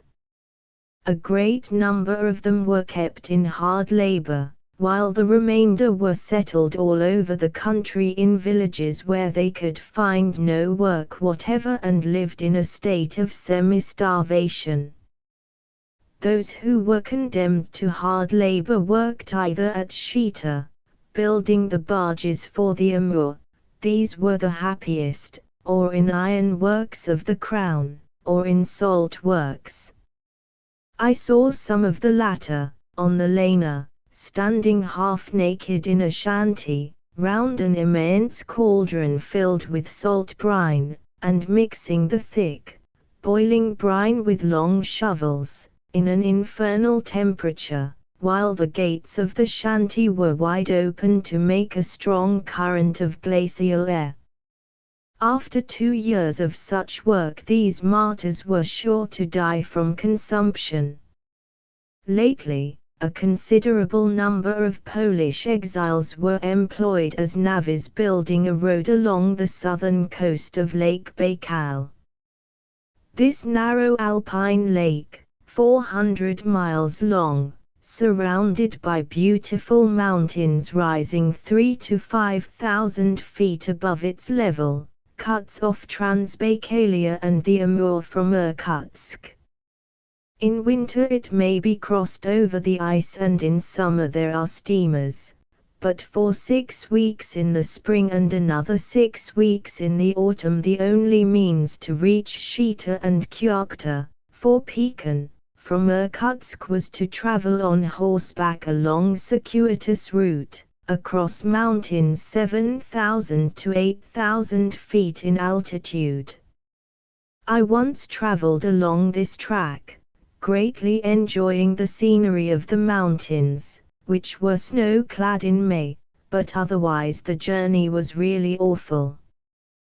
To climb 8 miles only, to the top of the main pass, Kamardaban, it took me the whole day from 3 in the morning till 8 at night. Our horses continually fell through the thawing snow, plunging with the rider many times a day into icy water which flowed underneath the snow crust. It was decided accordingly to build a permanent road along the southern coast of the lake, blowing up a passage in the steep, almost vertical cliffs which rise along the shore, and spanning with bridges 100 wild torrents which furiously rush from the mountains into the lake. Polish exiles were employed at this hard work. Several batches of Russian political exiles had been sent during the last century to Siberia, but, with the submissiveness to fate which is characteristic of the Russians, they never revolted. They allowed themselves to be killed inch by inch, without ever attempting to free themselves. The Poles, on the contrary, this must be said to their honor, were never so submissive as that, and this time they broke into open revolt. They evidently had no chance of success, they revolted nevertheless. They had before them the Great Lake, and behind them a girdle of absolutely impracticable mountains, beyond which begin the wildernesses of North Mongolia, but they nevertheless conceived the idea of disarming the soldiers who guarded them, forging those terrible weapons of the Polish insurrections, scythes planted as pikes on long poles, and making their way across the mountains and across Mongolia, towards China, where they would find English ships to take them. One day the news came to Irkutsk that part of those Poles who were at work on the Baikal road had disarmed a dozen soldiers and broken out into revolt. 80 soldiers were all that could be dispatched against them from Irkutsk. Crossing the lake in a steamer, they went to meet the insurgents on the other side of the lake. The winter of 1866 had been unusually dull at Irkutsk. In the Siberian capital there is no such distinction between the different classes as one sees in Russian provincial towns, and the Irkutsk society composed of numerous officers and officials, together with the wives and daughters of local traders and even clergymen, met during the winter, every Thursday, at the assembly rooms. This winter, however, there was no go in the evening parties. Amateur theatricals, too, were not successful, and gambling, which was usually pursued on a grand scale at Irkutsk, only dragged just along. A want of money was felt this winter among the officials, and even the arrival of several mining officers did not bring with it the heaps of banknotes with which these privileged gentlemen usually enlivened the nights of the green tables. The season was decidedly dull, just the season for starting spiritualistic experiences with talking tables and talkative spirits. A gentleman who had been during the previous winter the pet of Irkutsk society on account of the tales which he recited with great talent, seeing that interest in himself and his tales was failing, now took to spiritualism as a new amusement. He was clever, and in a week's time the Irkutsk ladies were mad over talking spirits. A new life was infused amongst those who did not know how to kill time. Talking tables appeared in every drawing room, and love-making went hand in hand with spirit rapping. An officer, whom I will call Potalov, took it all in deadly earnest, talking tables and love. Perhaps he was less fortunate with the latter than with the tables. At any rate, when the news of the Polish insurrection came he asked to be sent to the spot with the 80 soldiers. He hoped to return with a halo of military glory. "I go against the Poles," he wrote in his diary. "It would be so interesting to be slightly wounded." He was killed. He rode on horseback by the side of the colonel who commanded the soldiers, when the battle with the insurgents, the glowing description of which may be found in the annals of the General Staff, began. The soldiers slowly advanced along the road, when they met some 50 Poles, 5 or 6 of whom were armed with rifles and the remainder with sticks and scythes. They occupied the forest, and from time to time fired their guns. The chain of soldiers did the same. Lieutenant Potalov twice asked permission of the colonel to dismount and to dash into the forest. The colonel very angrily ordered him to stay where he was. Notwithstanding this, the next moment the lieutenant had disappeared. Several shots resounded in the wood, followed by wild cries. The soldiers rushed that way, and found the lieutenant bleeding on the grass. The Poles fired their last shots and surrendered. The battle was over. Potalov was dead. He had rushed, revolver in hand, into the thicket, where he found several Poles armed with pikes. He fired all his shots at them in a haphazard way, wounding one of them, whereupon the others rushed upon him with their pikes. At the other end of the road, on this side of the lake, 2 Russian officers behaved in the most abominable way towards those Poles who were building the same road but took no part in the insurrection.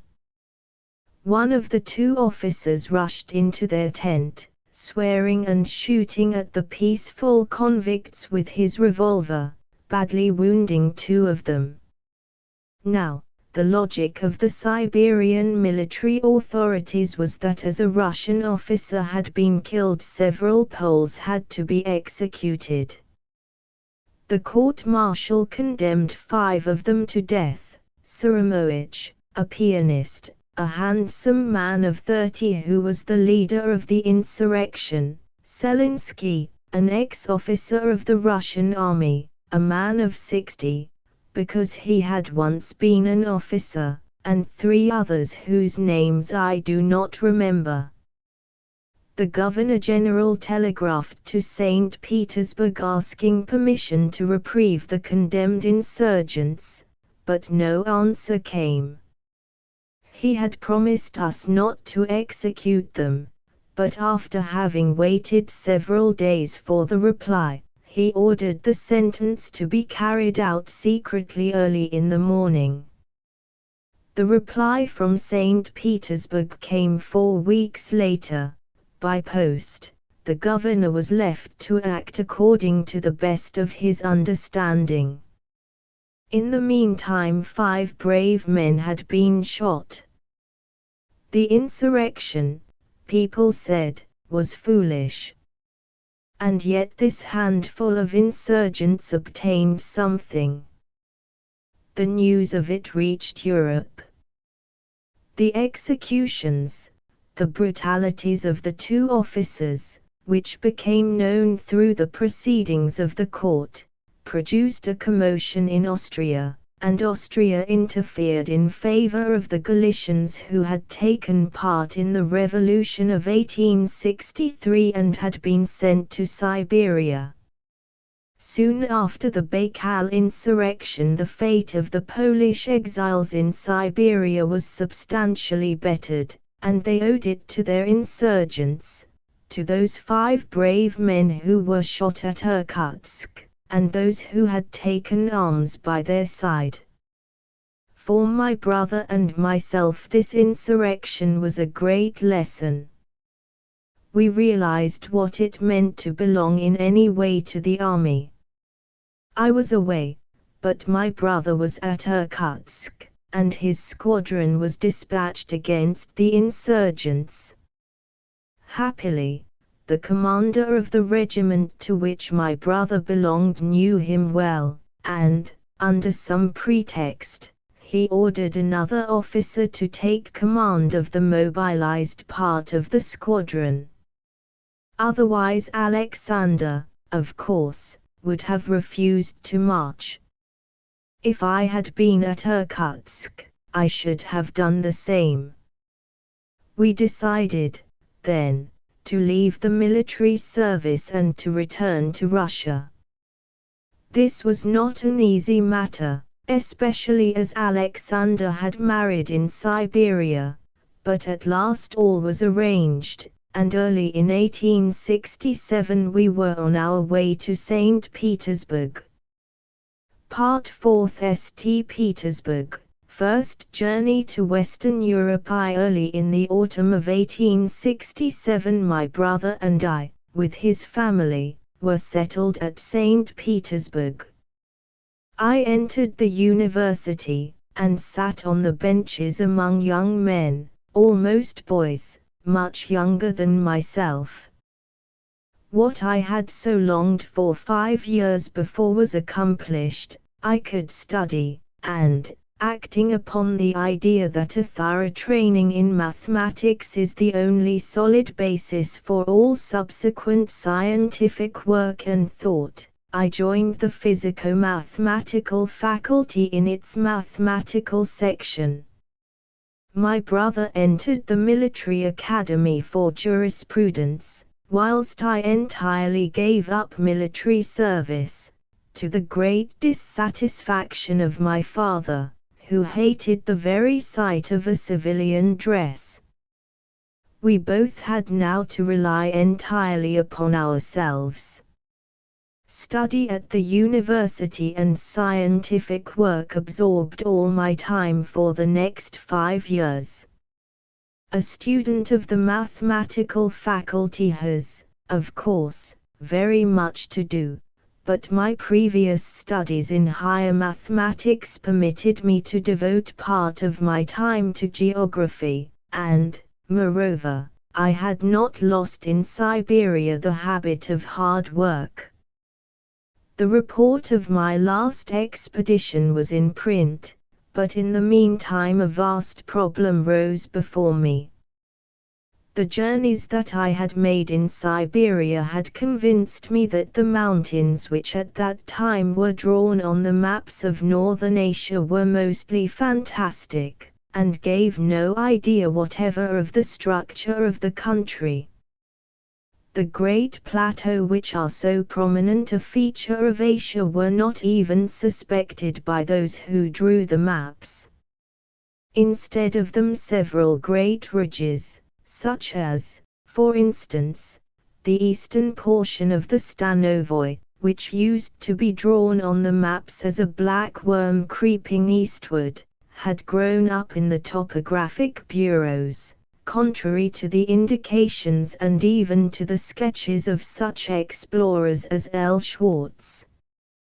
These ridges have no existence in nature. The heads of the rivers which flow toward the Arctic Ocean on the one side, and toward the Pacific on the other, lie intermingled on the surface of a vast plateau. They rise in the same marshes.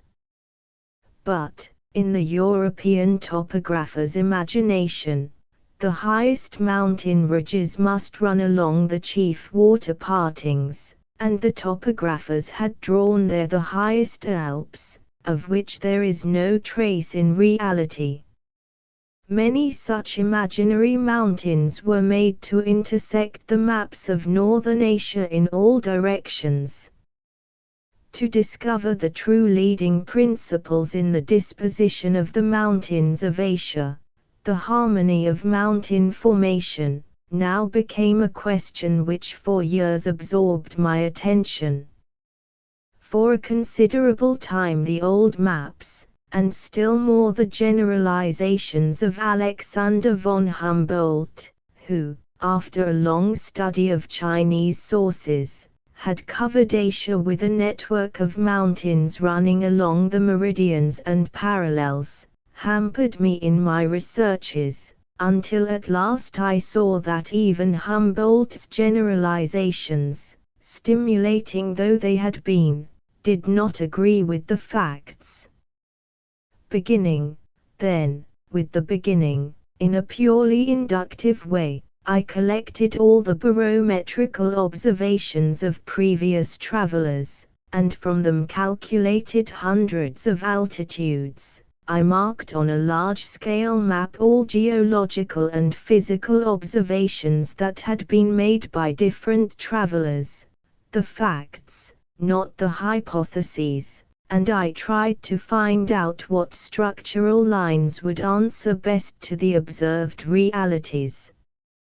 This preparatory work took me more than 2 years, and then followed months of intense thought, in order to find out what the bewildering chaos of scattered observations meant, until one day, all of a sudden, the whole became clear and comprehensible, as if it were illuminated with a flash of light.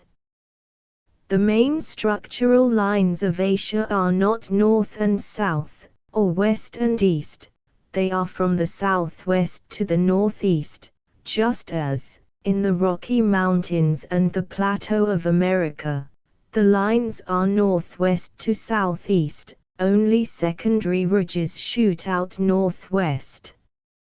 Moreover, the mountains of Asia are not bundles of independent ridges, like the Alps, but are subordinated to an immense plateau, an old continent which once pointed towards Bering Strait.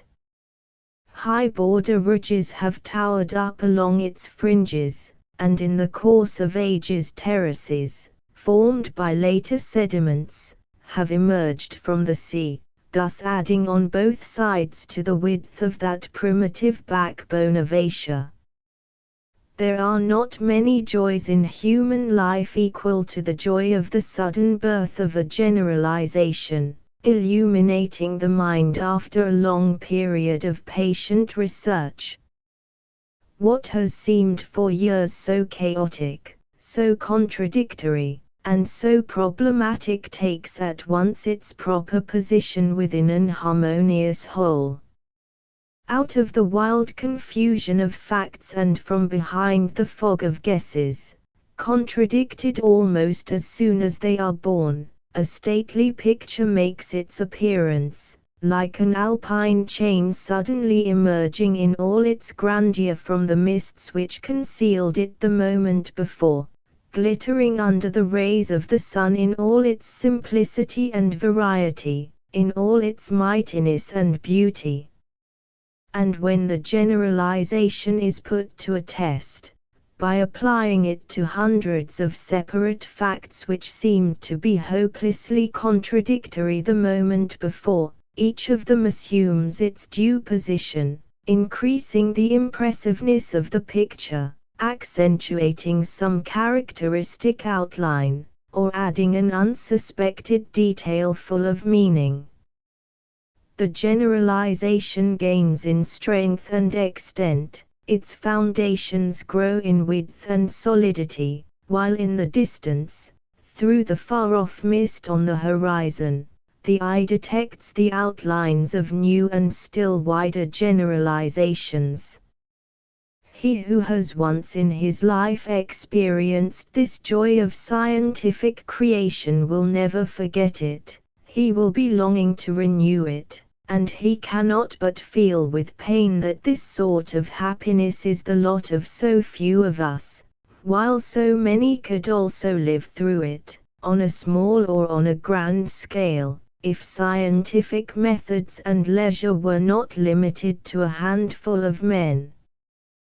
This work I consider my chief contribution to science.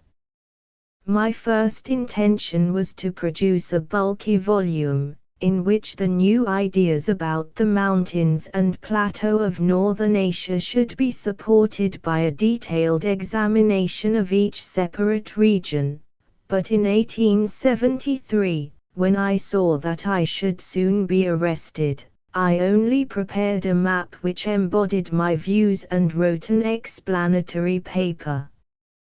Both were published by the Geographical Society, under the supervision of my brother, while I was already in the fortress of St. Peter and St. Paul. Peterman, who was then preparing a map of Asia, and knew my preliminary work, adopted my scheme for his map, and it has been accepted since by most cartographers.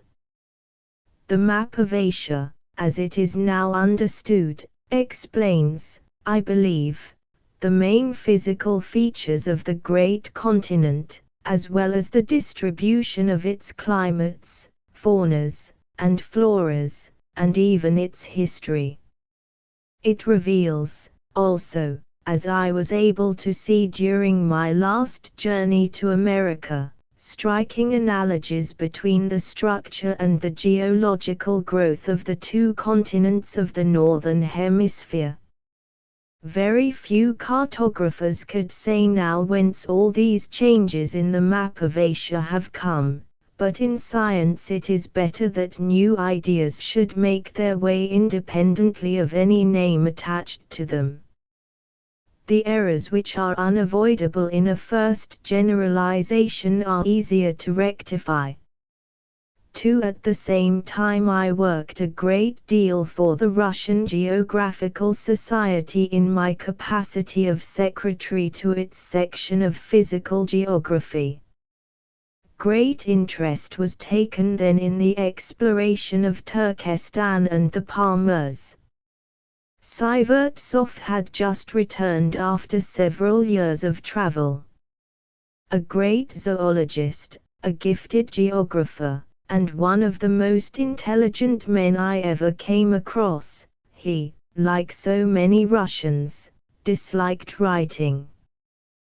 When he had made an oral communication at a meeting of the society, he could not be induced to write anything beyond revising the reports of his communication, so that all that has been published under his signature is very far from doing full justice to the real value of the observations and the generalizations he had made.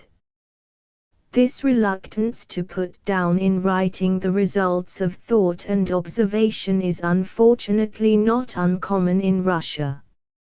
His remarks on the orography of Turkestan, on the geographical distribution of plants and animals, and especially on the part played by hybrids in the production of new species of birds, which I have heard him make, or on the importance of mutual support in the progressive development of species, which I have found just mentioned in a couple of lines in some report of a meeting, bore the stamp of more than an ordinary talent and originality, but he did not possess the exuberant force of exposition in an appropriately beautiful form, which might have made of him one of the most prominent men of science of our time.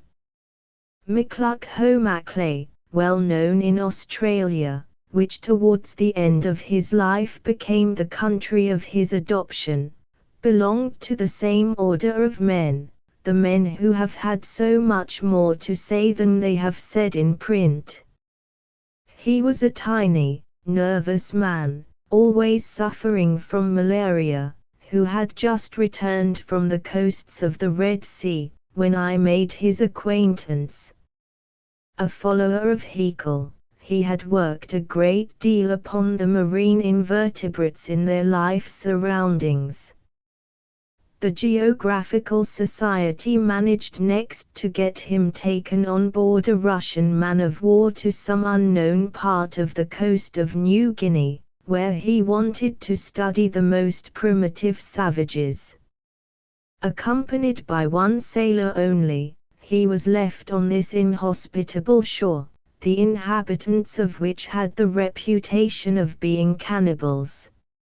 A hut was built for the two Robinsons, and they lived 18 months or more by the side of a native village on excellent terms with the natives. Always to be straightforward towards them, and never to deceive them, not even in the most trifling matters, not even for scientific purposes, was his ethics. On this point he was most scrupulous. When he was traveling some time later on in the Malayan Peninsula, he had with him a native who had entered into his service on the express condition of never being photographed. The natives, as everyone knows, consider that something is taken out of them when their likeness is taken by photography. Maclay, who was collecting anthropological materials, confessed that one day, when the man was fast asleep, he was awfully tempted to photograph him, the more so as he was a typical representative of his tribe and he would have never known that he had been photographed. But Maclay remembered his promise and never did it.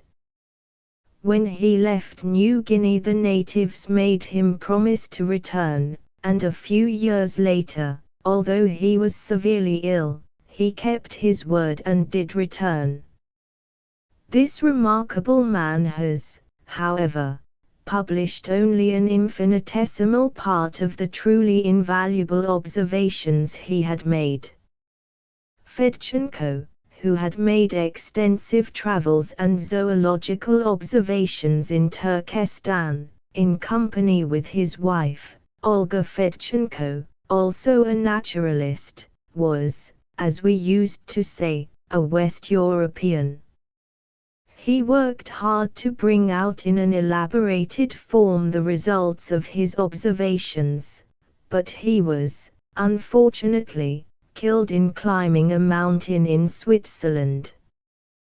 Glowing with youthful ardor after his journeys in the Turkestan mountains, and full of confidence in his own powers, he undertook an ascent without proper guides, and perished in a snowstorm.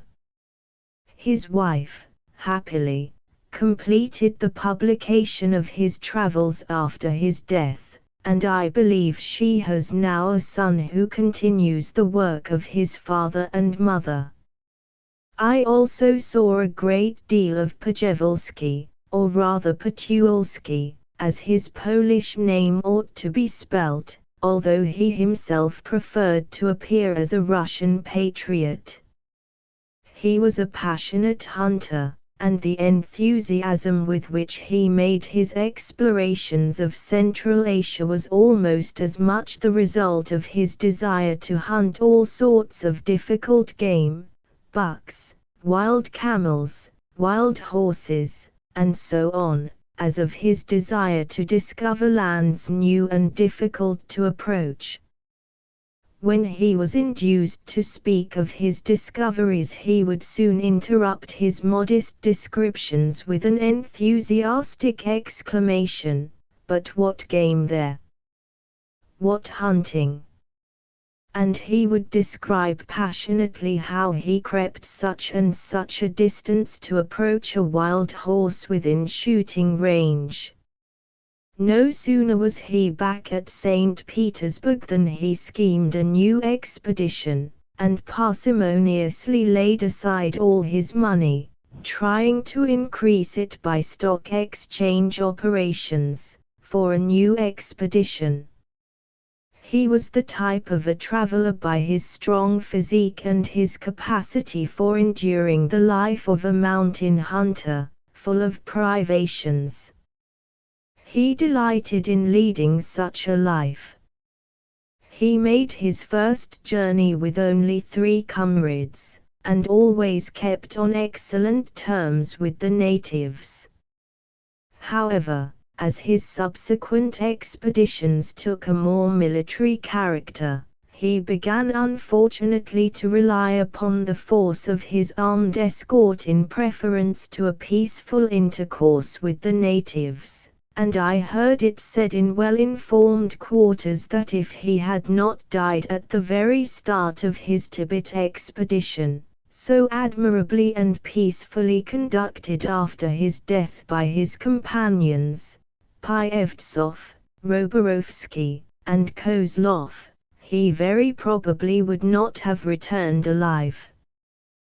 There was considerable activity at that time in the Geographical Society, and numerous were the geographical questions in which our section, and consequently its secretary, took a lively interest.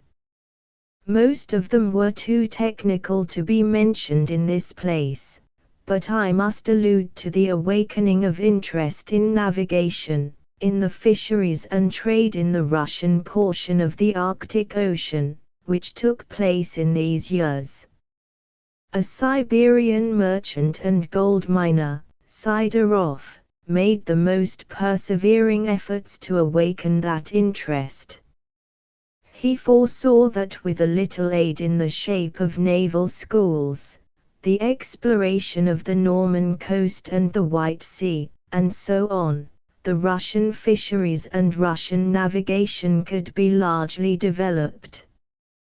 But unfortunately that little had to be done all through St. Petersburg, and the ruling portion of that courtly, bureaucratic, red-tapist, literary, artistic, and cosmopolitan city could not be moved to take an interest in anything provincial. Poor Sidorov was simply ridiculed for his efforts. Interest in our far north had to be enforced upon the Russian Geographical Society from abroad. In the years 1869 to 71 the bold Norwegian seal hunters had quite unexpectedly opened the Kara Sea to navigation. To our extreme astonishment we learned one day at the Society that the sea which lies between the island of Novaya Zemlya and the Siberian coast, and which we used confidently to describe in our writings as an ice cellar permanently stocked with ice, had been entered by a number of small Norwegian schooners and crossed by them in all directions. Even the wintering place of the famous Dutchman Barents, which we believed to be concealed forever from the eyes of man by ice fields hundreds of years old, had been visited by these adventurous Norsemen. Exceptional seasons and an exceptional state of the ice was what our elder navigators said. But to a few of us it was quite evident that, with their small schooners and their small crews, the bold Norwegian hunters, who feel at home amid the ice, had ventured to pierce the floating ice which usually bars the way to the Kara Sea, while the commanders of government ships, hampered by the responsibilities of the naval service, had never risked doing so. A general interest in Arctic exploration was awakened by these discoveries.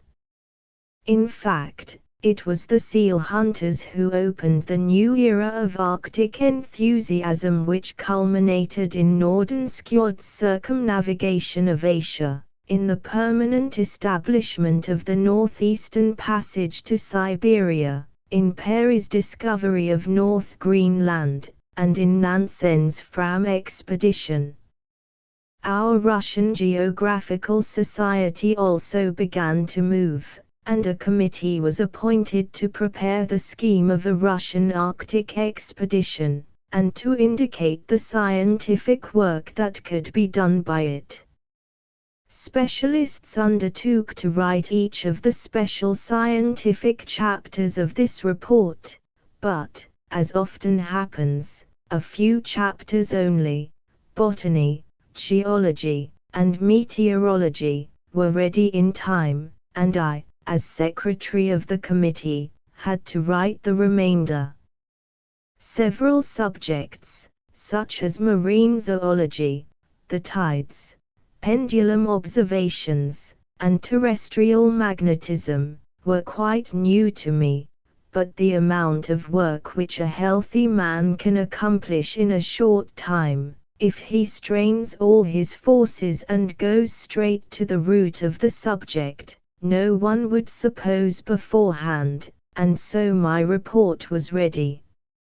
It concluded by advocating a great Arctic expedition, which would awaken in Russia a permanent interest in Arctic questions and Arctic navigation, and in the meantime a reconnoitering expedition on board a schooner chartered in Norway with its captain, pushing north or northeast of Novaya Zemlya.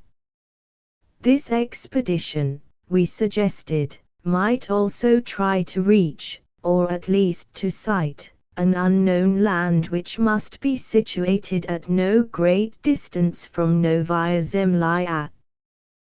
The probable existence of such a land had been indicated by an officer of the Russian Navy, Baron Schilling, in an excellent but little-known paper on the currents in the Arctic Ocean.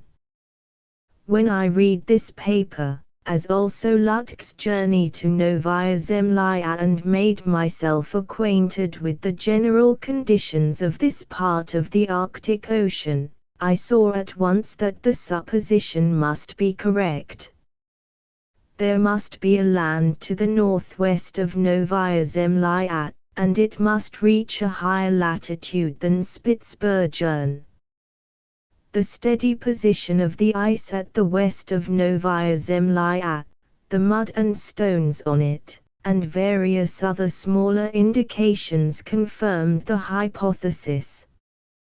Besides, if such a land were not located there, the ice current which flows westward from the meridian of Bering Strait to Greenland, the current of the Fram's drift, would, as Baron Schilling had truly remarked, reach the North Cape and cover the coasts of Laponia with masses of ice, just as it covers the northern extremity of Greenland.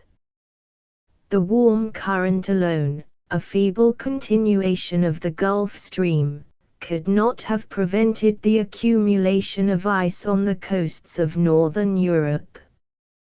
This land, as is known, was discovered a couple of years later by the Austrian expedition, and named Franz Joseph Land.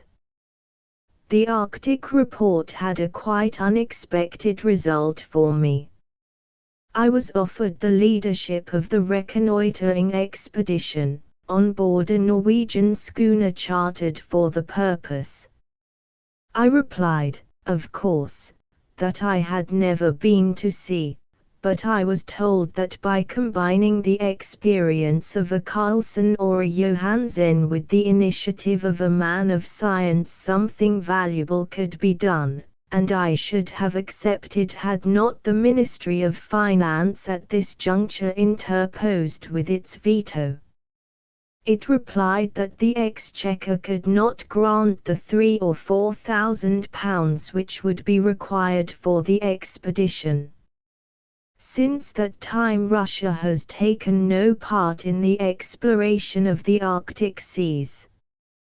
The land which we distinguished through the subpolar mists was discovered by Pehr and Weyprecht, and the archipelagos which must exist to the northeast of Novaya Zemlya, I am even more firmly persuaded of it now than I was then, remain undiscovered. Instead of joining an Arctic expedition, I was sent out by the Geographical Society on a modest tour in Finland and Sweden, to explore the glacial deposits, and that journey drifted me in a quite different direction. The Russian Academy of Sciences sent out this summer two of its members, the old geologist General Helmersen and Friedrich Schmidt, the indefatigable explorer of Siberia, to study the structure of those long ridges of drift which are known as Azar in Sweden and Finland, and as Esker, Kams, and so on, in the British Isles.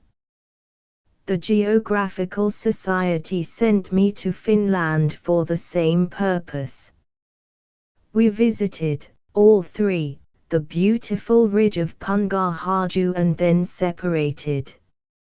I worked hard during this summer. I traveled a great deal in Finland, and crossed over to Sweden, where I spent many happy hours in the company of a Nordenskjöld. Already then, in 1871, he mentioned to me his schemes of reaching the mouths of the Siberian rivers, and even the Bering Strait, by the northern route. Returning to Finland, I continued my researches till late in the autumn, and collected a mass of most interesting observations relative to the glaciation of the country. But I also thought a great deal during this journey about social matters, and these thoughts had a decisive influence upon my subsequent development. All sorts of valuable materials relative to the geography of Russia passed through my hands in the Geographical Society, and the idea gradually came to me of writing an exhaustive physical geography of that immense part of the world. My intention was to give a thorough geographical description of the country, basing it upon the main lines of the surface structure which I began to disentangle for European Russia, and to sketch in that description the different forms of economic life which ought to prevail in different physical regions. Take, for instance, the wide prairies of southern Russia, so often visited by droughts and failures of crops. These droughts and failures must not be treated as accidental calamities. They are as much a natural feature of that region as its position on a southern slope, its fertility, and the rest, and the whole of the economic life of the southern prairies ought to be organized in prevision of the unavoidable recurrence of periodical droughts. Each region of the Russian Empire ought to be treated in the same scientific way, as Karl Ritter treated parts of Asia in his beautiful monographs. But such a work would have required plenty of time and full freedom for the writer, and I often thought how helpful to this end it would be were I to occupy some day the position of secretary to the Geographical Society. Now, in the autumn of 1871, as I was working in Finland, slowly moving on foot toward the sea coast along the newly built railway, and closely watching the spot where the first unmistakable traces of the former extension of the post-glacial sea would appear, I received a telegram from the Geographical Society. The Council begs you to accept the position of Secretary to the Society. At the same time the outgoing secretary strongly urged me to accept the proposal. My hopes were realized. But in the meantime other thoughts and other longings had pervaded my mind. I seriously thought over the reply, and wired, "Most cordial thanks, but cannot accept." 3. It often happens that men pull in a certain political, social, or familiar harness simply because they never have time to ask themselves whether the position they stand in and the work they accomplish are right, whether their occupations really suit their inner desires and capacities, and give them the satisfaction which everyone has the right to expect from his work. Active men are especially liable to find themselves in such a position. Every day brings with it a fresh batch of work, and a man throws himself into his bed late at night without having completed what he expected to have done. Then in the morning he hurries to the unfinished task of the previous day. Life goes, and there is no time left to think. No time to consider the direction that one's life is taking. So it was with me. But now, during my journey in Finland, I had leisure. When I was crossing in a Finnish two-wheeled carrier some plain which offered no interest to the geologist, or when I was walking, hammer on shoulder, from one gravel pit to another, I could think. And, amidst the undoubtedly interesting geological work I was carrying on, one idea, which appealed far more strongly to my inner self than geology, persistently worked in my mind. I saw what an immense amount of labor the Finnish peasant spends in clearing the land and in breaking up the hard boulder clay, and I said to myself, I will write, let me say, the physical geography of this part of Russia, and tell the peasant the best means of cultivating this soil. Here an American stump extractor would be invaluable, there certain methods of manuring would be indicated by science. But what is the use of talking to this peasant about American machines, when he has barely enough bread to live upon from one crop to the next, when the rent which he has to pay for that boulder clay grows heavier and heavier in proportion to his success in improving the soil? He gnaws at his hard as a stone rye flour cake, which he bakes twice a year. He has with it a morsel of fearfully salted cod and a drink of skimmed milk. How dare I talk to him of American machines, when all that he can raise must be sold to pay rent and taxes? He needs me to live with him, to help him to become the owner or the free occupier of that land. Then he will read books with profit, but not now. And my thoughts wandered from Finland to our Nikolskoye peasants, whom I had lately seen. Now they are free, and they value freedom very much. But they have no meadows. In one way or another the landlords have got nearly all the meadows for themselves. When I was a child the Savakhins used to send out 6 horses for night pasture, the Tolkakovs had 7. Now these families have only 3 horses each. Other families, which formerly had 3 horses, have only 1 or none. What can be done with one miserable horse? No meadows, no horses, no manure. How can I talk to them of grass sowing? They are already ruined, poor as Lazarus, and in a few years they will be made still poorer by a foolish taxation.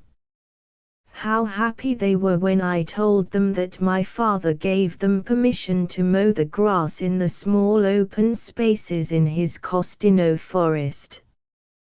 Your Nikolskoye peasants are ferocious for work, that is the common saying about them in our neighborhood, but the arable land, which our stepmother has taken out of their allotments in virtue of the law of minimum, that diabolic clause introduced by the serf owners when they were allowed to revise the Emancipation Law, is now a forest of thistles, and the ferocious workers are not allowed to till it. And the same sort of thing goes on throughout Russia.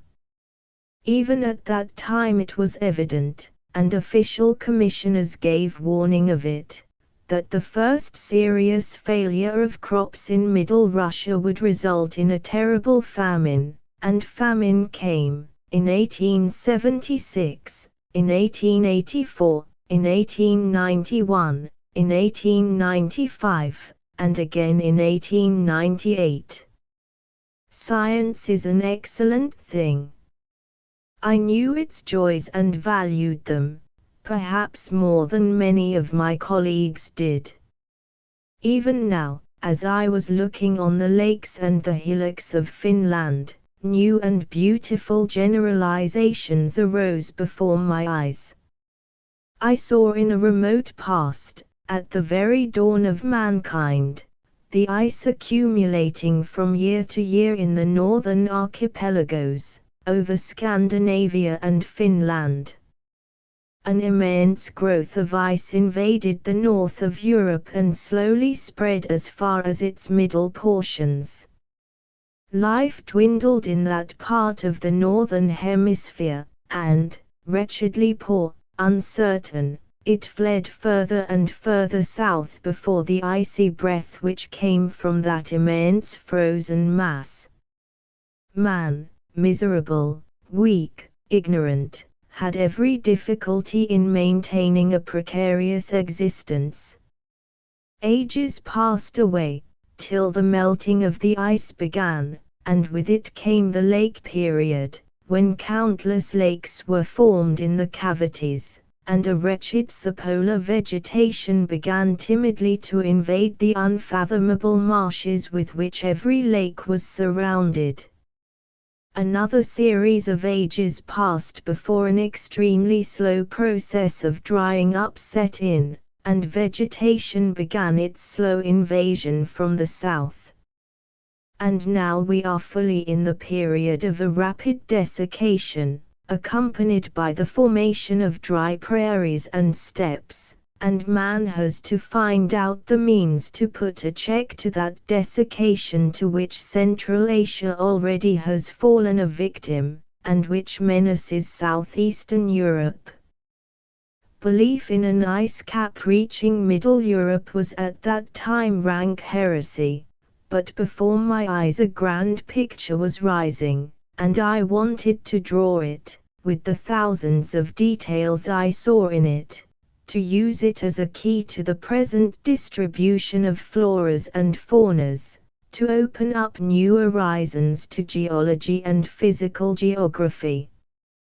But what right had I to these higher joys, when all round me was nothing but misery and struggle for a mouldy bit of bread, when whatsoever I should spend to enable me to live in that world of higher emotions must needs be taken from the very mouths of those who grew the wheat and had not bread enough for their children.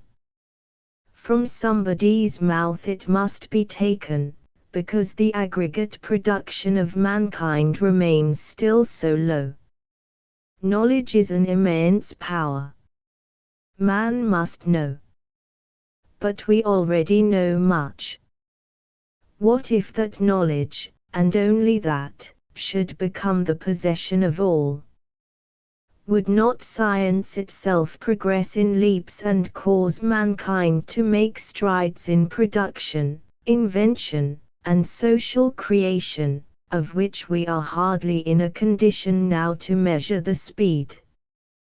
The masses want to know, they are willing to learn, they can learn. There, on the crest of that immense moraine which runs between the lakes, as if giants had heaped it up in a hurry to connect the two shores, there stands a Finnish peasant plunged in contemplation of the beautiful lakes, studded with islands, which lie before him. Not one of these peasants, poor and downtrodden though they may be, will pass this spot without stopping to admire the scene. Or there, on the shore of a lake, stands another peasant, and sings something so beautiful that the best musician would envy him his melody for its feeling and its meditative power. Both deeply feel, both meditate, both think. They are ready to widen their knowledge, only give it to them, only give them the means of getting leisure. This is the direction in which, and these are the kind of people for whom, I must work.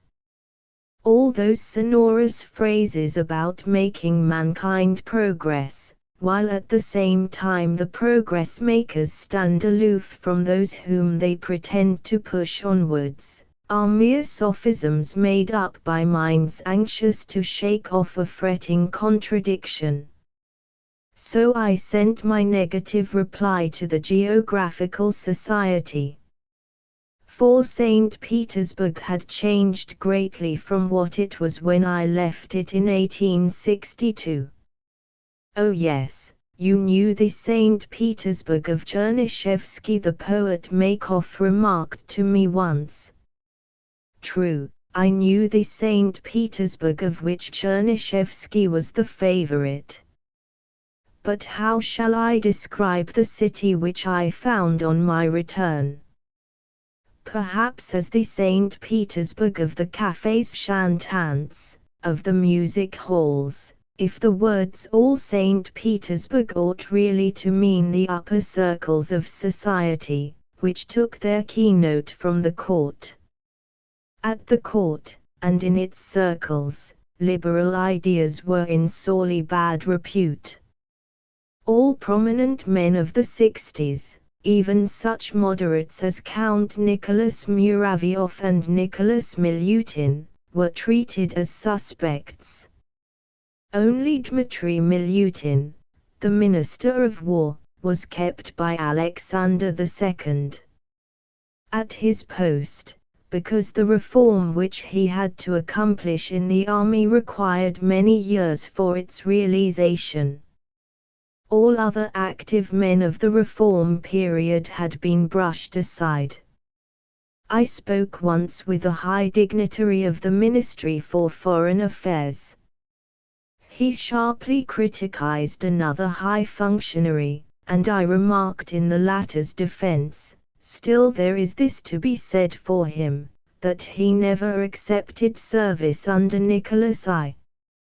And now he is in service under the reign of Shavalov and Trepov, was the reply, which so correctly described the situation that I could say nothing more. General Shavalov, the chief of the state police, and General Trepov, the chief of the St. Petersburg police, were indeed the real rulers of Russia. Alexander II was their executive, their tool. And they ruled by fear. Trepov had so frightened Alexander by the specter of a revolution which was going to break out at St. Petersburg, that if the omnipotent chief of the police was a few minutes late in appearing with his daily report at the palace, the emperor would ask, "Is everything quiet at St. Petersburg?" Shortly after Alexander II had given an entire dismissal to Princess X, he conceived a warm friendship for General Fleury, the aide-de-camp of Napoleon III, that sinister man who was the soul of the coup d'état of the 2nd of December, 1852. They were continually seen together, and Fleury once informed the Parisians of the great honor which was bestowed upon him by the Russian Tsar. As the latter was riding along the Nevsky Perspective, he saw Fleury, and asked him to mount into his carriage, an egoist which had a seat only 12 inches wide, for a single person, and the French general recounted at length how the Tsar and he, holding fast to each other, had to leave half of their bodies hanging in the air on account of the narrowness of the seat. It is enough to name this friend, fresh from Compiègne, to suggest what the friendship meant. Shavalov took every advantage of the present state of mind of his master. He prepared one reactionary measure after another, and when Alexander showed reluctance to sign any of them, Shavalov would speak of the coming revolution and the fate of Louis XVI, and, for the salvation of the dynasty, would implore him to sign the new additions to the laws of repression. For all that sadness and remorse would from time to time besiege Alexander. He would fall into a gloomy melancholy, and speak in a sad tone of the brilliant beginning of his reign, and of the reactionary character which it was taking. Then Shavalov would organize an especially lively bear hunt. Hunters, merry courtiers, and carriages full of ballet girls would go to the forests of Novgorod. A couple of bears would be killed by Alexander II, who was a good shot and used to let the animal approach to within a few yards of his rifle, and there, in the excitement of the hunting festivities, Shavalov would obtain his master's consent to any scheme of repression which he had concocted. Alexander II certainly was not a rank-and-file man, but two different men lived in him, both strongly developed, struggling with each other, and this inner struggle became more and more violent as he advanced in age. He could be charming in his behavior, and the next moment display sheer brutality. He was possessed of a calm, reasoned courage in the face of a real danger, but he lived in constant fear of dangers which existed in his brain only. He assuredly was not a coward. He would meet a bear face to face, on one occasion, when the animal was not killed outright by his first bullet, and the man who stood behind him with a lance, rushing forward, was knocked down by the bear. The Tsar came to his rescue, and killed the bear close to the muzzle of his gun. I know this from the man himself, yet he was haunted all his life by the fears of his own imagination and of an uneasy conscience. He was very kind in his manner toward his friends, but that kindness existed side by side with the terrible cold-blooded cruelty, a 17th-century cruelty, which he displayed in crushing the Polish insurrection, and later on in 1880, when similar measures were taken to crush the revolt of the Russian youth, a cruelty of which no one would have thought him capable. He thus lived a double life, and at the period of which I am speaking he merrily signed the most reactionary decrees, and afterward became despondent about them. Towards the end of his life this inner struggle, as will be seen later on, became still stronger, and assumed an almost tragical character. In 1872 Shavalov was nominated ambassador in England, but his friend General Potapov continued the same policy till the beginning of the Turkish War in 1877. During all this time the most scandalous plundering of the state exchequer, and also of the crown lands, of the estates confiscated in Lithuania after the insurrection, of the Bashksa lands in Orenburg, and so on, was proceeding on a grand scale. Several such scandals were subsequently brought to light, and some of them were judged by the Senate, acting as High Court of Justice, after Potapov, who became insane, and Kropotkin had been dismissed, and their rivals at the palace wanted to show them to Alexander II in their true light. In one of these judicial inquiries it came out that a friend of Potapov had most shamelessly robbed the peasants of a Lithuanian estate of their lands, and afterward, empowered by his friends at the Ministry of the Interior, he had caused the peasants, who sought redress, to be imprisoned, subjected to wholesale flogging, and shot down by the troops. This was one of the most revolting stories of the kind even in the annals of Russia, which teem with similar robberies up to the present time.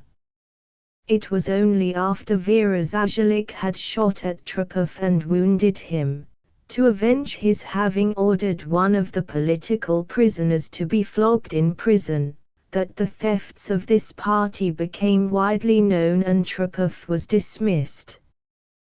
Thinking he was going to die, he wrote his will, from which it became known that this man, who had made the Tsar believe he was poor, even though he had occupied for years the lucrative post of chief of the St. Petersburg police, left in reality to his heirs a considerable fortune.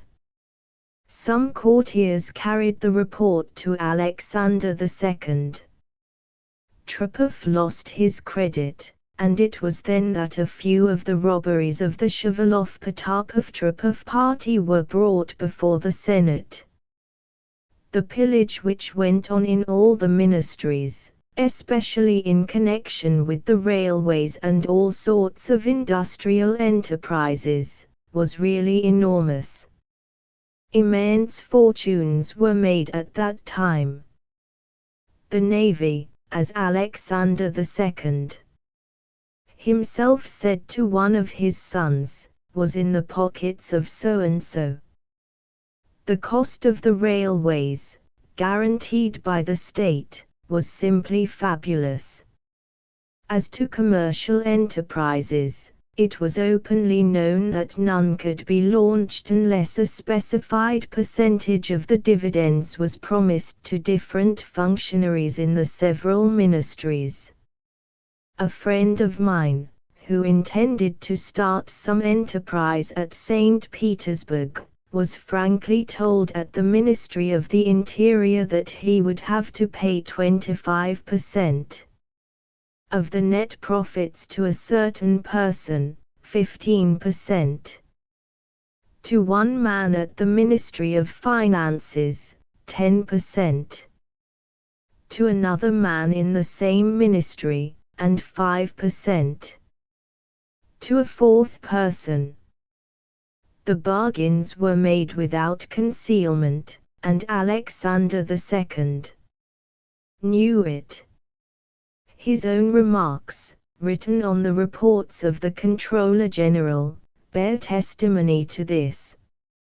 But he saw in the thieves his protectors from the revolution, and kept them until their robberies became an open scandal.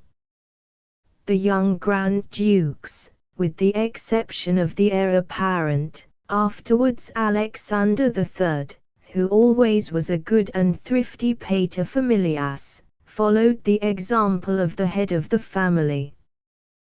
The orgies which one of them used to arrange in a small restaurant on the Nevsky Perspective were so degradingly notorious that one night the chief of the police had to interfere and warned the owner of the restaurant that he would be marched to Siberia if he ever again let his Grand Duke's room to the Grand Duke.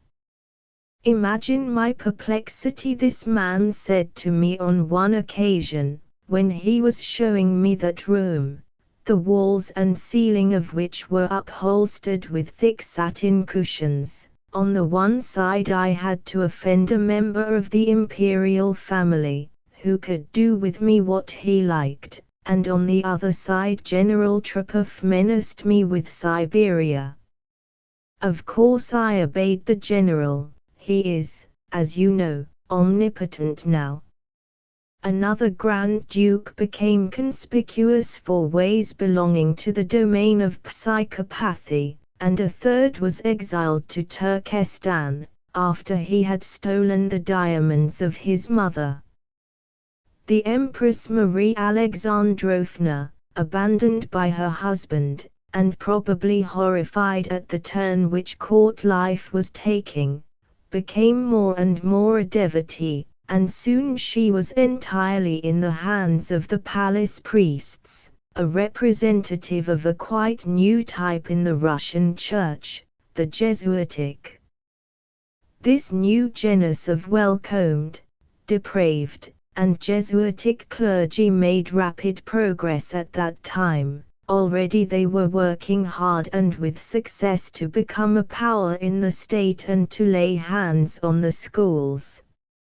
It has been proved over and over again that the village clergy in Russia are so much taken up by their functions, performing baptisms and marriages, administering communion to the dying, and so on, that they cannot pay due attention to the schools. Even when the priest is paid for giving the scripture lesson at a village school, he usually passes that lesson to someone else, as he has no time to attend to it himself. Nevertheless, the higher clergy, exploiting the hatred of Alexander II toward the so-called revolutionary spirit, began their campaign for laying their hands upon the schools. No schools unless clerical ones became their motto. All Russia wanted education, but even the ridiculously small sum of 2 million rubles included every year in the state budget for primary schools used not to be spent by the Ministry of Public Instruction, while nearly as much was given to the Synod as an aid for establishing schools under the village clergy, schools most of which existed, and now exist, on paper only. All Russia wanted technical education, but the ministry opened only classical gymnasia, because formidable courses of Latin and Greek were considered the best means of preventing the pupils from reading and thinking. In these gymnasia only 2 or 3% of the pupils succeeded in completing an 8-year course, all boys promising to become something and to show some independence of thought being carefully sifted out before they could reach the last form, and all sorts of measures were taken to reduce the numbers of pupils. Education was considered as a sort of luxury, for the few only. At the same time, the Ministry of Education was engaged in a continuous, passionate struggle against all private persons and institutions, district and county councils, municipalities, and the like, which endeavored to open teachers' seminaries or technical schools, or even simple primary schools. Technical education, in a country which was so much in want of engineers, educated agriculturists, and geologists, was treated as equivalent to revolutionism. It was prohibited, prosecuted, so that up to the present time, every autumn, something like 2,000 or 3,000 young men are refused admission to the higher technical schools from mere lack of vacancies. A feeling of despair took possession of all those who wished to do anything useful in public life, while the peasantry were ruined at an appalling rate by overtaxation, and by beating out of them the arrears of the taxes by means of semi-military executions, which ruined them forever. Only those governors of the provinces were in favor at the capital who managed to beat out the taxes in the most severe ways. Such was the official St. Petersburg. Such was the influence it exercised upon Russia. When we were leaving Siberia we often talked, my brother and I, of the intellectual life which we should find at St. Petersburg, and of the interesting acquaintances we should make in the literary circles. We made such acquaintances, indeed, both among the radicals and among the moderate Slavophiles, but I must confess that they were rather disappointing. We found plenty of excellent men. Russia is full of excellent men, but they did not quite correspond to our ideal of political writers. The best writers, Chernyshevsky, Mikhailov, Lavrov, were in exile, or were kept in the fortress of St. Peter and St. Paul, like Pisarev. Others, taking a gloomy view of the situation, had changed their ideas, and were leaning toward a sort of paternal absolutism, while the greater number, though holding still to their beliefs, had become so cautious in expressing them that their prudence was almost equal to desertion. At the height of the Reform period nearly everyone in the advanced literary circles had had some relations either with Hurton or with Tugnov and his friends, or with the Great Russian or the Land and Freedom secret societies, which had at that period an ephemeral existence. Now, these same men were only the more anxious to bury their former sympathies as deep as possible, so as to appear above political suspicion. One or two of the liberal reviews which were tolerated at that time, owing chiefly to the superior diplomatic talents of their editors, contained excellent material, showing the ever-growing misery and the desperate conditions of the great mass of the peasants, and making clear enough the obstacles that were put in the way of every progressive worker. The amount of such facts was enough to drive one to despair. But no one dared to suggest any remedy, or to hint at any field of action, at any outcome from a position which was represented as hopeless. Some writers still cherished the hope that Alexander II would once more assume the character of reformer, but with the majority the fear of seeing their reviews suppressed, and both editors and contributors marched to some more or less remote part of the empire dominated all other feelings. Fear and hope equally paralyzed them. The more radical they had been 10 years before, the greater were their fears. My brother and I were very well received in one or two literary circles, and we went occasionally to their friendly gatherings, but the moment the conversation began to lose its frivolous character, or my brother, who had a great talent for raising serious questions, directed it toward home affairs, or toward the state of France, where Napoleon III was hastening to his fall in 1870, some sort of interruption was sure to occur. What do you think, gentlemen, of the latest performance of La Belle Hélène, or, what is your opinion of that cured fish, was loudly asked by one of the elder guests, and the conversation was brought to an end. Outside the literary circles things were even worse. In the 60s Russia, especially in St. Petersburg, was full of men of advanced opinions, who seemed ready at that time to make any sacrifices for their ideas. What has become of them? I asked myself. I looked up some of them, but "Prudence, young man," was all they had to say. Iron is stronger than straw, or one cannot break a stone wall with his forehead, and similar proverbs, unfortunately too numerous in the Russian language, constituted now their code of practical philosophy. We have done something in our life, ask no more from us, or have patience. This sort of thing will not last, they told us, while we, the youth, were ready to resume the struggle, to act, to risk, to sacrifice everything, if necessary, and only asked them to give us advice, some guidance and some intellectual support. Tognov has depicted in Smoke some of the ex-reformers from the upper layers of society, and his picture is disheartening.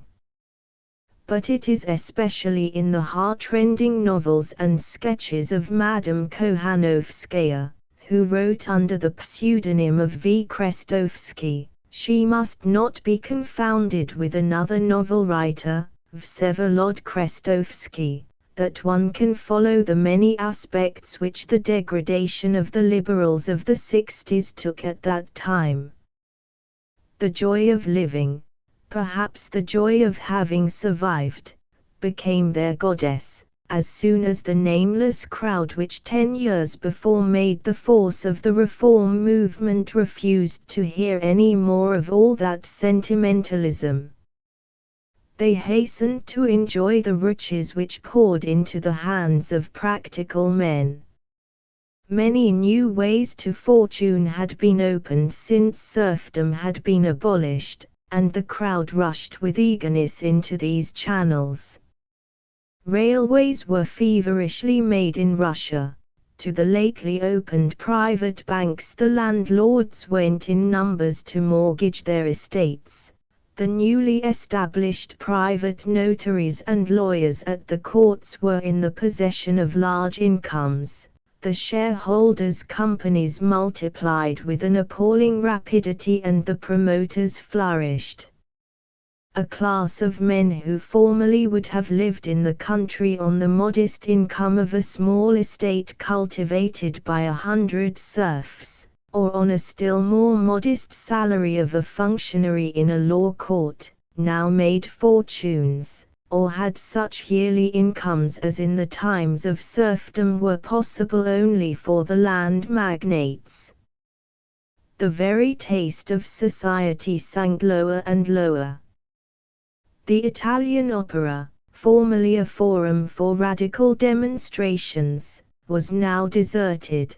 The Russian opera, timidly asserting the rights of its great composers, was frequented by a few enthusiasts only.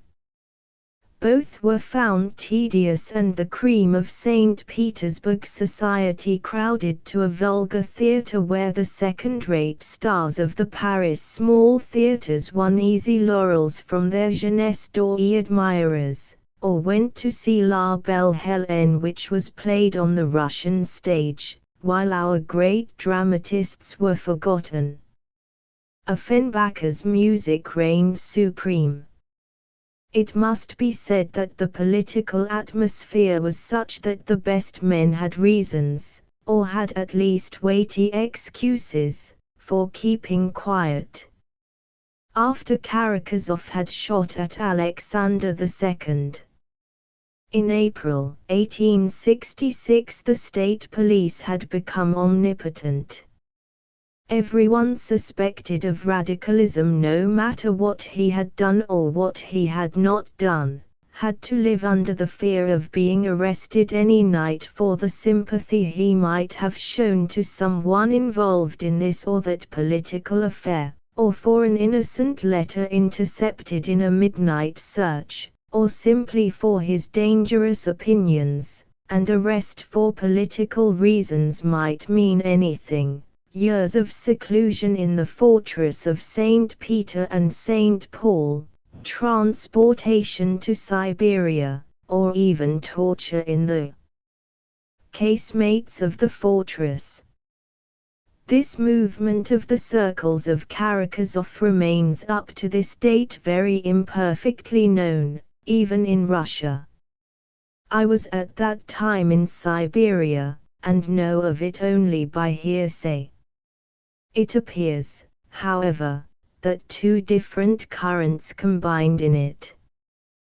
One of them was the beginning of that great movement towards the people which later on took such a formidable extension, while the other current was mainly political.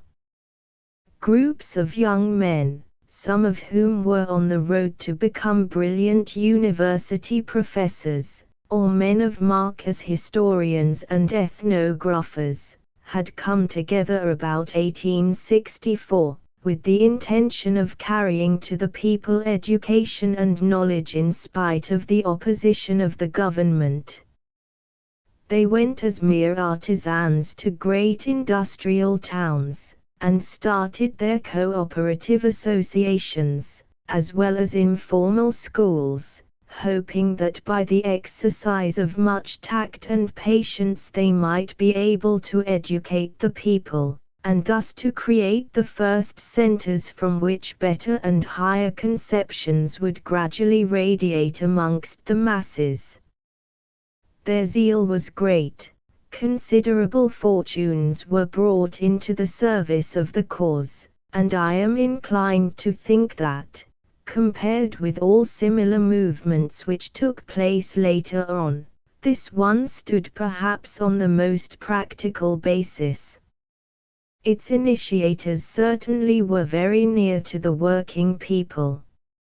On the other side, with some of the members of these circles, Karakazov, Ishutin, and their nearest friends, the movement took a political direction.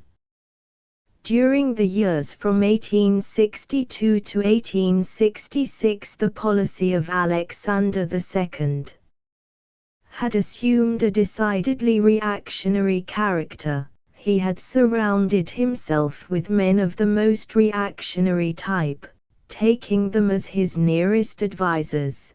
The very reforms which made the glory of the beginning of his reign were now wrecked wholesale by means of bylaws and ministerial circulars. A return to manorial justice and serfdom in a disguised form was openly expected in the old camp, while no one could hope at that time that the main reform, the abolition of serfdom, could withstand the assaults directed against it from the Winter Palace itself.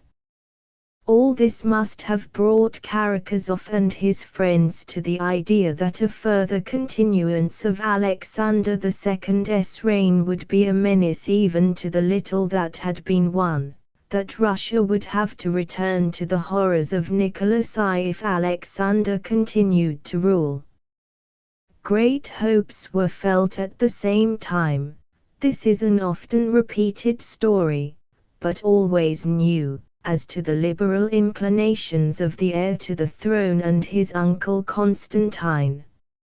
I must also say that before 1866 such fears and such considerations were not unfrequently expressed in much higher circles than those with which Karakazov seems to have been in contact.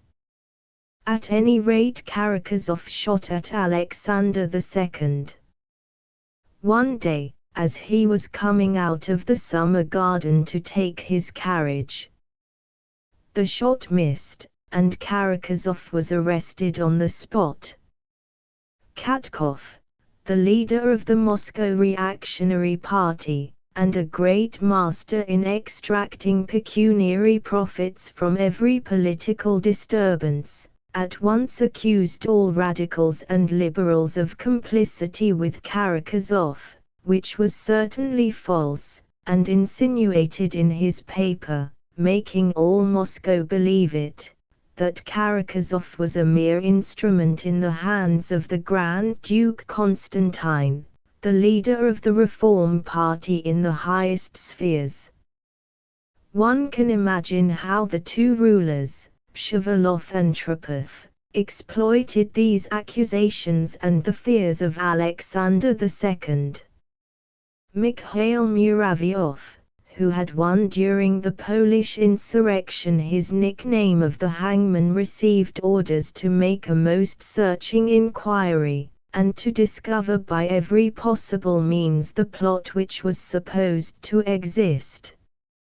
He made arrests in all classes of society, ordered hundreds of searches, and boasted that he would find the means to render the prisoners more talkative. He certainly was not the man to recoil even before torture, and public opinion in St. Petersburg was almost unanimous in saying that Karakazov was tortured to obtain avowals, but made none. State secrets are well kept in fortresses, especially in that huge mass of stone opposite the Winter Palace, which has seen so many horrors, only in recent times disclosed by historians. It still keeps Muravyov's secrets. However, the following may perhaps throw some light on this matter. In 1866 I was in Siberia. One of our Siberian officers, who traveled from Russia to Irkutsk toward the end of that year, met at a post station two gendarmes. They had accompanied to Siberia a functionary exiled for theft, and were now returning home. Our Irkutsk officer, who was a very amiable man, finding the gendarmes at the tea table on a cold winter night, joined them and chatted with them while the horses were being changed. One of the men knew Karakazov. He was cunning, he said. When he was in the fortress we were ordered, two of us, we were relieved every 2 hours, not to let him sleep.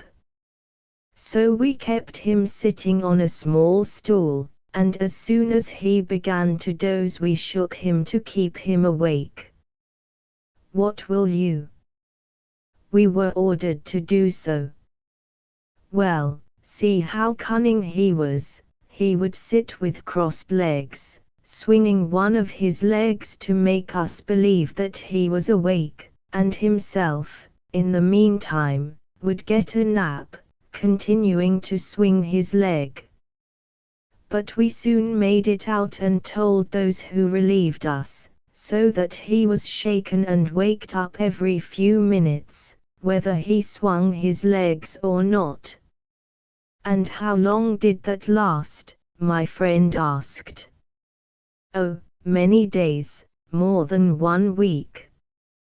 The naive character of this description is in itself a proof of veracity. It could not have been invented, and that Karakazov was tortured to this degree may be taken for granted. When Karakazov was hanged, one of my comrades from the Corps of Pages was present at the execution with his regiment of cuirassiers. When he was taken out of the fortress, my comrade told me, sitting on the high platform of the cart which was jolting on the rough glacis of the fortress, my first impression was that they were bringing out an india rubber doll